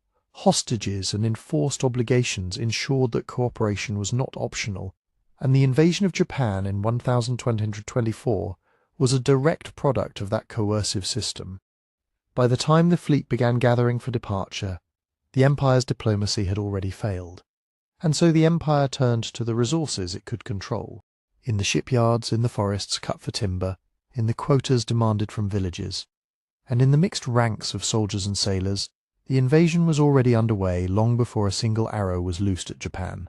And when the final loading was done and the orders were given, the Armada's first test would not be a battle at all, but the sea crossing itself, west to east, from Korean harbours toward the Stepping Stone Islands that guarded the approach to Kyushu. In the autumn of 1274, the assembled invasion force finally moved from preparation to motion. The launching ports were on Korea's southern coast, with Masan, known in sources as Happo, often named as a main gathering point. From there the intended route was not a straight dash to Kyushu, but a stepped crossing first to the island of Tsushima, then to Iki, and only then on to the larger target, northern Kyushu. Those islands sat like gates in the strait, close enough to reach in a day or so of sailing, and useful as places to rest, regroup, and test Japanese resistance before risking a major landing. The exact departure day is not perfectly fixed across all records, but many accounts place the sailing in early to mid-November by the Western calendar, corresponding to late autumn in East Asia. The fleet that left Korea was large by the standards of the region, yet the precise scale is one of the most disputed details of the campaign. A common modern reconstruction, drawing on Yuan and Korean materials alongside Japanese records, describes roughly 800 to 900 vessels of varying size, transports, smaller craft and support boats, carrying somewhere around 20,000 to 30,000 men when soldiers and crews are counted together. Some summaries break the combat troops into figures like about 15,000 Mongol and Chinese soldiers and around 8,000 Koreans, but those numbers depend on definitions and later bookkeeping, and they may not include all sailors, labourers and specialists. Japanese chronicles sometimes give higher, more dramatic totals, while administrative records can be more conservative or incomplete. What can be said with confidence is simpler. It was a mixed Yuan-led expedition, with substantial Korean contribution in ships and manpower, and a mass of men and material large enough to make coordination itself a serious problem. The crossing from Korea to Tsushima was short on a map, but difficult in practice. The Korea Strait is busy water even in calmer seasons, and late autumn brought its own hazards, shifting winds, cold rain, and seas that could change quickly. Navigation relied on experience, on coastal knowledge, and on keeping formation. But formation was fragile. Ships did not all sail at the same speed, and an armada made from vessels built under time pressure would include craft with different handling qualities. Even a small storm could stretch the line and scatter groups. And once separated, communication became guesswork. Flags, drums, shouted orders across water, or messengers sent boat to boat when the sea allowed it. Life on board was cramped and uncomfortable. Transports were packed with men, supplies, and animals. Fresh water was rationed, and the mix of salt spray, damp clothing, and close quarters made sickness a constant threat. Horses, if carried, added noise, danger, and urgency. An injured animal could panic, and a frightened horse in a moving ship could injure handlers and damage fittings. Even without dramatic weather, the crossing demanded discipline. Men who were used to campaigning on land had to endure motion sickness and sleeplessness, and sailors had to keep the fleet moving as a single instrument rather than a collection of individual boats. Command was also complicated by language and organization. The expedition was an imperial coalition in miniature. Mongol commanders, Chinese troops, Korean soldiers and sailors, all under Yuan authority, but not necessarily sharing a single tongue or a single military tradition. Orders had to move down chains of command, then sideways across vessels, then outward to the far edges of the fleet. In such circumstances, commanders tended to simplify objectives: reach the first island, secure it, move on. The first landfall was meant to do more than provide water and anchorage. It was also meant to demonstrate the reality of Yuan power, and to remove the possibility that these islands could be used as early warning posts and staging points for Japanese defenders. By about November 4th or 5th in many modern chronologies, the fleet reached Tsushima, a mountainous island closer to Korea than to Kyushu. Tsushima's communities lived by fishing, small-scale farming, and the traffic of the strait. It also had a local warrior leadership, tied into the wider world of Japanese provincial defense. In Japanese tradition, the island is associated with the So clan in later centuries, but in 1274 the defenders are often linked in sources to a local governor or military figure, commonly named So Sukekuni. As with many medieval names, details can be confused in later retellings, but the broad picture holds. Tsushima had a small armed force facing an overwhelming landing. The invaders' immediate objectives on Tsushima were practical and psychological. They needed safe anchorage, access to fresh water, and a foothold where ships could be secured while troops reorganized. They also needed to prevent messages from traveling onward to Iki and Kyushu with too much time for preparation. A rapid, violent strike could serve both purposes: disrupt local resistance and signal that refusal would bring punishment. What followed in the first clashes on Tsushima is described with intensity in Japanese chronicles, which emphasize slaughter and terror. Those sources were written within a cultural context that sought to explain calamity and record suffering, and they are invaluable. But they also have their own aims, and their numbers and details are not always verifiable. It is safest to speak in patterns rather than to repeat exact tallies. The pattern described is one of swift attacks, local defenders attempting to contest the landing, and civilians caught in the path of an army that treated resistance, and sometimes mere presence, as hostility. For the defenders, the problem was scale. A small island garrison could skirmish, ambush, and fight, set pieces in narrow terrain, but it could not stop multiple landings along the coast. Once invaders were ashore in strength, the defenders risked being surrounded.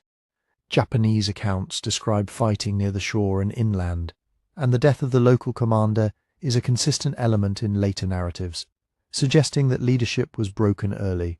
Even without accepting every dramatic detail, the likely outcome is clear. Tsushima's organized resistance was overwhelmed quickly. The violence did not end with the defeat of armed men.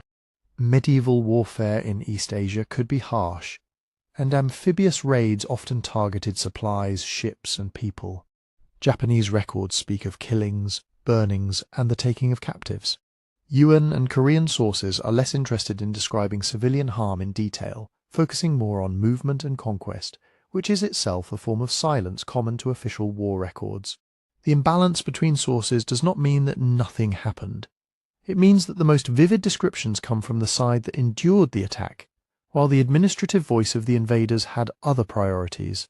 What can be confirmed with more confidence is the strategic logic.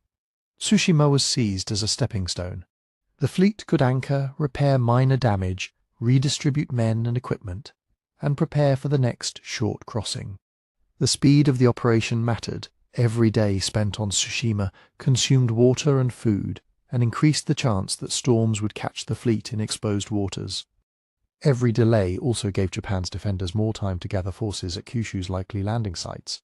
With Tsushima subdued, the expedition's momentum carried forward. The same calculation that had shaped the route now shaped the next move. Take the next island, deny the Japanese an early warning network, and approach Kyushu with the advantage of initiative. And so, after the first hard lesson delivered to Tsushima, the fleet turned its attention onward across the strait, toward Iki, and then the broad curve of Hakata Bay, where a much larger confrontation awaited. The passage from Tsushima to Iki was even shorter than the first crossing from Korea. But the meaning of the islands did not shrink with the distance. Together they were the outer locks on the sea road to northern Kyushu. If they held, even briefly, they could send warnings, delay landings, and force the invaders to fight on unfavourable ground. If they fell quickly, the Yuan-led force gained not just anchorage and water, but confidence and a sense that Japan's borderlands could be cracked open. On both islands, defence rested on local warrior households and small groups of officials with limited manpower. These were not large garrisons kept in constant readiness. They were communities with men who could fight, mounted archers and foot soldiers drawn from a handful of armed lineages, supported by retainers and whatever labour could be pulled from farms and fishing villages. Authority was local and practical. Men who managed estates, enforced order, and in wartime became the core of resistance. When the fleet appeared, there was no time to wait for reinforcements from Kyushu. The island defenders had to act with what they had. On Tsushima, the surviving accounts describe fighting that began near the landing areas and moved quickly inland, shaped by the island's steep ridges and narrow coastal flats. The defenders' best hope was to disrupt the first waves, catch men as they came ashore, strike at small detachments, and retreat into terrain that made the invaders' numbers harder to bring to bear. But the expedition did not arrive as a single shipload. It arrived as a mass of vessels capable of putting large bodies of troops onto multiple beaches. Even if one landing met stiff resistance, another could succeed a few miles away, putting defenders between two threats. Japanese narratives emphasize the death of Tsushima's leading defender early in the fighting, often naming him and portraying a stand that ended with his force destroyed. The details vary by retelling, and later tradition can sharpen events into a single dramatic episode. Still, the basic outcome is not in doubt. Organised resistance on Tsushima collapsed rapidly. After that, the remaining fighters faced a grim choice familiar in medieval warfare: flee into forests and hills with few supplies, hide among civilians and risk betrayal, or attempt scattered attacks that could easily end in capture. What became of the defenders is clearest in its broad outline rather than its numbers. Some were killed in battle. Some were killed afterward, when the fighting had already turned into pursuit. Others may have escaped by boat or by moving through the interior. But an island offers only so many routes, and the presence of ships offshore could cut off the easiest exits. The sources that preserve these moments, especially Japanese chronicles and later compilations, are written with moral urgency, highlighting sacrifice and loss. They do not read like neat military reports, and they cannot always be checked against the invaders' records. Yet they preserve the human reality of a small society hit by an expeditionary army. Civilians, too, appear in these accounts, not as background, but as victims. Japanese records describe killings and the taking of captives, along with homes and storehouses being burned. It is difficult to separate what happened on Tsushima alone from what later memory grouped together across the two islands, and exact totals are not reliable. But the pattern is credible and consistent with the logic of the operation. The invaders needed food, water, and control, and they also wanted speed. Seizing supplies and eliminating resistance quickly could mean treating whole settlements as hostile territory. Captives could be taken for labour, for intelligence, or as the human spoils of a raid. They could also become bargaining tools in a world where submission was expected to follow a demonstration of force. Displacement followed naturally. Families fled into rough terrain, or took to small boats if they had them, carrying what they could, and leaving the rest. With Tsushima subdued, the fleet did not linger. The next objective lay almost straight ahead. Iki, closer to Kyushu and even more directly on the route toward Hakata Bay. Iki, like Tsushima, had local officials and warrior households rather than a large standing force. Its defenders could respond to warnings if any messages got through in time, but the window was small. A fast-moving fleet could land before any organized help arrived from the mainland. The second landing unfolded with the same brutal arithmetic. Resistance is recorded, but it is described as quickly overwhelmed. Whatever the defenders' initial plan, meeting the landing at the shore, holding a fortified point, or falling back to fight from the interior, the invaders could bring concentrated force against a limited number of strongpoints. Unlike a protracted siege on the mainland, these were short island operations. The expedition's leadership needed Iki secured as a staging place and a shielded anchorage, and they needed it now before weather or supply constraints tightened. Here again, the fate of civilians looms in the surviving accounts. The records that speak most openly are those written in Japan, and they present scenes of massacre alongside capture. As always, caution is necessary. Medieval writers could magnify horrors to convey the scale of calamity, and later copying could embellish. But it would be equally misleading to treat the silence of Yuan and Korean materials as evidence that civilians were spared. Official histories often pass quickly over what did not serve the purpose of administration or imperial legitimacy. In this case, the logic of an amphibious assault, seizing food, preventing alarms, punishing resistance, fits the grim reports of deaths and captives, and it explains why the island experiences were remembered with such fear. Strategically, Tsushima and Iki mattered because they were not just stepping stones, they were communication nodes. If the islands remained in Japanese hands, they could send warning fires, dispatch boats to Kyushu, and threaten the fleet's rear. Once they were neutralized, the expedition gained freedom of movement in the strait and reduced the chance of being harassed by small local forces.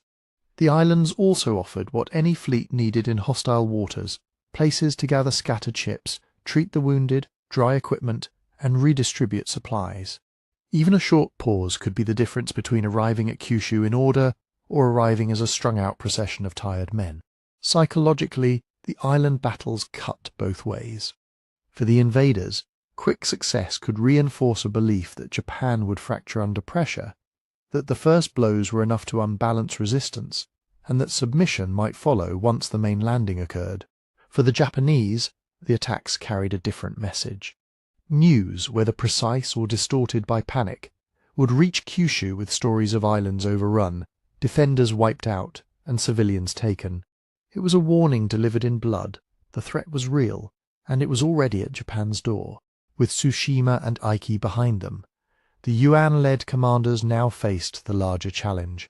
Small islands could be crushed by numbers and speed. Kyushu would be different: broader beaches, more defenders, and a political centre of gravity that could not be seized in a day. The fleet, having battered open the outer gates, turned toward the north coast of Kyushu, toward Hakata Bay, where two ways of war were about to collide. Hakata Bay lay on the north coast of Kyushu like a wide, usable doorway into Japan. Its shoreline offered beaches and shallows where landing boats could be pushed in, and behind it sat the region's key roads, estates, and administrative centres.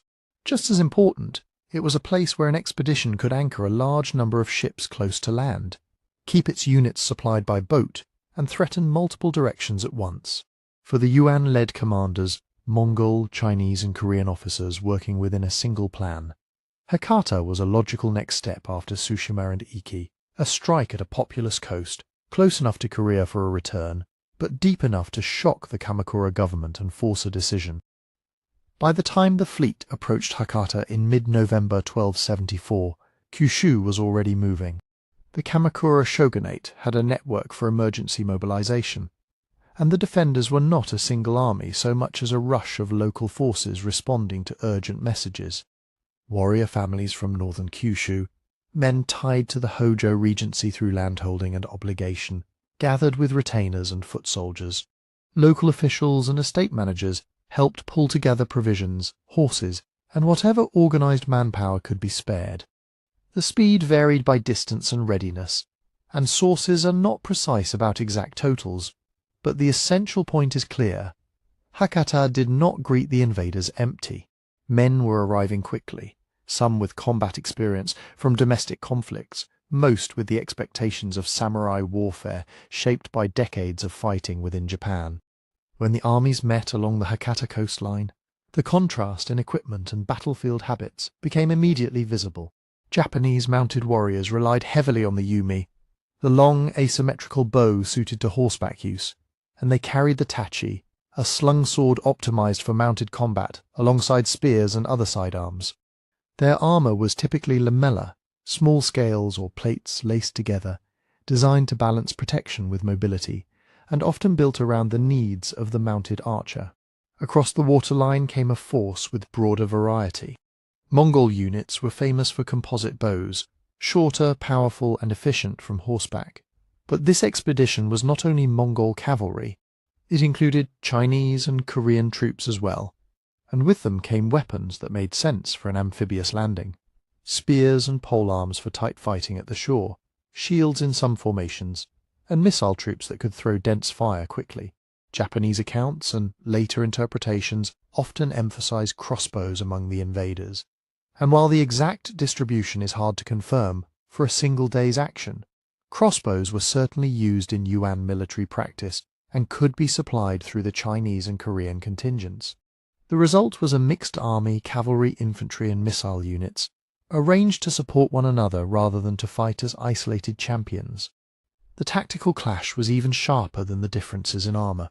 Japanese warriors were accustomed to combat, in which individuals or small groups sought out opponents, announced themselves, and turned battle into a series of personal contests, an ideal that did not always match messy reality, but still shaped expectations.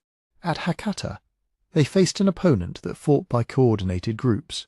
Yuan-led units advanced and shot in volleys, covering movement with missile fire, and used signals, drums, gongs, and banners are often mentioned in descriptions of Mongol-style command, to keep formations aligned in the confusion of landing and close combat.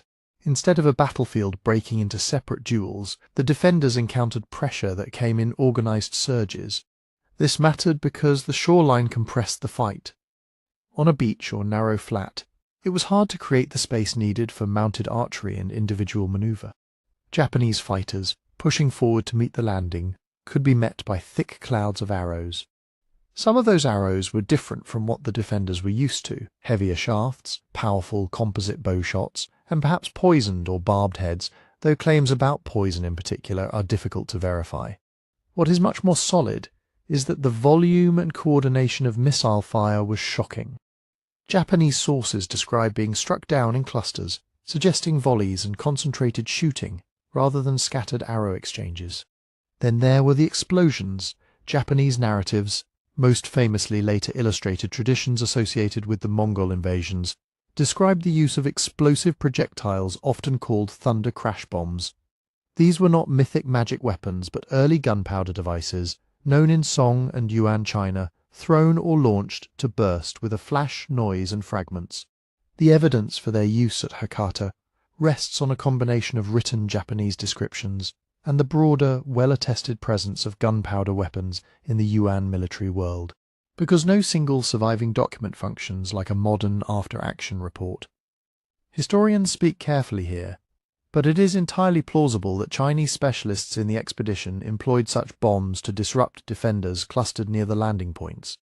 Even if casualties from the blasts were limited compared with arrows and blades, the psychological effect smoke, sudden noise, unfamiliar concussion, could break the rhythm of a charge and add to the sense that this enemy brought a different kind of war. Under that pressure, Japanese fighters began to adapt as the day wore on. The first instinct to ride forward, identify oneself, and engage in direct challenge was difficult to sustain when opponents refused the script and answered with massed missiles. Some defenders shifted to fighting in tighter groups, using terrain and movement to reduce exposure, and striking at the edges of enemy formations rather than plunging into the densest fire. Foot soldiers and retainers became more important in close quarters, along dunes and fields, where a coordinated push could reach an invader line before another volley landed. Mounted warriors, too, could adjust by using short advances and withdrawals, timing their approach to moments when the enemy was reorganizing after a landing wave. The fighting along Hakata was not one clean clash, but a series of hard contacts, advances, checks, and renewed pressure, set against the invaders' need to secure space ashore without becoming trapped. By late in the day, both sides had learned something. The Yuan-led force had demonstrated that it could land and fight effectively on Japanese soil, using coordination and technology to offset unfamiliar ground. The Japanese defenders, meanwhile, discovered that bravery and individual skill were not enough on their own. Survival required changing methods in real time, absorbing shock, and finding ways to disrupt a disciplined enemy before the next wave could build into an overwhelming foothold. As evening approached over Hakata Bay, the battle's next phase would be shaped not just by courage or tactics, but by the practical limits of an expedition, ships, anchors, supplies, and the question of whether to press inland or pull back to the fleet for the night. As dusk gathered over Hakata Bay, the struggle on the shore narrowed into a problem of endurance. The defenders had bent under volleys and unfamiliar weapons, but they had not broken. Instead, Japanese forces pulled back in a controlled way, giving ground where the landing pressure was strongest and regrouping where they could. This was not a rout. It was a defensive withdrawal shaped by local knowledge, falling back toward firmer positions, drawing scattered fighters into clusters, and preparing to return once the enemy's momentum slowed. For the Yuan-led commanders, the day's fighting had proved that a landing was possible, but it had also exposed the risk of staying ashore after dark. The invaders were operating at the end of a long supply line, dependent on ships for food, arrows, replacements, and a safe place to reorganize. Holding a beachhead overnight would mean keeping cohesion in unfamiliar terrain, with units drawn from different regions and languages, while Japanese fighters, who were now arriving in greater numbers, could harass the perimeter, strike at isolated groups, and make it difficult to rest or resupply. Night fighting also carried a particular danger for an expeditionary force that had landed in waves. If the line on the shore loosened, men could become separated from their boats. Worse, if Japanese attacks pushed into the landing area, they might reach the boats themselves, small craft, stores, and the fragile link between army and fleet. Even without losing ships, simply losing order could mean losing the campaign. In that sense, returning to the ships was not necessarily a sign of panic. It could be read as a cautious decision. Do not gamble the whole expedition on an uncertain night on hostile ground. Japanese sources and later retellings sometimes describe the invaders withdrawing to their vessels at evening, while the defenders regrouped on land and prepared to fight again. The tactical picture is hazy in detail, but the broad logic is consistent with amphibious warfare. The invaders had not taken a fortified city, nor secured a deep inland base. Hakata was contested ground, and the Japanese response was strengthening hour by hour.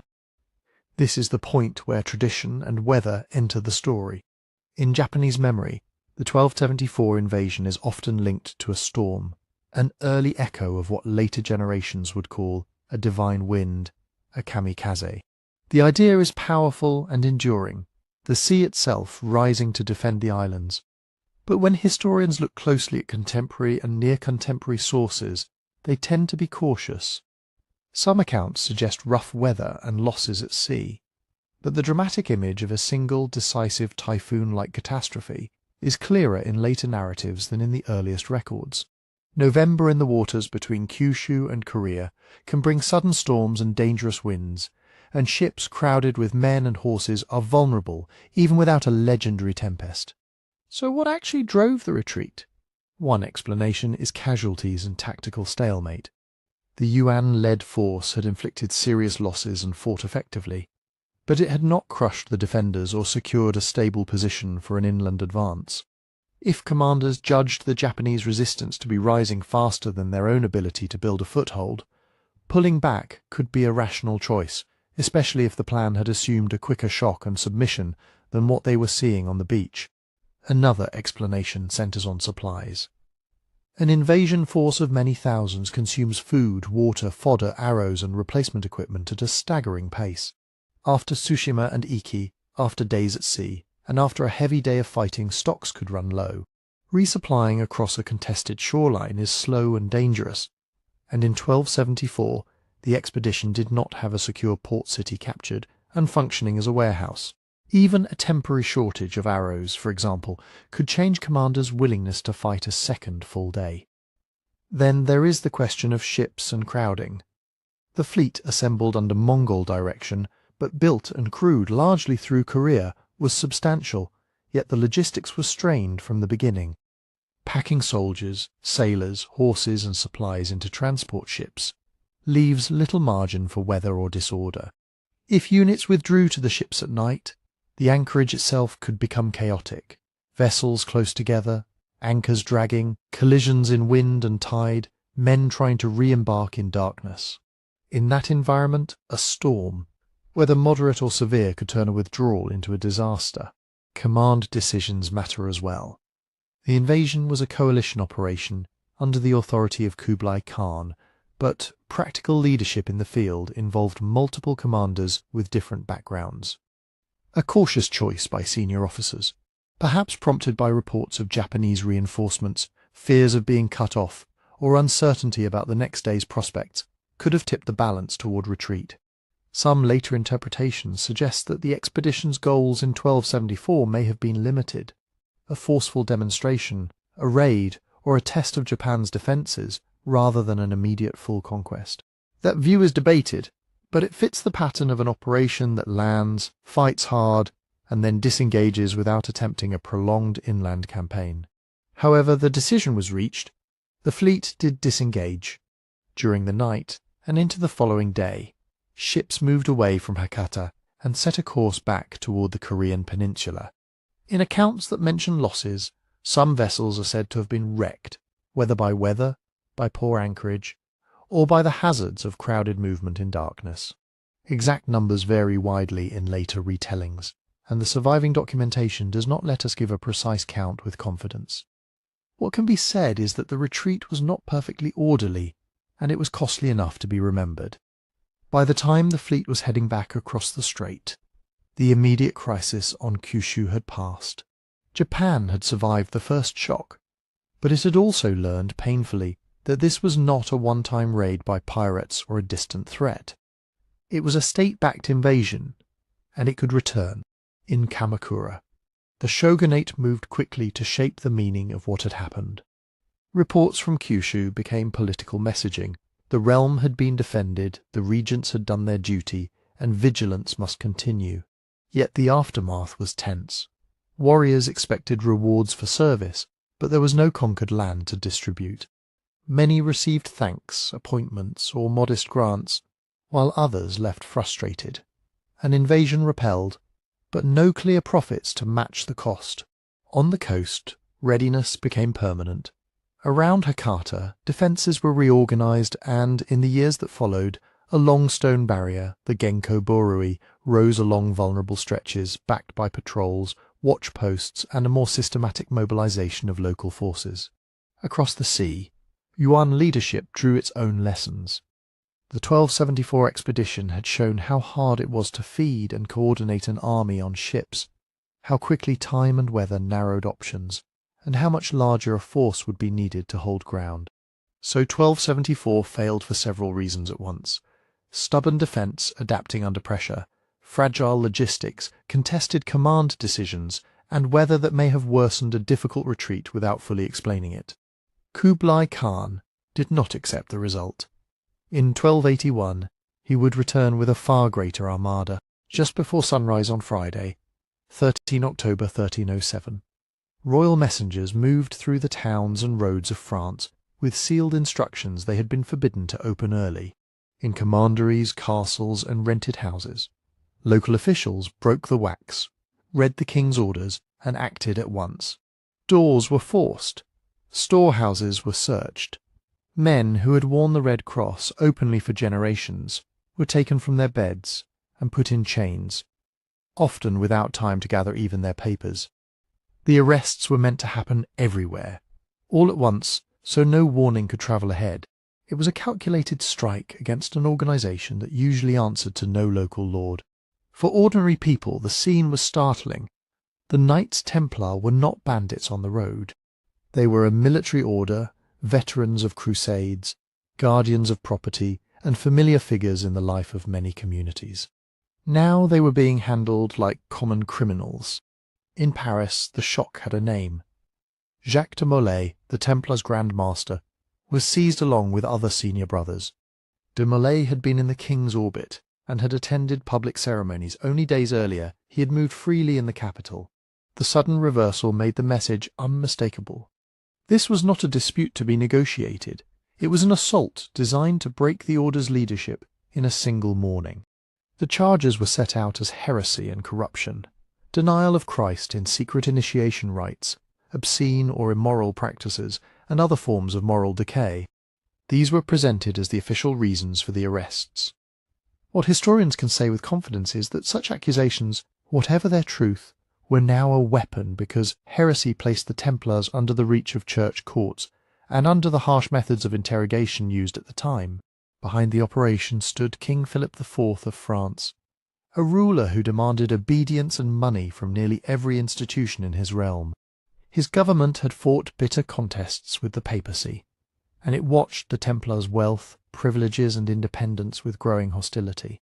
Before we continue, tell me in the comments where in the world you're listening from tonight. By daylight, France had been changed. A famous order was imprisoned, its reputation poisoned in a single proclamation, and its fate tied to a king's purpose. To understand why the Templars could be destroyed like this, we have to return to the world that first created them, Jerusalem after the First Crusade, when victory opened the roads but not safety.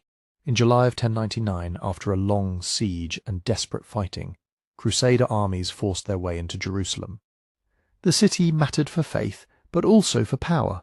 Whoever held Jerusalem could claim a kind of authority that reached far beyond its walls, into the politics of Europe and the Eastern Mediterranean. The victory did not end the struggle. It began a new, unstable order. Out of that conquest came a chain of new Latin-ruled territories along the Levantine coast and inland. The Kingdom of Jerusalem was the most famous, joined by the county of Tripoli, the Principality of Antioch, and the county of Edessa. Together, these Crusader states remade maps and loyalties.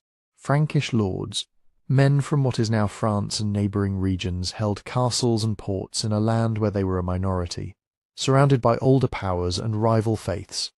The Byzantine Empire watched from the north. Islamic rulers contested borders and cities, and local Christian communities navigated a new set of masters. For Western pilgrims, Jerusalem was now in theory open.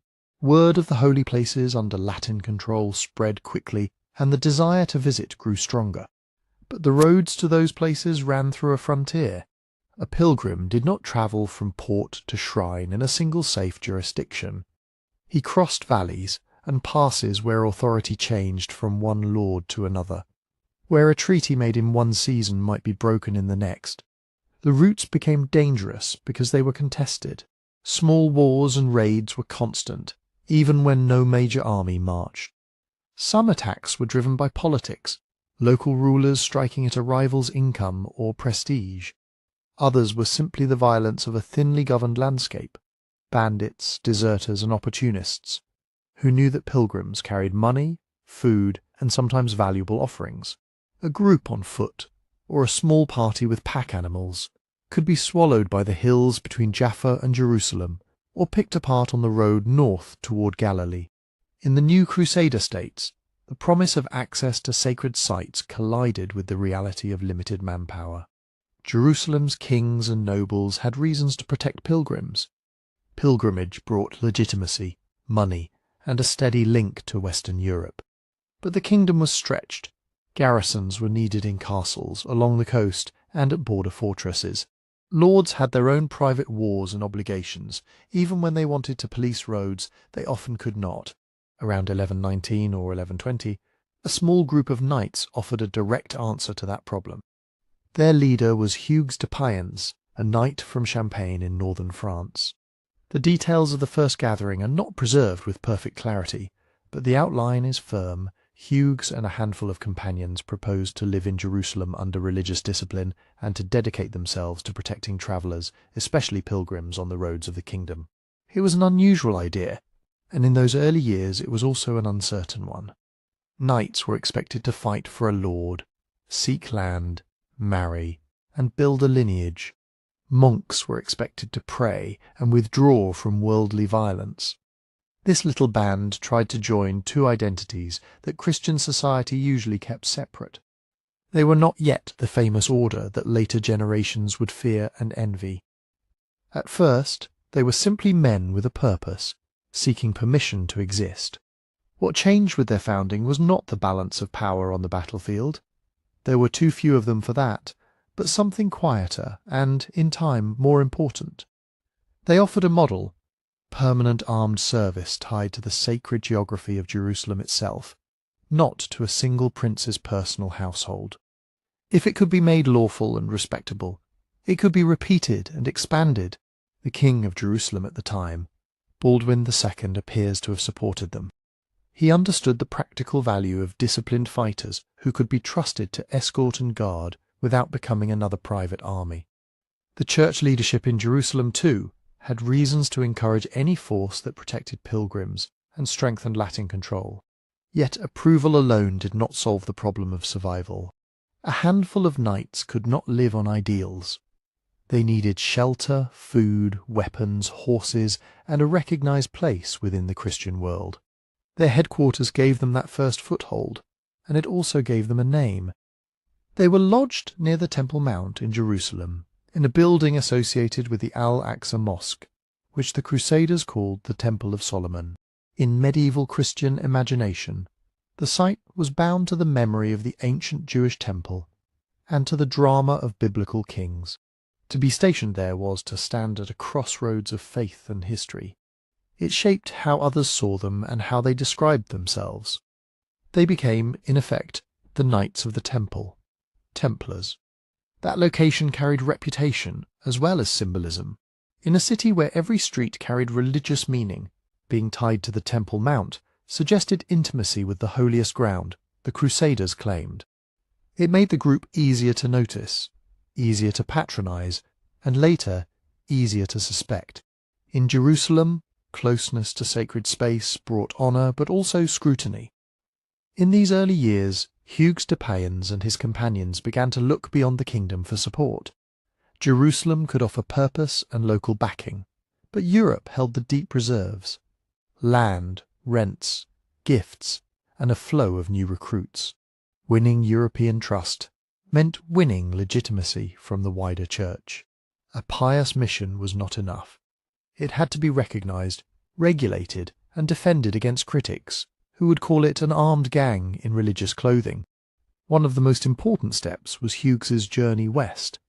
He moved through the networks that mattered, nobles, bishops, and influential abbots, arguing that the Holy Land required a new kind of service. The timing favoured him. The Crusader states were now a generation old, past the first thrill of conquest and deep into the hard work of survival. News of setbacks and constant pressure from neighbouring powers made it easier to ask for practical help rather than grand speeches. That effort culminated in January 1129 at the Council of Troyes in Champagne. Councils were gatherings where church leaders settled questions of doctrine, discipline, and organisation. At Troyes, the new brotherhood received formal recognition.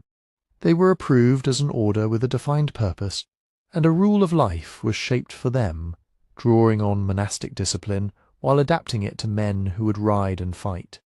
What changed with Troyes was immediate and decisive. Recognition made the Templars more than a local experiment in Jerusalem. It turned them into an institution that Christians across Europe could support without fearing they were funding something unofficial or even unlawful. It clarified who they were, what vows they took, and why they could exist. With legitimacy came protection, the ability to appeal to church authority, to receive donations, and to recruit openly. It also made them more visible, and visibility would become a kind of power. A crucial figure in this transformation was Bernard of Clairvaux, the abbot who embodied the moral force of monastic reform in the early 1100s. Bernard did not invent the Templars, and the exact extent of his hand in drafting their rule is debated in the details, but his support is not in doubt. His reputation gave the order credibility among those who might otherwise have doubted the idea of holy warfare performed as a vowed religious life. Bernard offered more than a signature. He helped build a public ideology for a new kind of warrior, one who fought not for personal gain or feudal pride, but under obedience, chastity, and poverty. In a world that feared the violence of knights even while depending on it, this was a powerful promise. Violence restrained by discipline and directed toward a cause presented as sacred. By the end of the 1120s, the Templars were still small, but they were no longer uncertain. They had a recognized place in the church, a base associated with Jerusalem's most charged religious ground, and a message that could travel as fast as sermons and letters could carry it. Men could join without shame. Patrons could give without hesitation. And from that point on, the order could grow beyond anything Hugues de Payens and his first companions could have maintained alone.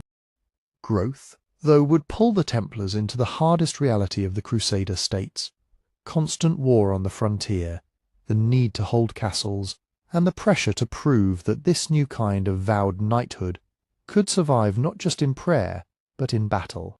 In 1136, Hugues de Payens died, and the experiment he had carried from Jerusalem to the Council of Troyes had to survive without its founder. The leadership passed to Robert de Craon, a man from Anjou, and the handover mattered. A small brotherhood could be held together by personal authority and shared hardship.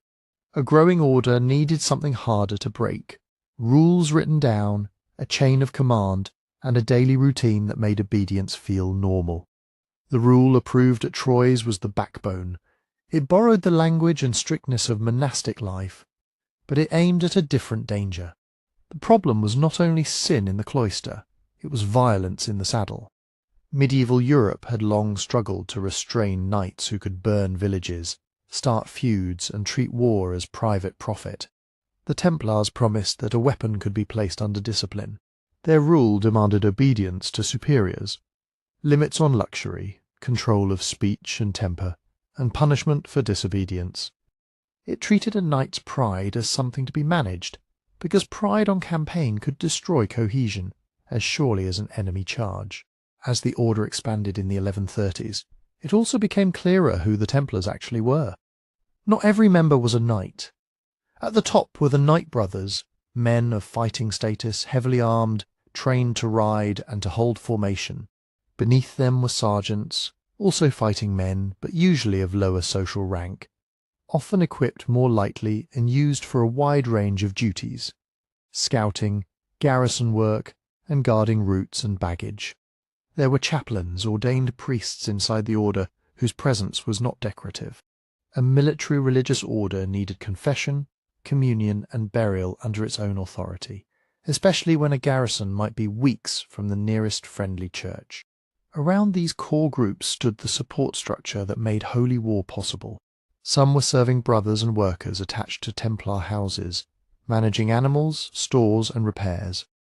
Others were hired hands or local labour connected to Templar estates.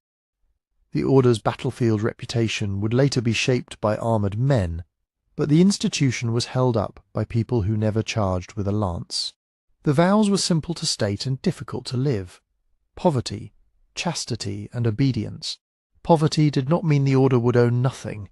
It meant the individual brother owned nothing. A man who had once measured himself by horses, clothing, and the quality of his gear now surrendered personal property to the community. Chastity demanded a clean break from marriage and lineage. That was a radical change for a warrior class built on inheritance. Obedience was the heaviest vow of all, because it asked a trained fighter to accept decisions that might get him killed, and to do so without argument. The rule tried to build discipline into ordinary hours. Meals were regulated, speech at table restrained, and punishment set for fighting among brothers, for gambling, for leaving the house without permission. Even hunting, so central to noble identity, was limited, because it encouraged the habits of aristocratic pleasure rather than the mindset of service. The ideal was a controlled life that could withstand the chaos of campaigning. The ideal, of course, met reality. In the Crusader states, brothers moved through ports, markets, and fortresses. They handled money on behalf of the order even if they personally vowed poverty. They dealt with secular lords, negotiated supplies, and sometimes lived in cramped garrisons where discipline could fray. Historians can see in the existence of penalties and repeated warnings that the leadership expected lapses. The rule was not proof that every brother was perfectly restrained. It was proof that the order feared what would happen if restraint failed. One of the most visible signs of identity was clothing. The white mantle became associated with the Knight brothers as a mark of their status and their professed purity of life. It was also a public claim. This violence was not private and predatory, but vowed and supervised. Later, the Red Cross would be granted to the order, a simple emblem that could be read at a distance on cloak and banner. It worked as identity and as propaganda at the same time. It told allies who was approaching, reminded patrons what they were supporting, and warned enemies that these were not temporary crusaders who would sail home after a season. That distance forced the order to become skilled at logistics, because piety alone did not keep a road open. Horses were central. A mounted fighter was only as effective as the stable behind him. The rule regulated equipment and behaviour around animals, care, restraint, and the avoidance of needless display. The order's reputation for field discipline came partly from this unglamorous focus. Horses had to be fed, rested, replaced, and moved. Weapons had to be maintained. Armour had to fit. A brother could be brave and still useless if his mount failed on the march, or if supplies ran out in a dry season. Training was not a separate institution like a modern academy, but the order created a culture where new men learned by living under experienced ones. They learned to ride as a unit, to respond to signals, to hold formation when fear and noise made individuals want to scatter. The Templars became known for charging together and, just as importantly, for not charging when the command forbade it. In a world where battles were often decided by impulsive courage turning into disorder, that kind of restraint was a weapon. Leadership had to turn these rules into decisions. The master stood at the top, but he was not an absolute monarch. He worked with senior officers and councils, because the order needed accountability to prevent personal ambition from turning into disaster. Beneath the master were commanders responsible for regions and houses, and in the east, officials who managed garrisons, supply routes, and relations with local powers. Orders moved along this hierarchy, from the centre outward, and reports back inward. The point was consistency. A brother in a fortress near the frontier was meant to live by the same expectations as a brother in a house in northern France. This institutional model changed crusading warfare. Earlier crusader armies were often coalitions, princes with their own followers, bound by personal loyalty and temporary vows. The Templars offered something else, a permanent corps of fighters who could be stationed, rotated and reinforced. They could hold a castle year after year, guard a road in winter when seasonal crusaders were gone, and respond quickly to raids without waiting for feudal musters. It also changed European patronage. Donors were not just funding a single expedition. They were buying permanence, prayers for the soul, certainly, but also a standing defence of the holy places. A lord could give land or rents to a Templar house and believe the gift would be managed by an institution that outlived him. That confidence helped the order grow, and growth, in turn, pulled it deeper into the daily survival of the Crusader states. By the early 1140s, the Templars were no longer simply escorting pilgrims. They were becoming a military infrastructure tied to castles, councils, and border strategy. And the frontier was about to demand proof, because the Muslim powers around the Crusader states were reorganizing, and the fragile balance that had allowed Latin Jerusalem to endure was starting to crack. In 1144, the city of Edessa fell. It was the oldest of the Crusader states, a Latin outpost, far to the north and east, exposed and thinly defended. Zengi, the ruler of Mosul and Aleppo, took it by siege and shock, and the news hit the west like a bell. Edessa's loss was not just a military defeat, It was proof that the Muslim powers, long divided by rivalries, could concentrate force, choose a target, and finish it. For the Templars, this was the kind of crisis their founders had feared. The Kingdom of Jerusalem and its neighbours were not solid blocks of territory. They were strings of towns, ports, and castles, connected by roads that could be cut in a single raid. A strong point mattered because it could hold when an army was elsewhere. It could store grain in bad seasons, shelter refugees, and give cavalry a base to strike from. Without castles, the Crusader states were not kingdoms at all. They were camps. So the Templars became more and more garrison soldiers. Their houses in the east were not quiet monasteries. They were fortified compounds where men slept with weapons near at hand, and where the daily routine was set by watch schedules as much as by prayer. When a frontier castle was assigned to them by a king or a prince, it came with obligations and dangers. A fortress could be a shield, but it could also become a trap if relief did not come. The rhythm of war in these decades was often not a single decisive battle, but raids, ambushes, and sudden concentrations of force. Muslim commanders aimed to burn crops, seize animals, and break confidence. Crusader leaders tried to keep roads open and to punish raiders quickly enough that the frontier did not empty. In that world, the Templars' value was their readiness. They could mount and move without waiting for a feudal host to assemble, and they could do it under a chain of command that reduced argument in the moment of danger. Their battlefield reputation grew from this discipline. When a Templar unit charged, it was expected to do so together, not as individuals chasing glory. They fought with heavy cavalry, armoured men, and powerful horses, supported by lighter troops and local allies, and their shock tactics could decide an encounter if the enemy line wavered. But the same discipline that made them dangerous could also make them stubborn. Chroniclers, sometimes admiring and sometimes critical, repeated the idea that Templars did not retreat easily once committed. In practice, that reputation came from their rule and their culture. Retreat could be necessary, but it required explicit order. A brother who broke and ran risked punishment and disgrace. That fear of disorder held formations together until, in some situations, it helped turn a hard fight into a deadly one. The Templars were not fighting alone, and cooperation was never simple. In the Latin East, the King of Jerusalem, the princes of Antioch and Tripoli, bishops and great barons all expected influence. The military orders were sworn to their own leadership and answered directly to the church, yet they needed lands, castles, and political goodwill to function. That created constant friction. A king might want a fortress held on his terms, or troops used in a campaign that suited his strategy.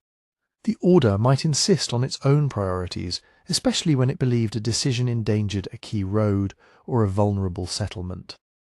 Then the Second Crusade arrived, driven by Edessa's fall. In 1147, King Louis VII of France and King Conrad III of Germany set out with large armies, carrying enormous expectation.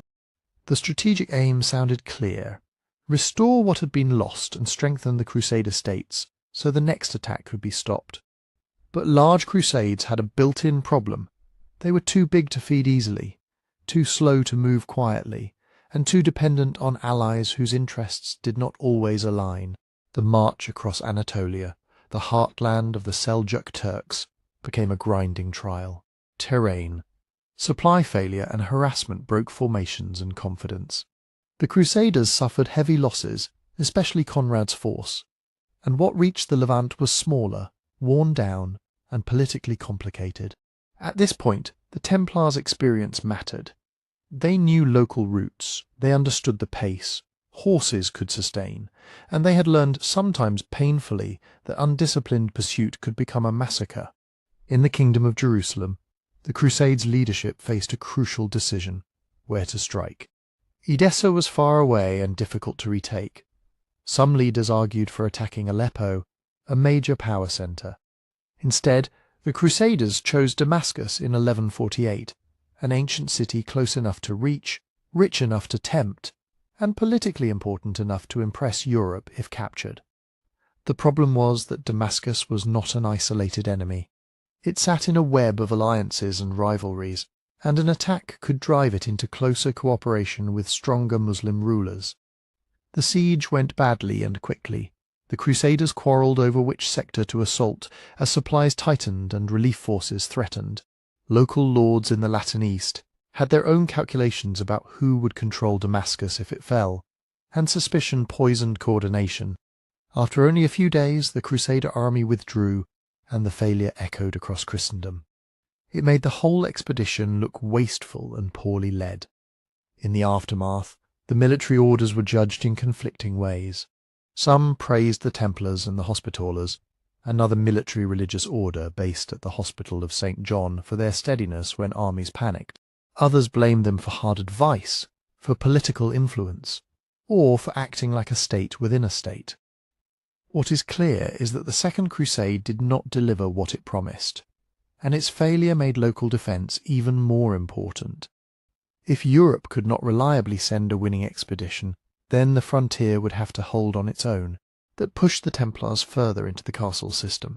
Fortresses were expanded, repaired, and provisioned. Garrisons became more professional, with routines for patrols, messages, and rapid response. The orders also competed. The Hospitallers, like the Templars, received donations and castles, and their mission blended care for pilgrims with war.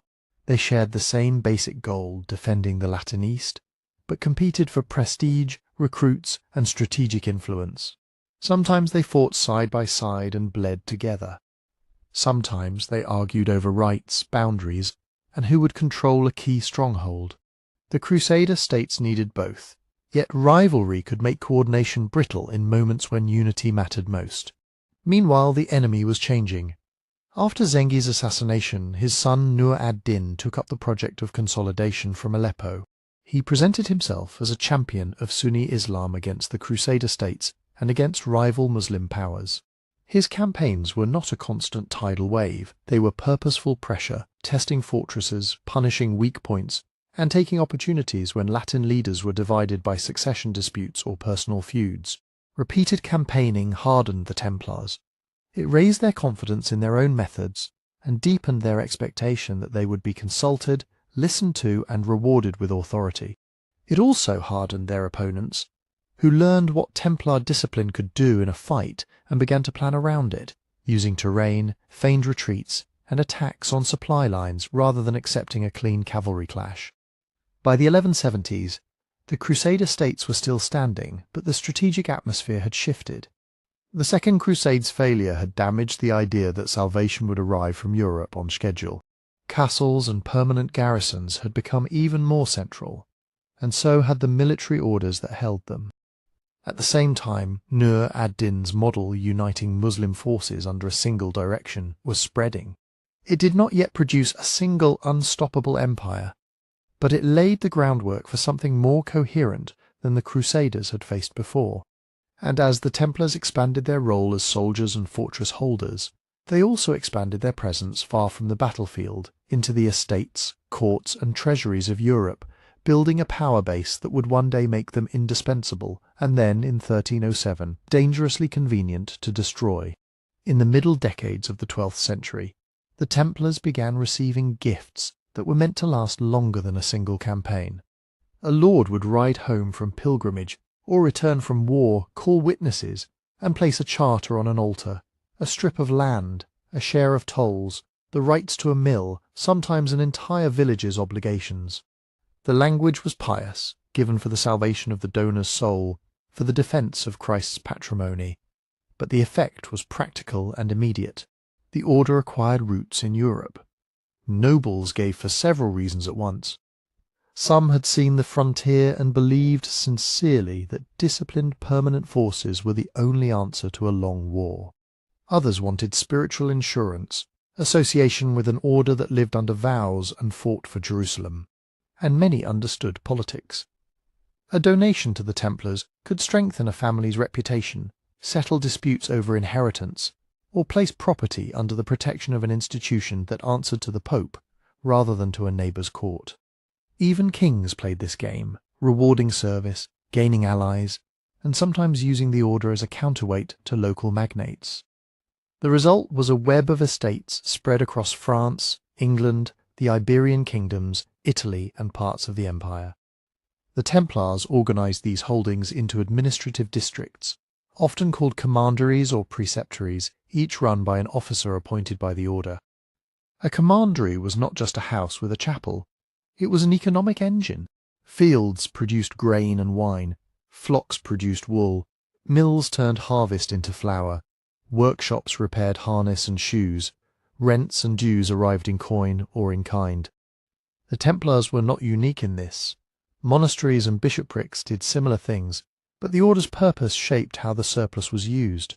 European harvests and European tenants helped pay for horses in Syria, stone in new fortifications, and wages for specialists who were not knights at all, clerks, craftsmen, sailors, and servants. This was how a battle on the edge of the desert could be connected to a quiet valley in Normandy, or a river crossing in Catalonia. Money moved along routes the Templars understood well. A house in the west collected income, kept accounts, stored grain, and prepared shipments. Ports mattered. So did safe roads, guarded warehouses, and the trust of merchants who preferred to deal with a disciplined organization rather than a single baron's unpredictable officials. The Templars did not create European banking from nothing, but they became skilled at financial work that already existed, safekeeping, transfers, and credit, because the needs of crusading demanded it. A pilgrim or a lord travelling east could deposit funds at a Templar house in Paris or London and receive a written acknowledgement that could be honoured elsewhere, reducing the risk of carrying large sums across bandit country. Kings and bishops sometimes used the Templars as custodians of treasure, not because the brothers were saints, but because they had locked rooms, reliable clerks, and a reputation for internal discipline. The order also extended credit. Crusading was expensive, and cash was often needed quickly for ships, ransoms, or sudden campaigns. The Templars could advance funds against future income, using their networks to make a promise in one place mean something in another. Wealth brought attention, and attention brought resentment. The Templars enjoyed exemptions that other landholders envied. Papal privileges could free them from certain local taxes and place their properties under their own clergy, limiting a bishop's authority. In disputes, they could appeal beyond local courts. A town might complain that a Templar mill drew business away from competitors. A bishop might argue that the order was collecting income inside his diocese while refusing his oversight. A lord might bristle at the sight of armed men on his roads who did not answer to him. These frictions became political when rulers discovered how useful the Templars could be and how difficult they were to control. A king might entrust them with royal funds, then find that the brothers cited papal authority when pressed too hard. Monarchs valued them as administrators and financiers, but they also noticed the obvious danger: an international institution with its own chain of command, its own treasuries, and fortified houses, operating inside the kingdom, yet owing obedience elsewhere. And still, most of this European power was built to serve a single goal. In the Holy Land, resources translated into choices. A well-funded order could keep more horses fit for patrols, pay for scouts and messengers, and maintain garrisons that did not vanish when a feudal levy went home. It could repair walls quickly after an earthquake or a siege, and it could stockpile grain to survive a season of raids. It could also act with more independence, and that independence had consequences. When the order believed a fortress or a road was essential, it could push for action even when local lords hesitated. That could save a frontier, or it could deepen rivalries that were already hard to manage. By the late 1170s, the pressure in the Levant was tightening again, and the enemy was no longer just a patchwork of rival commanders. After the death of Nur ad-Din, a new figure emerged from the politics of Egypt and Syria: Saladin, a Kurdish officer who rose to become vizier in Egypt and then ruler in his own right. Step by step, he combined resources that had often been separated, Egypt's wealth and Syria's military strength, until the Crusader states faced a more coherent power than they had known in a generation. For the Templars, this was the moment when their European estates looked like a shield. They could raise money, men, and supplies faster than most. But the same fortunes that kept their castles staffed also made them harder to tolerate, as defeats accumulated and fear sharpened.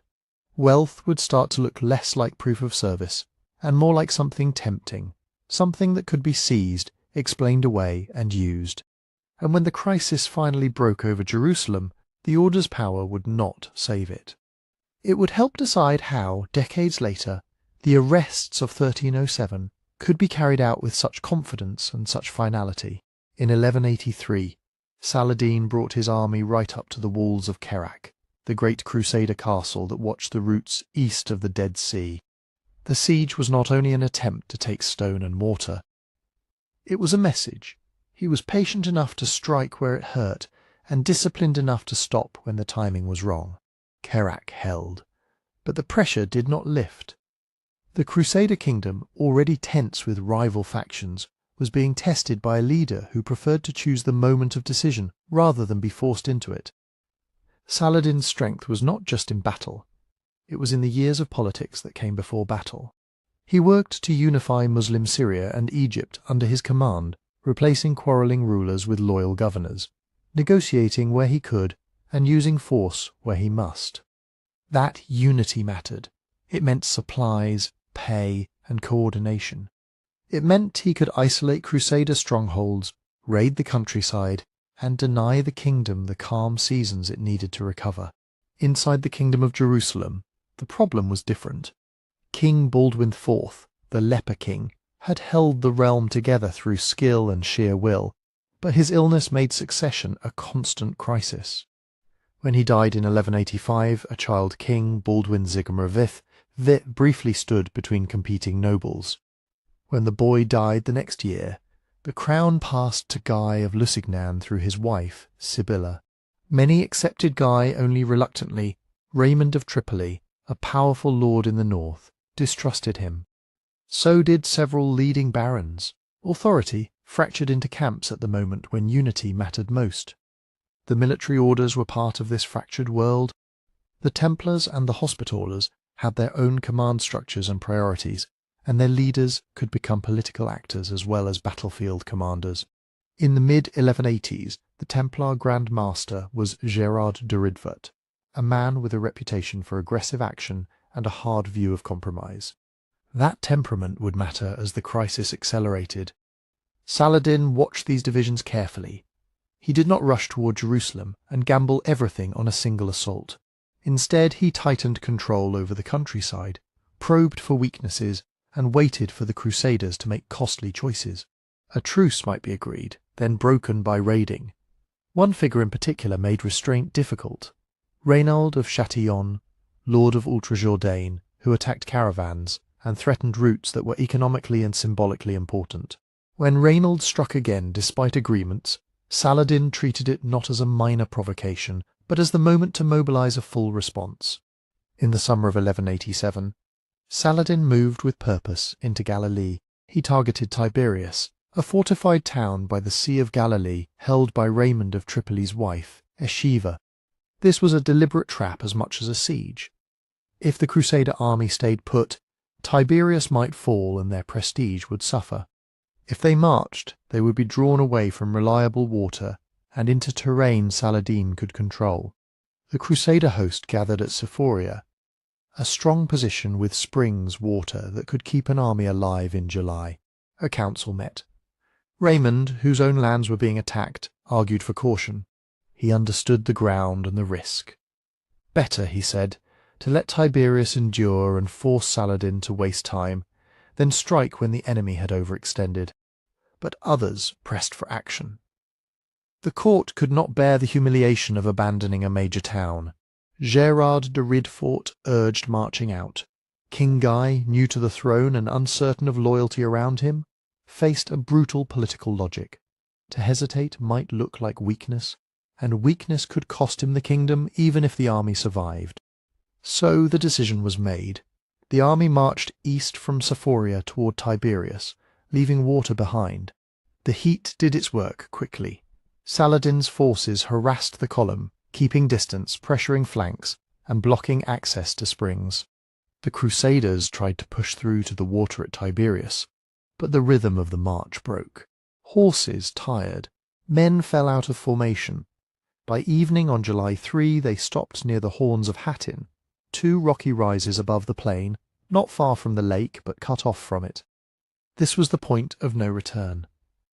Saladin's army closed in, surrounding the camp. Through the night and into the next day, the Crusaders struggled for water. The enemy controlled the approaches to the lake. Smoke drifted from brush fires, set to worsen the heat and confusion. By July 4, the Crusader host tried to break out, but the field army was already coming apart under thirst, exhaustion, and constant attack. Hattin was not a heroic last stand won or lost by a single charge. It was a defeat built out of decisions made days earlier, then minutes earlier, each narrowing the possible outcomes. The Crusader infantry, essential for holding formation, could not move fast enough to keep order. The mounted knights, the kingdom's striking power, needed cohesion and fresh horses to punch through. They did not have it. Charges went in, were met by missiles and counter-moves, and came back thinner each time. The Templars were at the centre of this disaster. As a disciplined heavy cavalry force, they were used for the hardest fighting, the kind that could either open a path or bleed a unit to death. Orders were given to charge and attempt to break the encirclement. Some brothers reached the enemy lines. Most could not hold the ground they took. When the army finally collapsed, the sacred relic carried with it, the true cross, believed to be the cross of Christ, was captured. King Guy was taken alive. So were many nobles. For the military orders, capture often meant something worse. Saladin was capable of mercy and negotiation with high-ranking prisoners, and ransoms were a normal part of war. But the Templars and Hospitallers were different in his eyes, permanent soldiers who would return to fight again as soon as they were exchanged. Many captured brothers were executed after the battle. The exact numbers vary in the sources, but the outcome is clear enough. Hattin did not merely defeat the kingdom's army, it cut out a core of experienced fighters who could not be quickly replaced. After Hattin, the map unravelled at speed. Towns and castles that had depended on the field army for relief now stood alone. Saladin moved down the line of strongholds, accepting surrenders, taking others by force, and securing ports and roads. Some fortresses held out, especially where the military orders had deep stores and thick walls, but the kingdom's strategic system had been broken. It was no longer a question of winning the next battle. It was a question of what could still be saved. Jerusalem was the prize, but it was also a problem. The city was more symbol than fortress, crowded with refugees and short of seasoned troops. When Saladin approached in September 1187, the defence fell largely to Balian of Ibelin, a noble who had been allowed to travel to the city on the condition he would not take up arms, then released from that oath, according to the chroniclers, when the situation became desperate. He organised what he could. New knights were created from the remaining men of standing, walls were repaired, morale was managed day by day. The siege was serious and costly, but it did not become a massacre. After assaults and counterattacks, negotiations began. Balian argued that if terms were not offered, the defenders might destroy holy sites and kill prisoners rather than surrender. Saladin, balancing piety, politics, and the need to govern what he took, agreed to a surrender with ransoms for many inhabitants. Not everyone could pay, and many were enslaved, but the city was taken with far less bloodshed than in 1099. News raced westward. Jerusalem, held by Latin Christians for nearly 90 years, was gone. What changed after Hattin was military reality. The Crusader states could no longer meet Saladin in open battle on equal terms. What changed after Jerusalem was something harder to measure, but just as powerful, a moral and political shock that shook Europe's rulers and churchmen into action. The call went out for a new crusade, and with it came fresh armies, fresh money, and fresh expectations. For the Templars, the catastrophe carried a double weight. They had lost brothers and commanders, lost positions that had taken decades to build, and now faced angry questions about strategy and leadership. Yet they were also indispensable, because few others could garrison what remained and coordinate reinforcement from overseas. The next fight would be for the coast, for the ports that could keep a foothold alive at all, and it would draw kings themselves into the war. men who would not always respect the independence that the Templars had guarded so fiercely. In 1189, the war returned to the sea, and it returned with a target that mattered more than any shrine. The city of Acre, a fortified port on the northern coast, was the key to holding anything in the Holy Land at all. Guy of Lusignan, released after Hattin, put what strength he could gather in front of its walls. The Templars and Hospitallers came too, because a Crusader kingdom without a major harbour was a kingdom waiting to be strangled. Acre became a siege within a siege. The Crusaders dug in to take the city. Saladin's army encircled them to break the besiegers. Months passed in disease, shortage, and sudden violence. As new contingents arrived from Europe, the Templars did what they had learned to do in hard places: coordinate men who answered to different lords, carry messages between suspicious allies, and hold sections of the line when the fighting became too dangerous for temporary soldiers. They could not replace kings, but they could keep an army functioning when politics threatened to tear it apart. When Richard I of England, Richard the Lionheart, arrived in 191, the crusade gained a commander who understood siegecraft and coastal warfare. He was not a simple partner for the military orders. Richard bargained, threatened, and demanded obedience, and he could be pragmatic to the point of coldness. Yet his goals and the Templars' needs often aligned: secure ports, keep supply lines open, and avoid being lured inland where a field army could be cut off from water and ships. Acre fell in July 1191. It should have been a turning point, but it exposed the Crusaders' other weakness: leadership that could not agree on what victory meant. Richard quarrelled with the French king, Philip II, and with Duke Leopold of Austria. Noble rivalries hardened into grudges. Here the Templars played a diplomatic role as much as a military one, acting as experienced intermediaries in a narrowing coastal kingdom where every decision had to balance pride against survival. As Richard pushed south, he fought Saladin along the coast and won a major battle at Arsuf, keeping the road and the ports. But Jerusalem remained beyond reach. Marching inland risked the same trap that had destroyed the kingdom at Hattin. Richard negotiated, raided, tested Saladin's defences, and finally accepted a truce in 1192 that allowed Christian pilgrims access to holy sites but did not restore the city. What changed was stark. The Crusader presence was reduced to a thin strip of coast, held together by walls, ships, and constant reinforcement. In that world, the Templars were no longer simply an elite force in a broad kingdom. They became the hard garrison spine of a frontier. About 2 minutes into this story, it's worth asking, if you're listening from Europe, the Americas, North Africa, or the Middle East, what would victory even look like here? Taking Jerusalem, holding a coastline, or breaking an enemy's power at its source?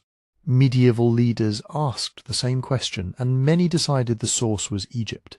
Again and again, crusade plans pivoted toward the Nile. The logic was strategic. Egypt's wealth could fund armies, its grain could feed cities, and its ports could control the eastern Mediterranean. If Egypt could be taken or forced into submission, the coastal Crusader towns might breathe again, and Jerusalem might be negotiated back rather than stormed. But these campaigns repeatedly faltered because supply lines were long, unfamiliar terrain punished mistakes, and Crusader coalitions were often divided between spiritual aims and political profit. Even when armies landed successfully, a single failed negotiation, a flooded river, or a change of leadership could unravel months of planning. So Acre grew into more than a city. It was the linchpin of survival, the main gateway for men and money from the west, a market and warehouse system for provisioning castles, and a symbol that the Crusader project still lived. The Templars' headquarters there was not just a residence, it was a command centre tied into their wider network, feeding garrisons, arranging transport, and coordinating with rival powers who were, on paper, allies. In 1291 that linchpin snapped. The Mamluks of Egypt, professional soldier rulers who had replaced earlier dynasties, came in force under Sultan al-Ashraf Khalil. They wanted the last Crusader ports eliminated for good. The defenders wanted time for reinforcements, time for diplomacy, time for the sea to remain open. The siege was methodical. Engines battered walls, sappers dug, assaults tested weak points. Inside, factions argued even as the perimeter shrank. When the Mamluk breakthrough came, fighting turned into desperate close combat in streets and courtyards. Some defenders escaped by ship, many could not. The Templars held out in their compound near the harbour, a final strongpoint as the city collapsed around them. Sources differ on the exact sequence, but the end is clear enough. Acre fell, and with it fell the practical basis for a Crusader state on the mainland. What changed after Acre was immediate and irreversible. Without that port, there was no reliable bridge for large armies, no secure depot system, and no place for the military orders to operate at scale. The Latin presence in the Levant became scattered islands, soon reduced further. The Templars withdrew to Cyprus, an island kingdom that now became their main base in the eastern Mediterranean. There they rebuilt administration and shipping, but also faced recriminations. Were they still a crusading order if they no longer held the frontier? Some wanted merger with the Hospitallers, others insisted on independence. The question was not philosophical, it was political, and it would decide who controlled men, money, and the remaining will to fight. In 1292 Jacques de Molay became Grand Master. He travelled, inspected, and argued for another crusade, pressing the case that the order still had a purpose. He explored alliances, including with powers who were not Latin Christian, because the realities of the region demanded flexibility. Yet he ran into the new wall of European politics. Kings and popes spoke of recovery, but their attention was consumed by wars at home, taxes and rival claims to authority. Without sustained royal commitment, the plans remained plans. And as the Templars' battlefield role shrank, their wealth and independence stood out more sharply, making them easier to envy, easier to blame, and soon easier to strike. On Friday, 13 October 1307, royal officers moved through France with sealed orders from King Philip IV. At dawn they struck commanderies, houses and farms belonging to the Knights Templar, arresting men who had gone to sleep as respected members of a papal military order and woke as prisoners of the crown. In Paris, the most important captive was Jacques de Molay, the Grand Master. He had been in the capital for ceremonies and meetings, close to the king's reach and far from any Templar stronghold. He was seized quickly, along with other senior brothers. Almost at once Philip's agents began inventorying and sealing Templar property, cash boxes, documents, storehouses, and the everyday goods of a large institution. Whatever the final verdict, the machinery of confiscation was already turning. Philip did not act from piety alone. He was a hard, methodical ruler with deep financial pressures from war and governance, and he had a long record of forcing money and obedience out of powerful groups. He had clashed with the papacy before, and he had already expelled France's Jews and attacked the Lombard financiers, measures that also brought assets under royal control. The Templars were different, independent, internationally connected, and protected by the Church. They also held wealth in land and reserves, and they could move resources across borders. In a kingdom where the crown wanted tighter control, an order that answered to Rome looked less like a partner and more like a rival. The charge Philip chose was heresy. Royal lawyers and investigators produced a list of accusations: that new members denied Christ in initiation rites, that they spat on the cross, that they exchanged obscene kisses, that they worshipped an idol, and that the order's leaders permitted secret corruption behind a public mask of holiness. Some claims were vague and grew stranger as the process continued. What can be verified is not the truth of these rituals, but the fact that they were alleged, written down, and used to justify arrests. The same is true of later stories about hidden treasures and sinister gods. Those belong to rumour and legend, not established evidence. Interrogations began immediately, and torture followed. Under medieval law, torture was commonly used in heresy investigations to extract confessions, especially when authorities claimed they faced a secret crime. Men were threatened, isolated, deprived, and physically broken until they said what interrogators demanded. Many confessed, some later retracted. saying they had spoken falsely to stop the pain. The records preserve both the confessions and the recantations, and that is exactly why historians treat the admissions with caution. They reveal what the crown wanted proven, and how fear can manufacture agreement. The Pope, Clement V, was caught between principles and power. As Pope, he was the Templars' ultimate overseer, and any trial of them should have been a church matter. But Philip had already seized the men and the narrative. Clement protested the king's intrusion, then moved to regain control by ordering a broader ecclesiastical inquiry. The result was a tug-of-war, royal pressure in France, uneven investigations elsewhere in Europe, and a papacy trying to avoid being seen as either powerless or complicit. By 1312, at the Council of Vienne in southeastern France, Clement ended the struggle with a decision that was carefully framed. The order was not formally condemned by a definitive judgment of heresy across the board. Instead, it was suppressed by papal decree, justified as a practical necessity to end scandal and conflict. It was a legal distinction with enormous consequences. The Knights Templar ceased to exist as an institution. Their property was largely assigned to the Hospitallers in principle, though in practice kings and local rulers often kept a share, delayed transfers, or swallowed assets outright. What changed was not just the fate of a few thousand brothers. A military order created to fight on the frontier was erased through paperwork, prisons, and coerced testimony. The balance between crown and church shifted toward the monarchy, showing how a determined king could bend religious authority to political ends. And it mattered because it explains why the Templars were destroyed. The arrests of 1307 were not the aftermath of a battlefield defeat, but a calculated strike driven by royal need, enabled by accusations that could be forced into confessions, and finalized when suppression became the only exit from an escalating confrontation. In March of 1314, the last act unfolded in Paris. Jacques de Molay, Grand Master of the former Templars, was brought out with Geoffrey de Charny, once the order's preceptor of Normandy. They were meant to confirm earlier confessions and accept life imprisonment. Instead, in front of clergy and officials, they reversed themselves. They declared the order innocent, and their prior words false statements made under pressure, not truth. That reversal mattered.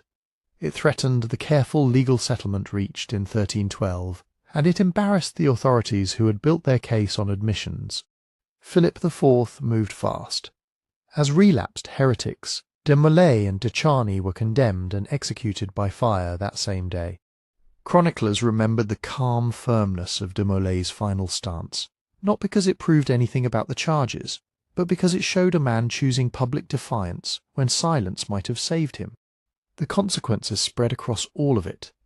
Templar lands and buildings were supposed to pass to the Hospitallers, yet transfers were slow, disputed, and often reduced by royal expenses. In practice, kings and local lords were frequent winners. Surviving brothers met different fates. Many were absorbed into other orders, pensioned off or allowed quiet retirement. Some faced further prosecution, especially where rulers copied France's hard line. Later centuries added stories, hidden treasure, an idol called Baphomet, the Holy Grail, escapes to Scotland, even links to Freemasonry. These are later traditions, not confirmed facts. So is the famous Curse of de Molay and the idea that Friday the 13th carried a special doom associations that grew long after 1307. What is certain is simpler. War created the Templars, wealth sustained them, and political fear destroyed them, beginning with those dawn arrests in 1307.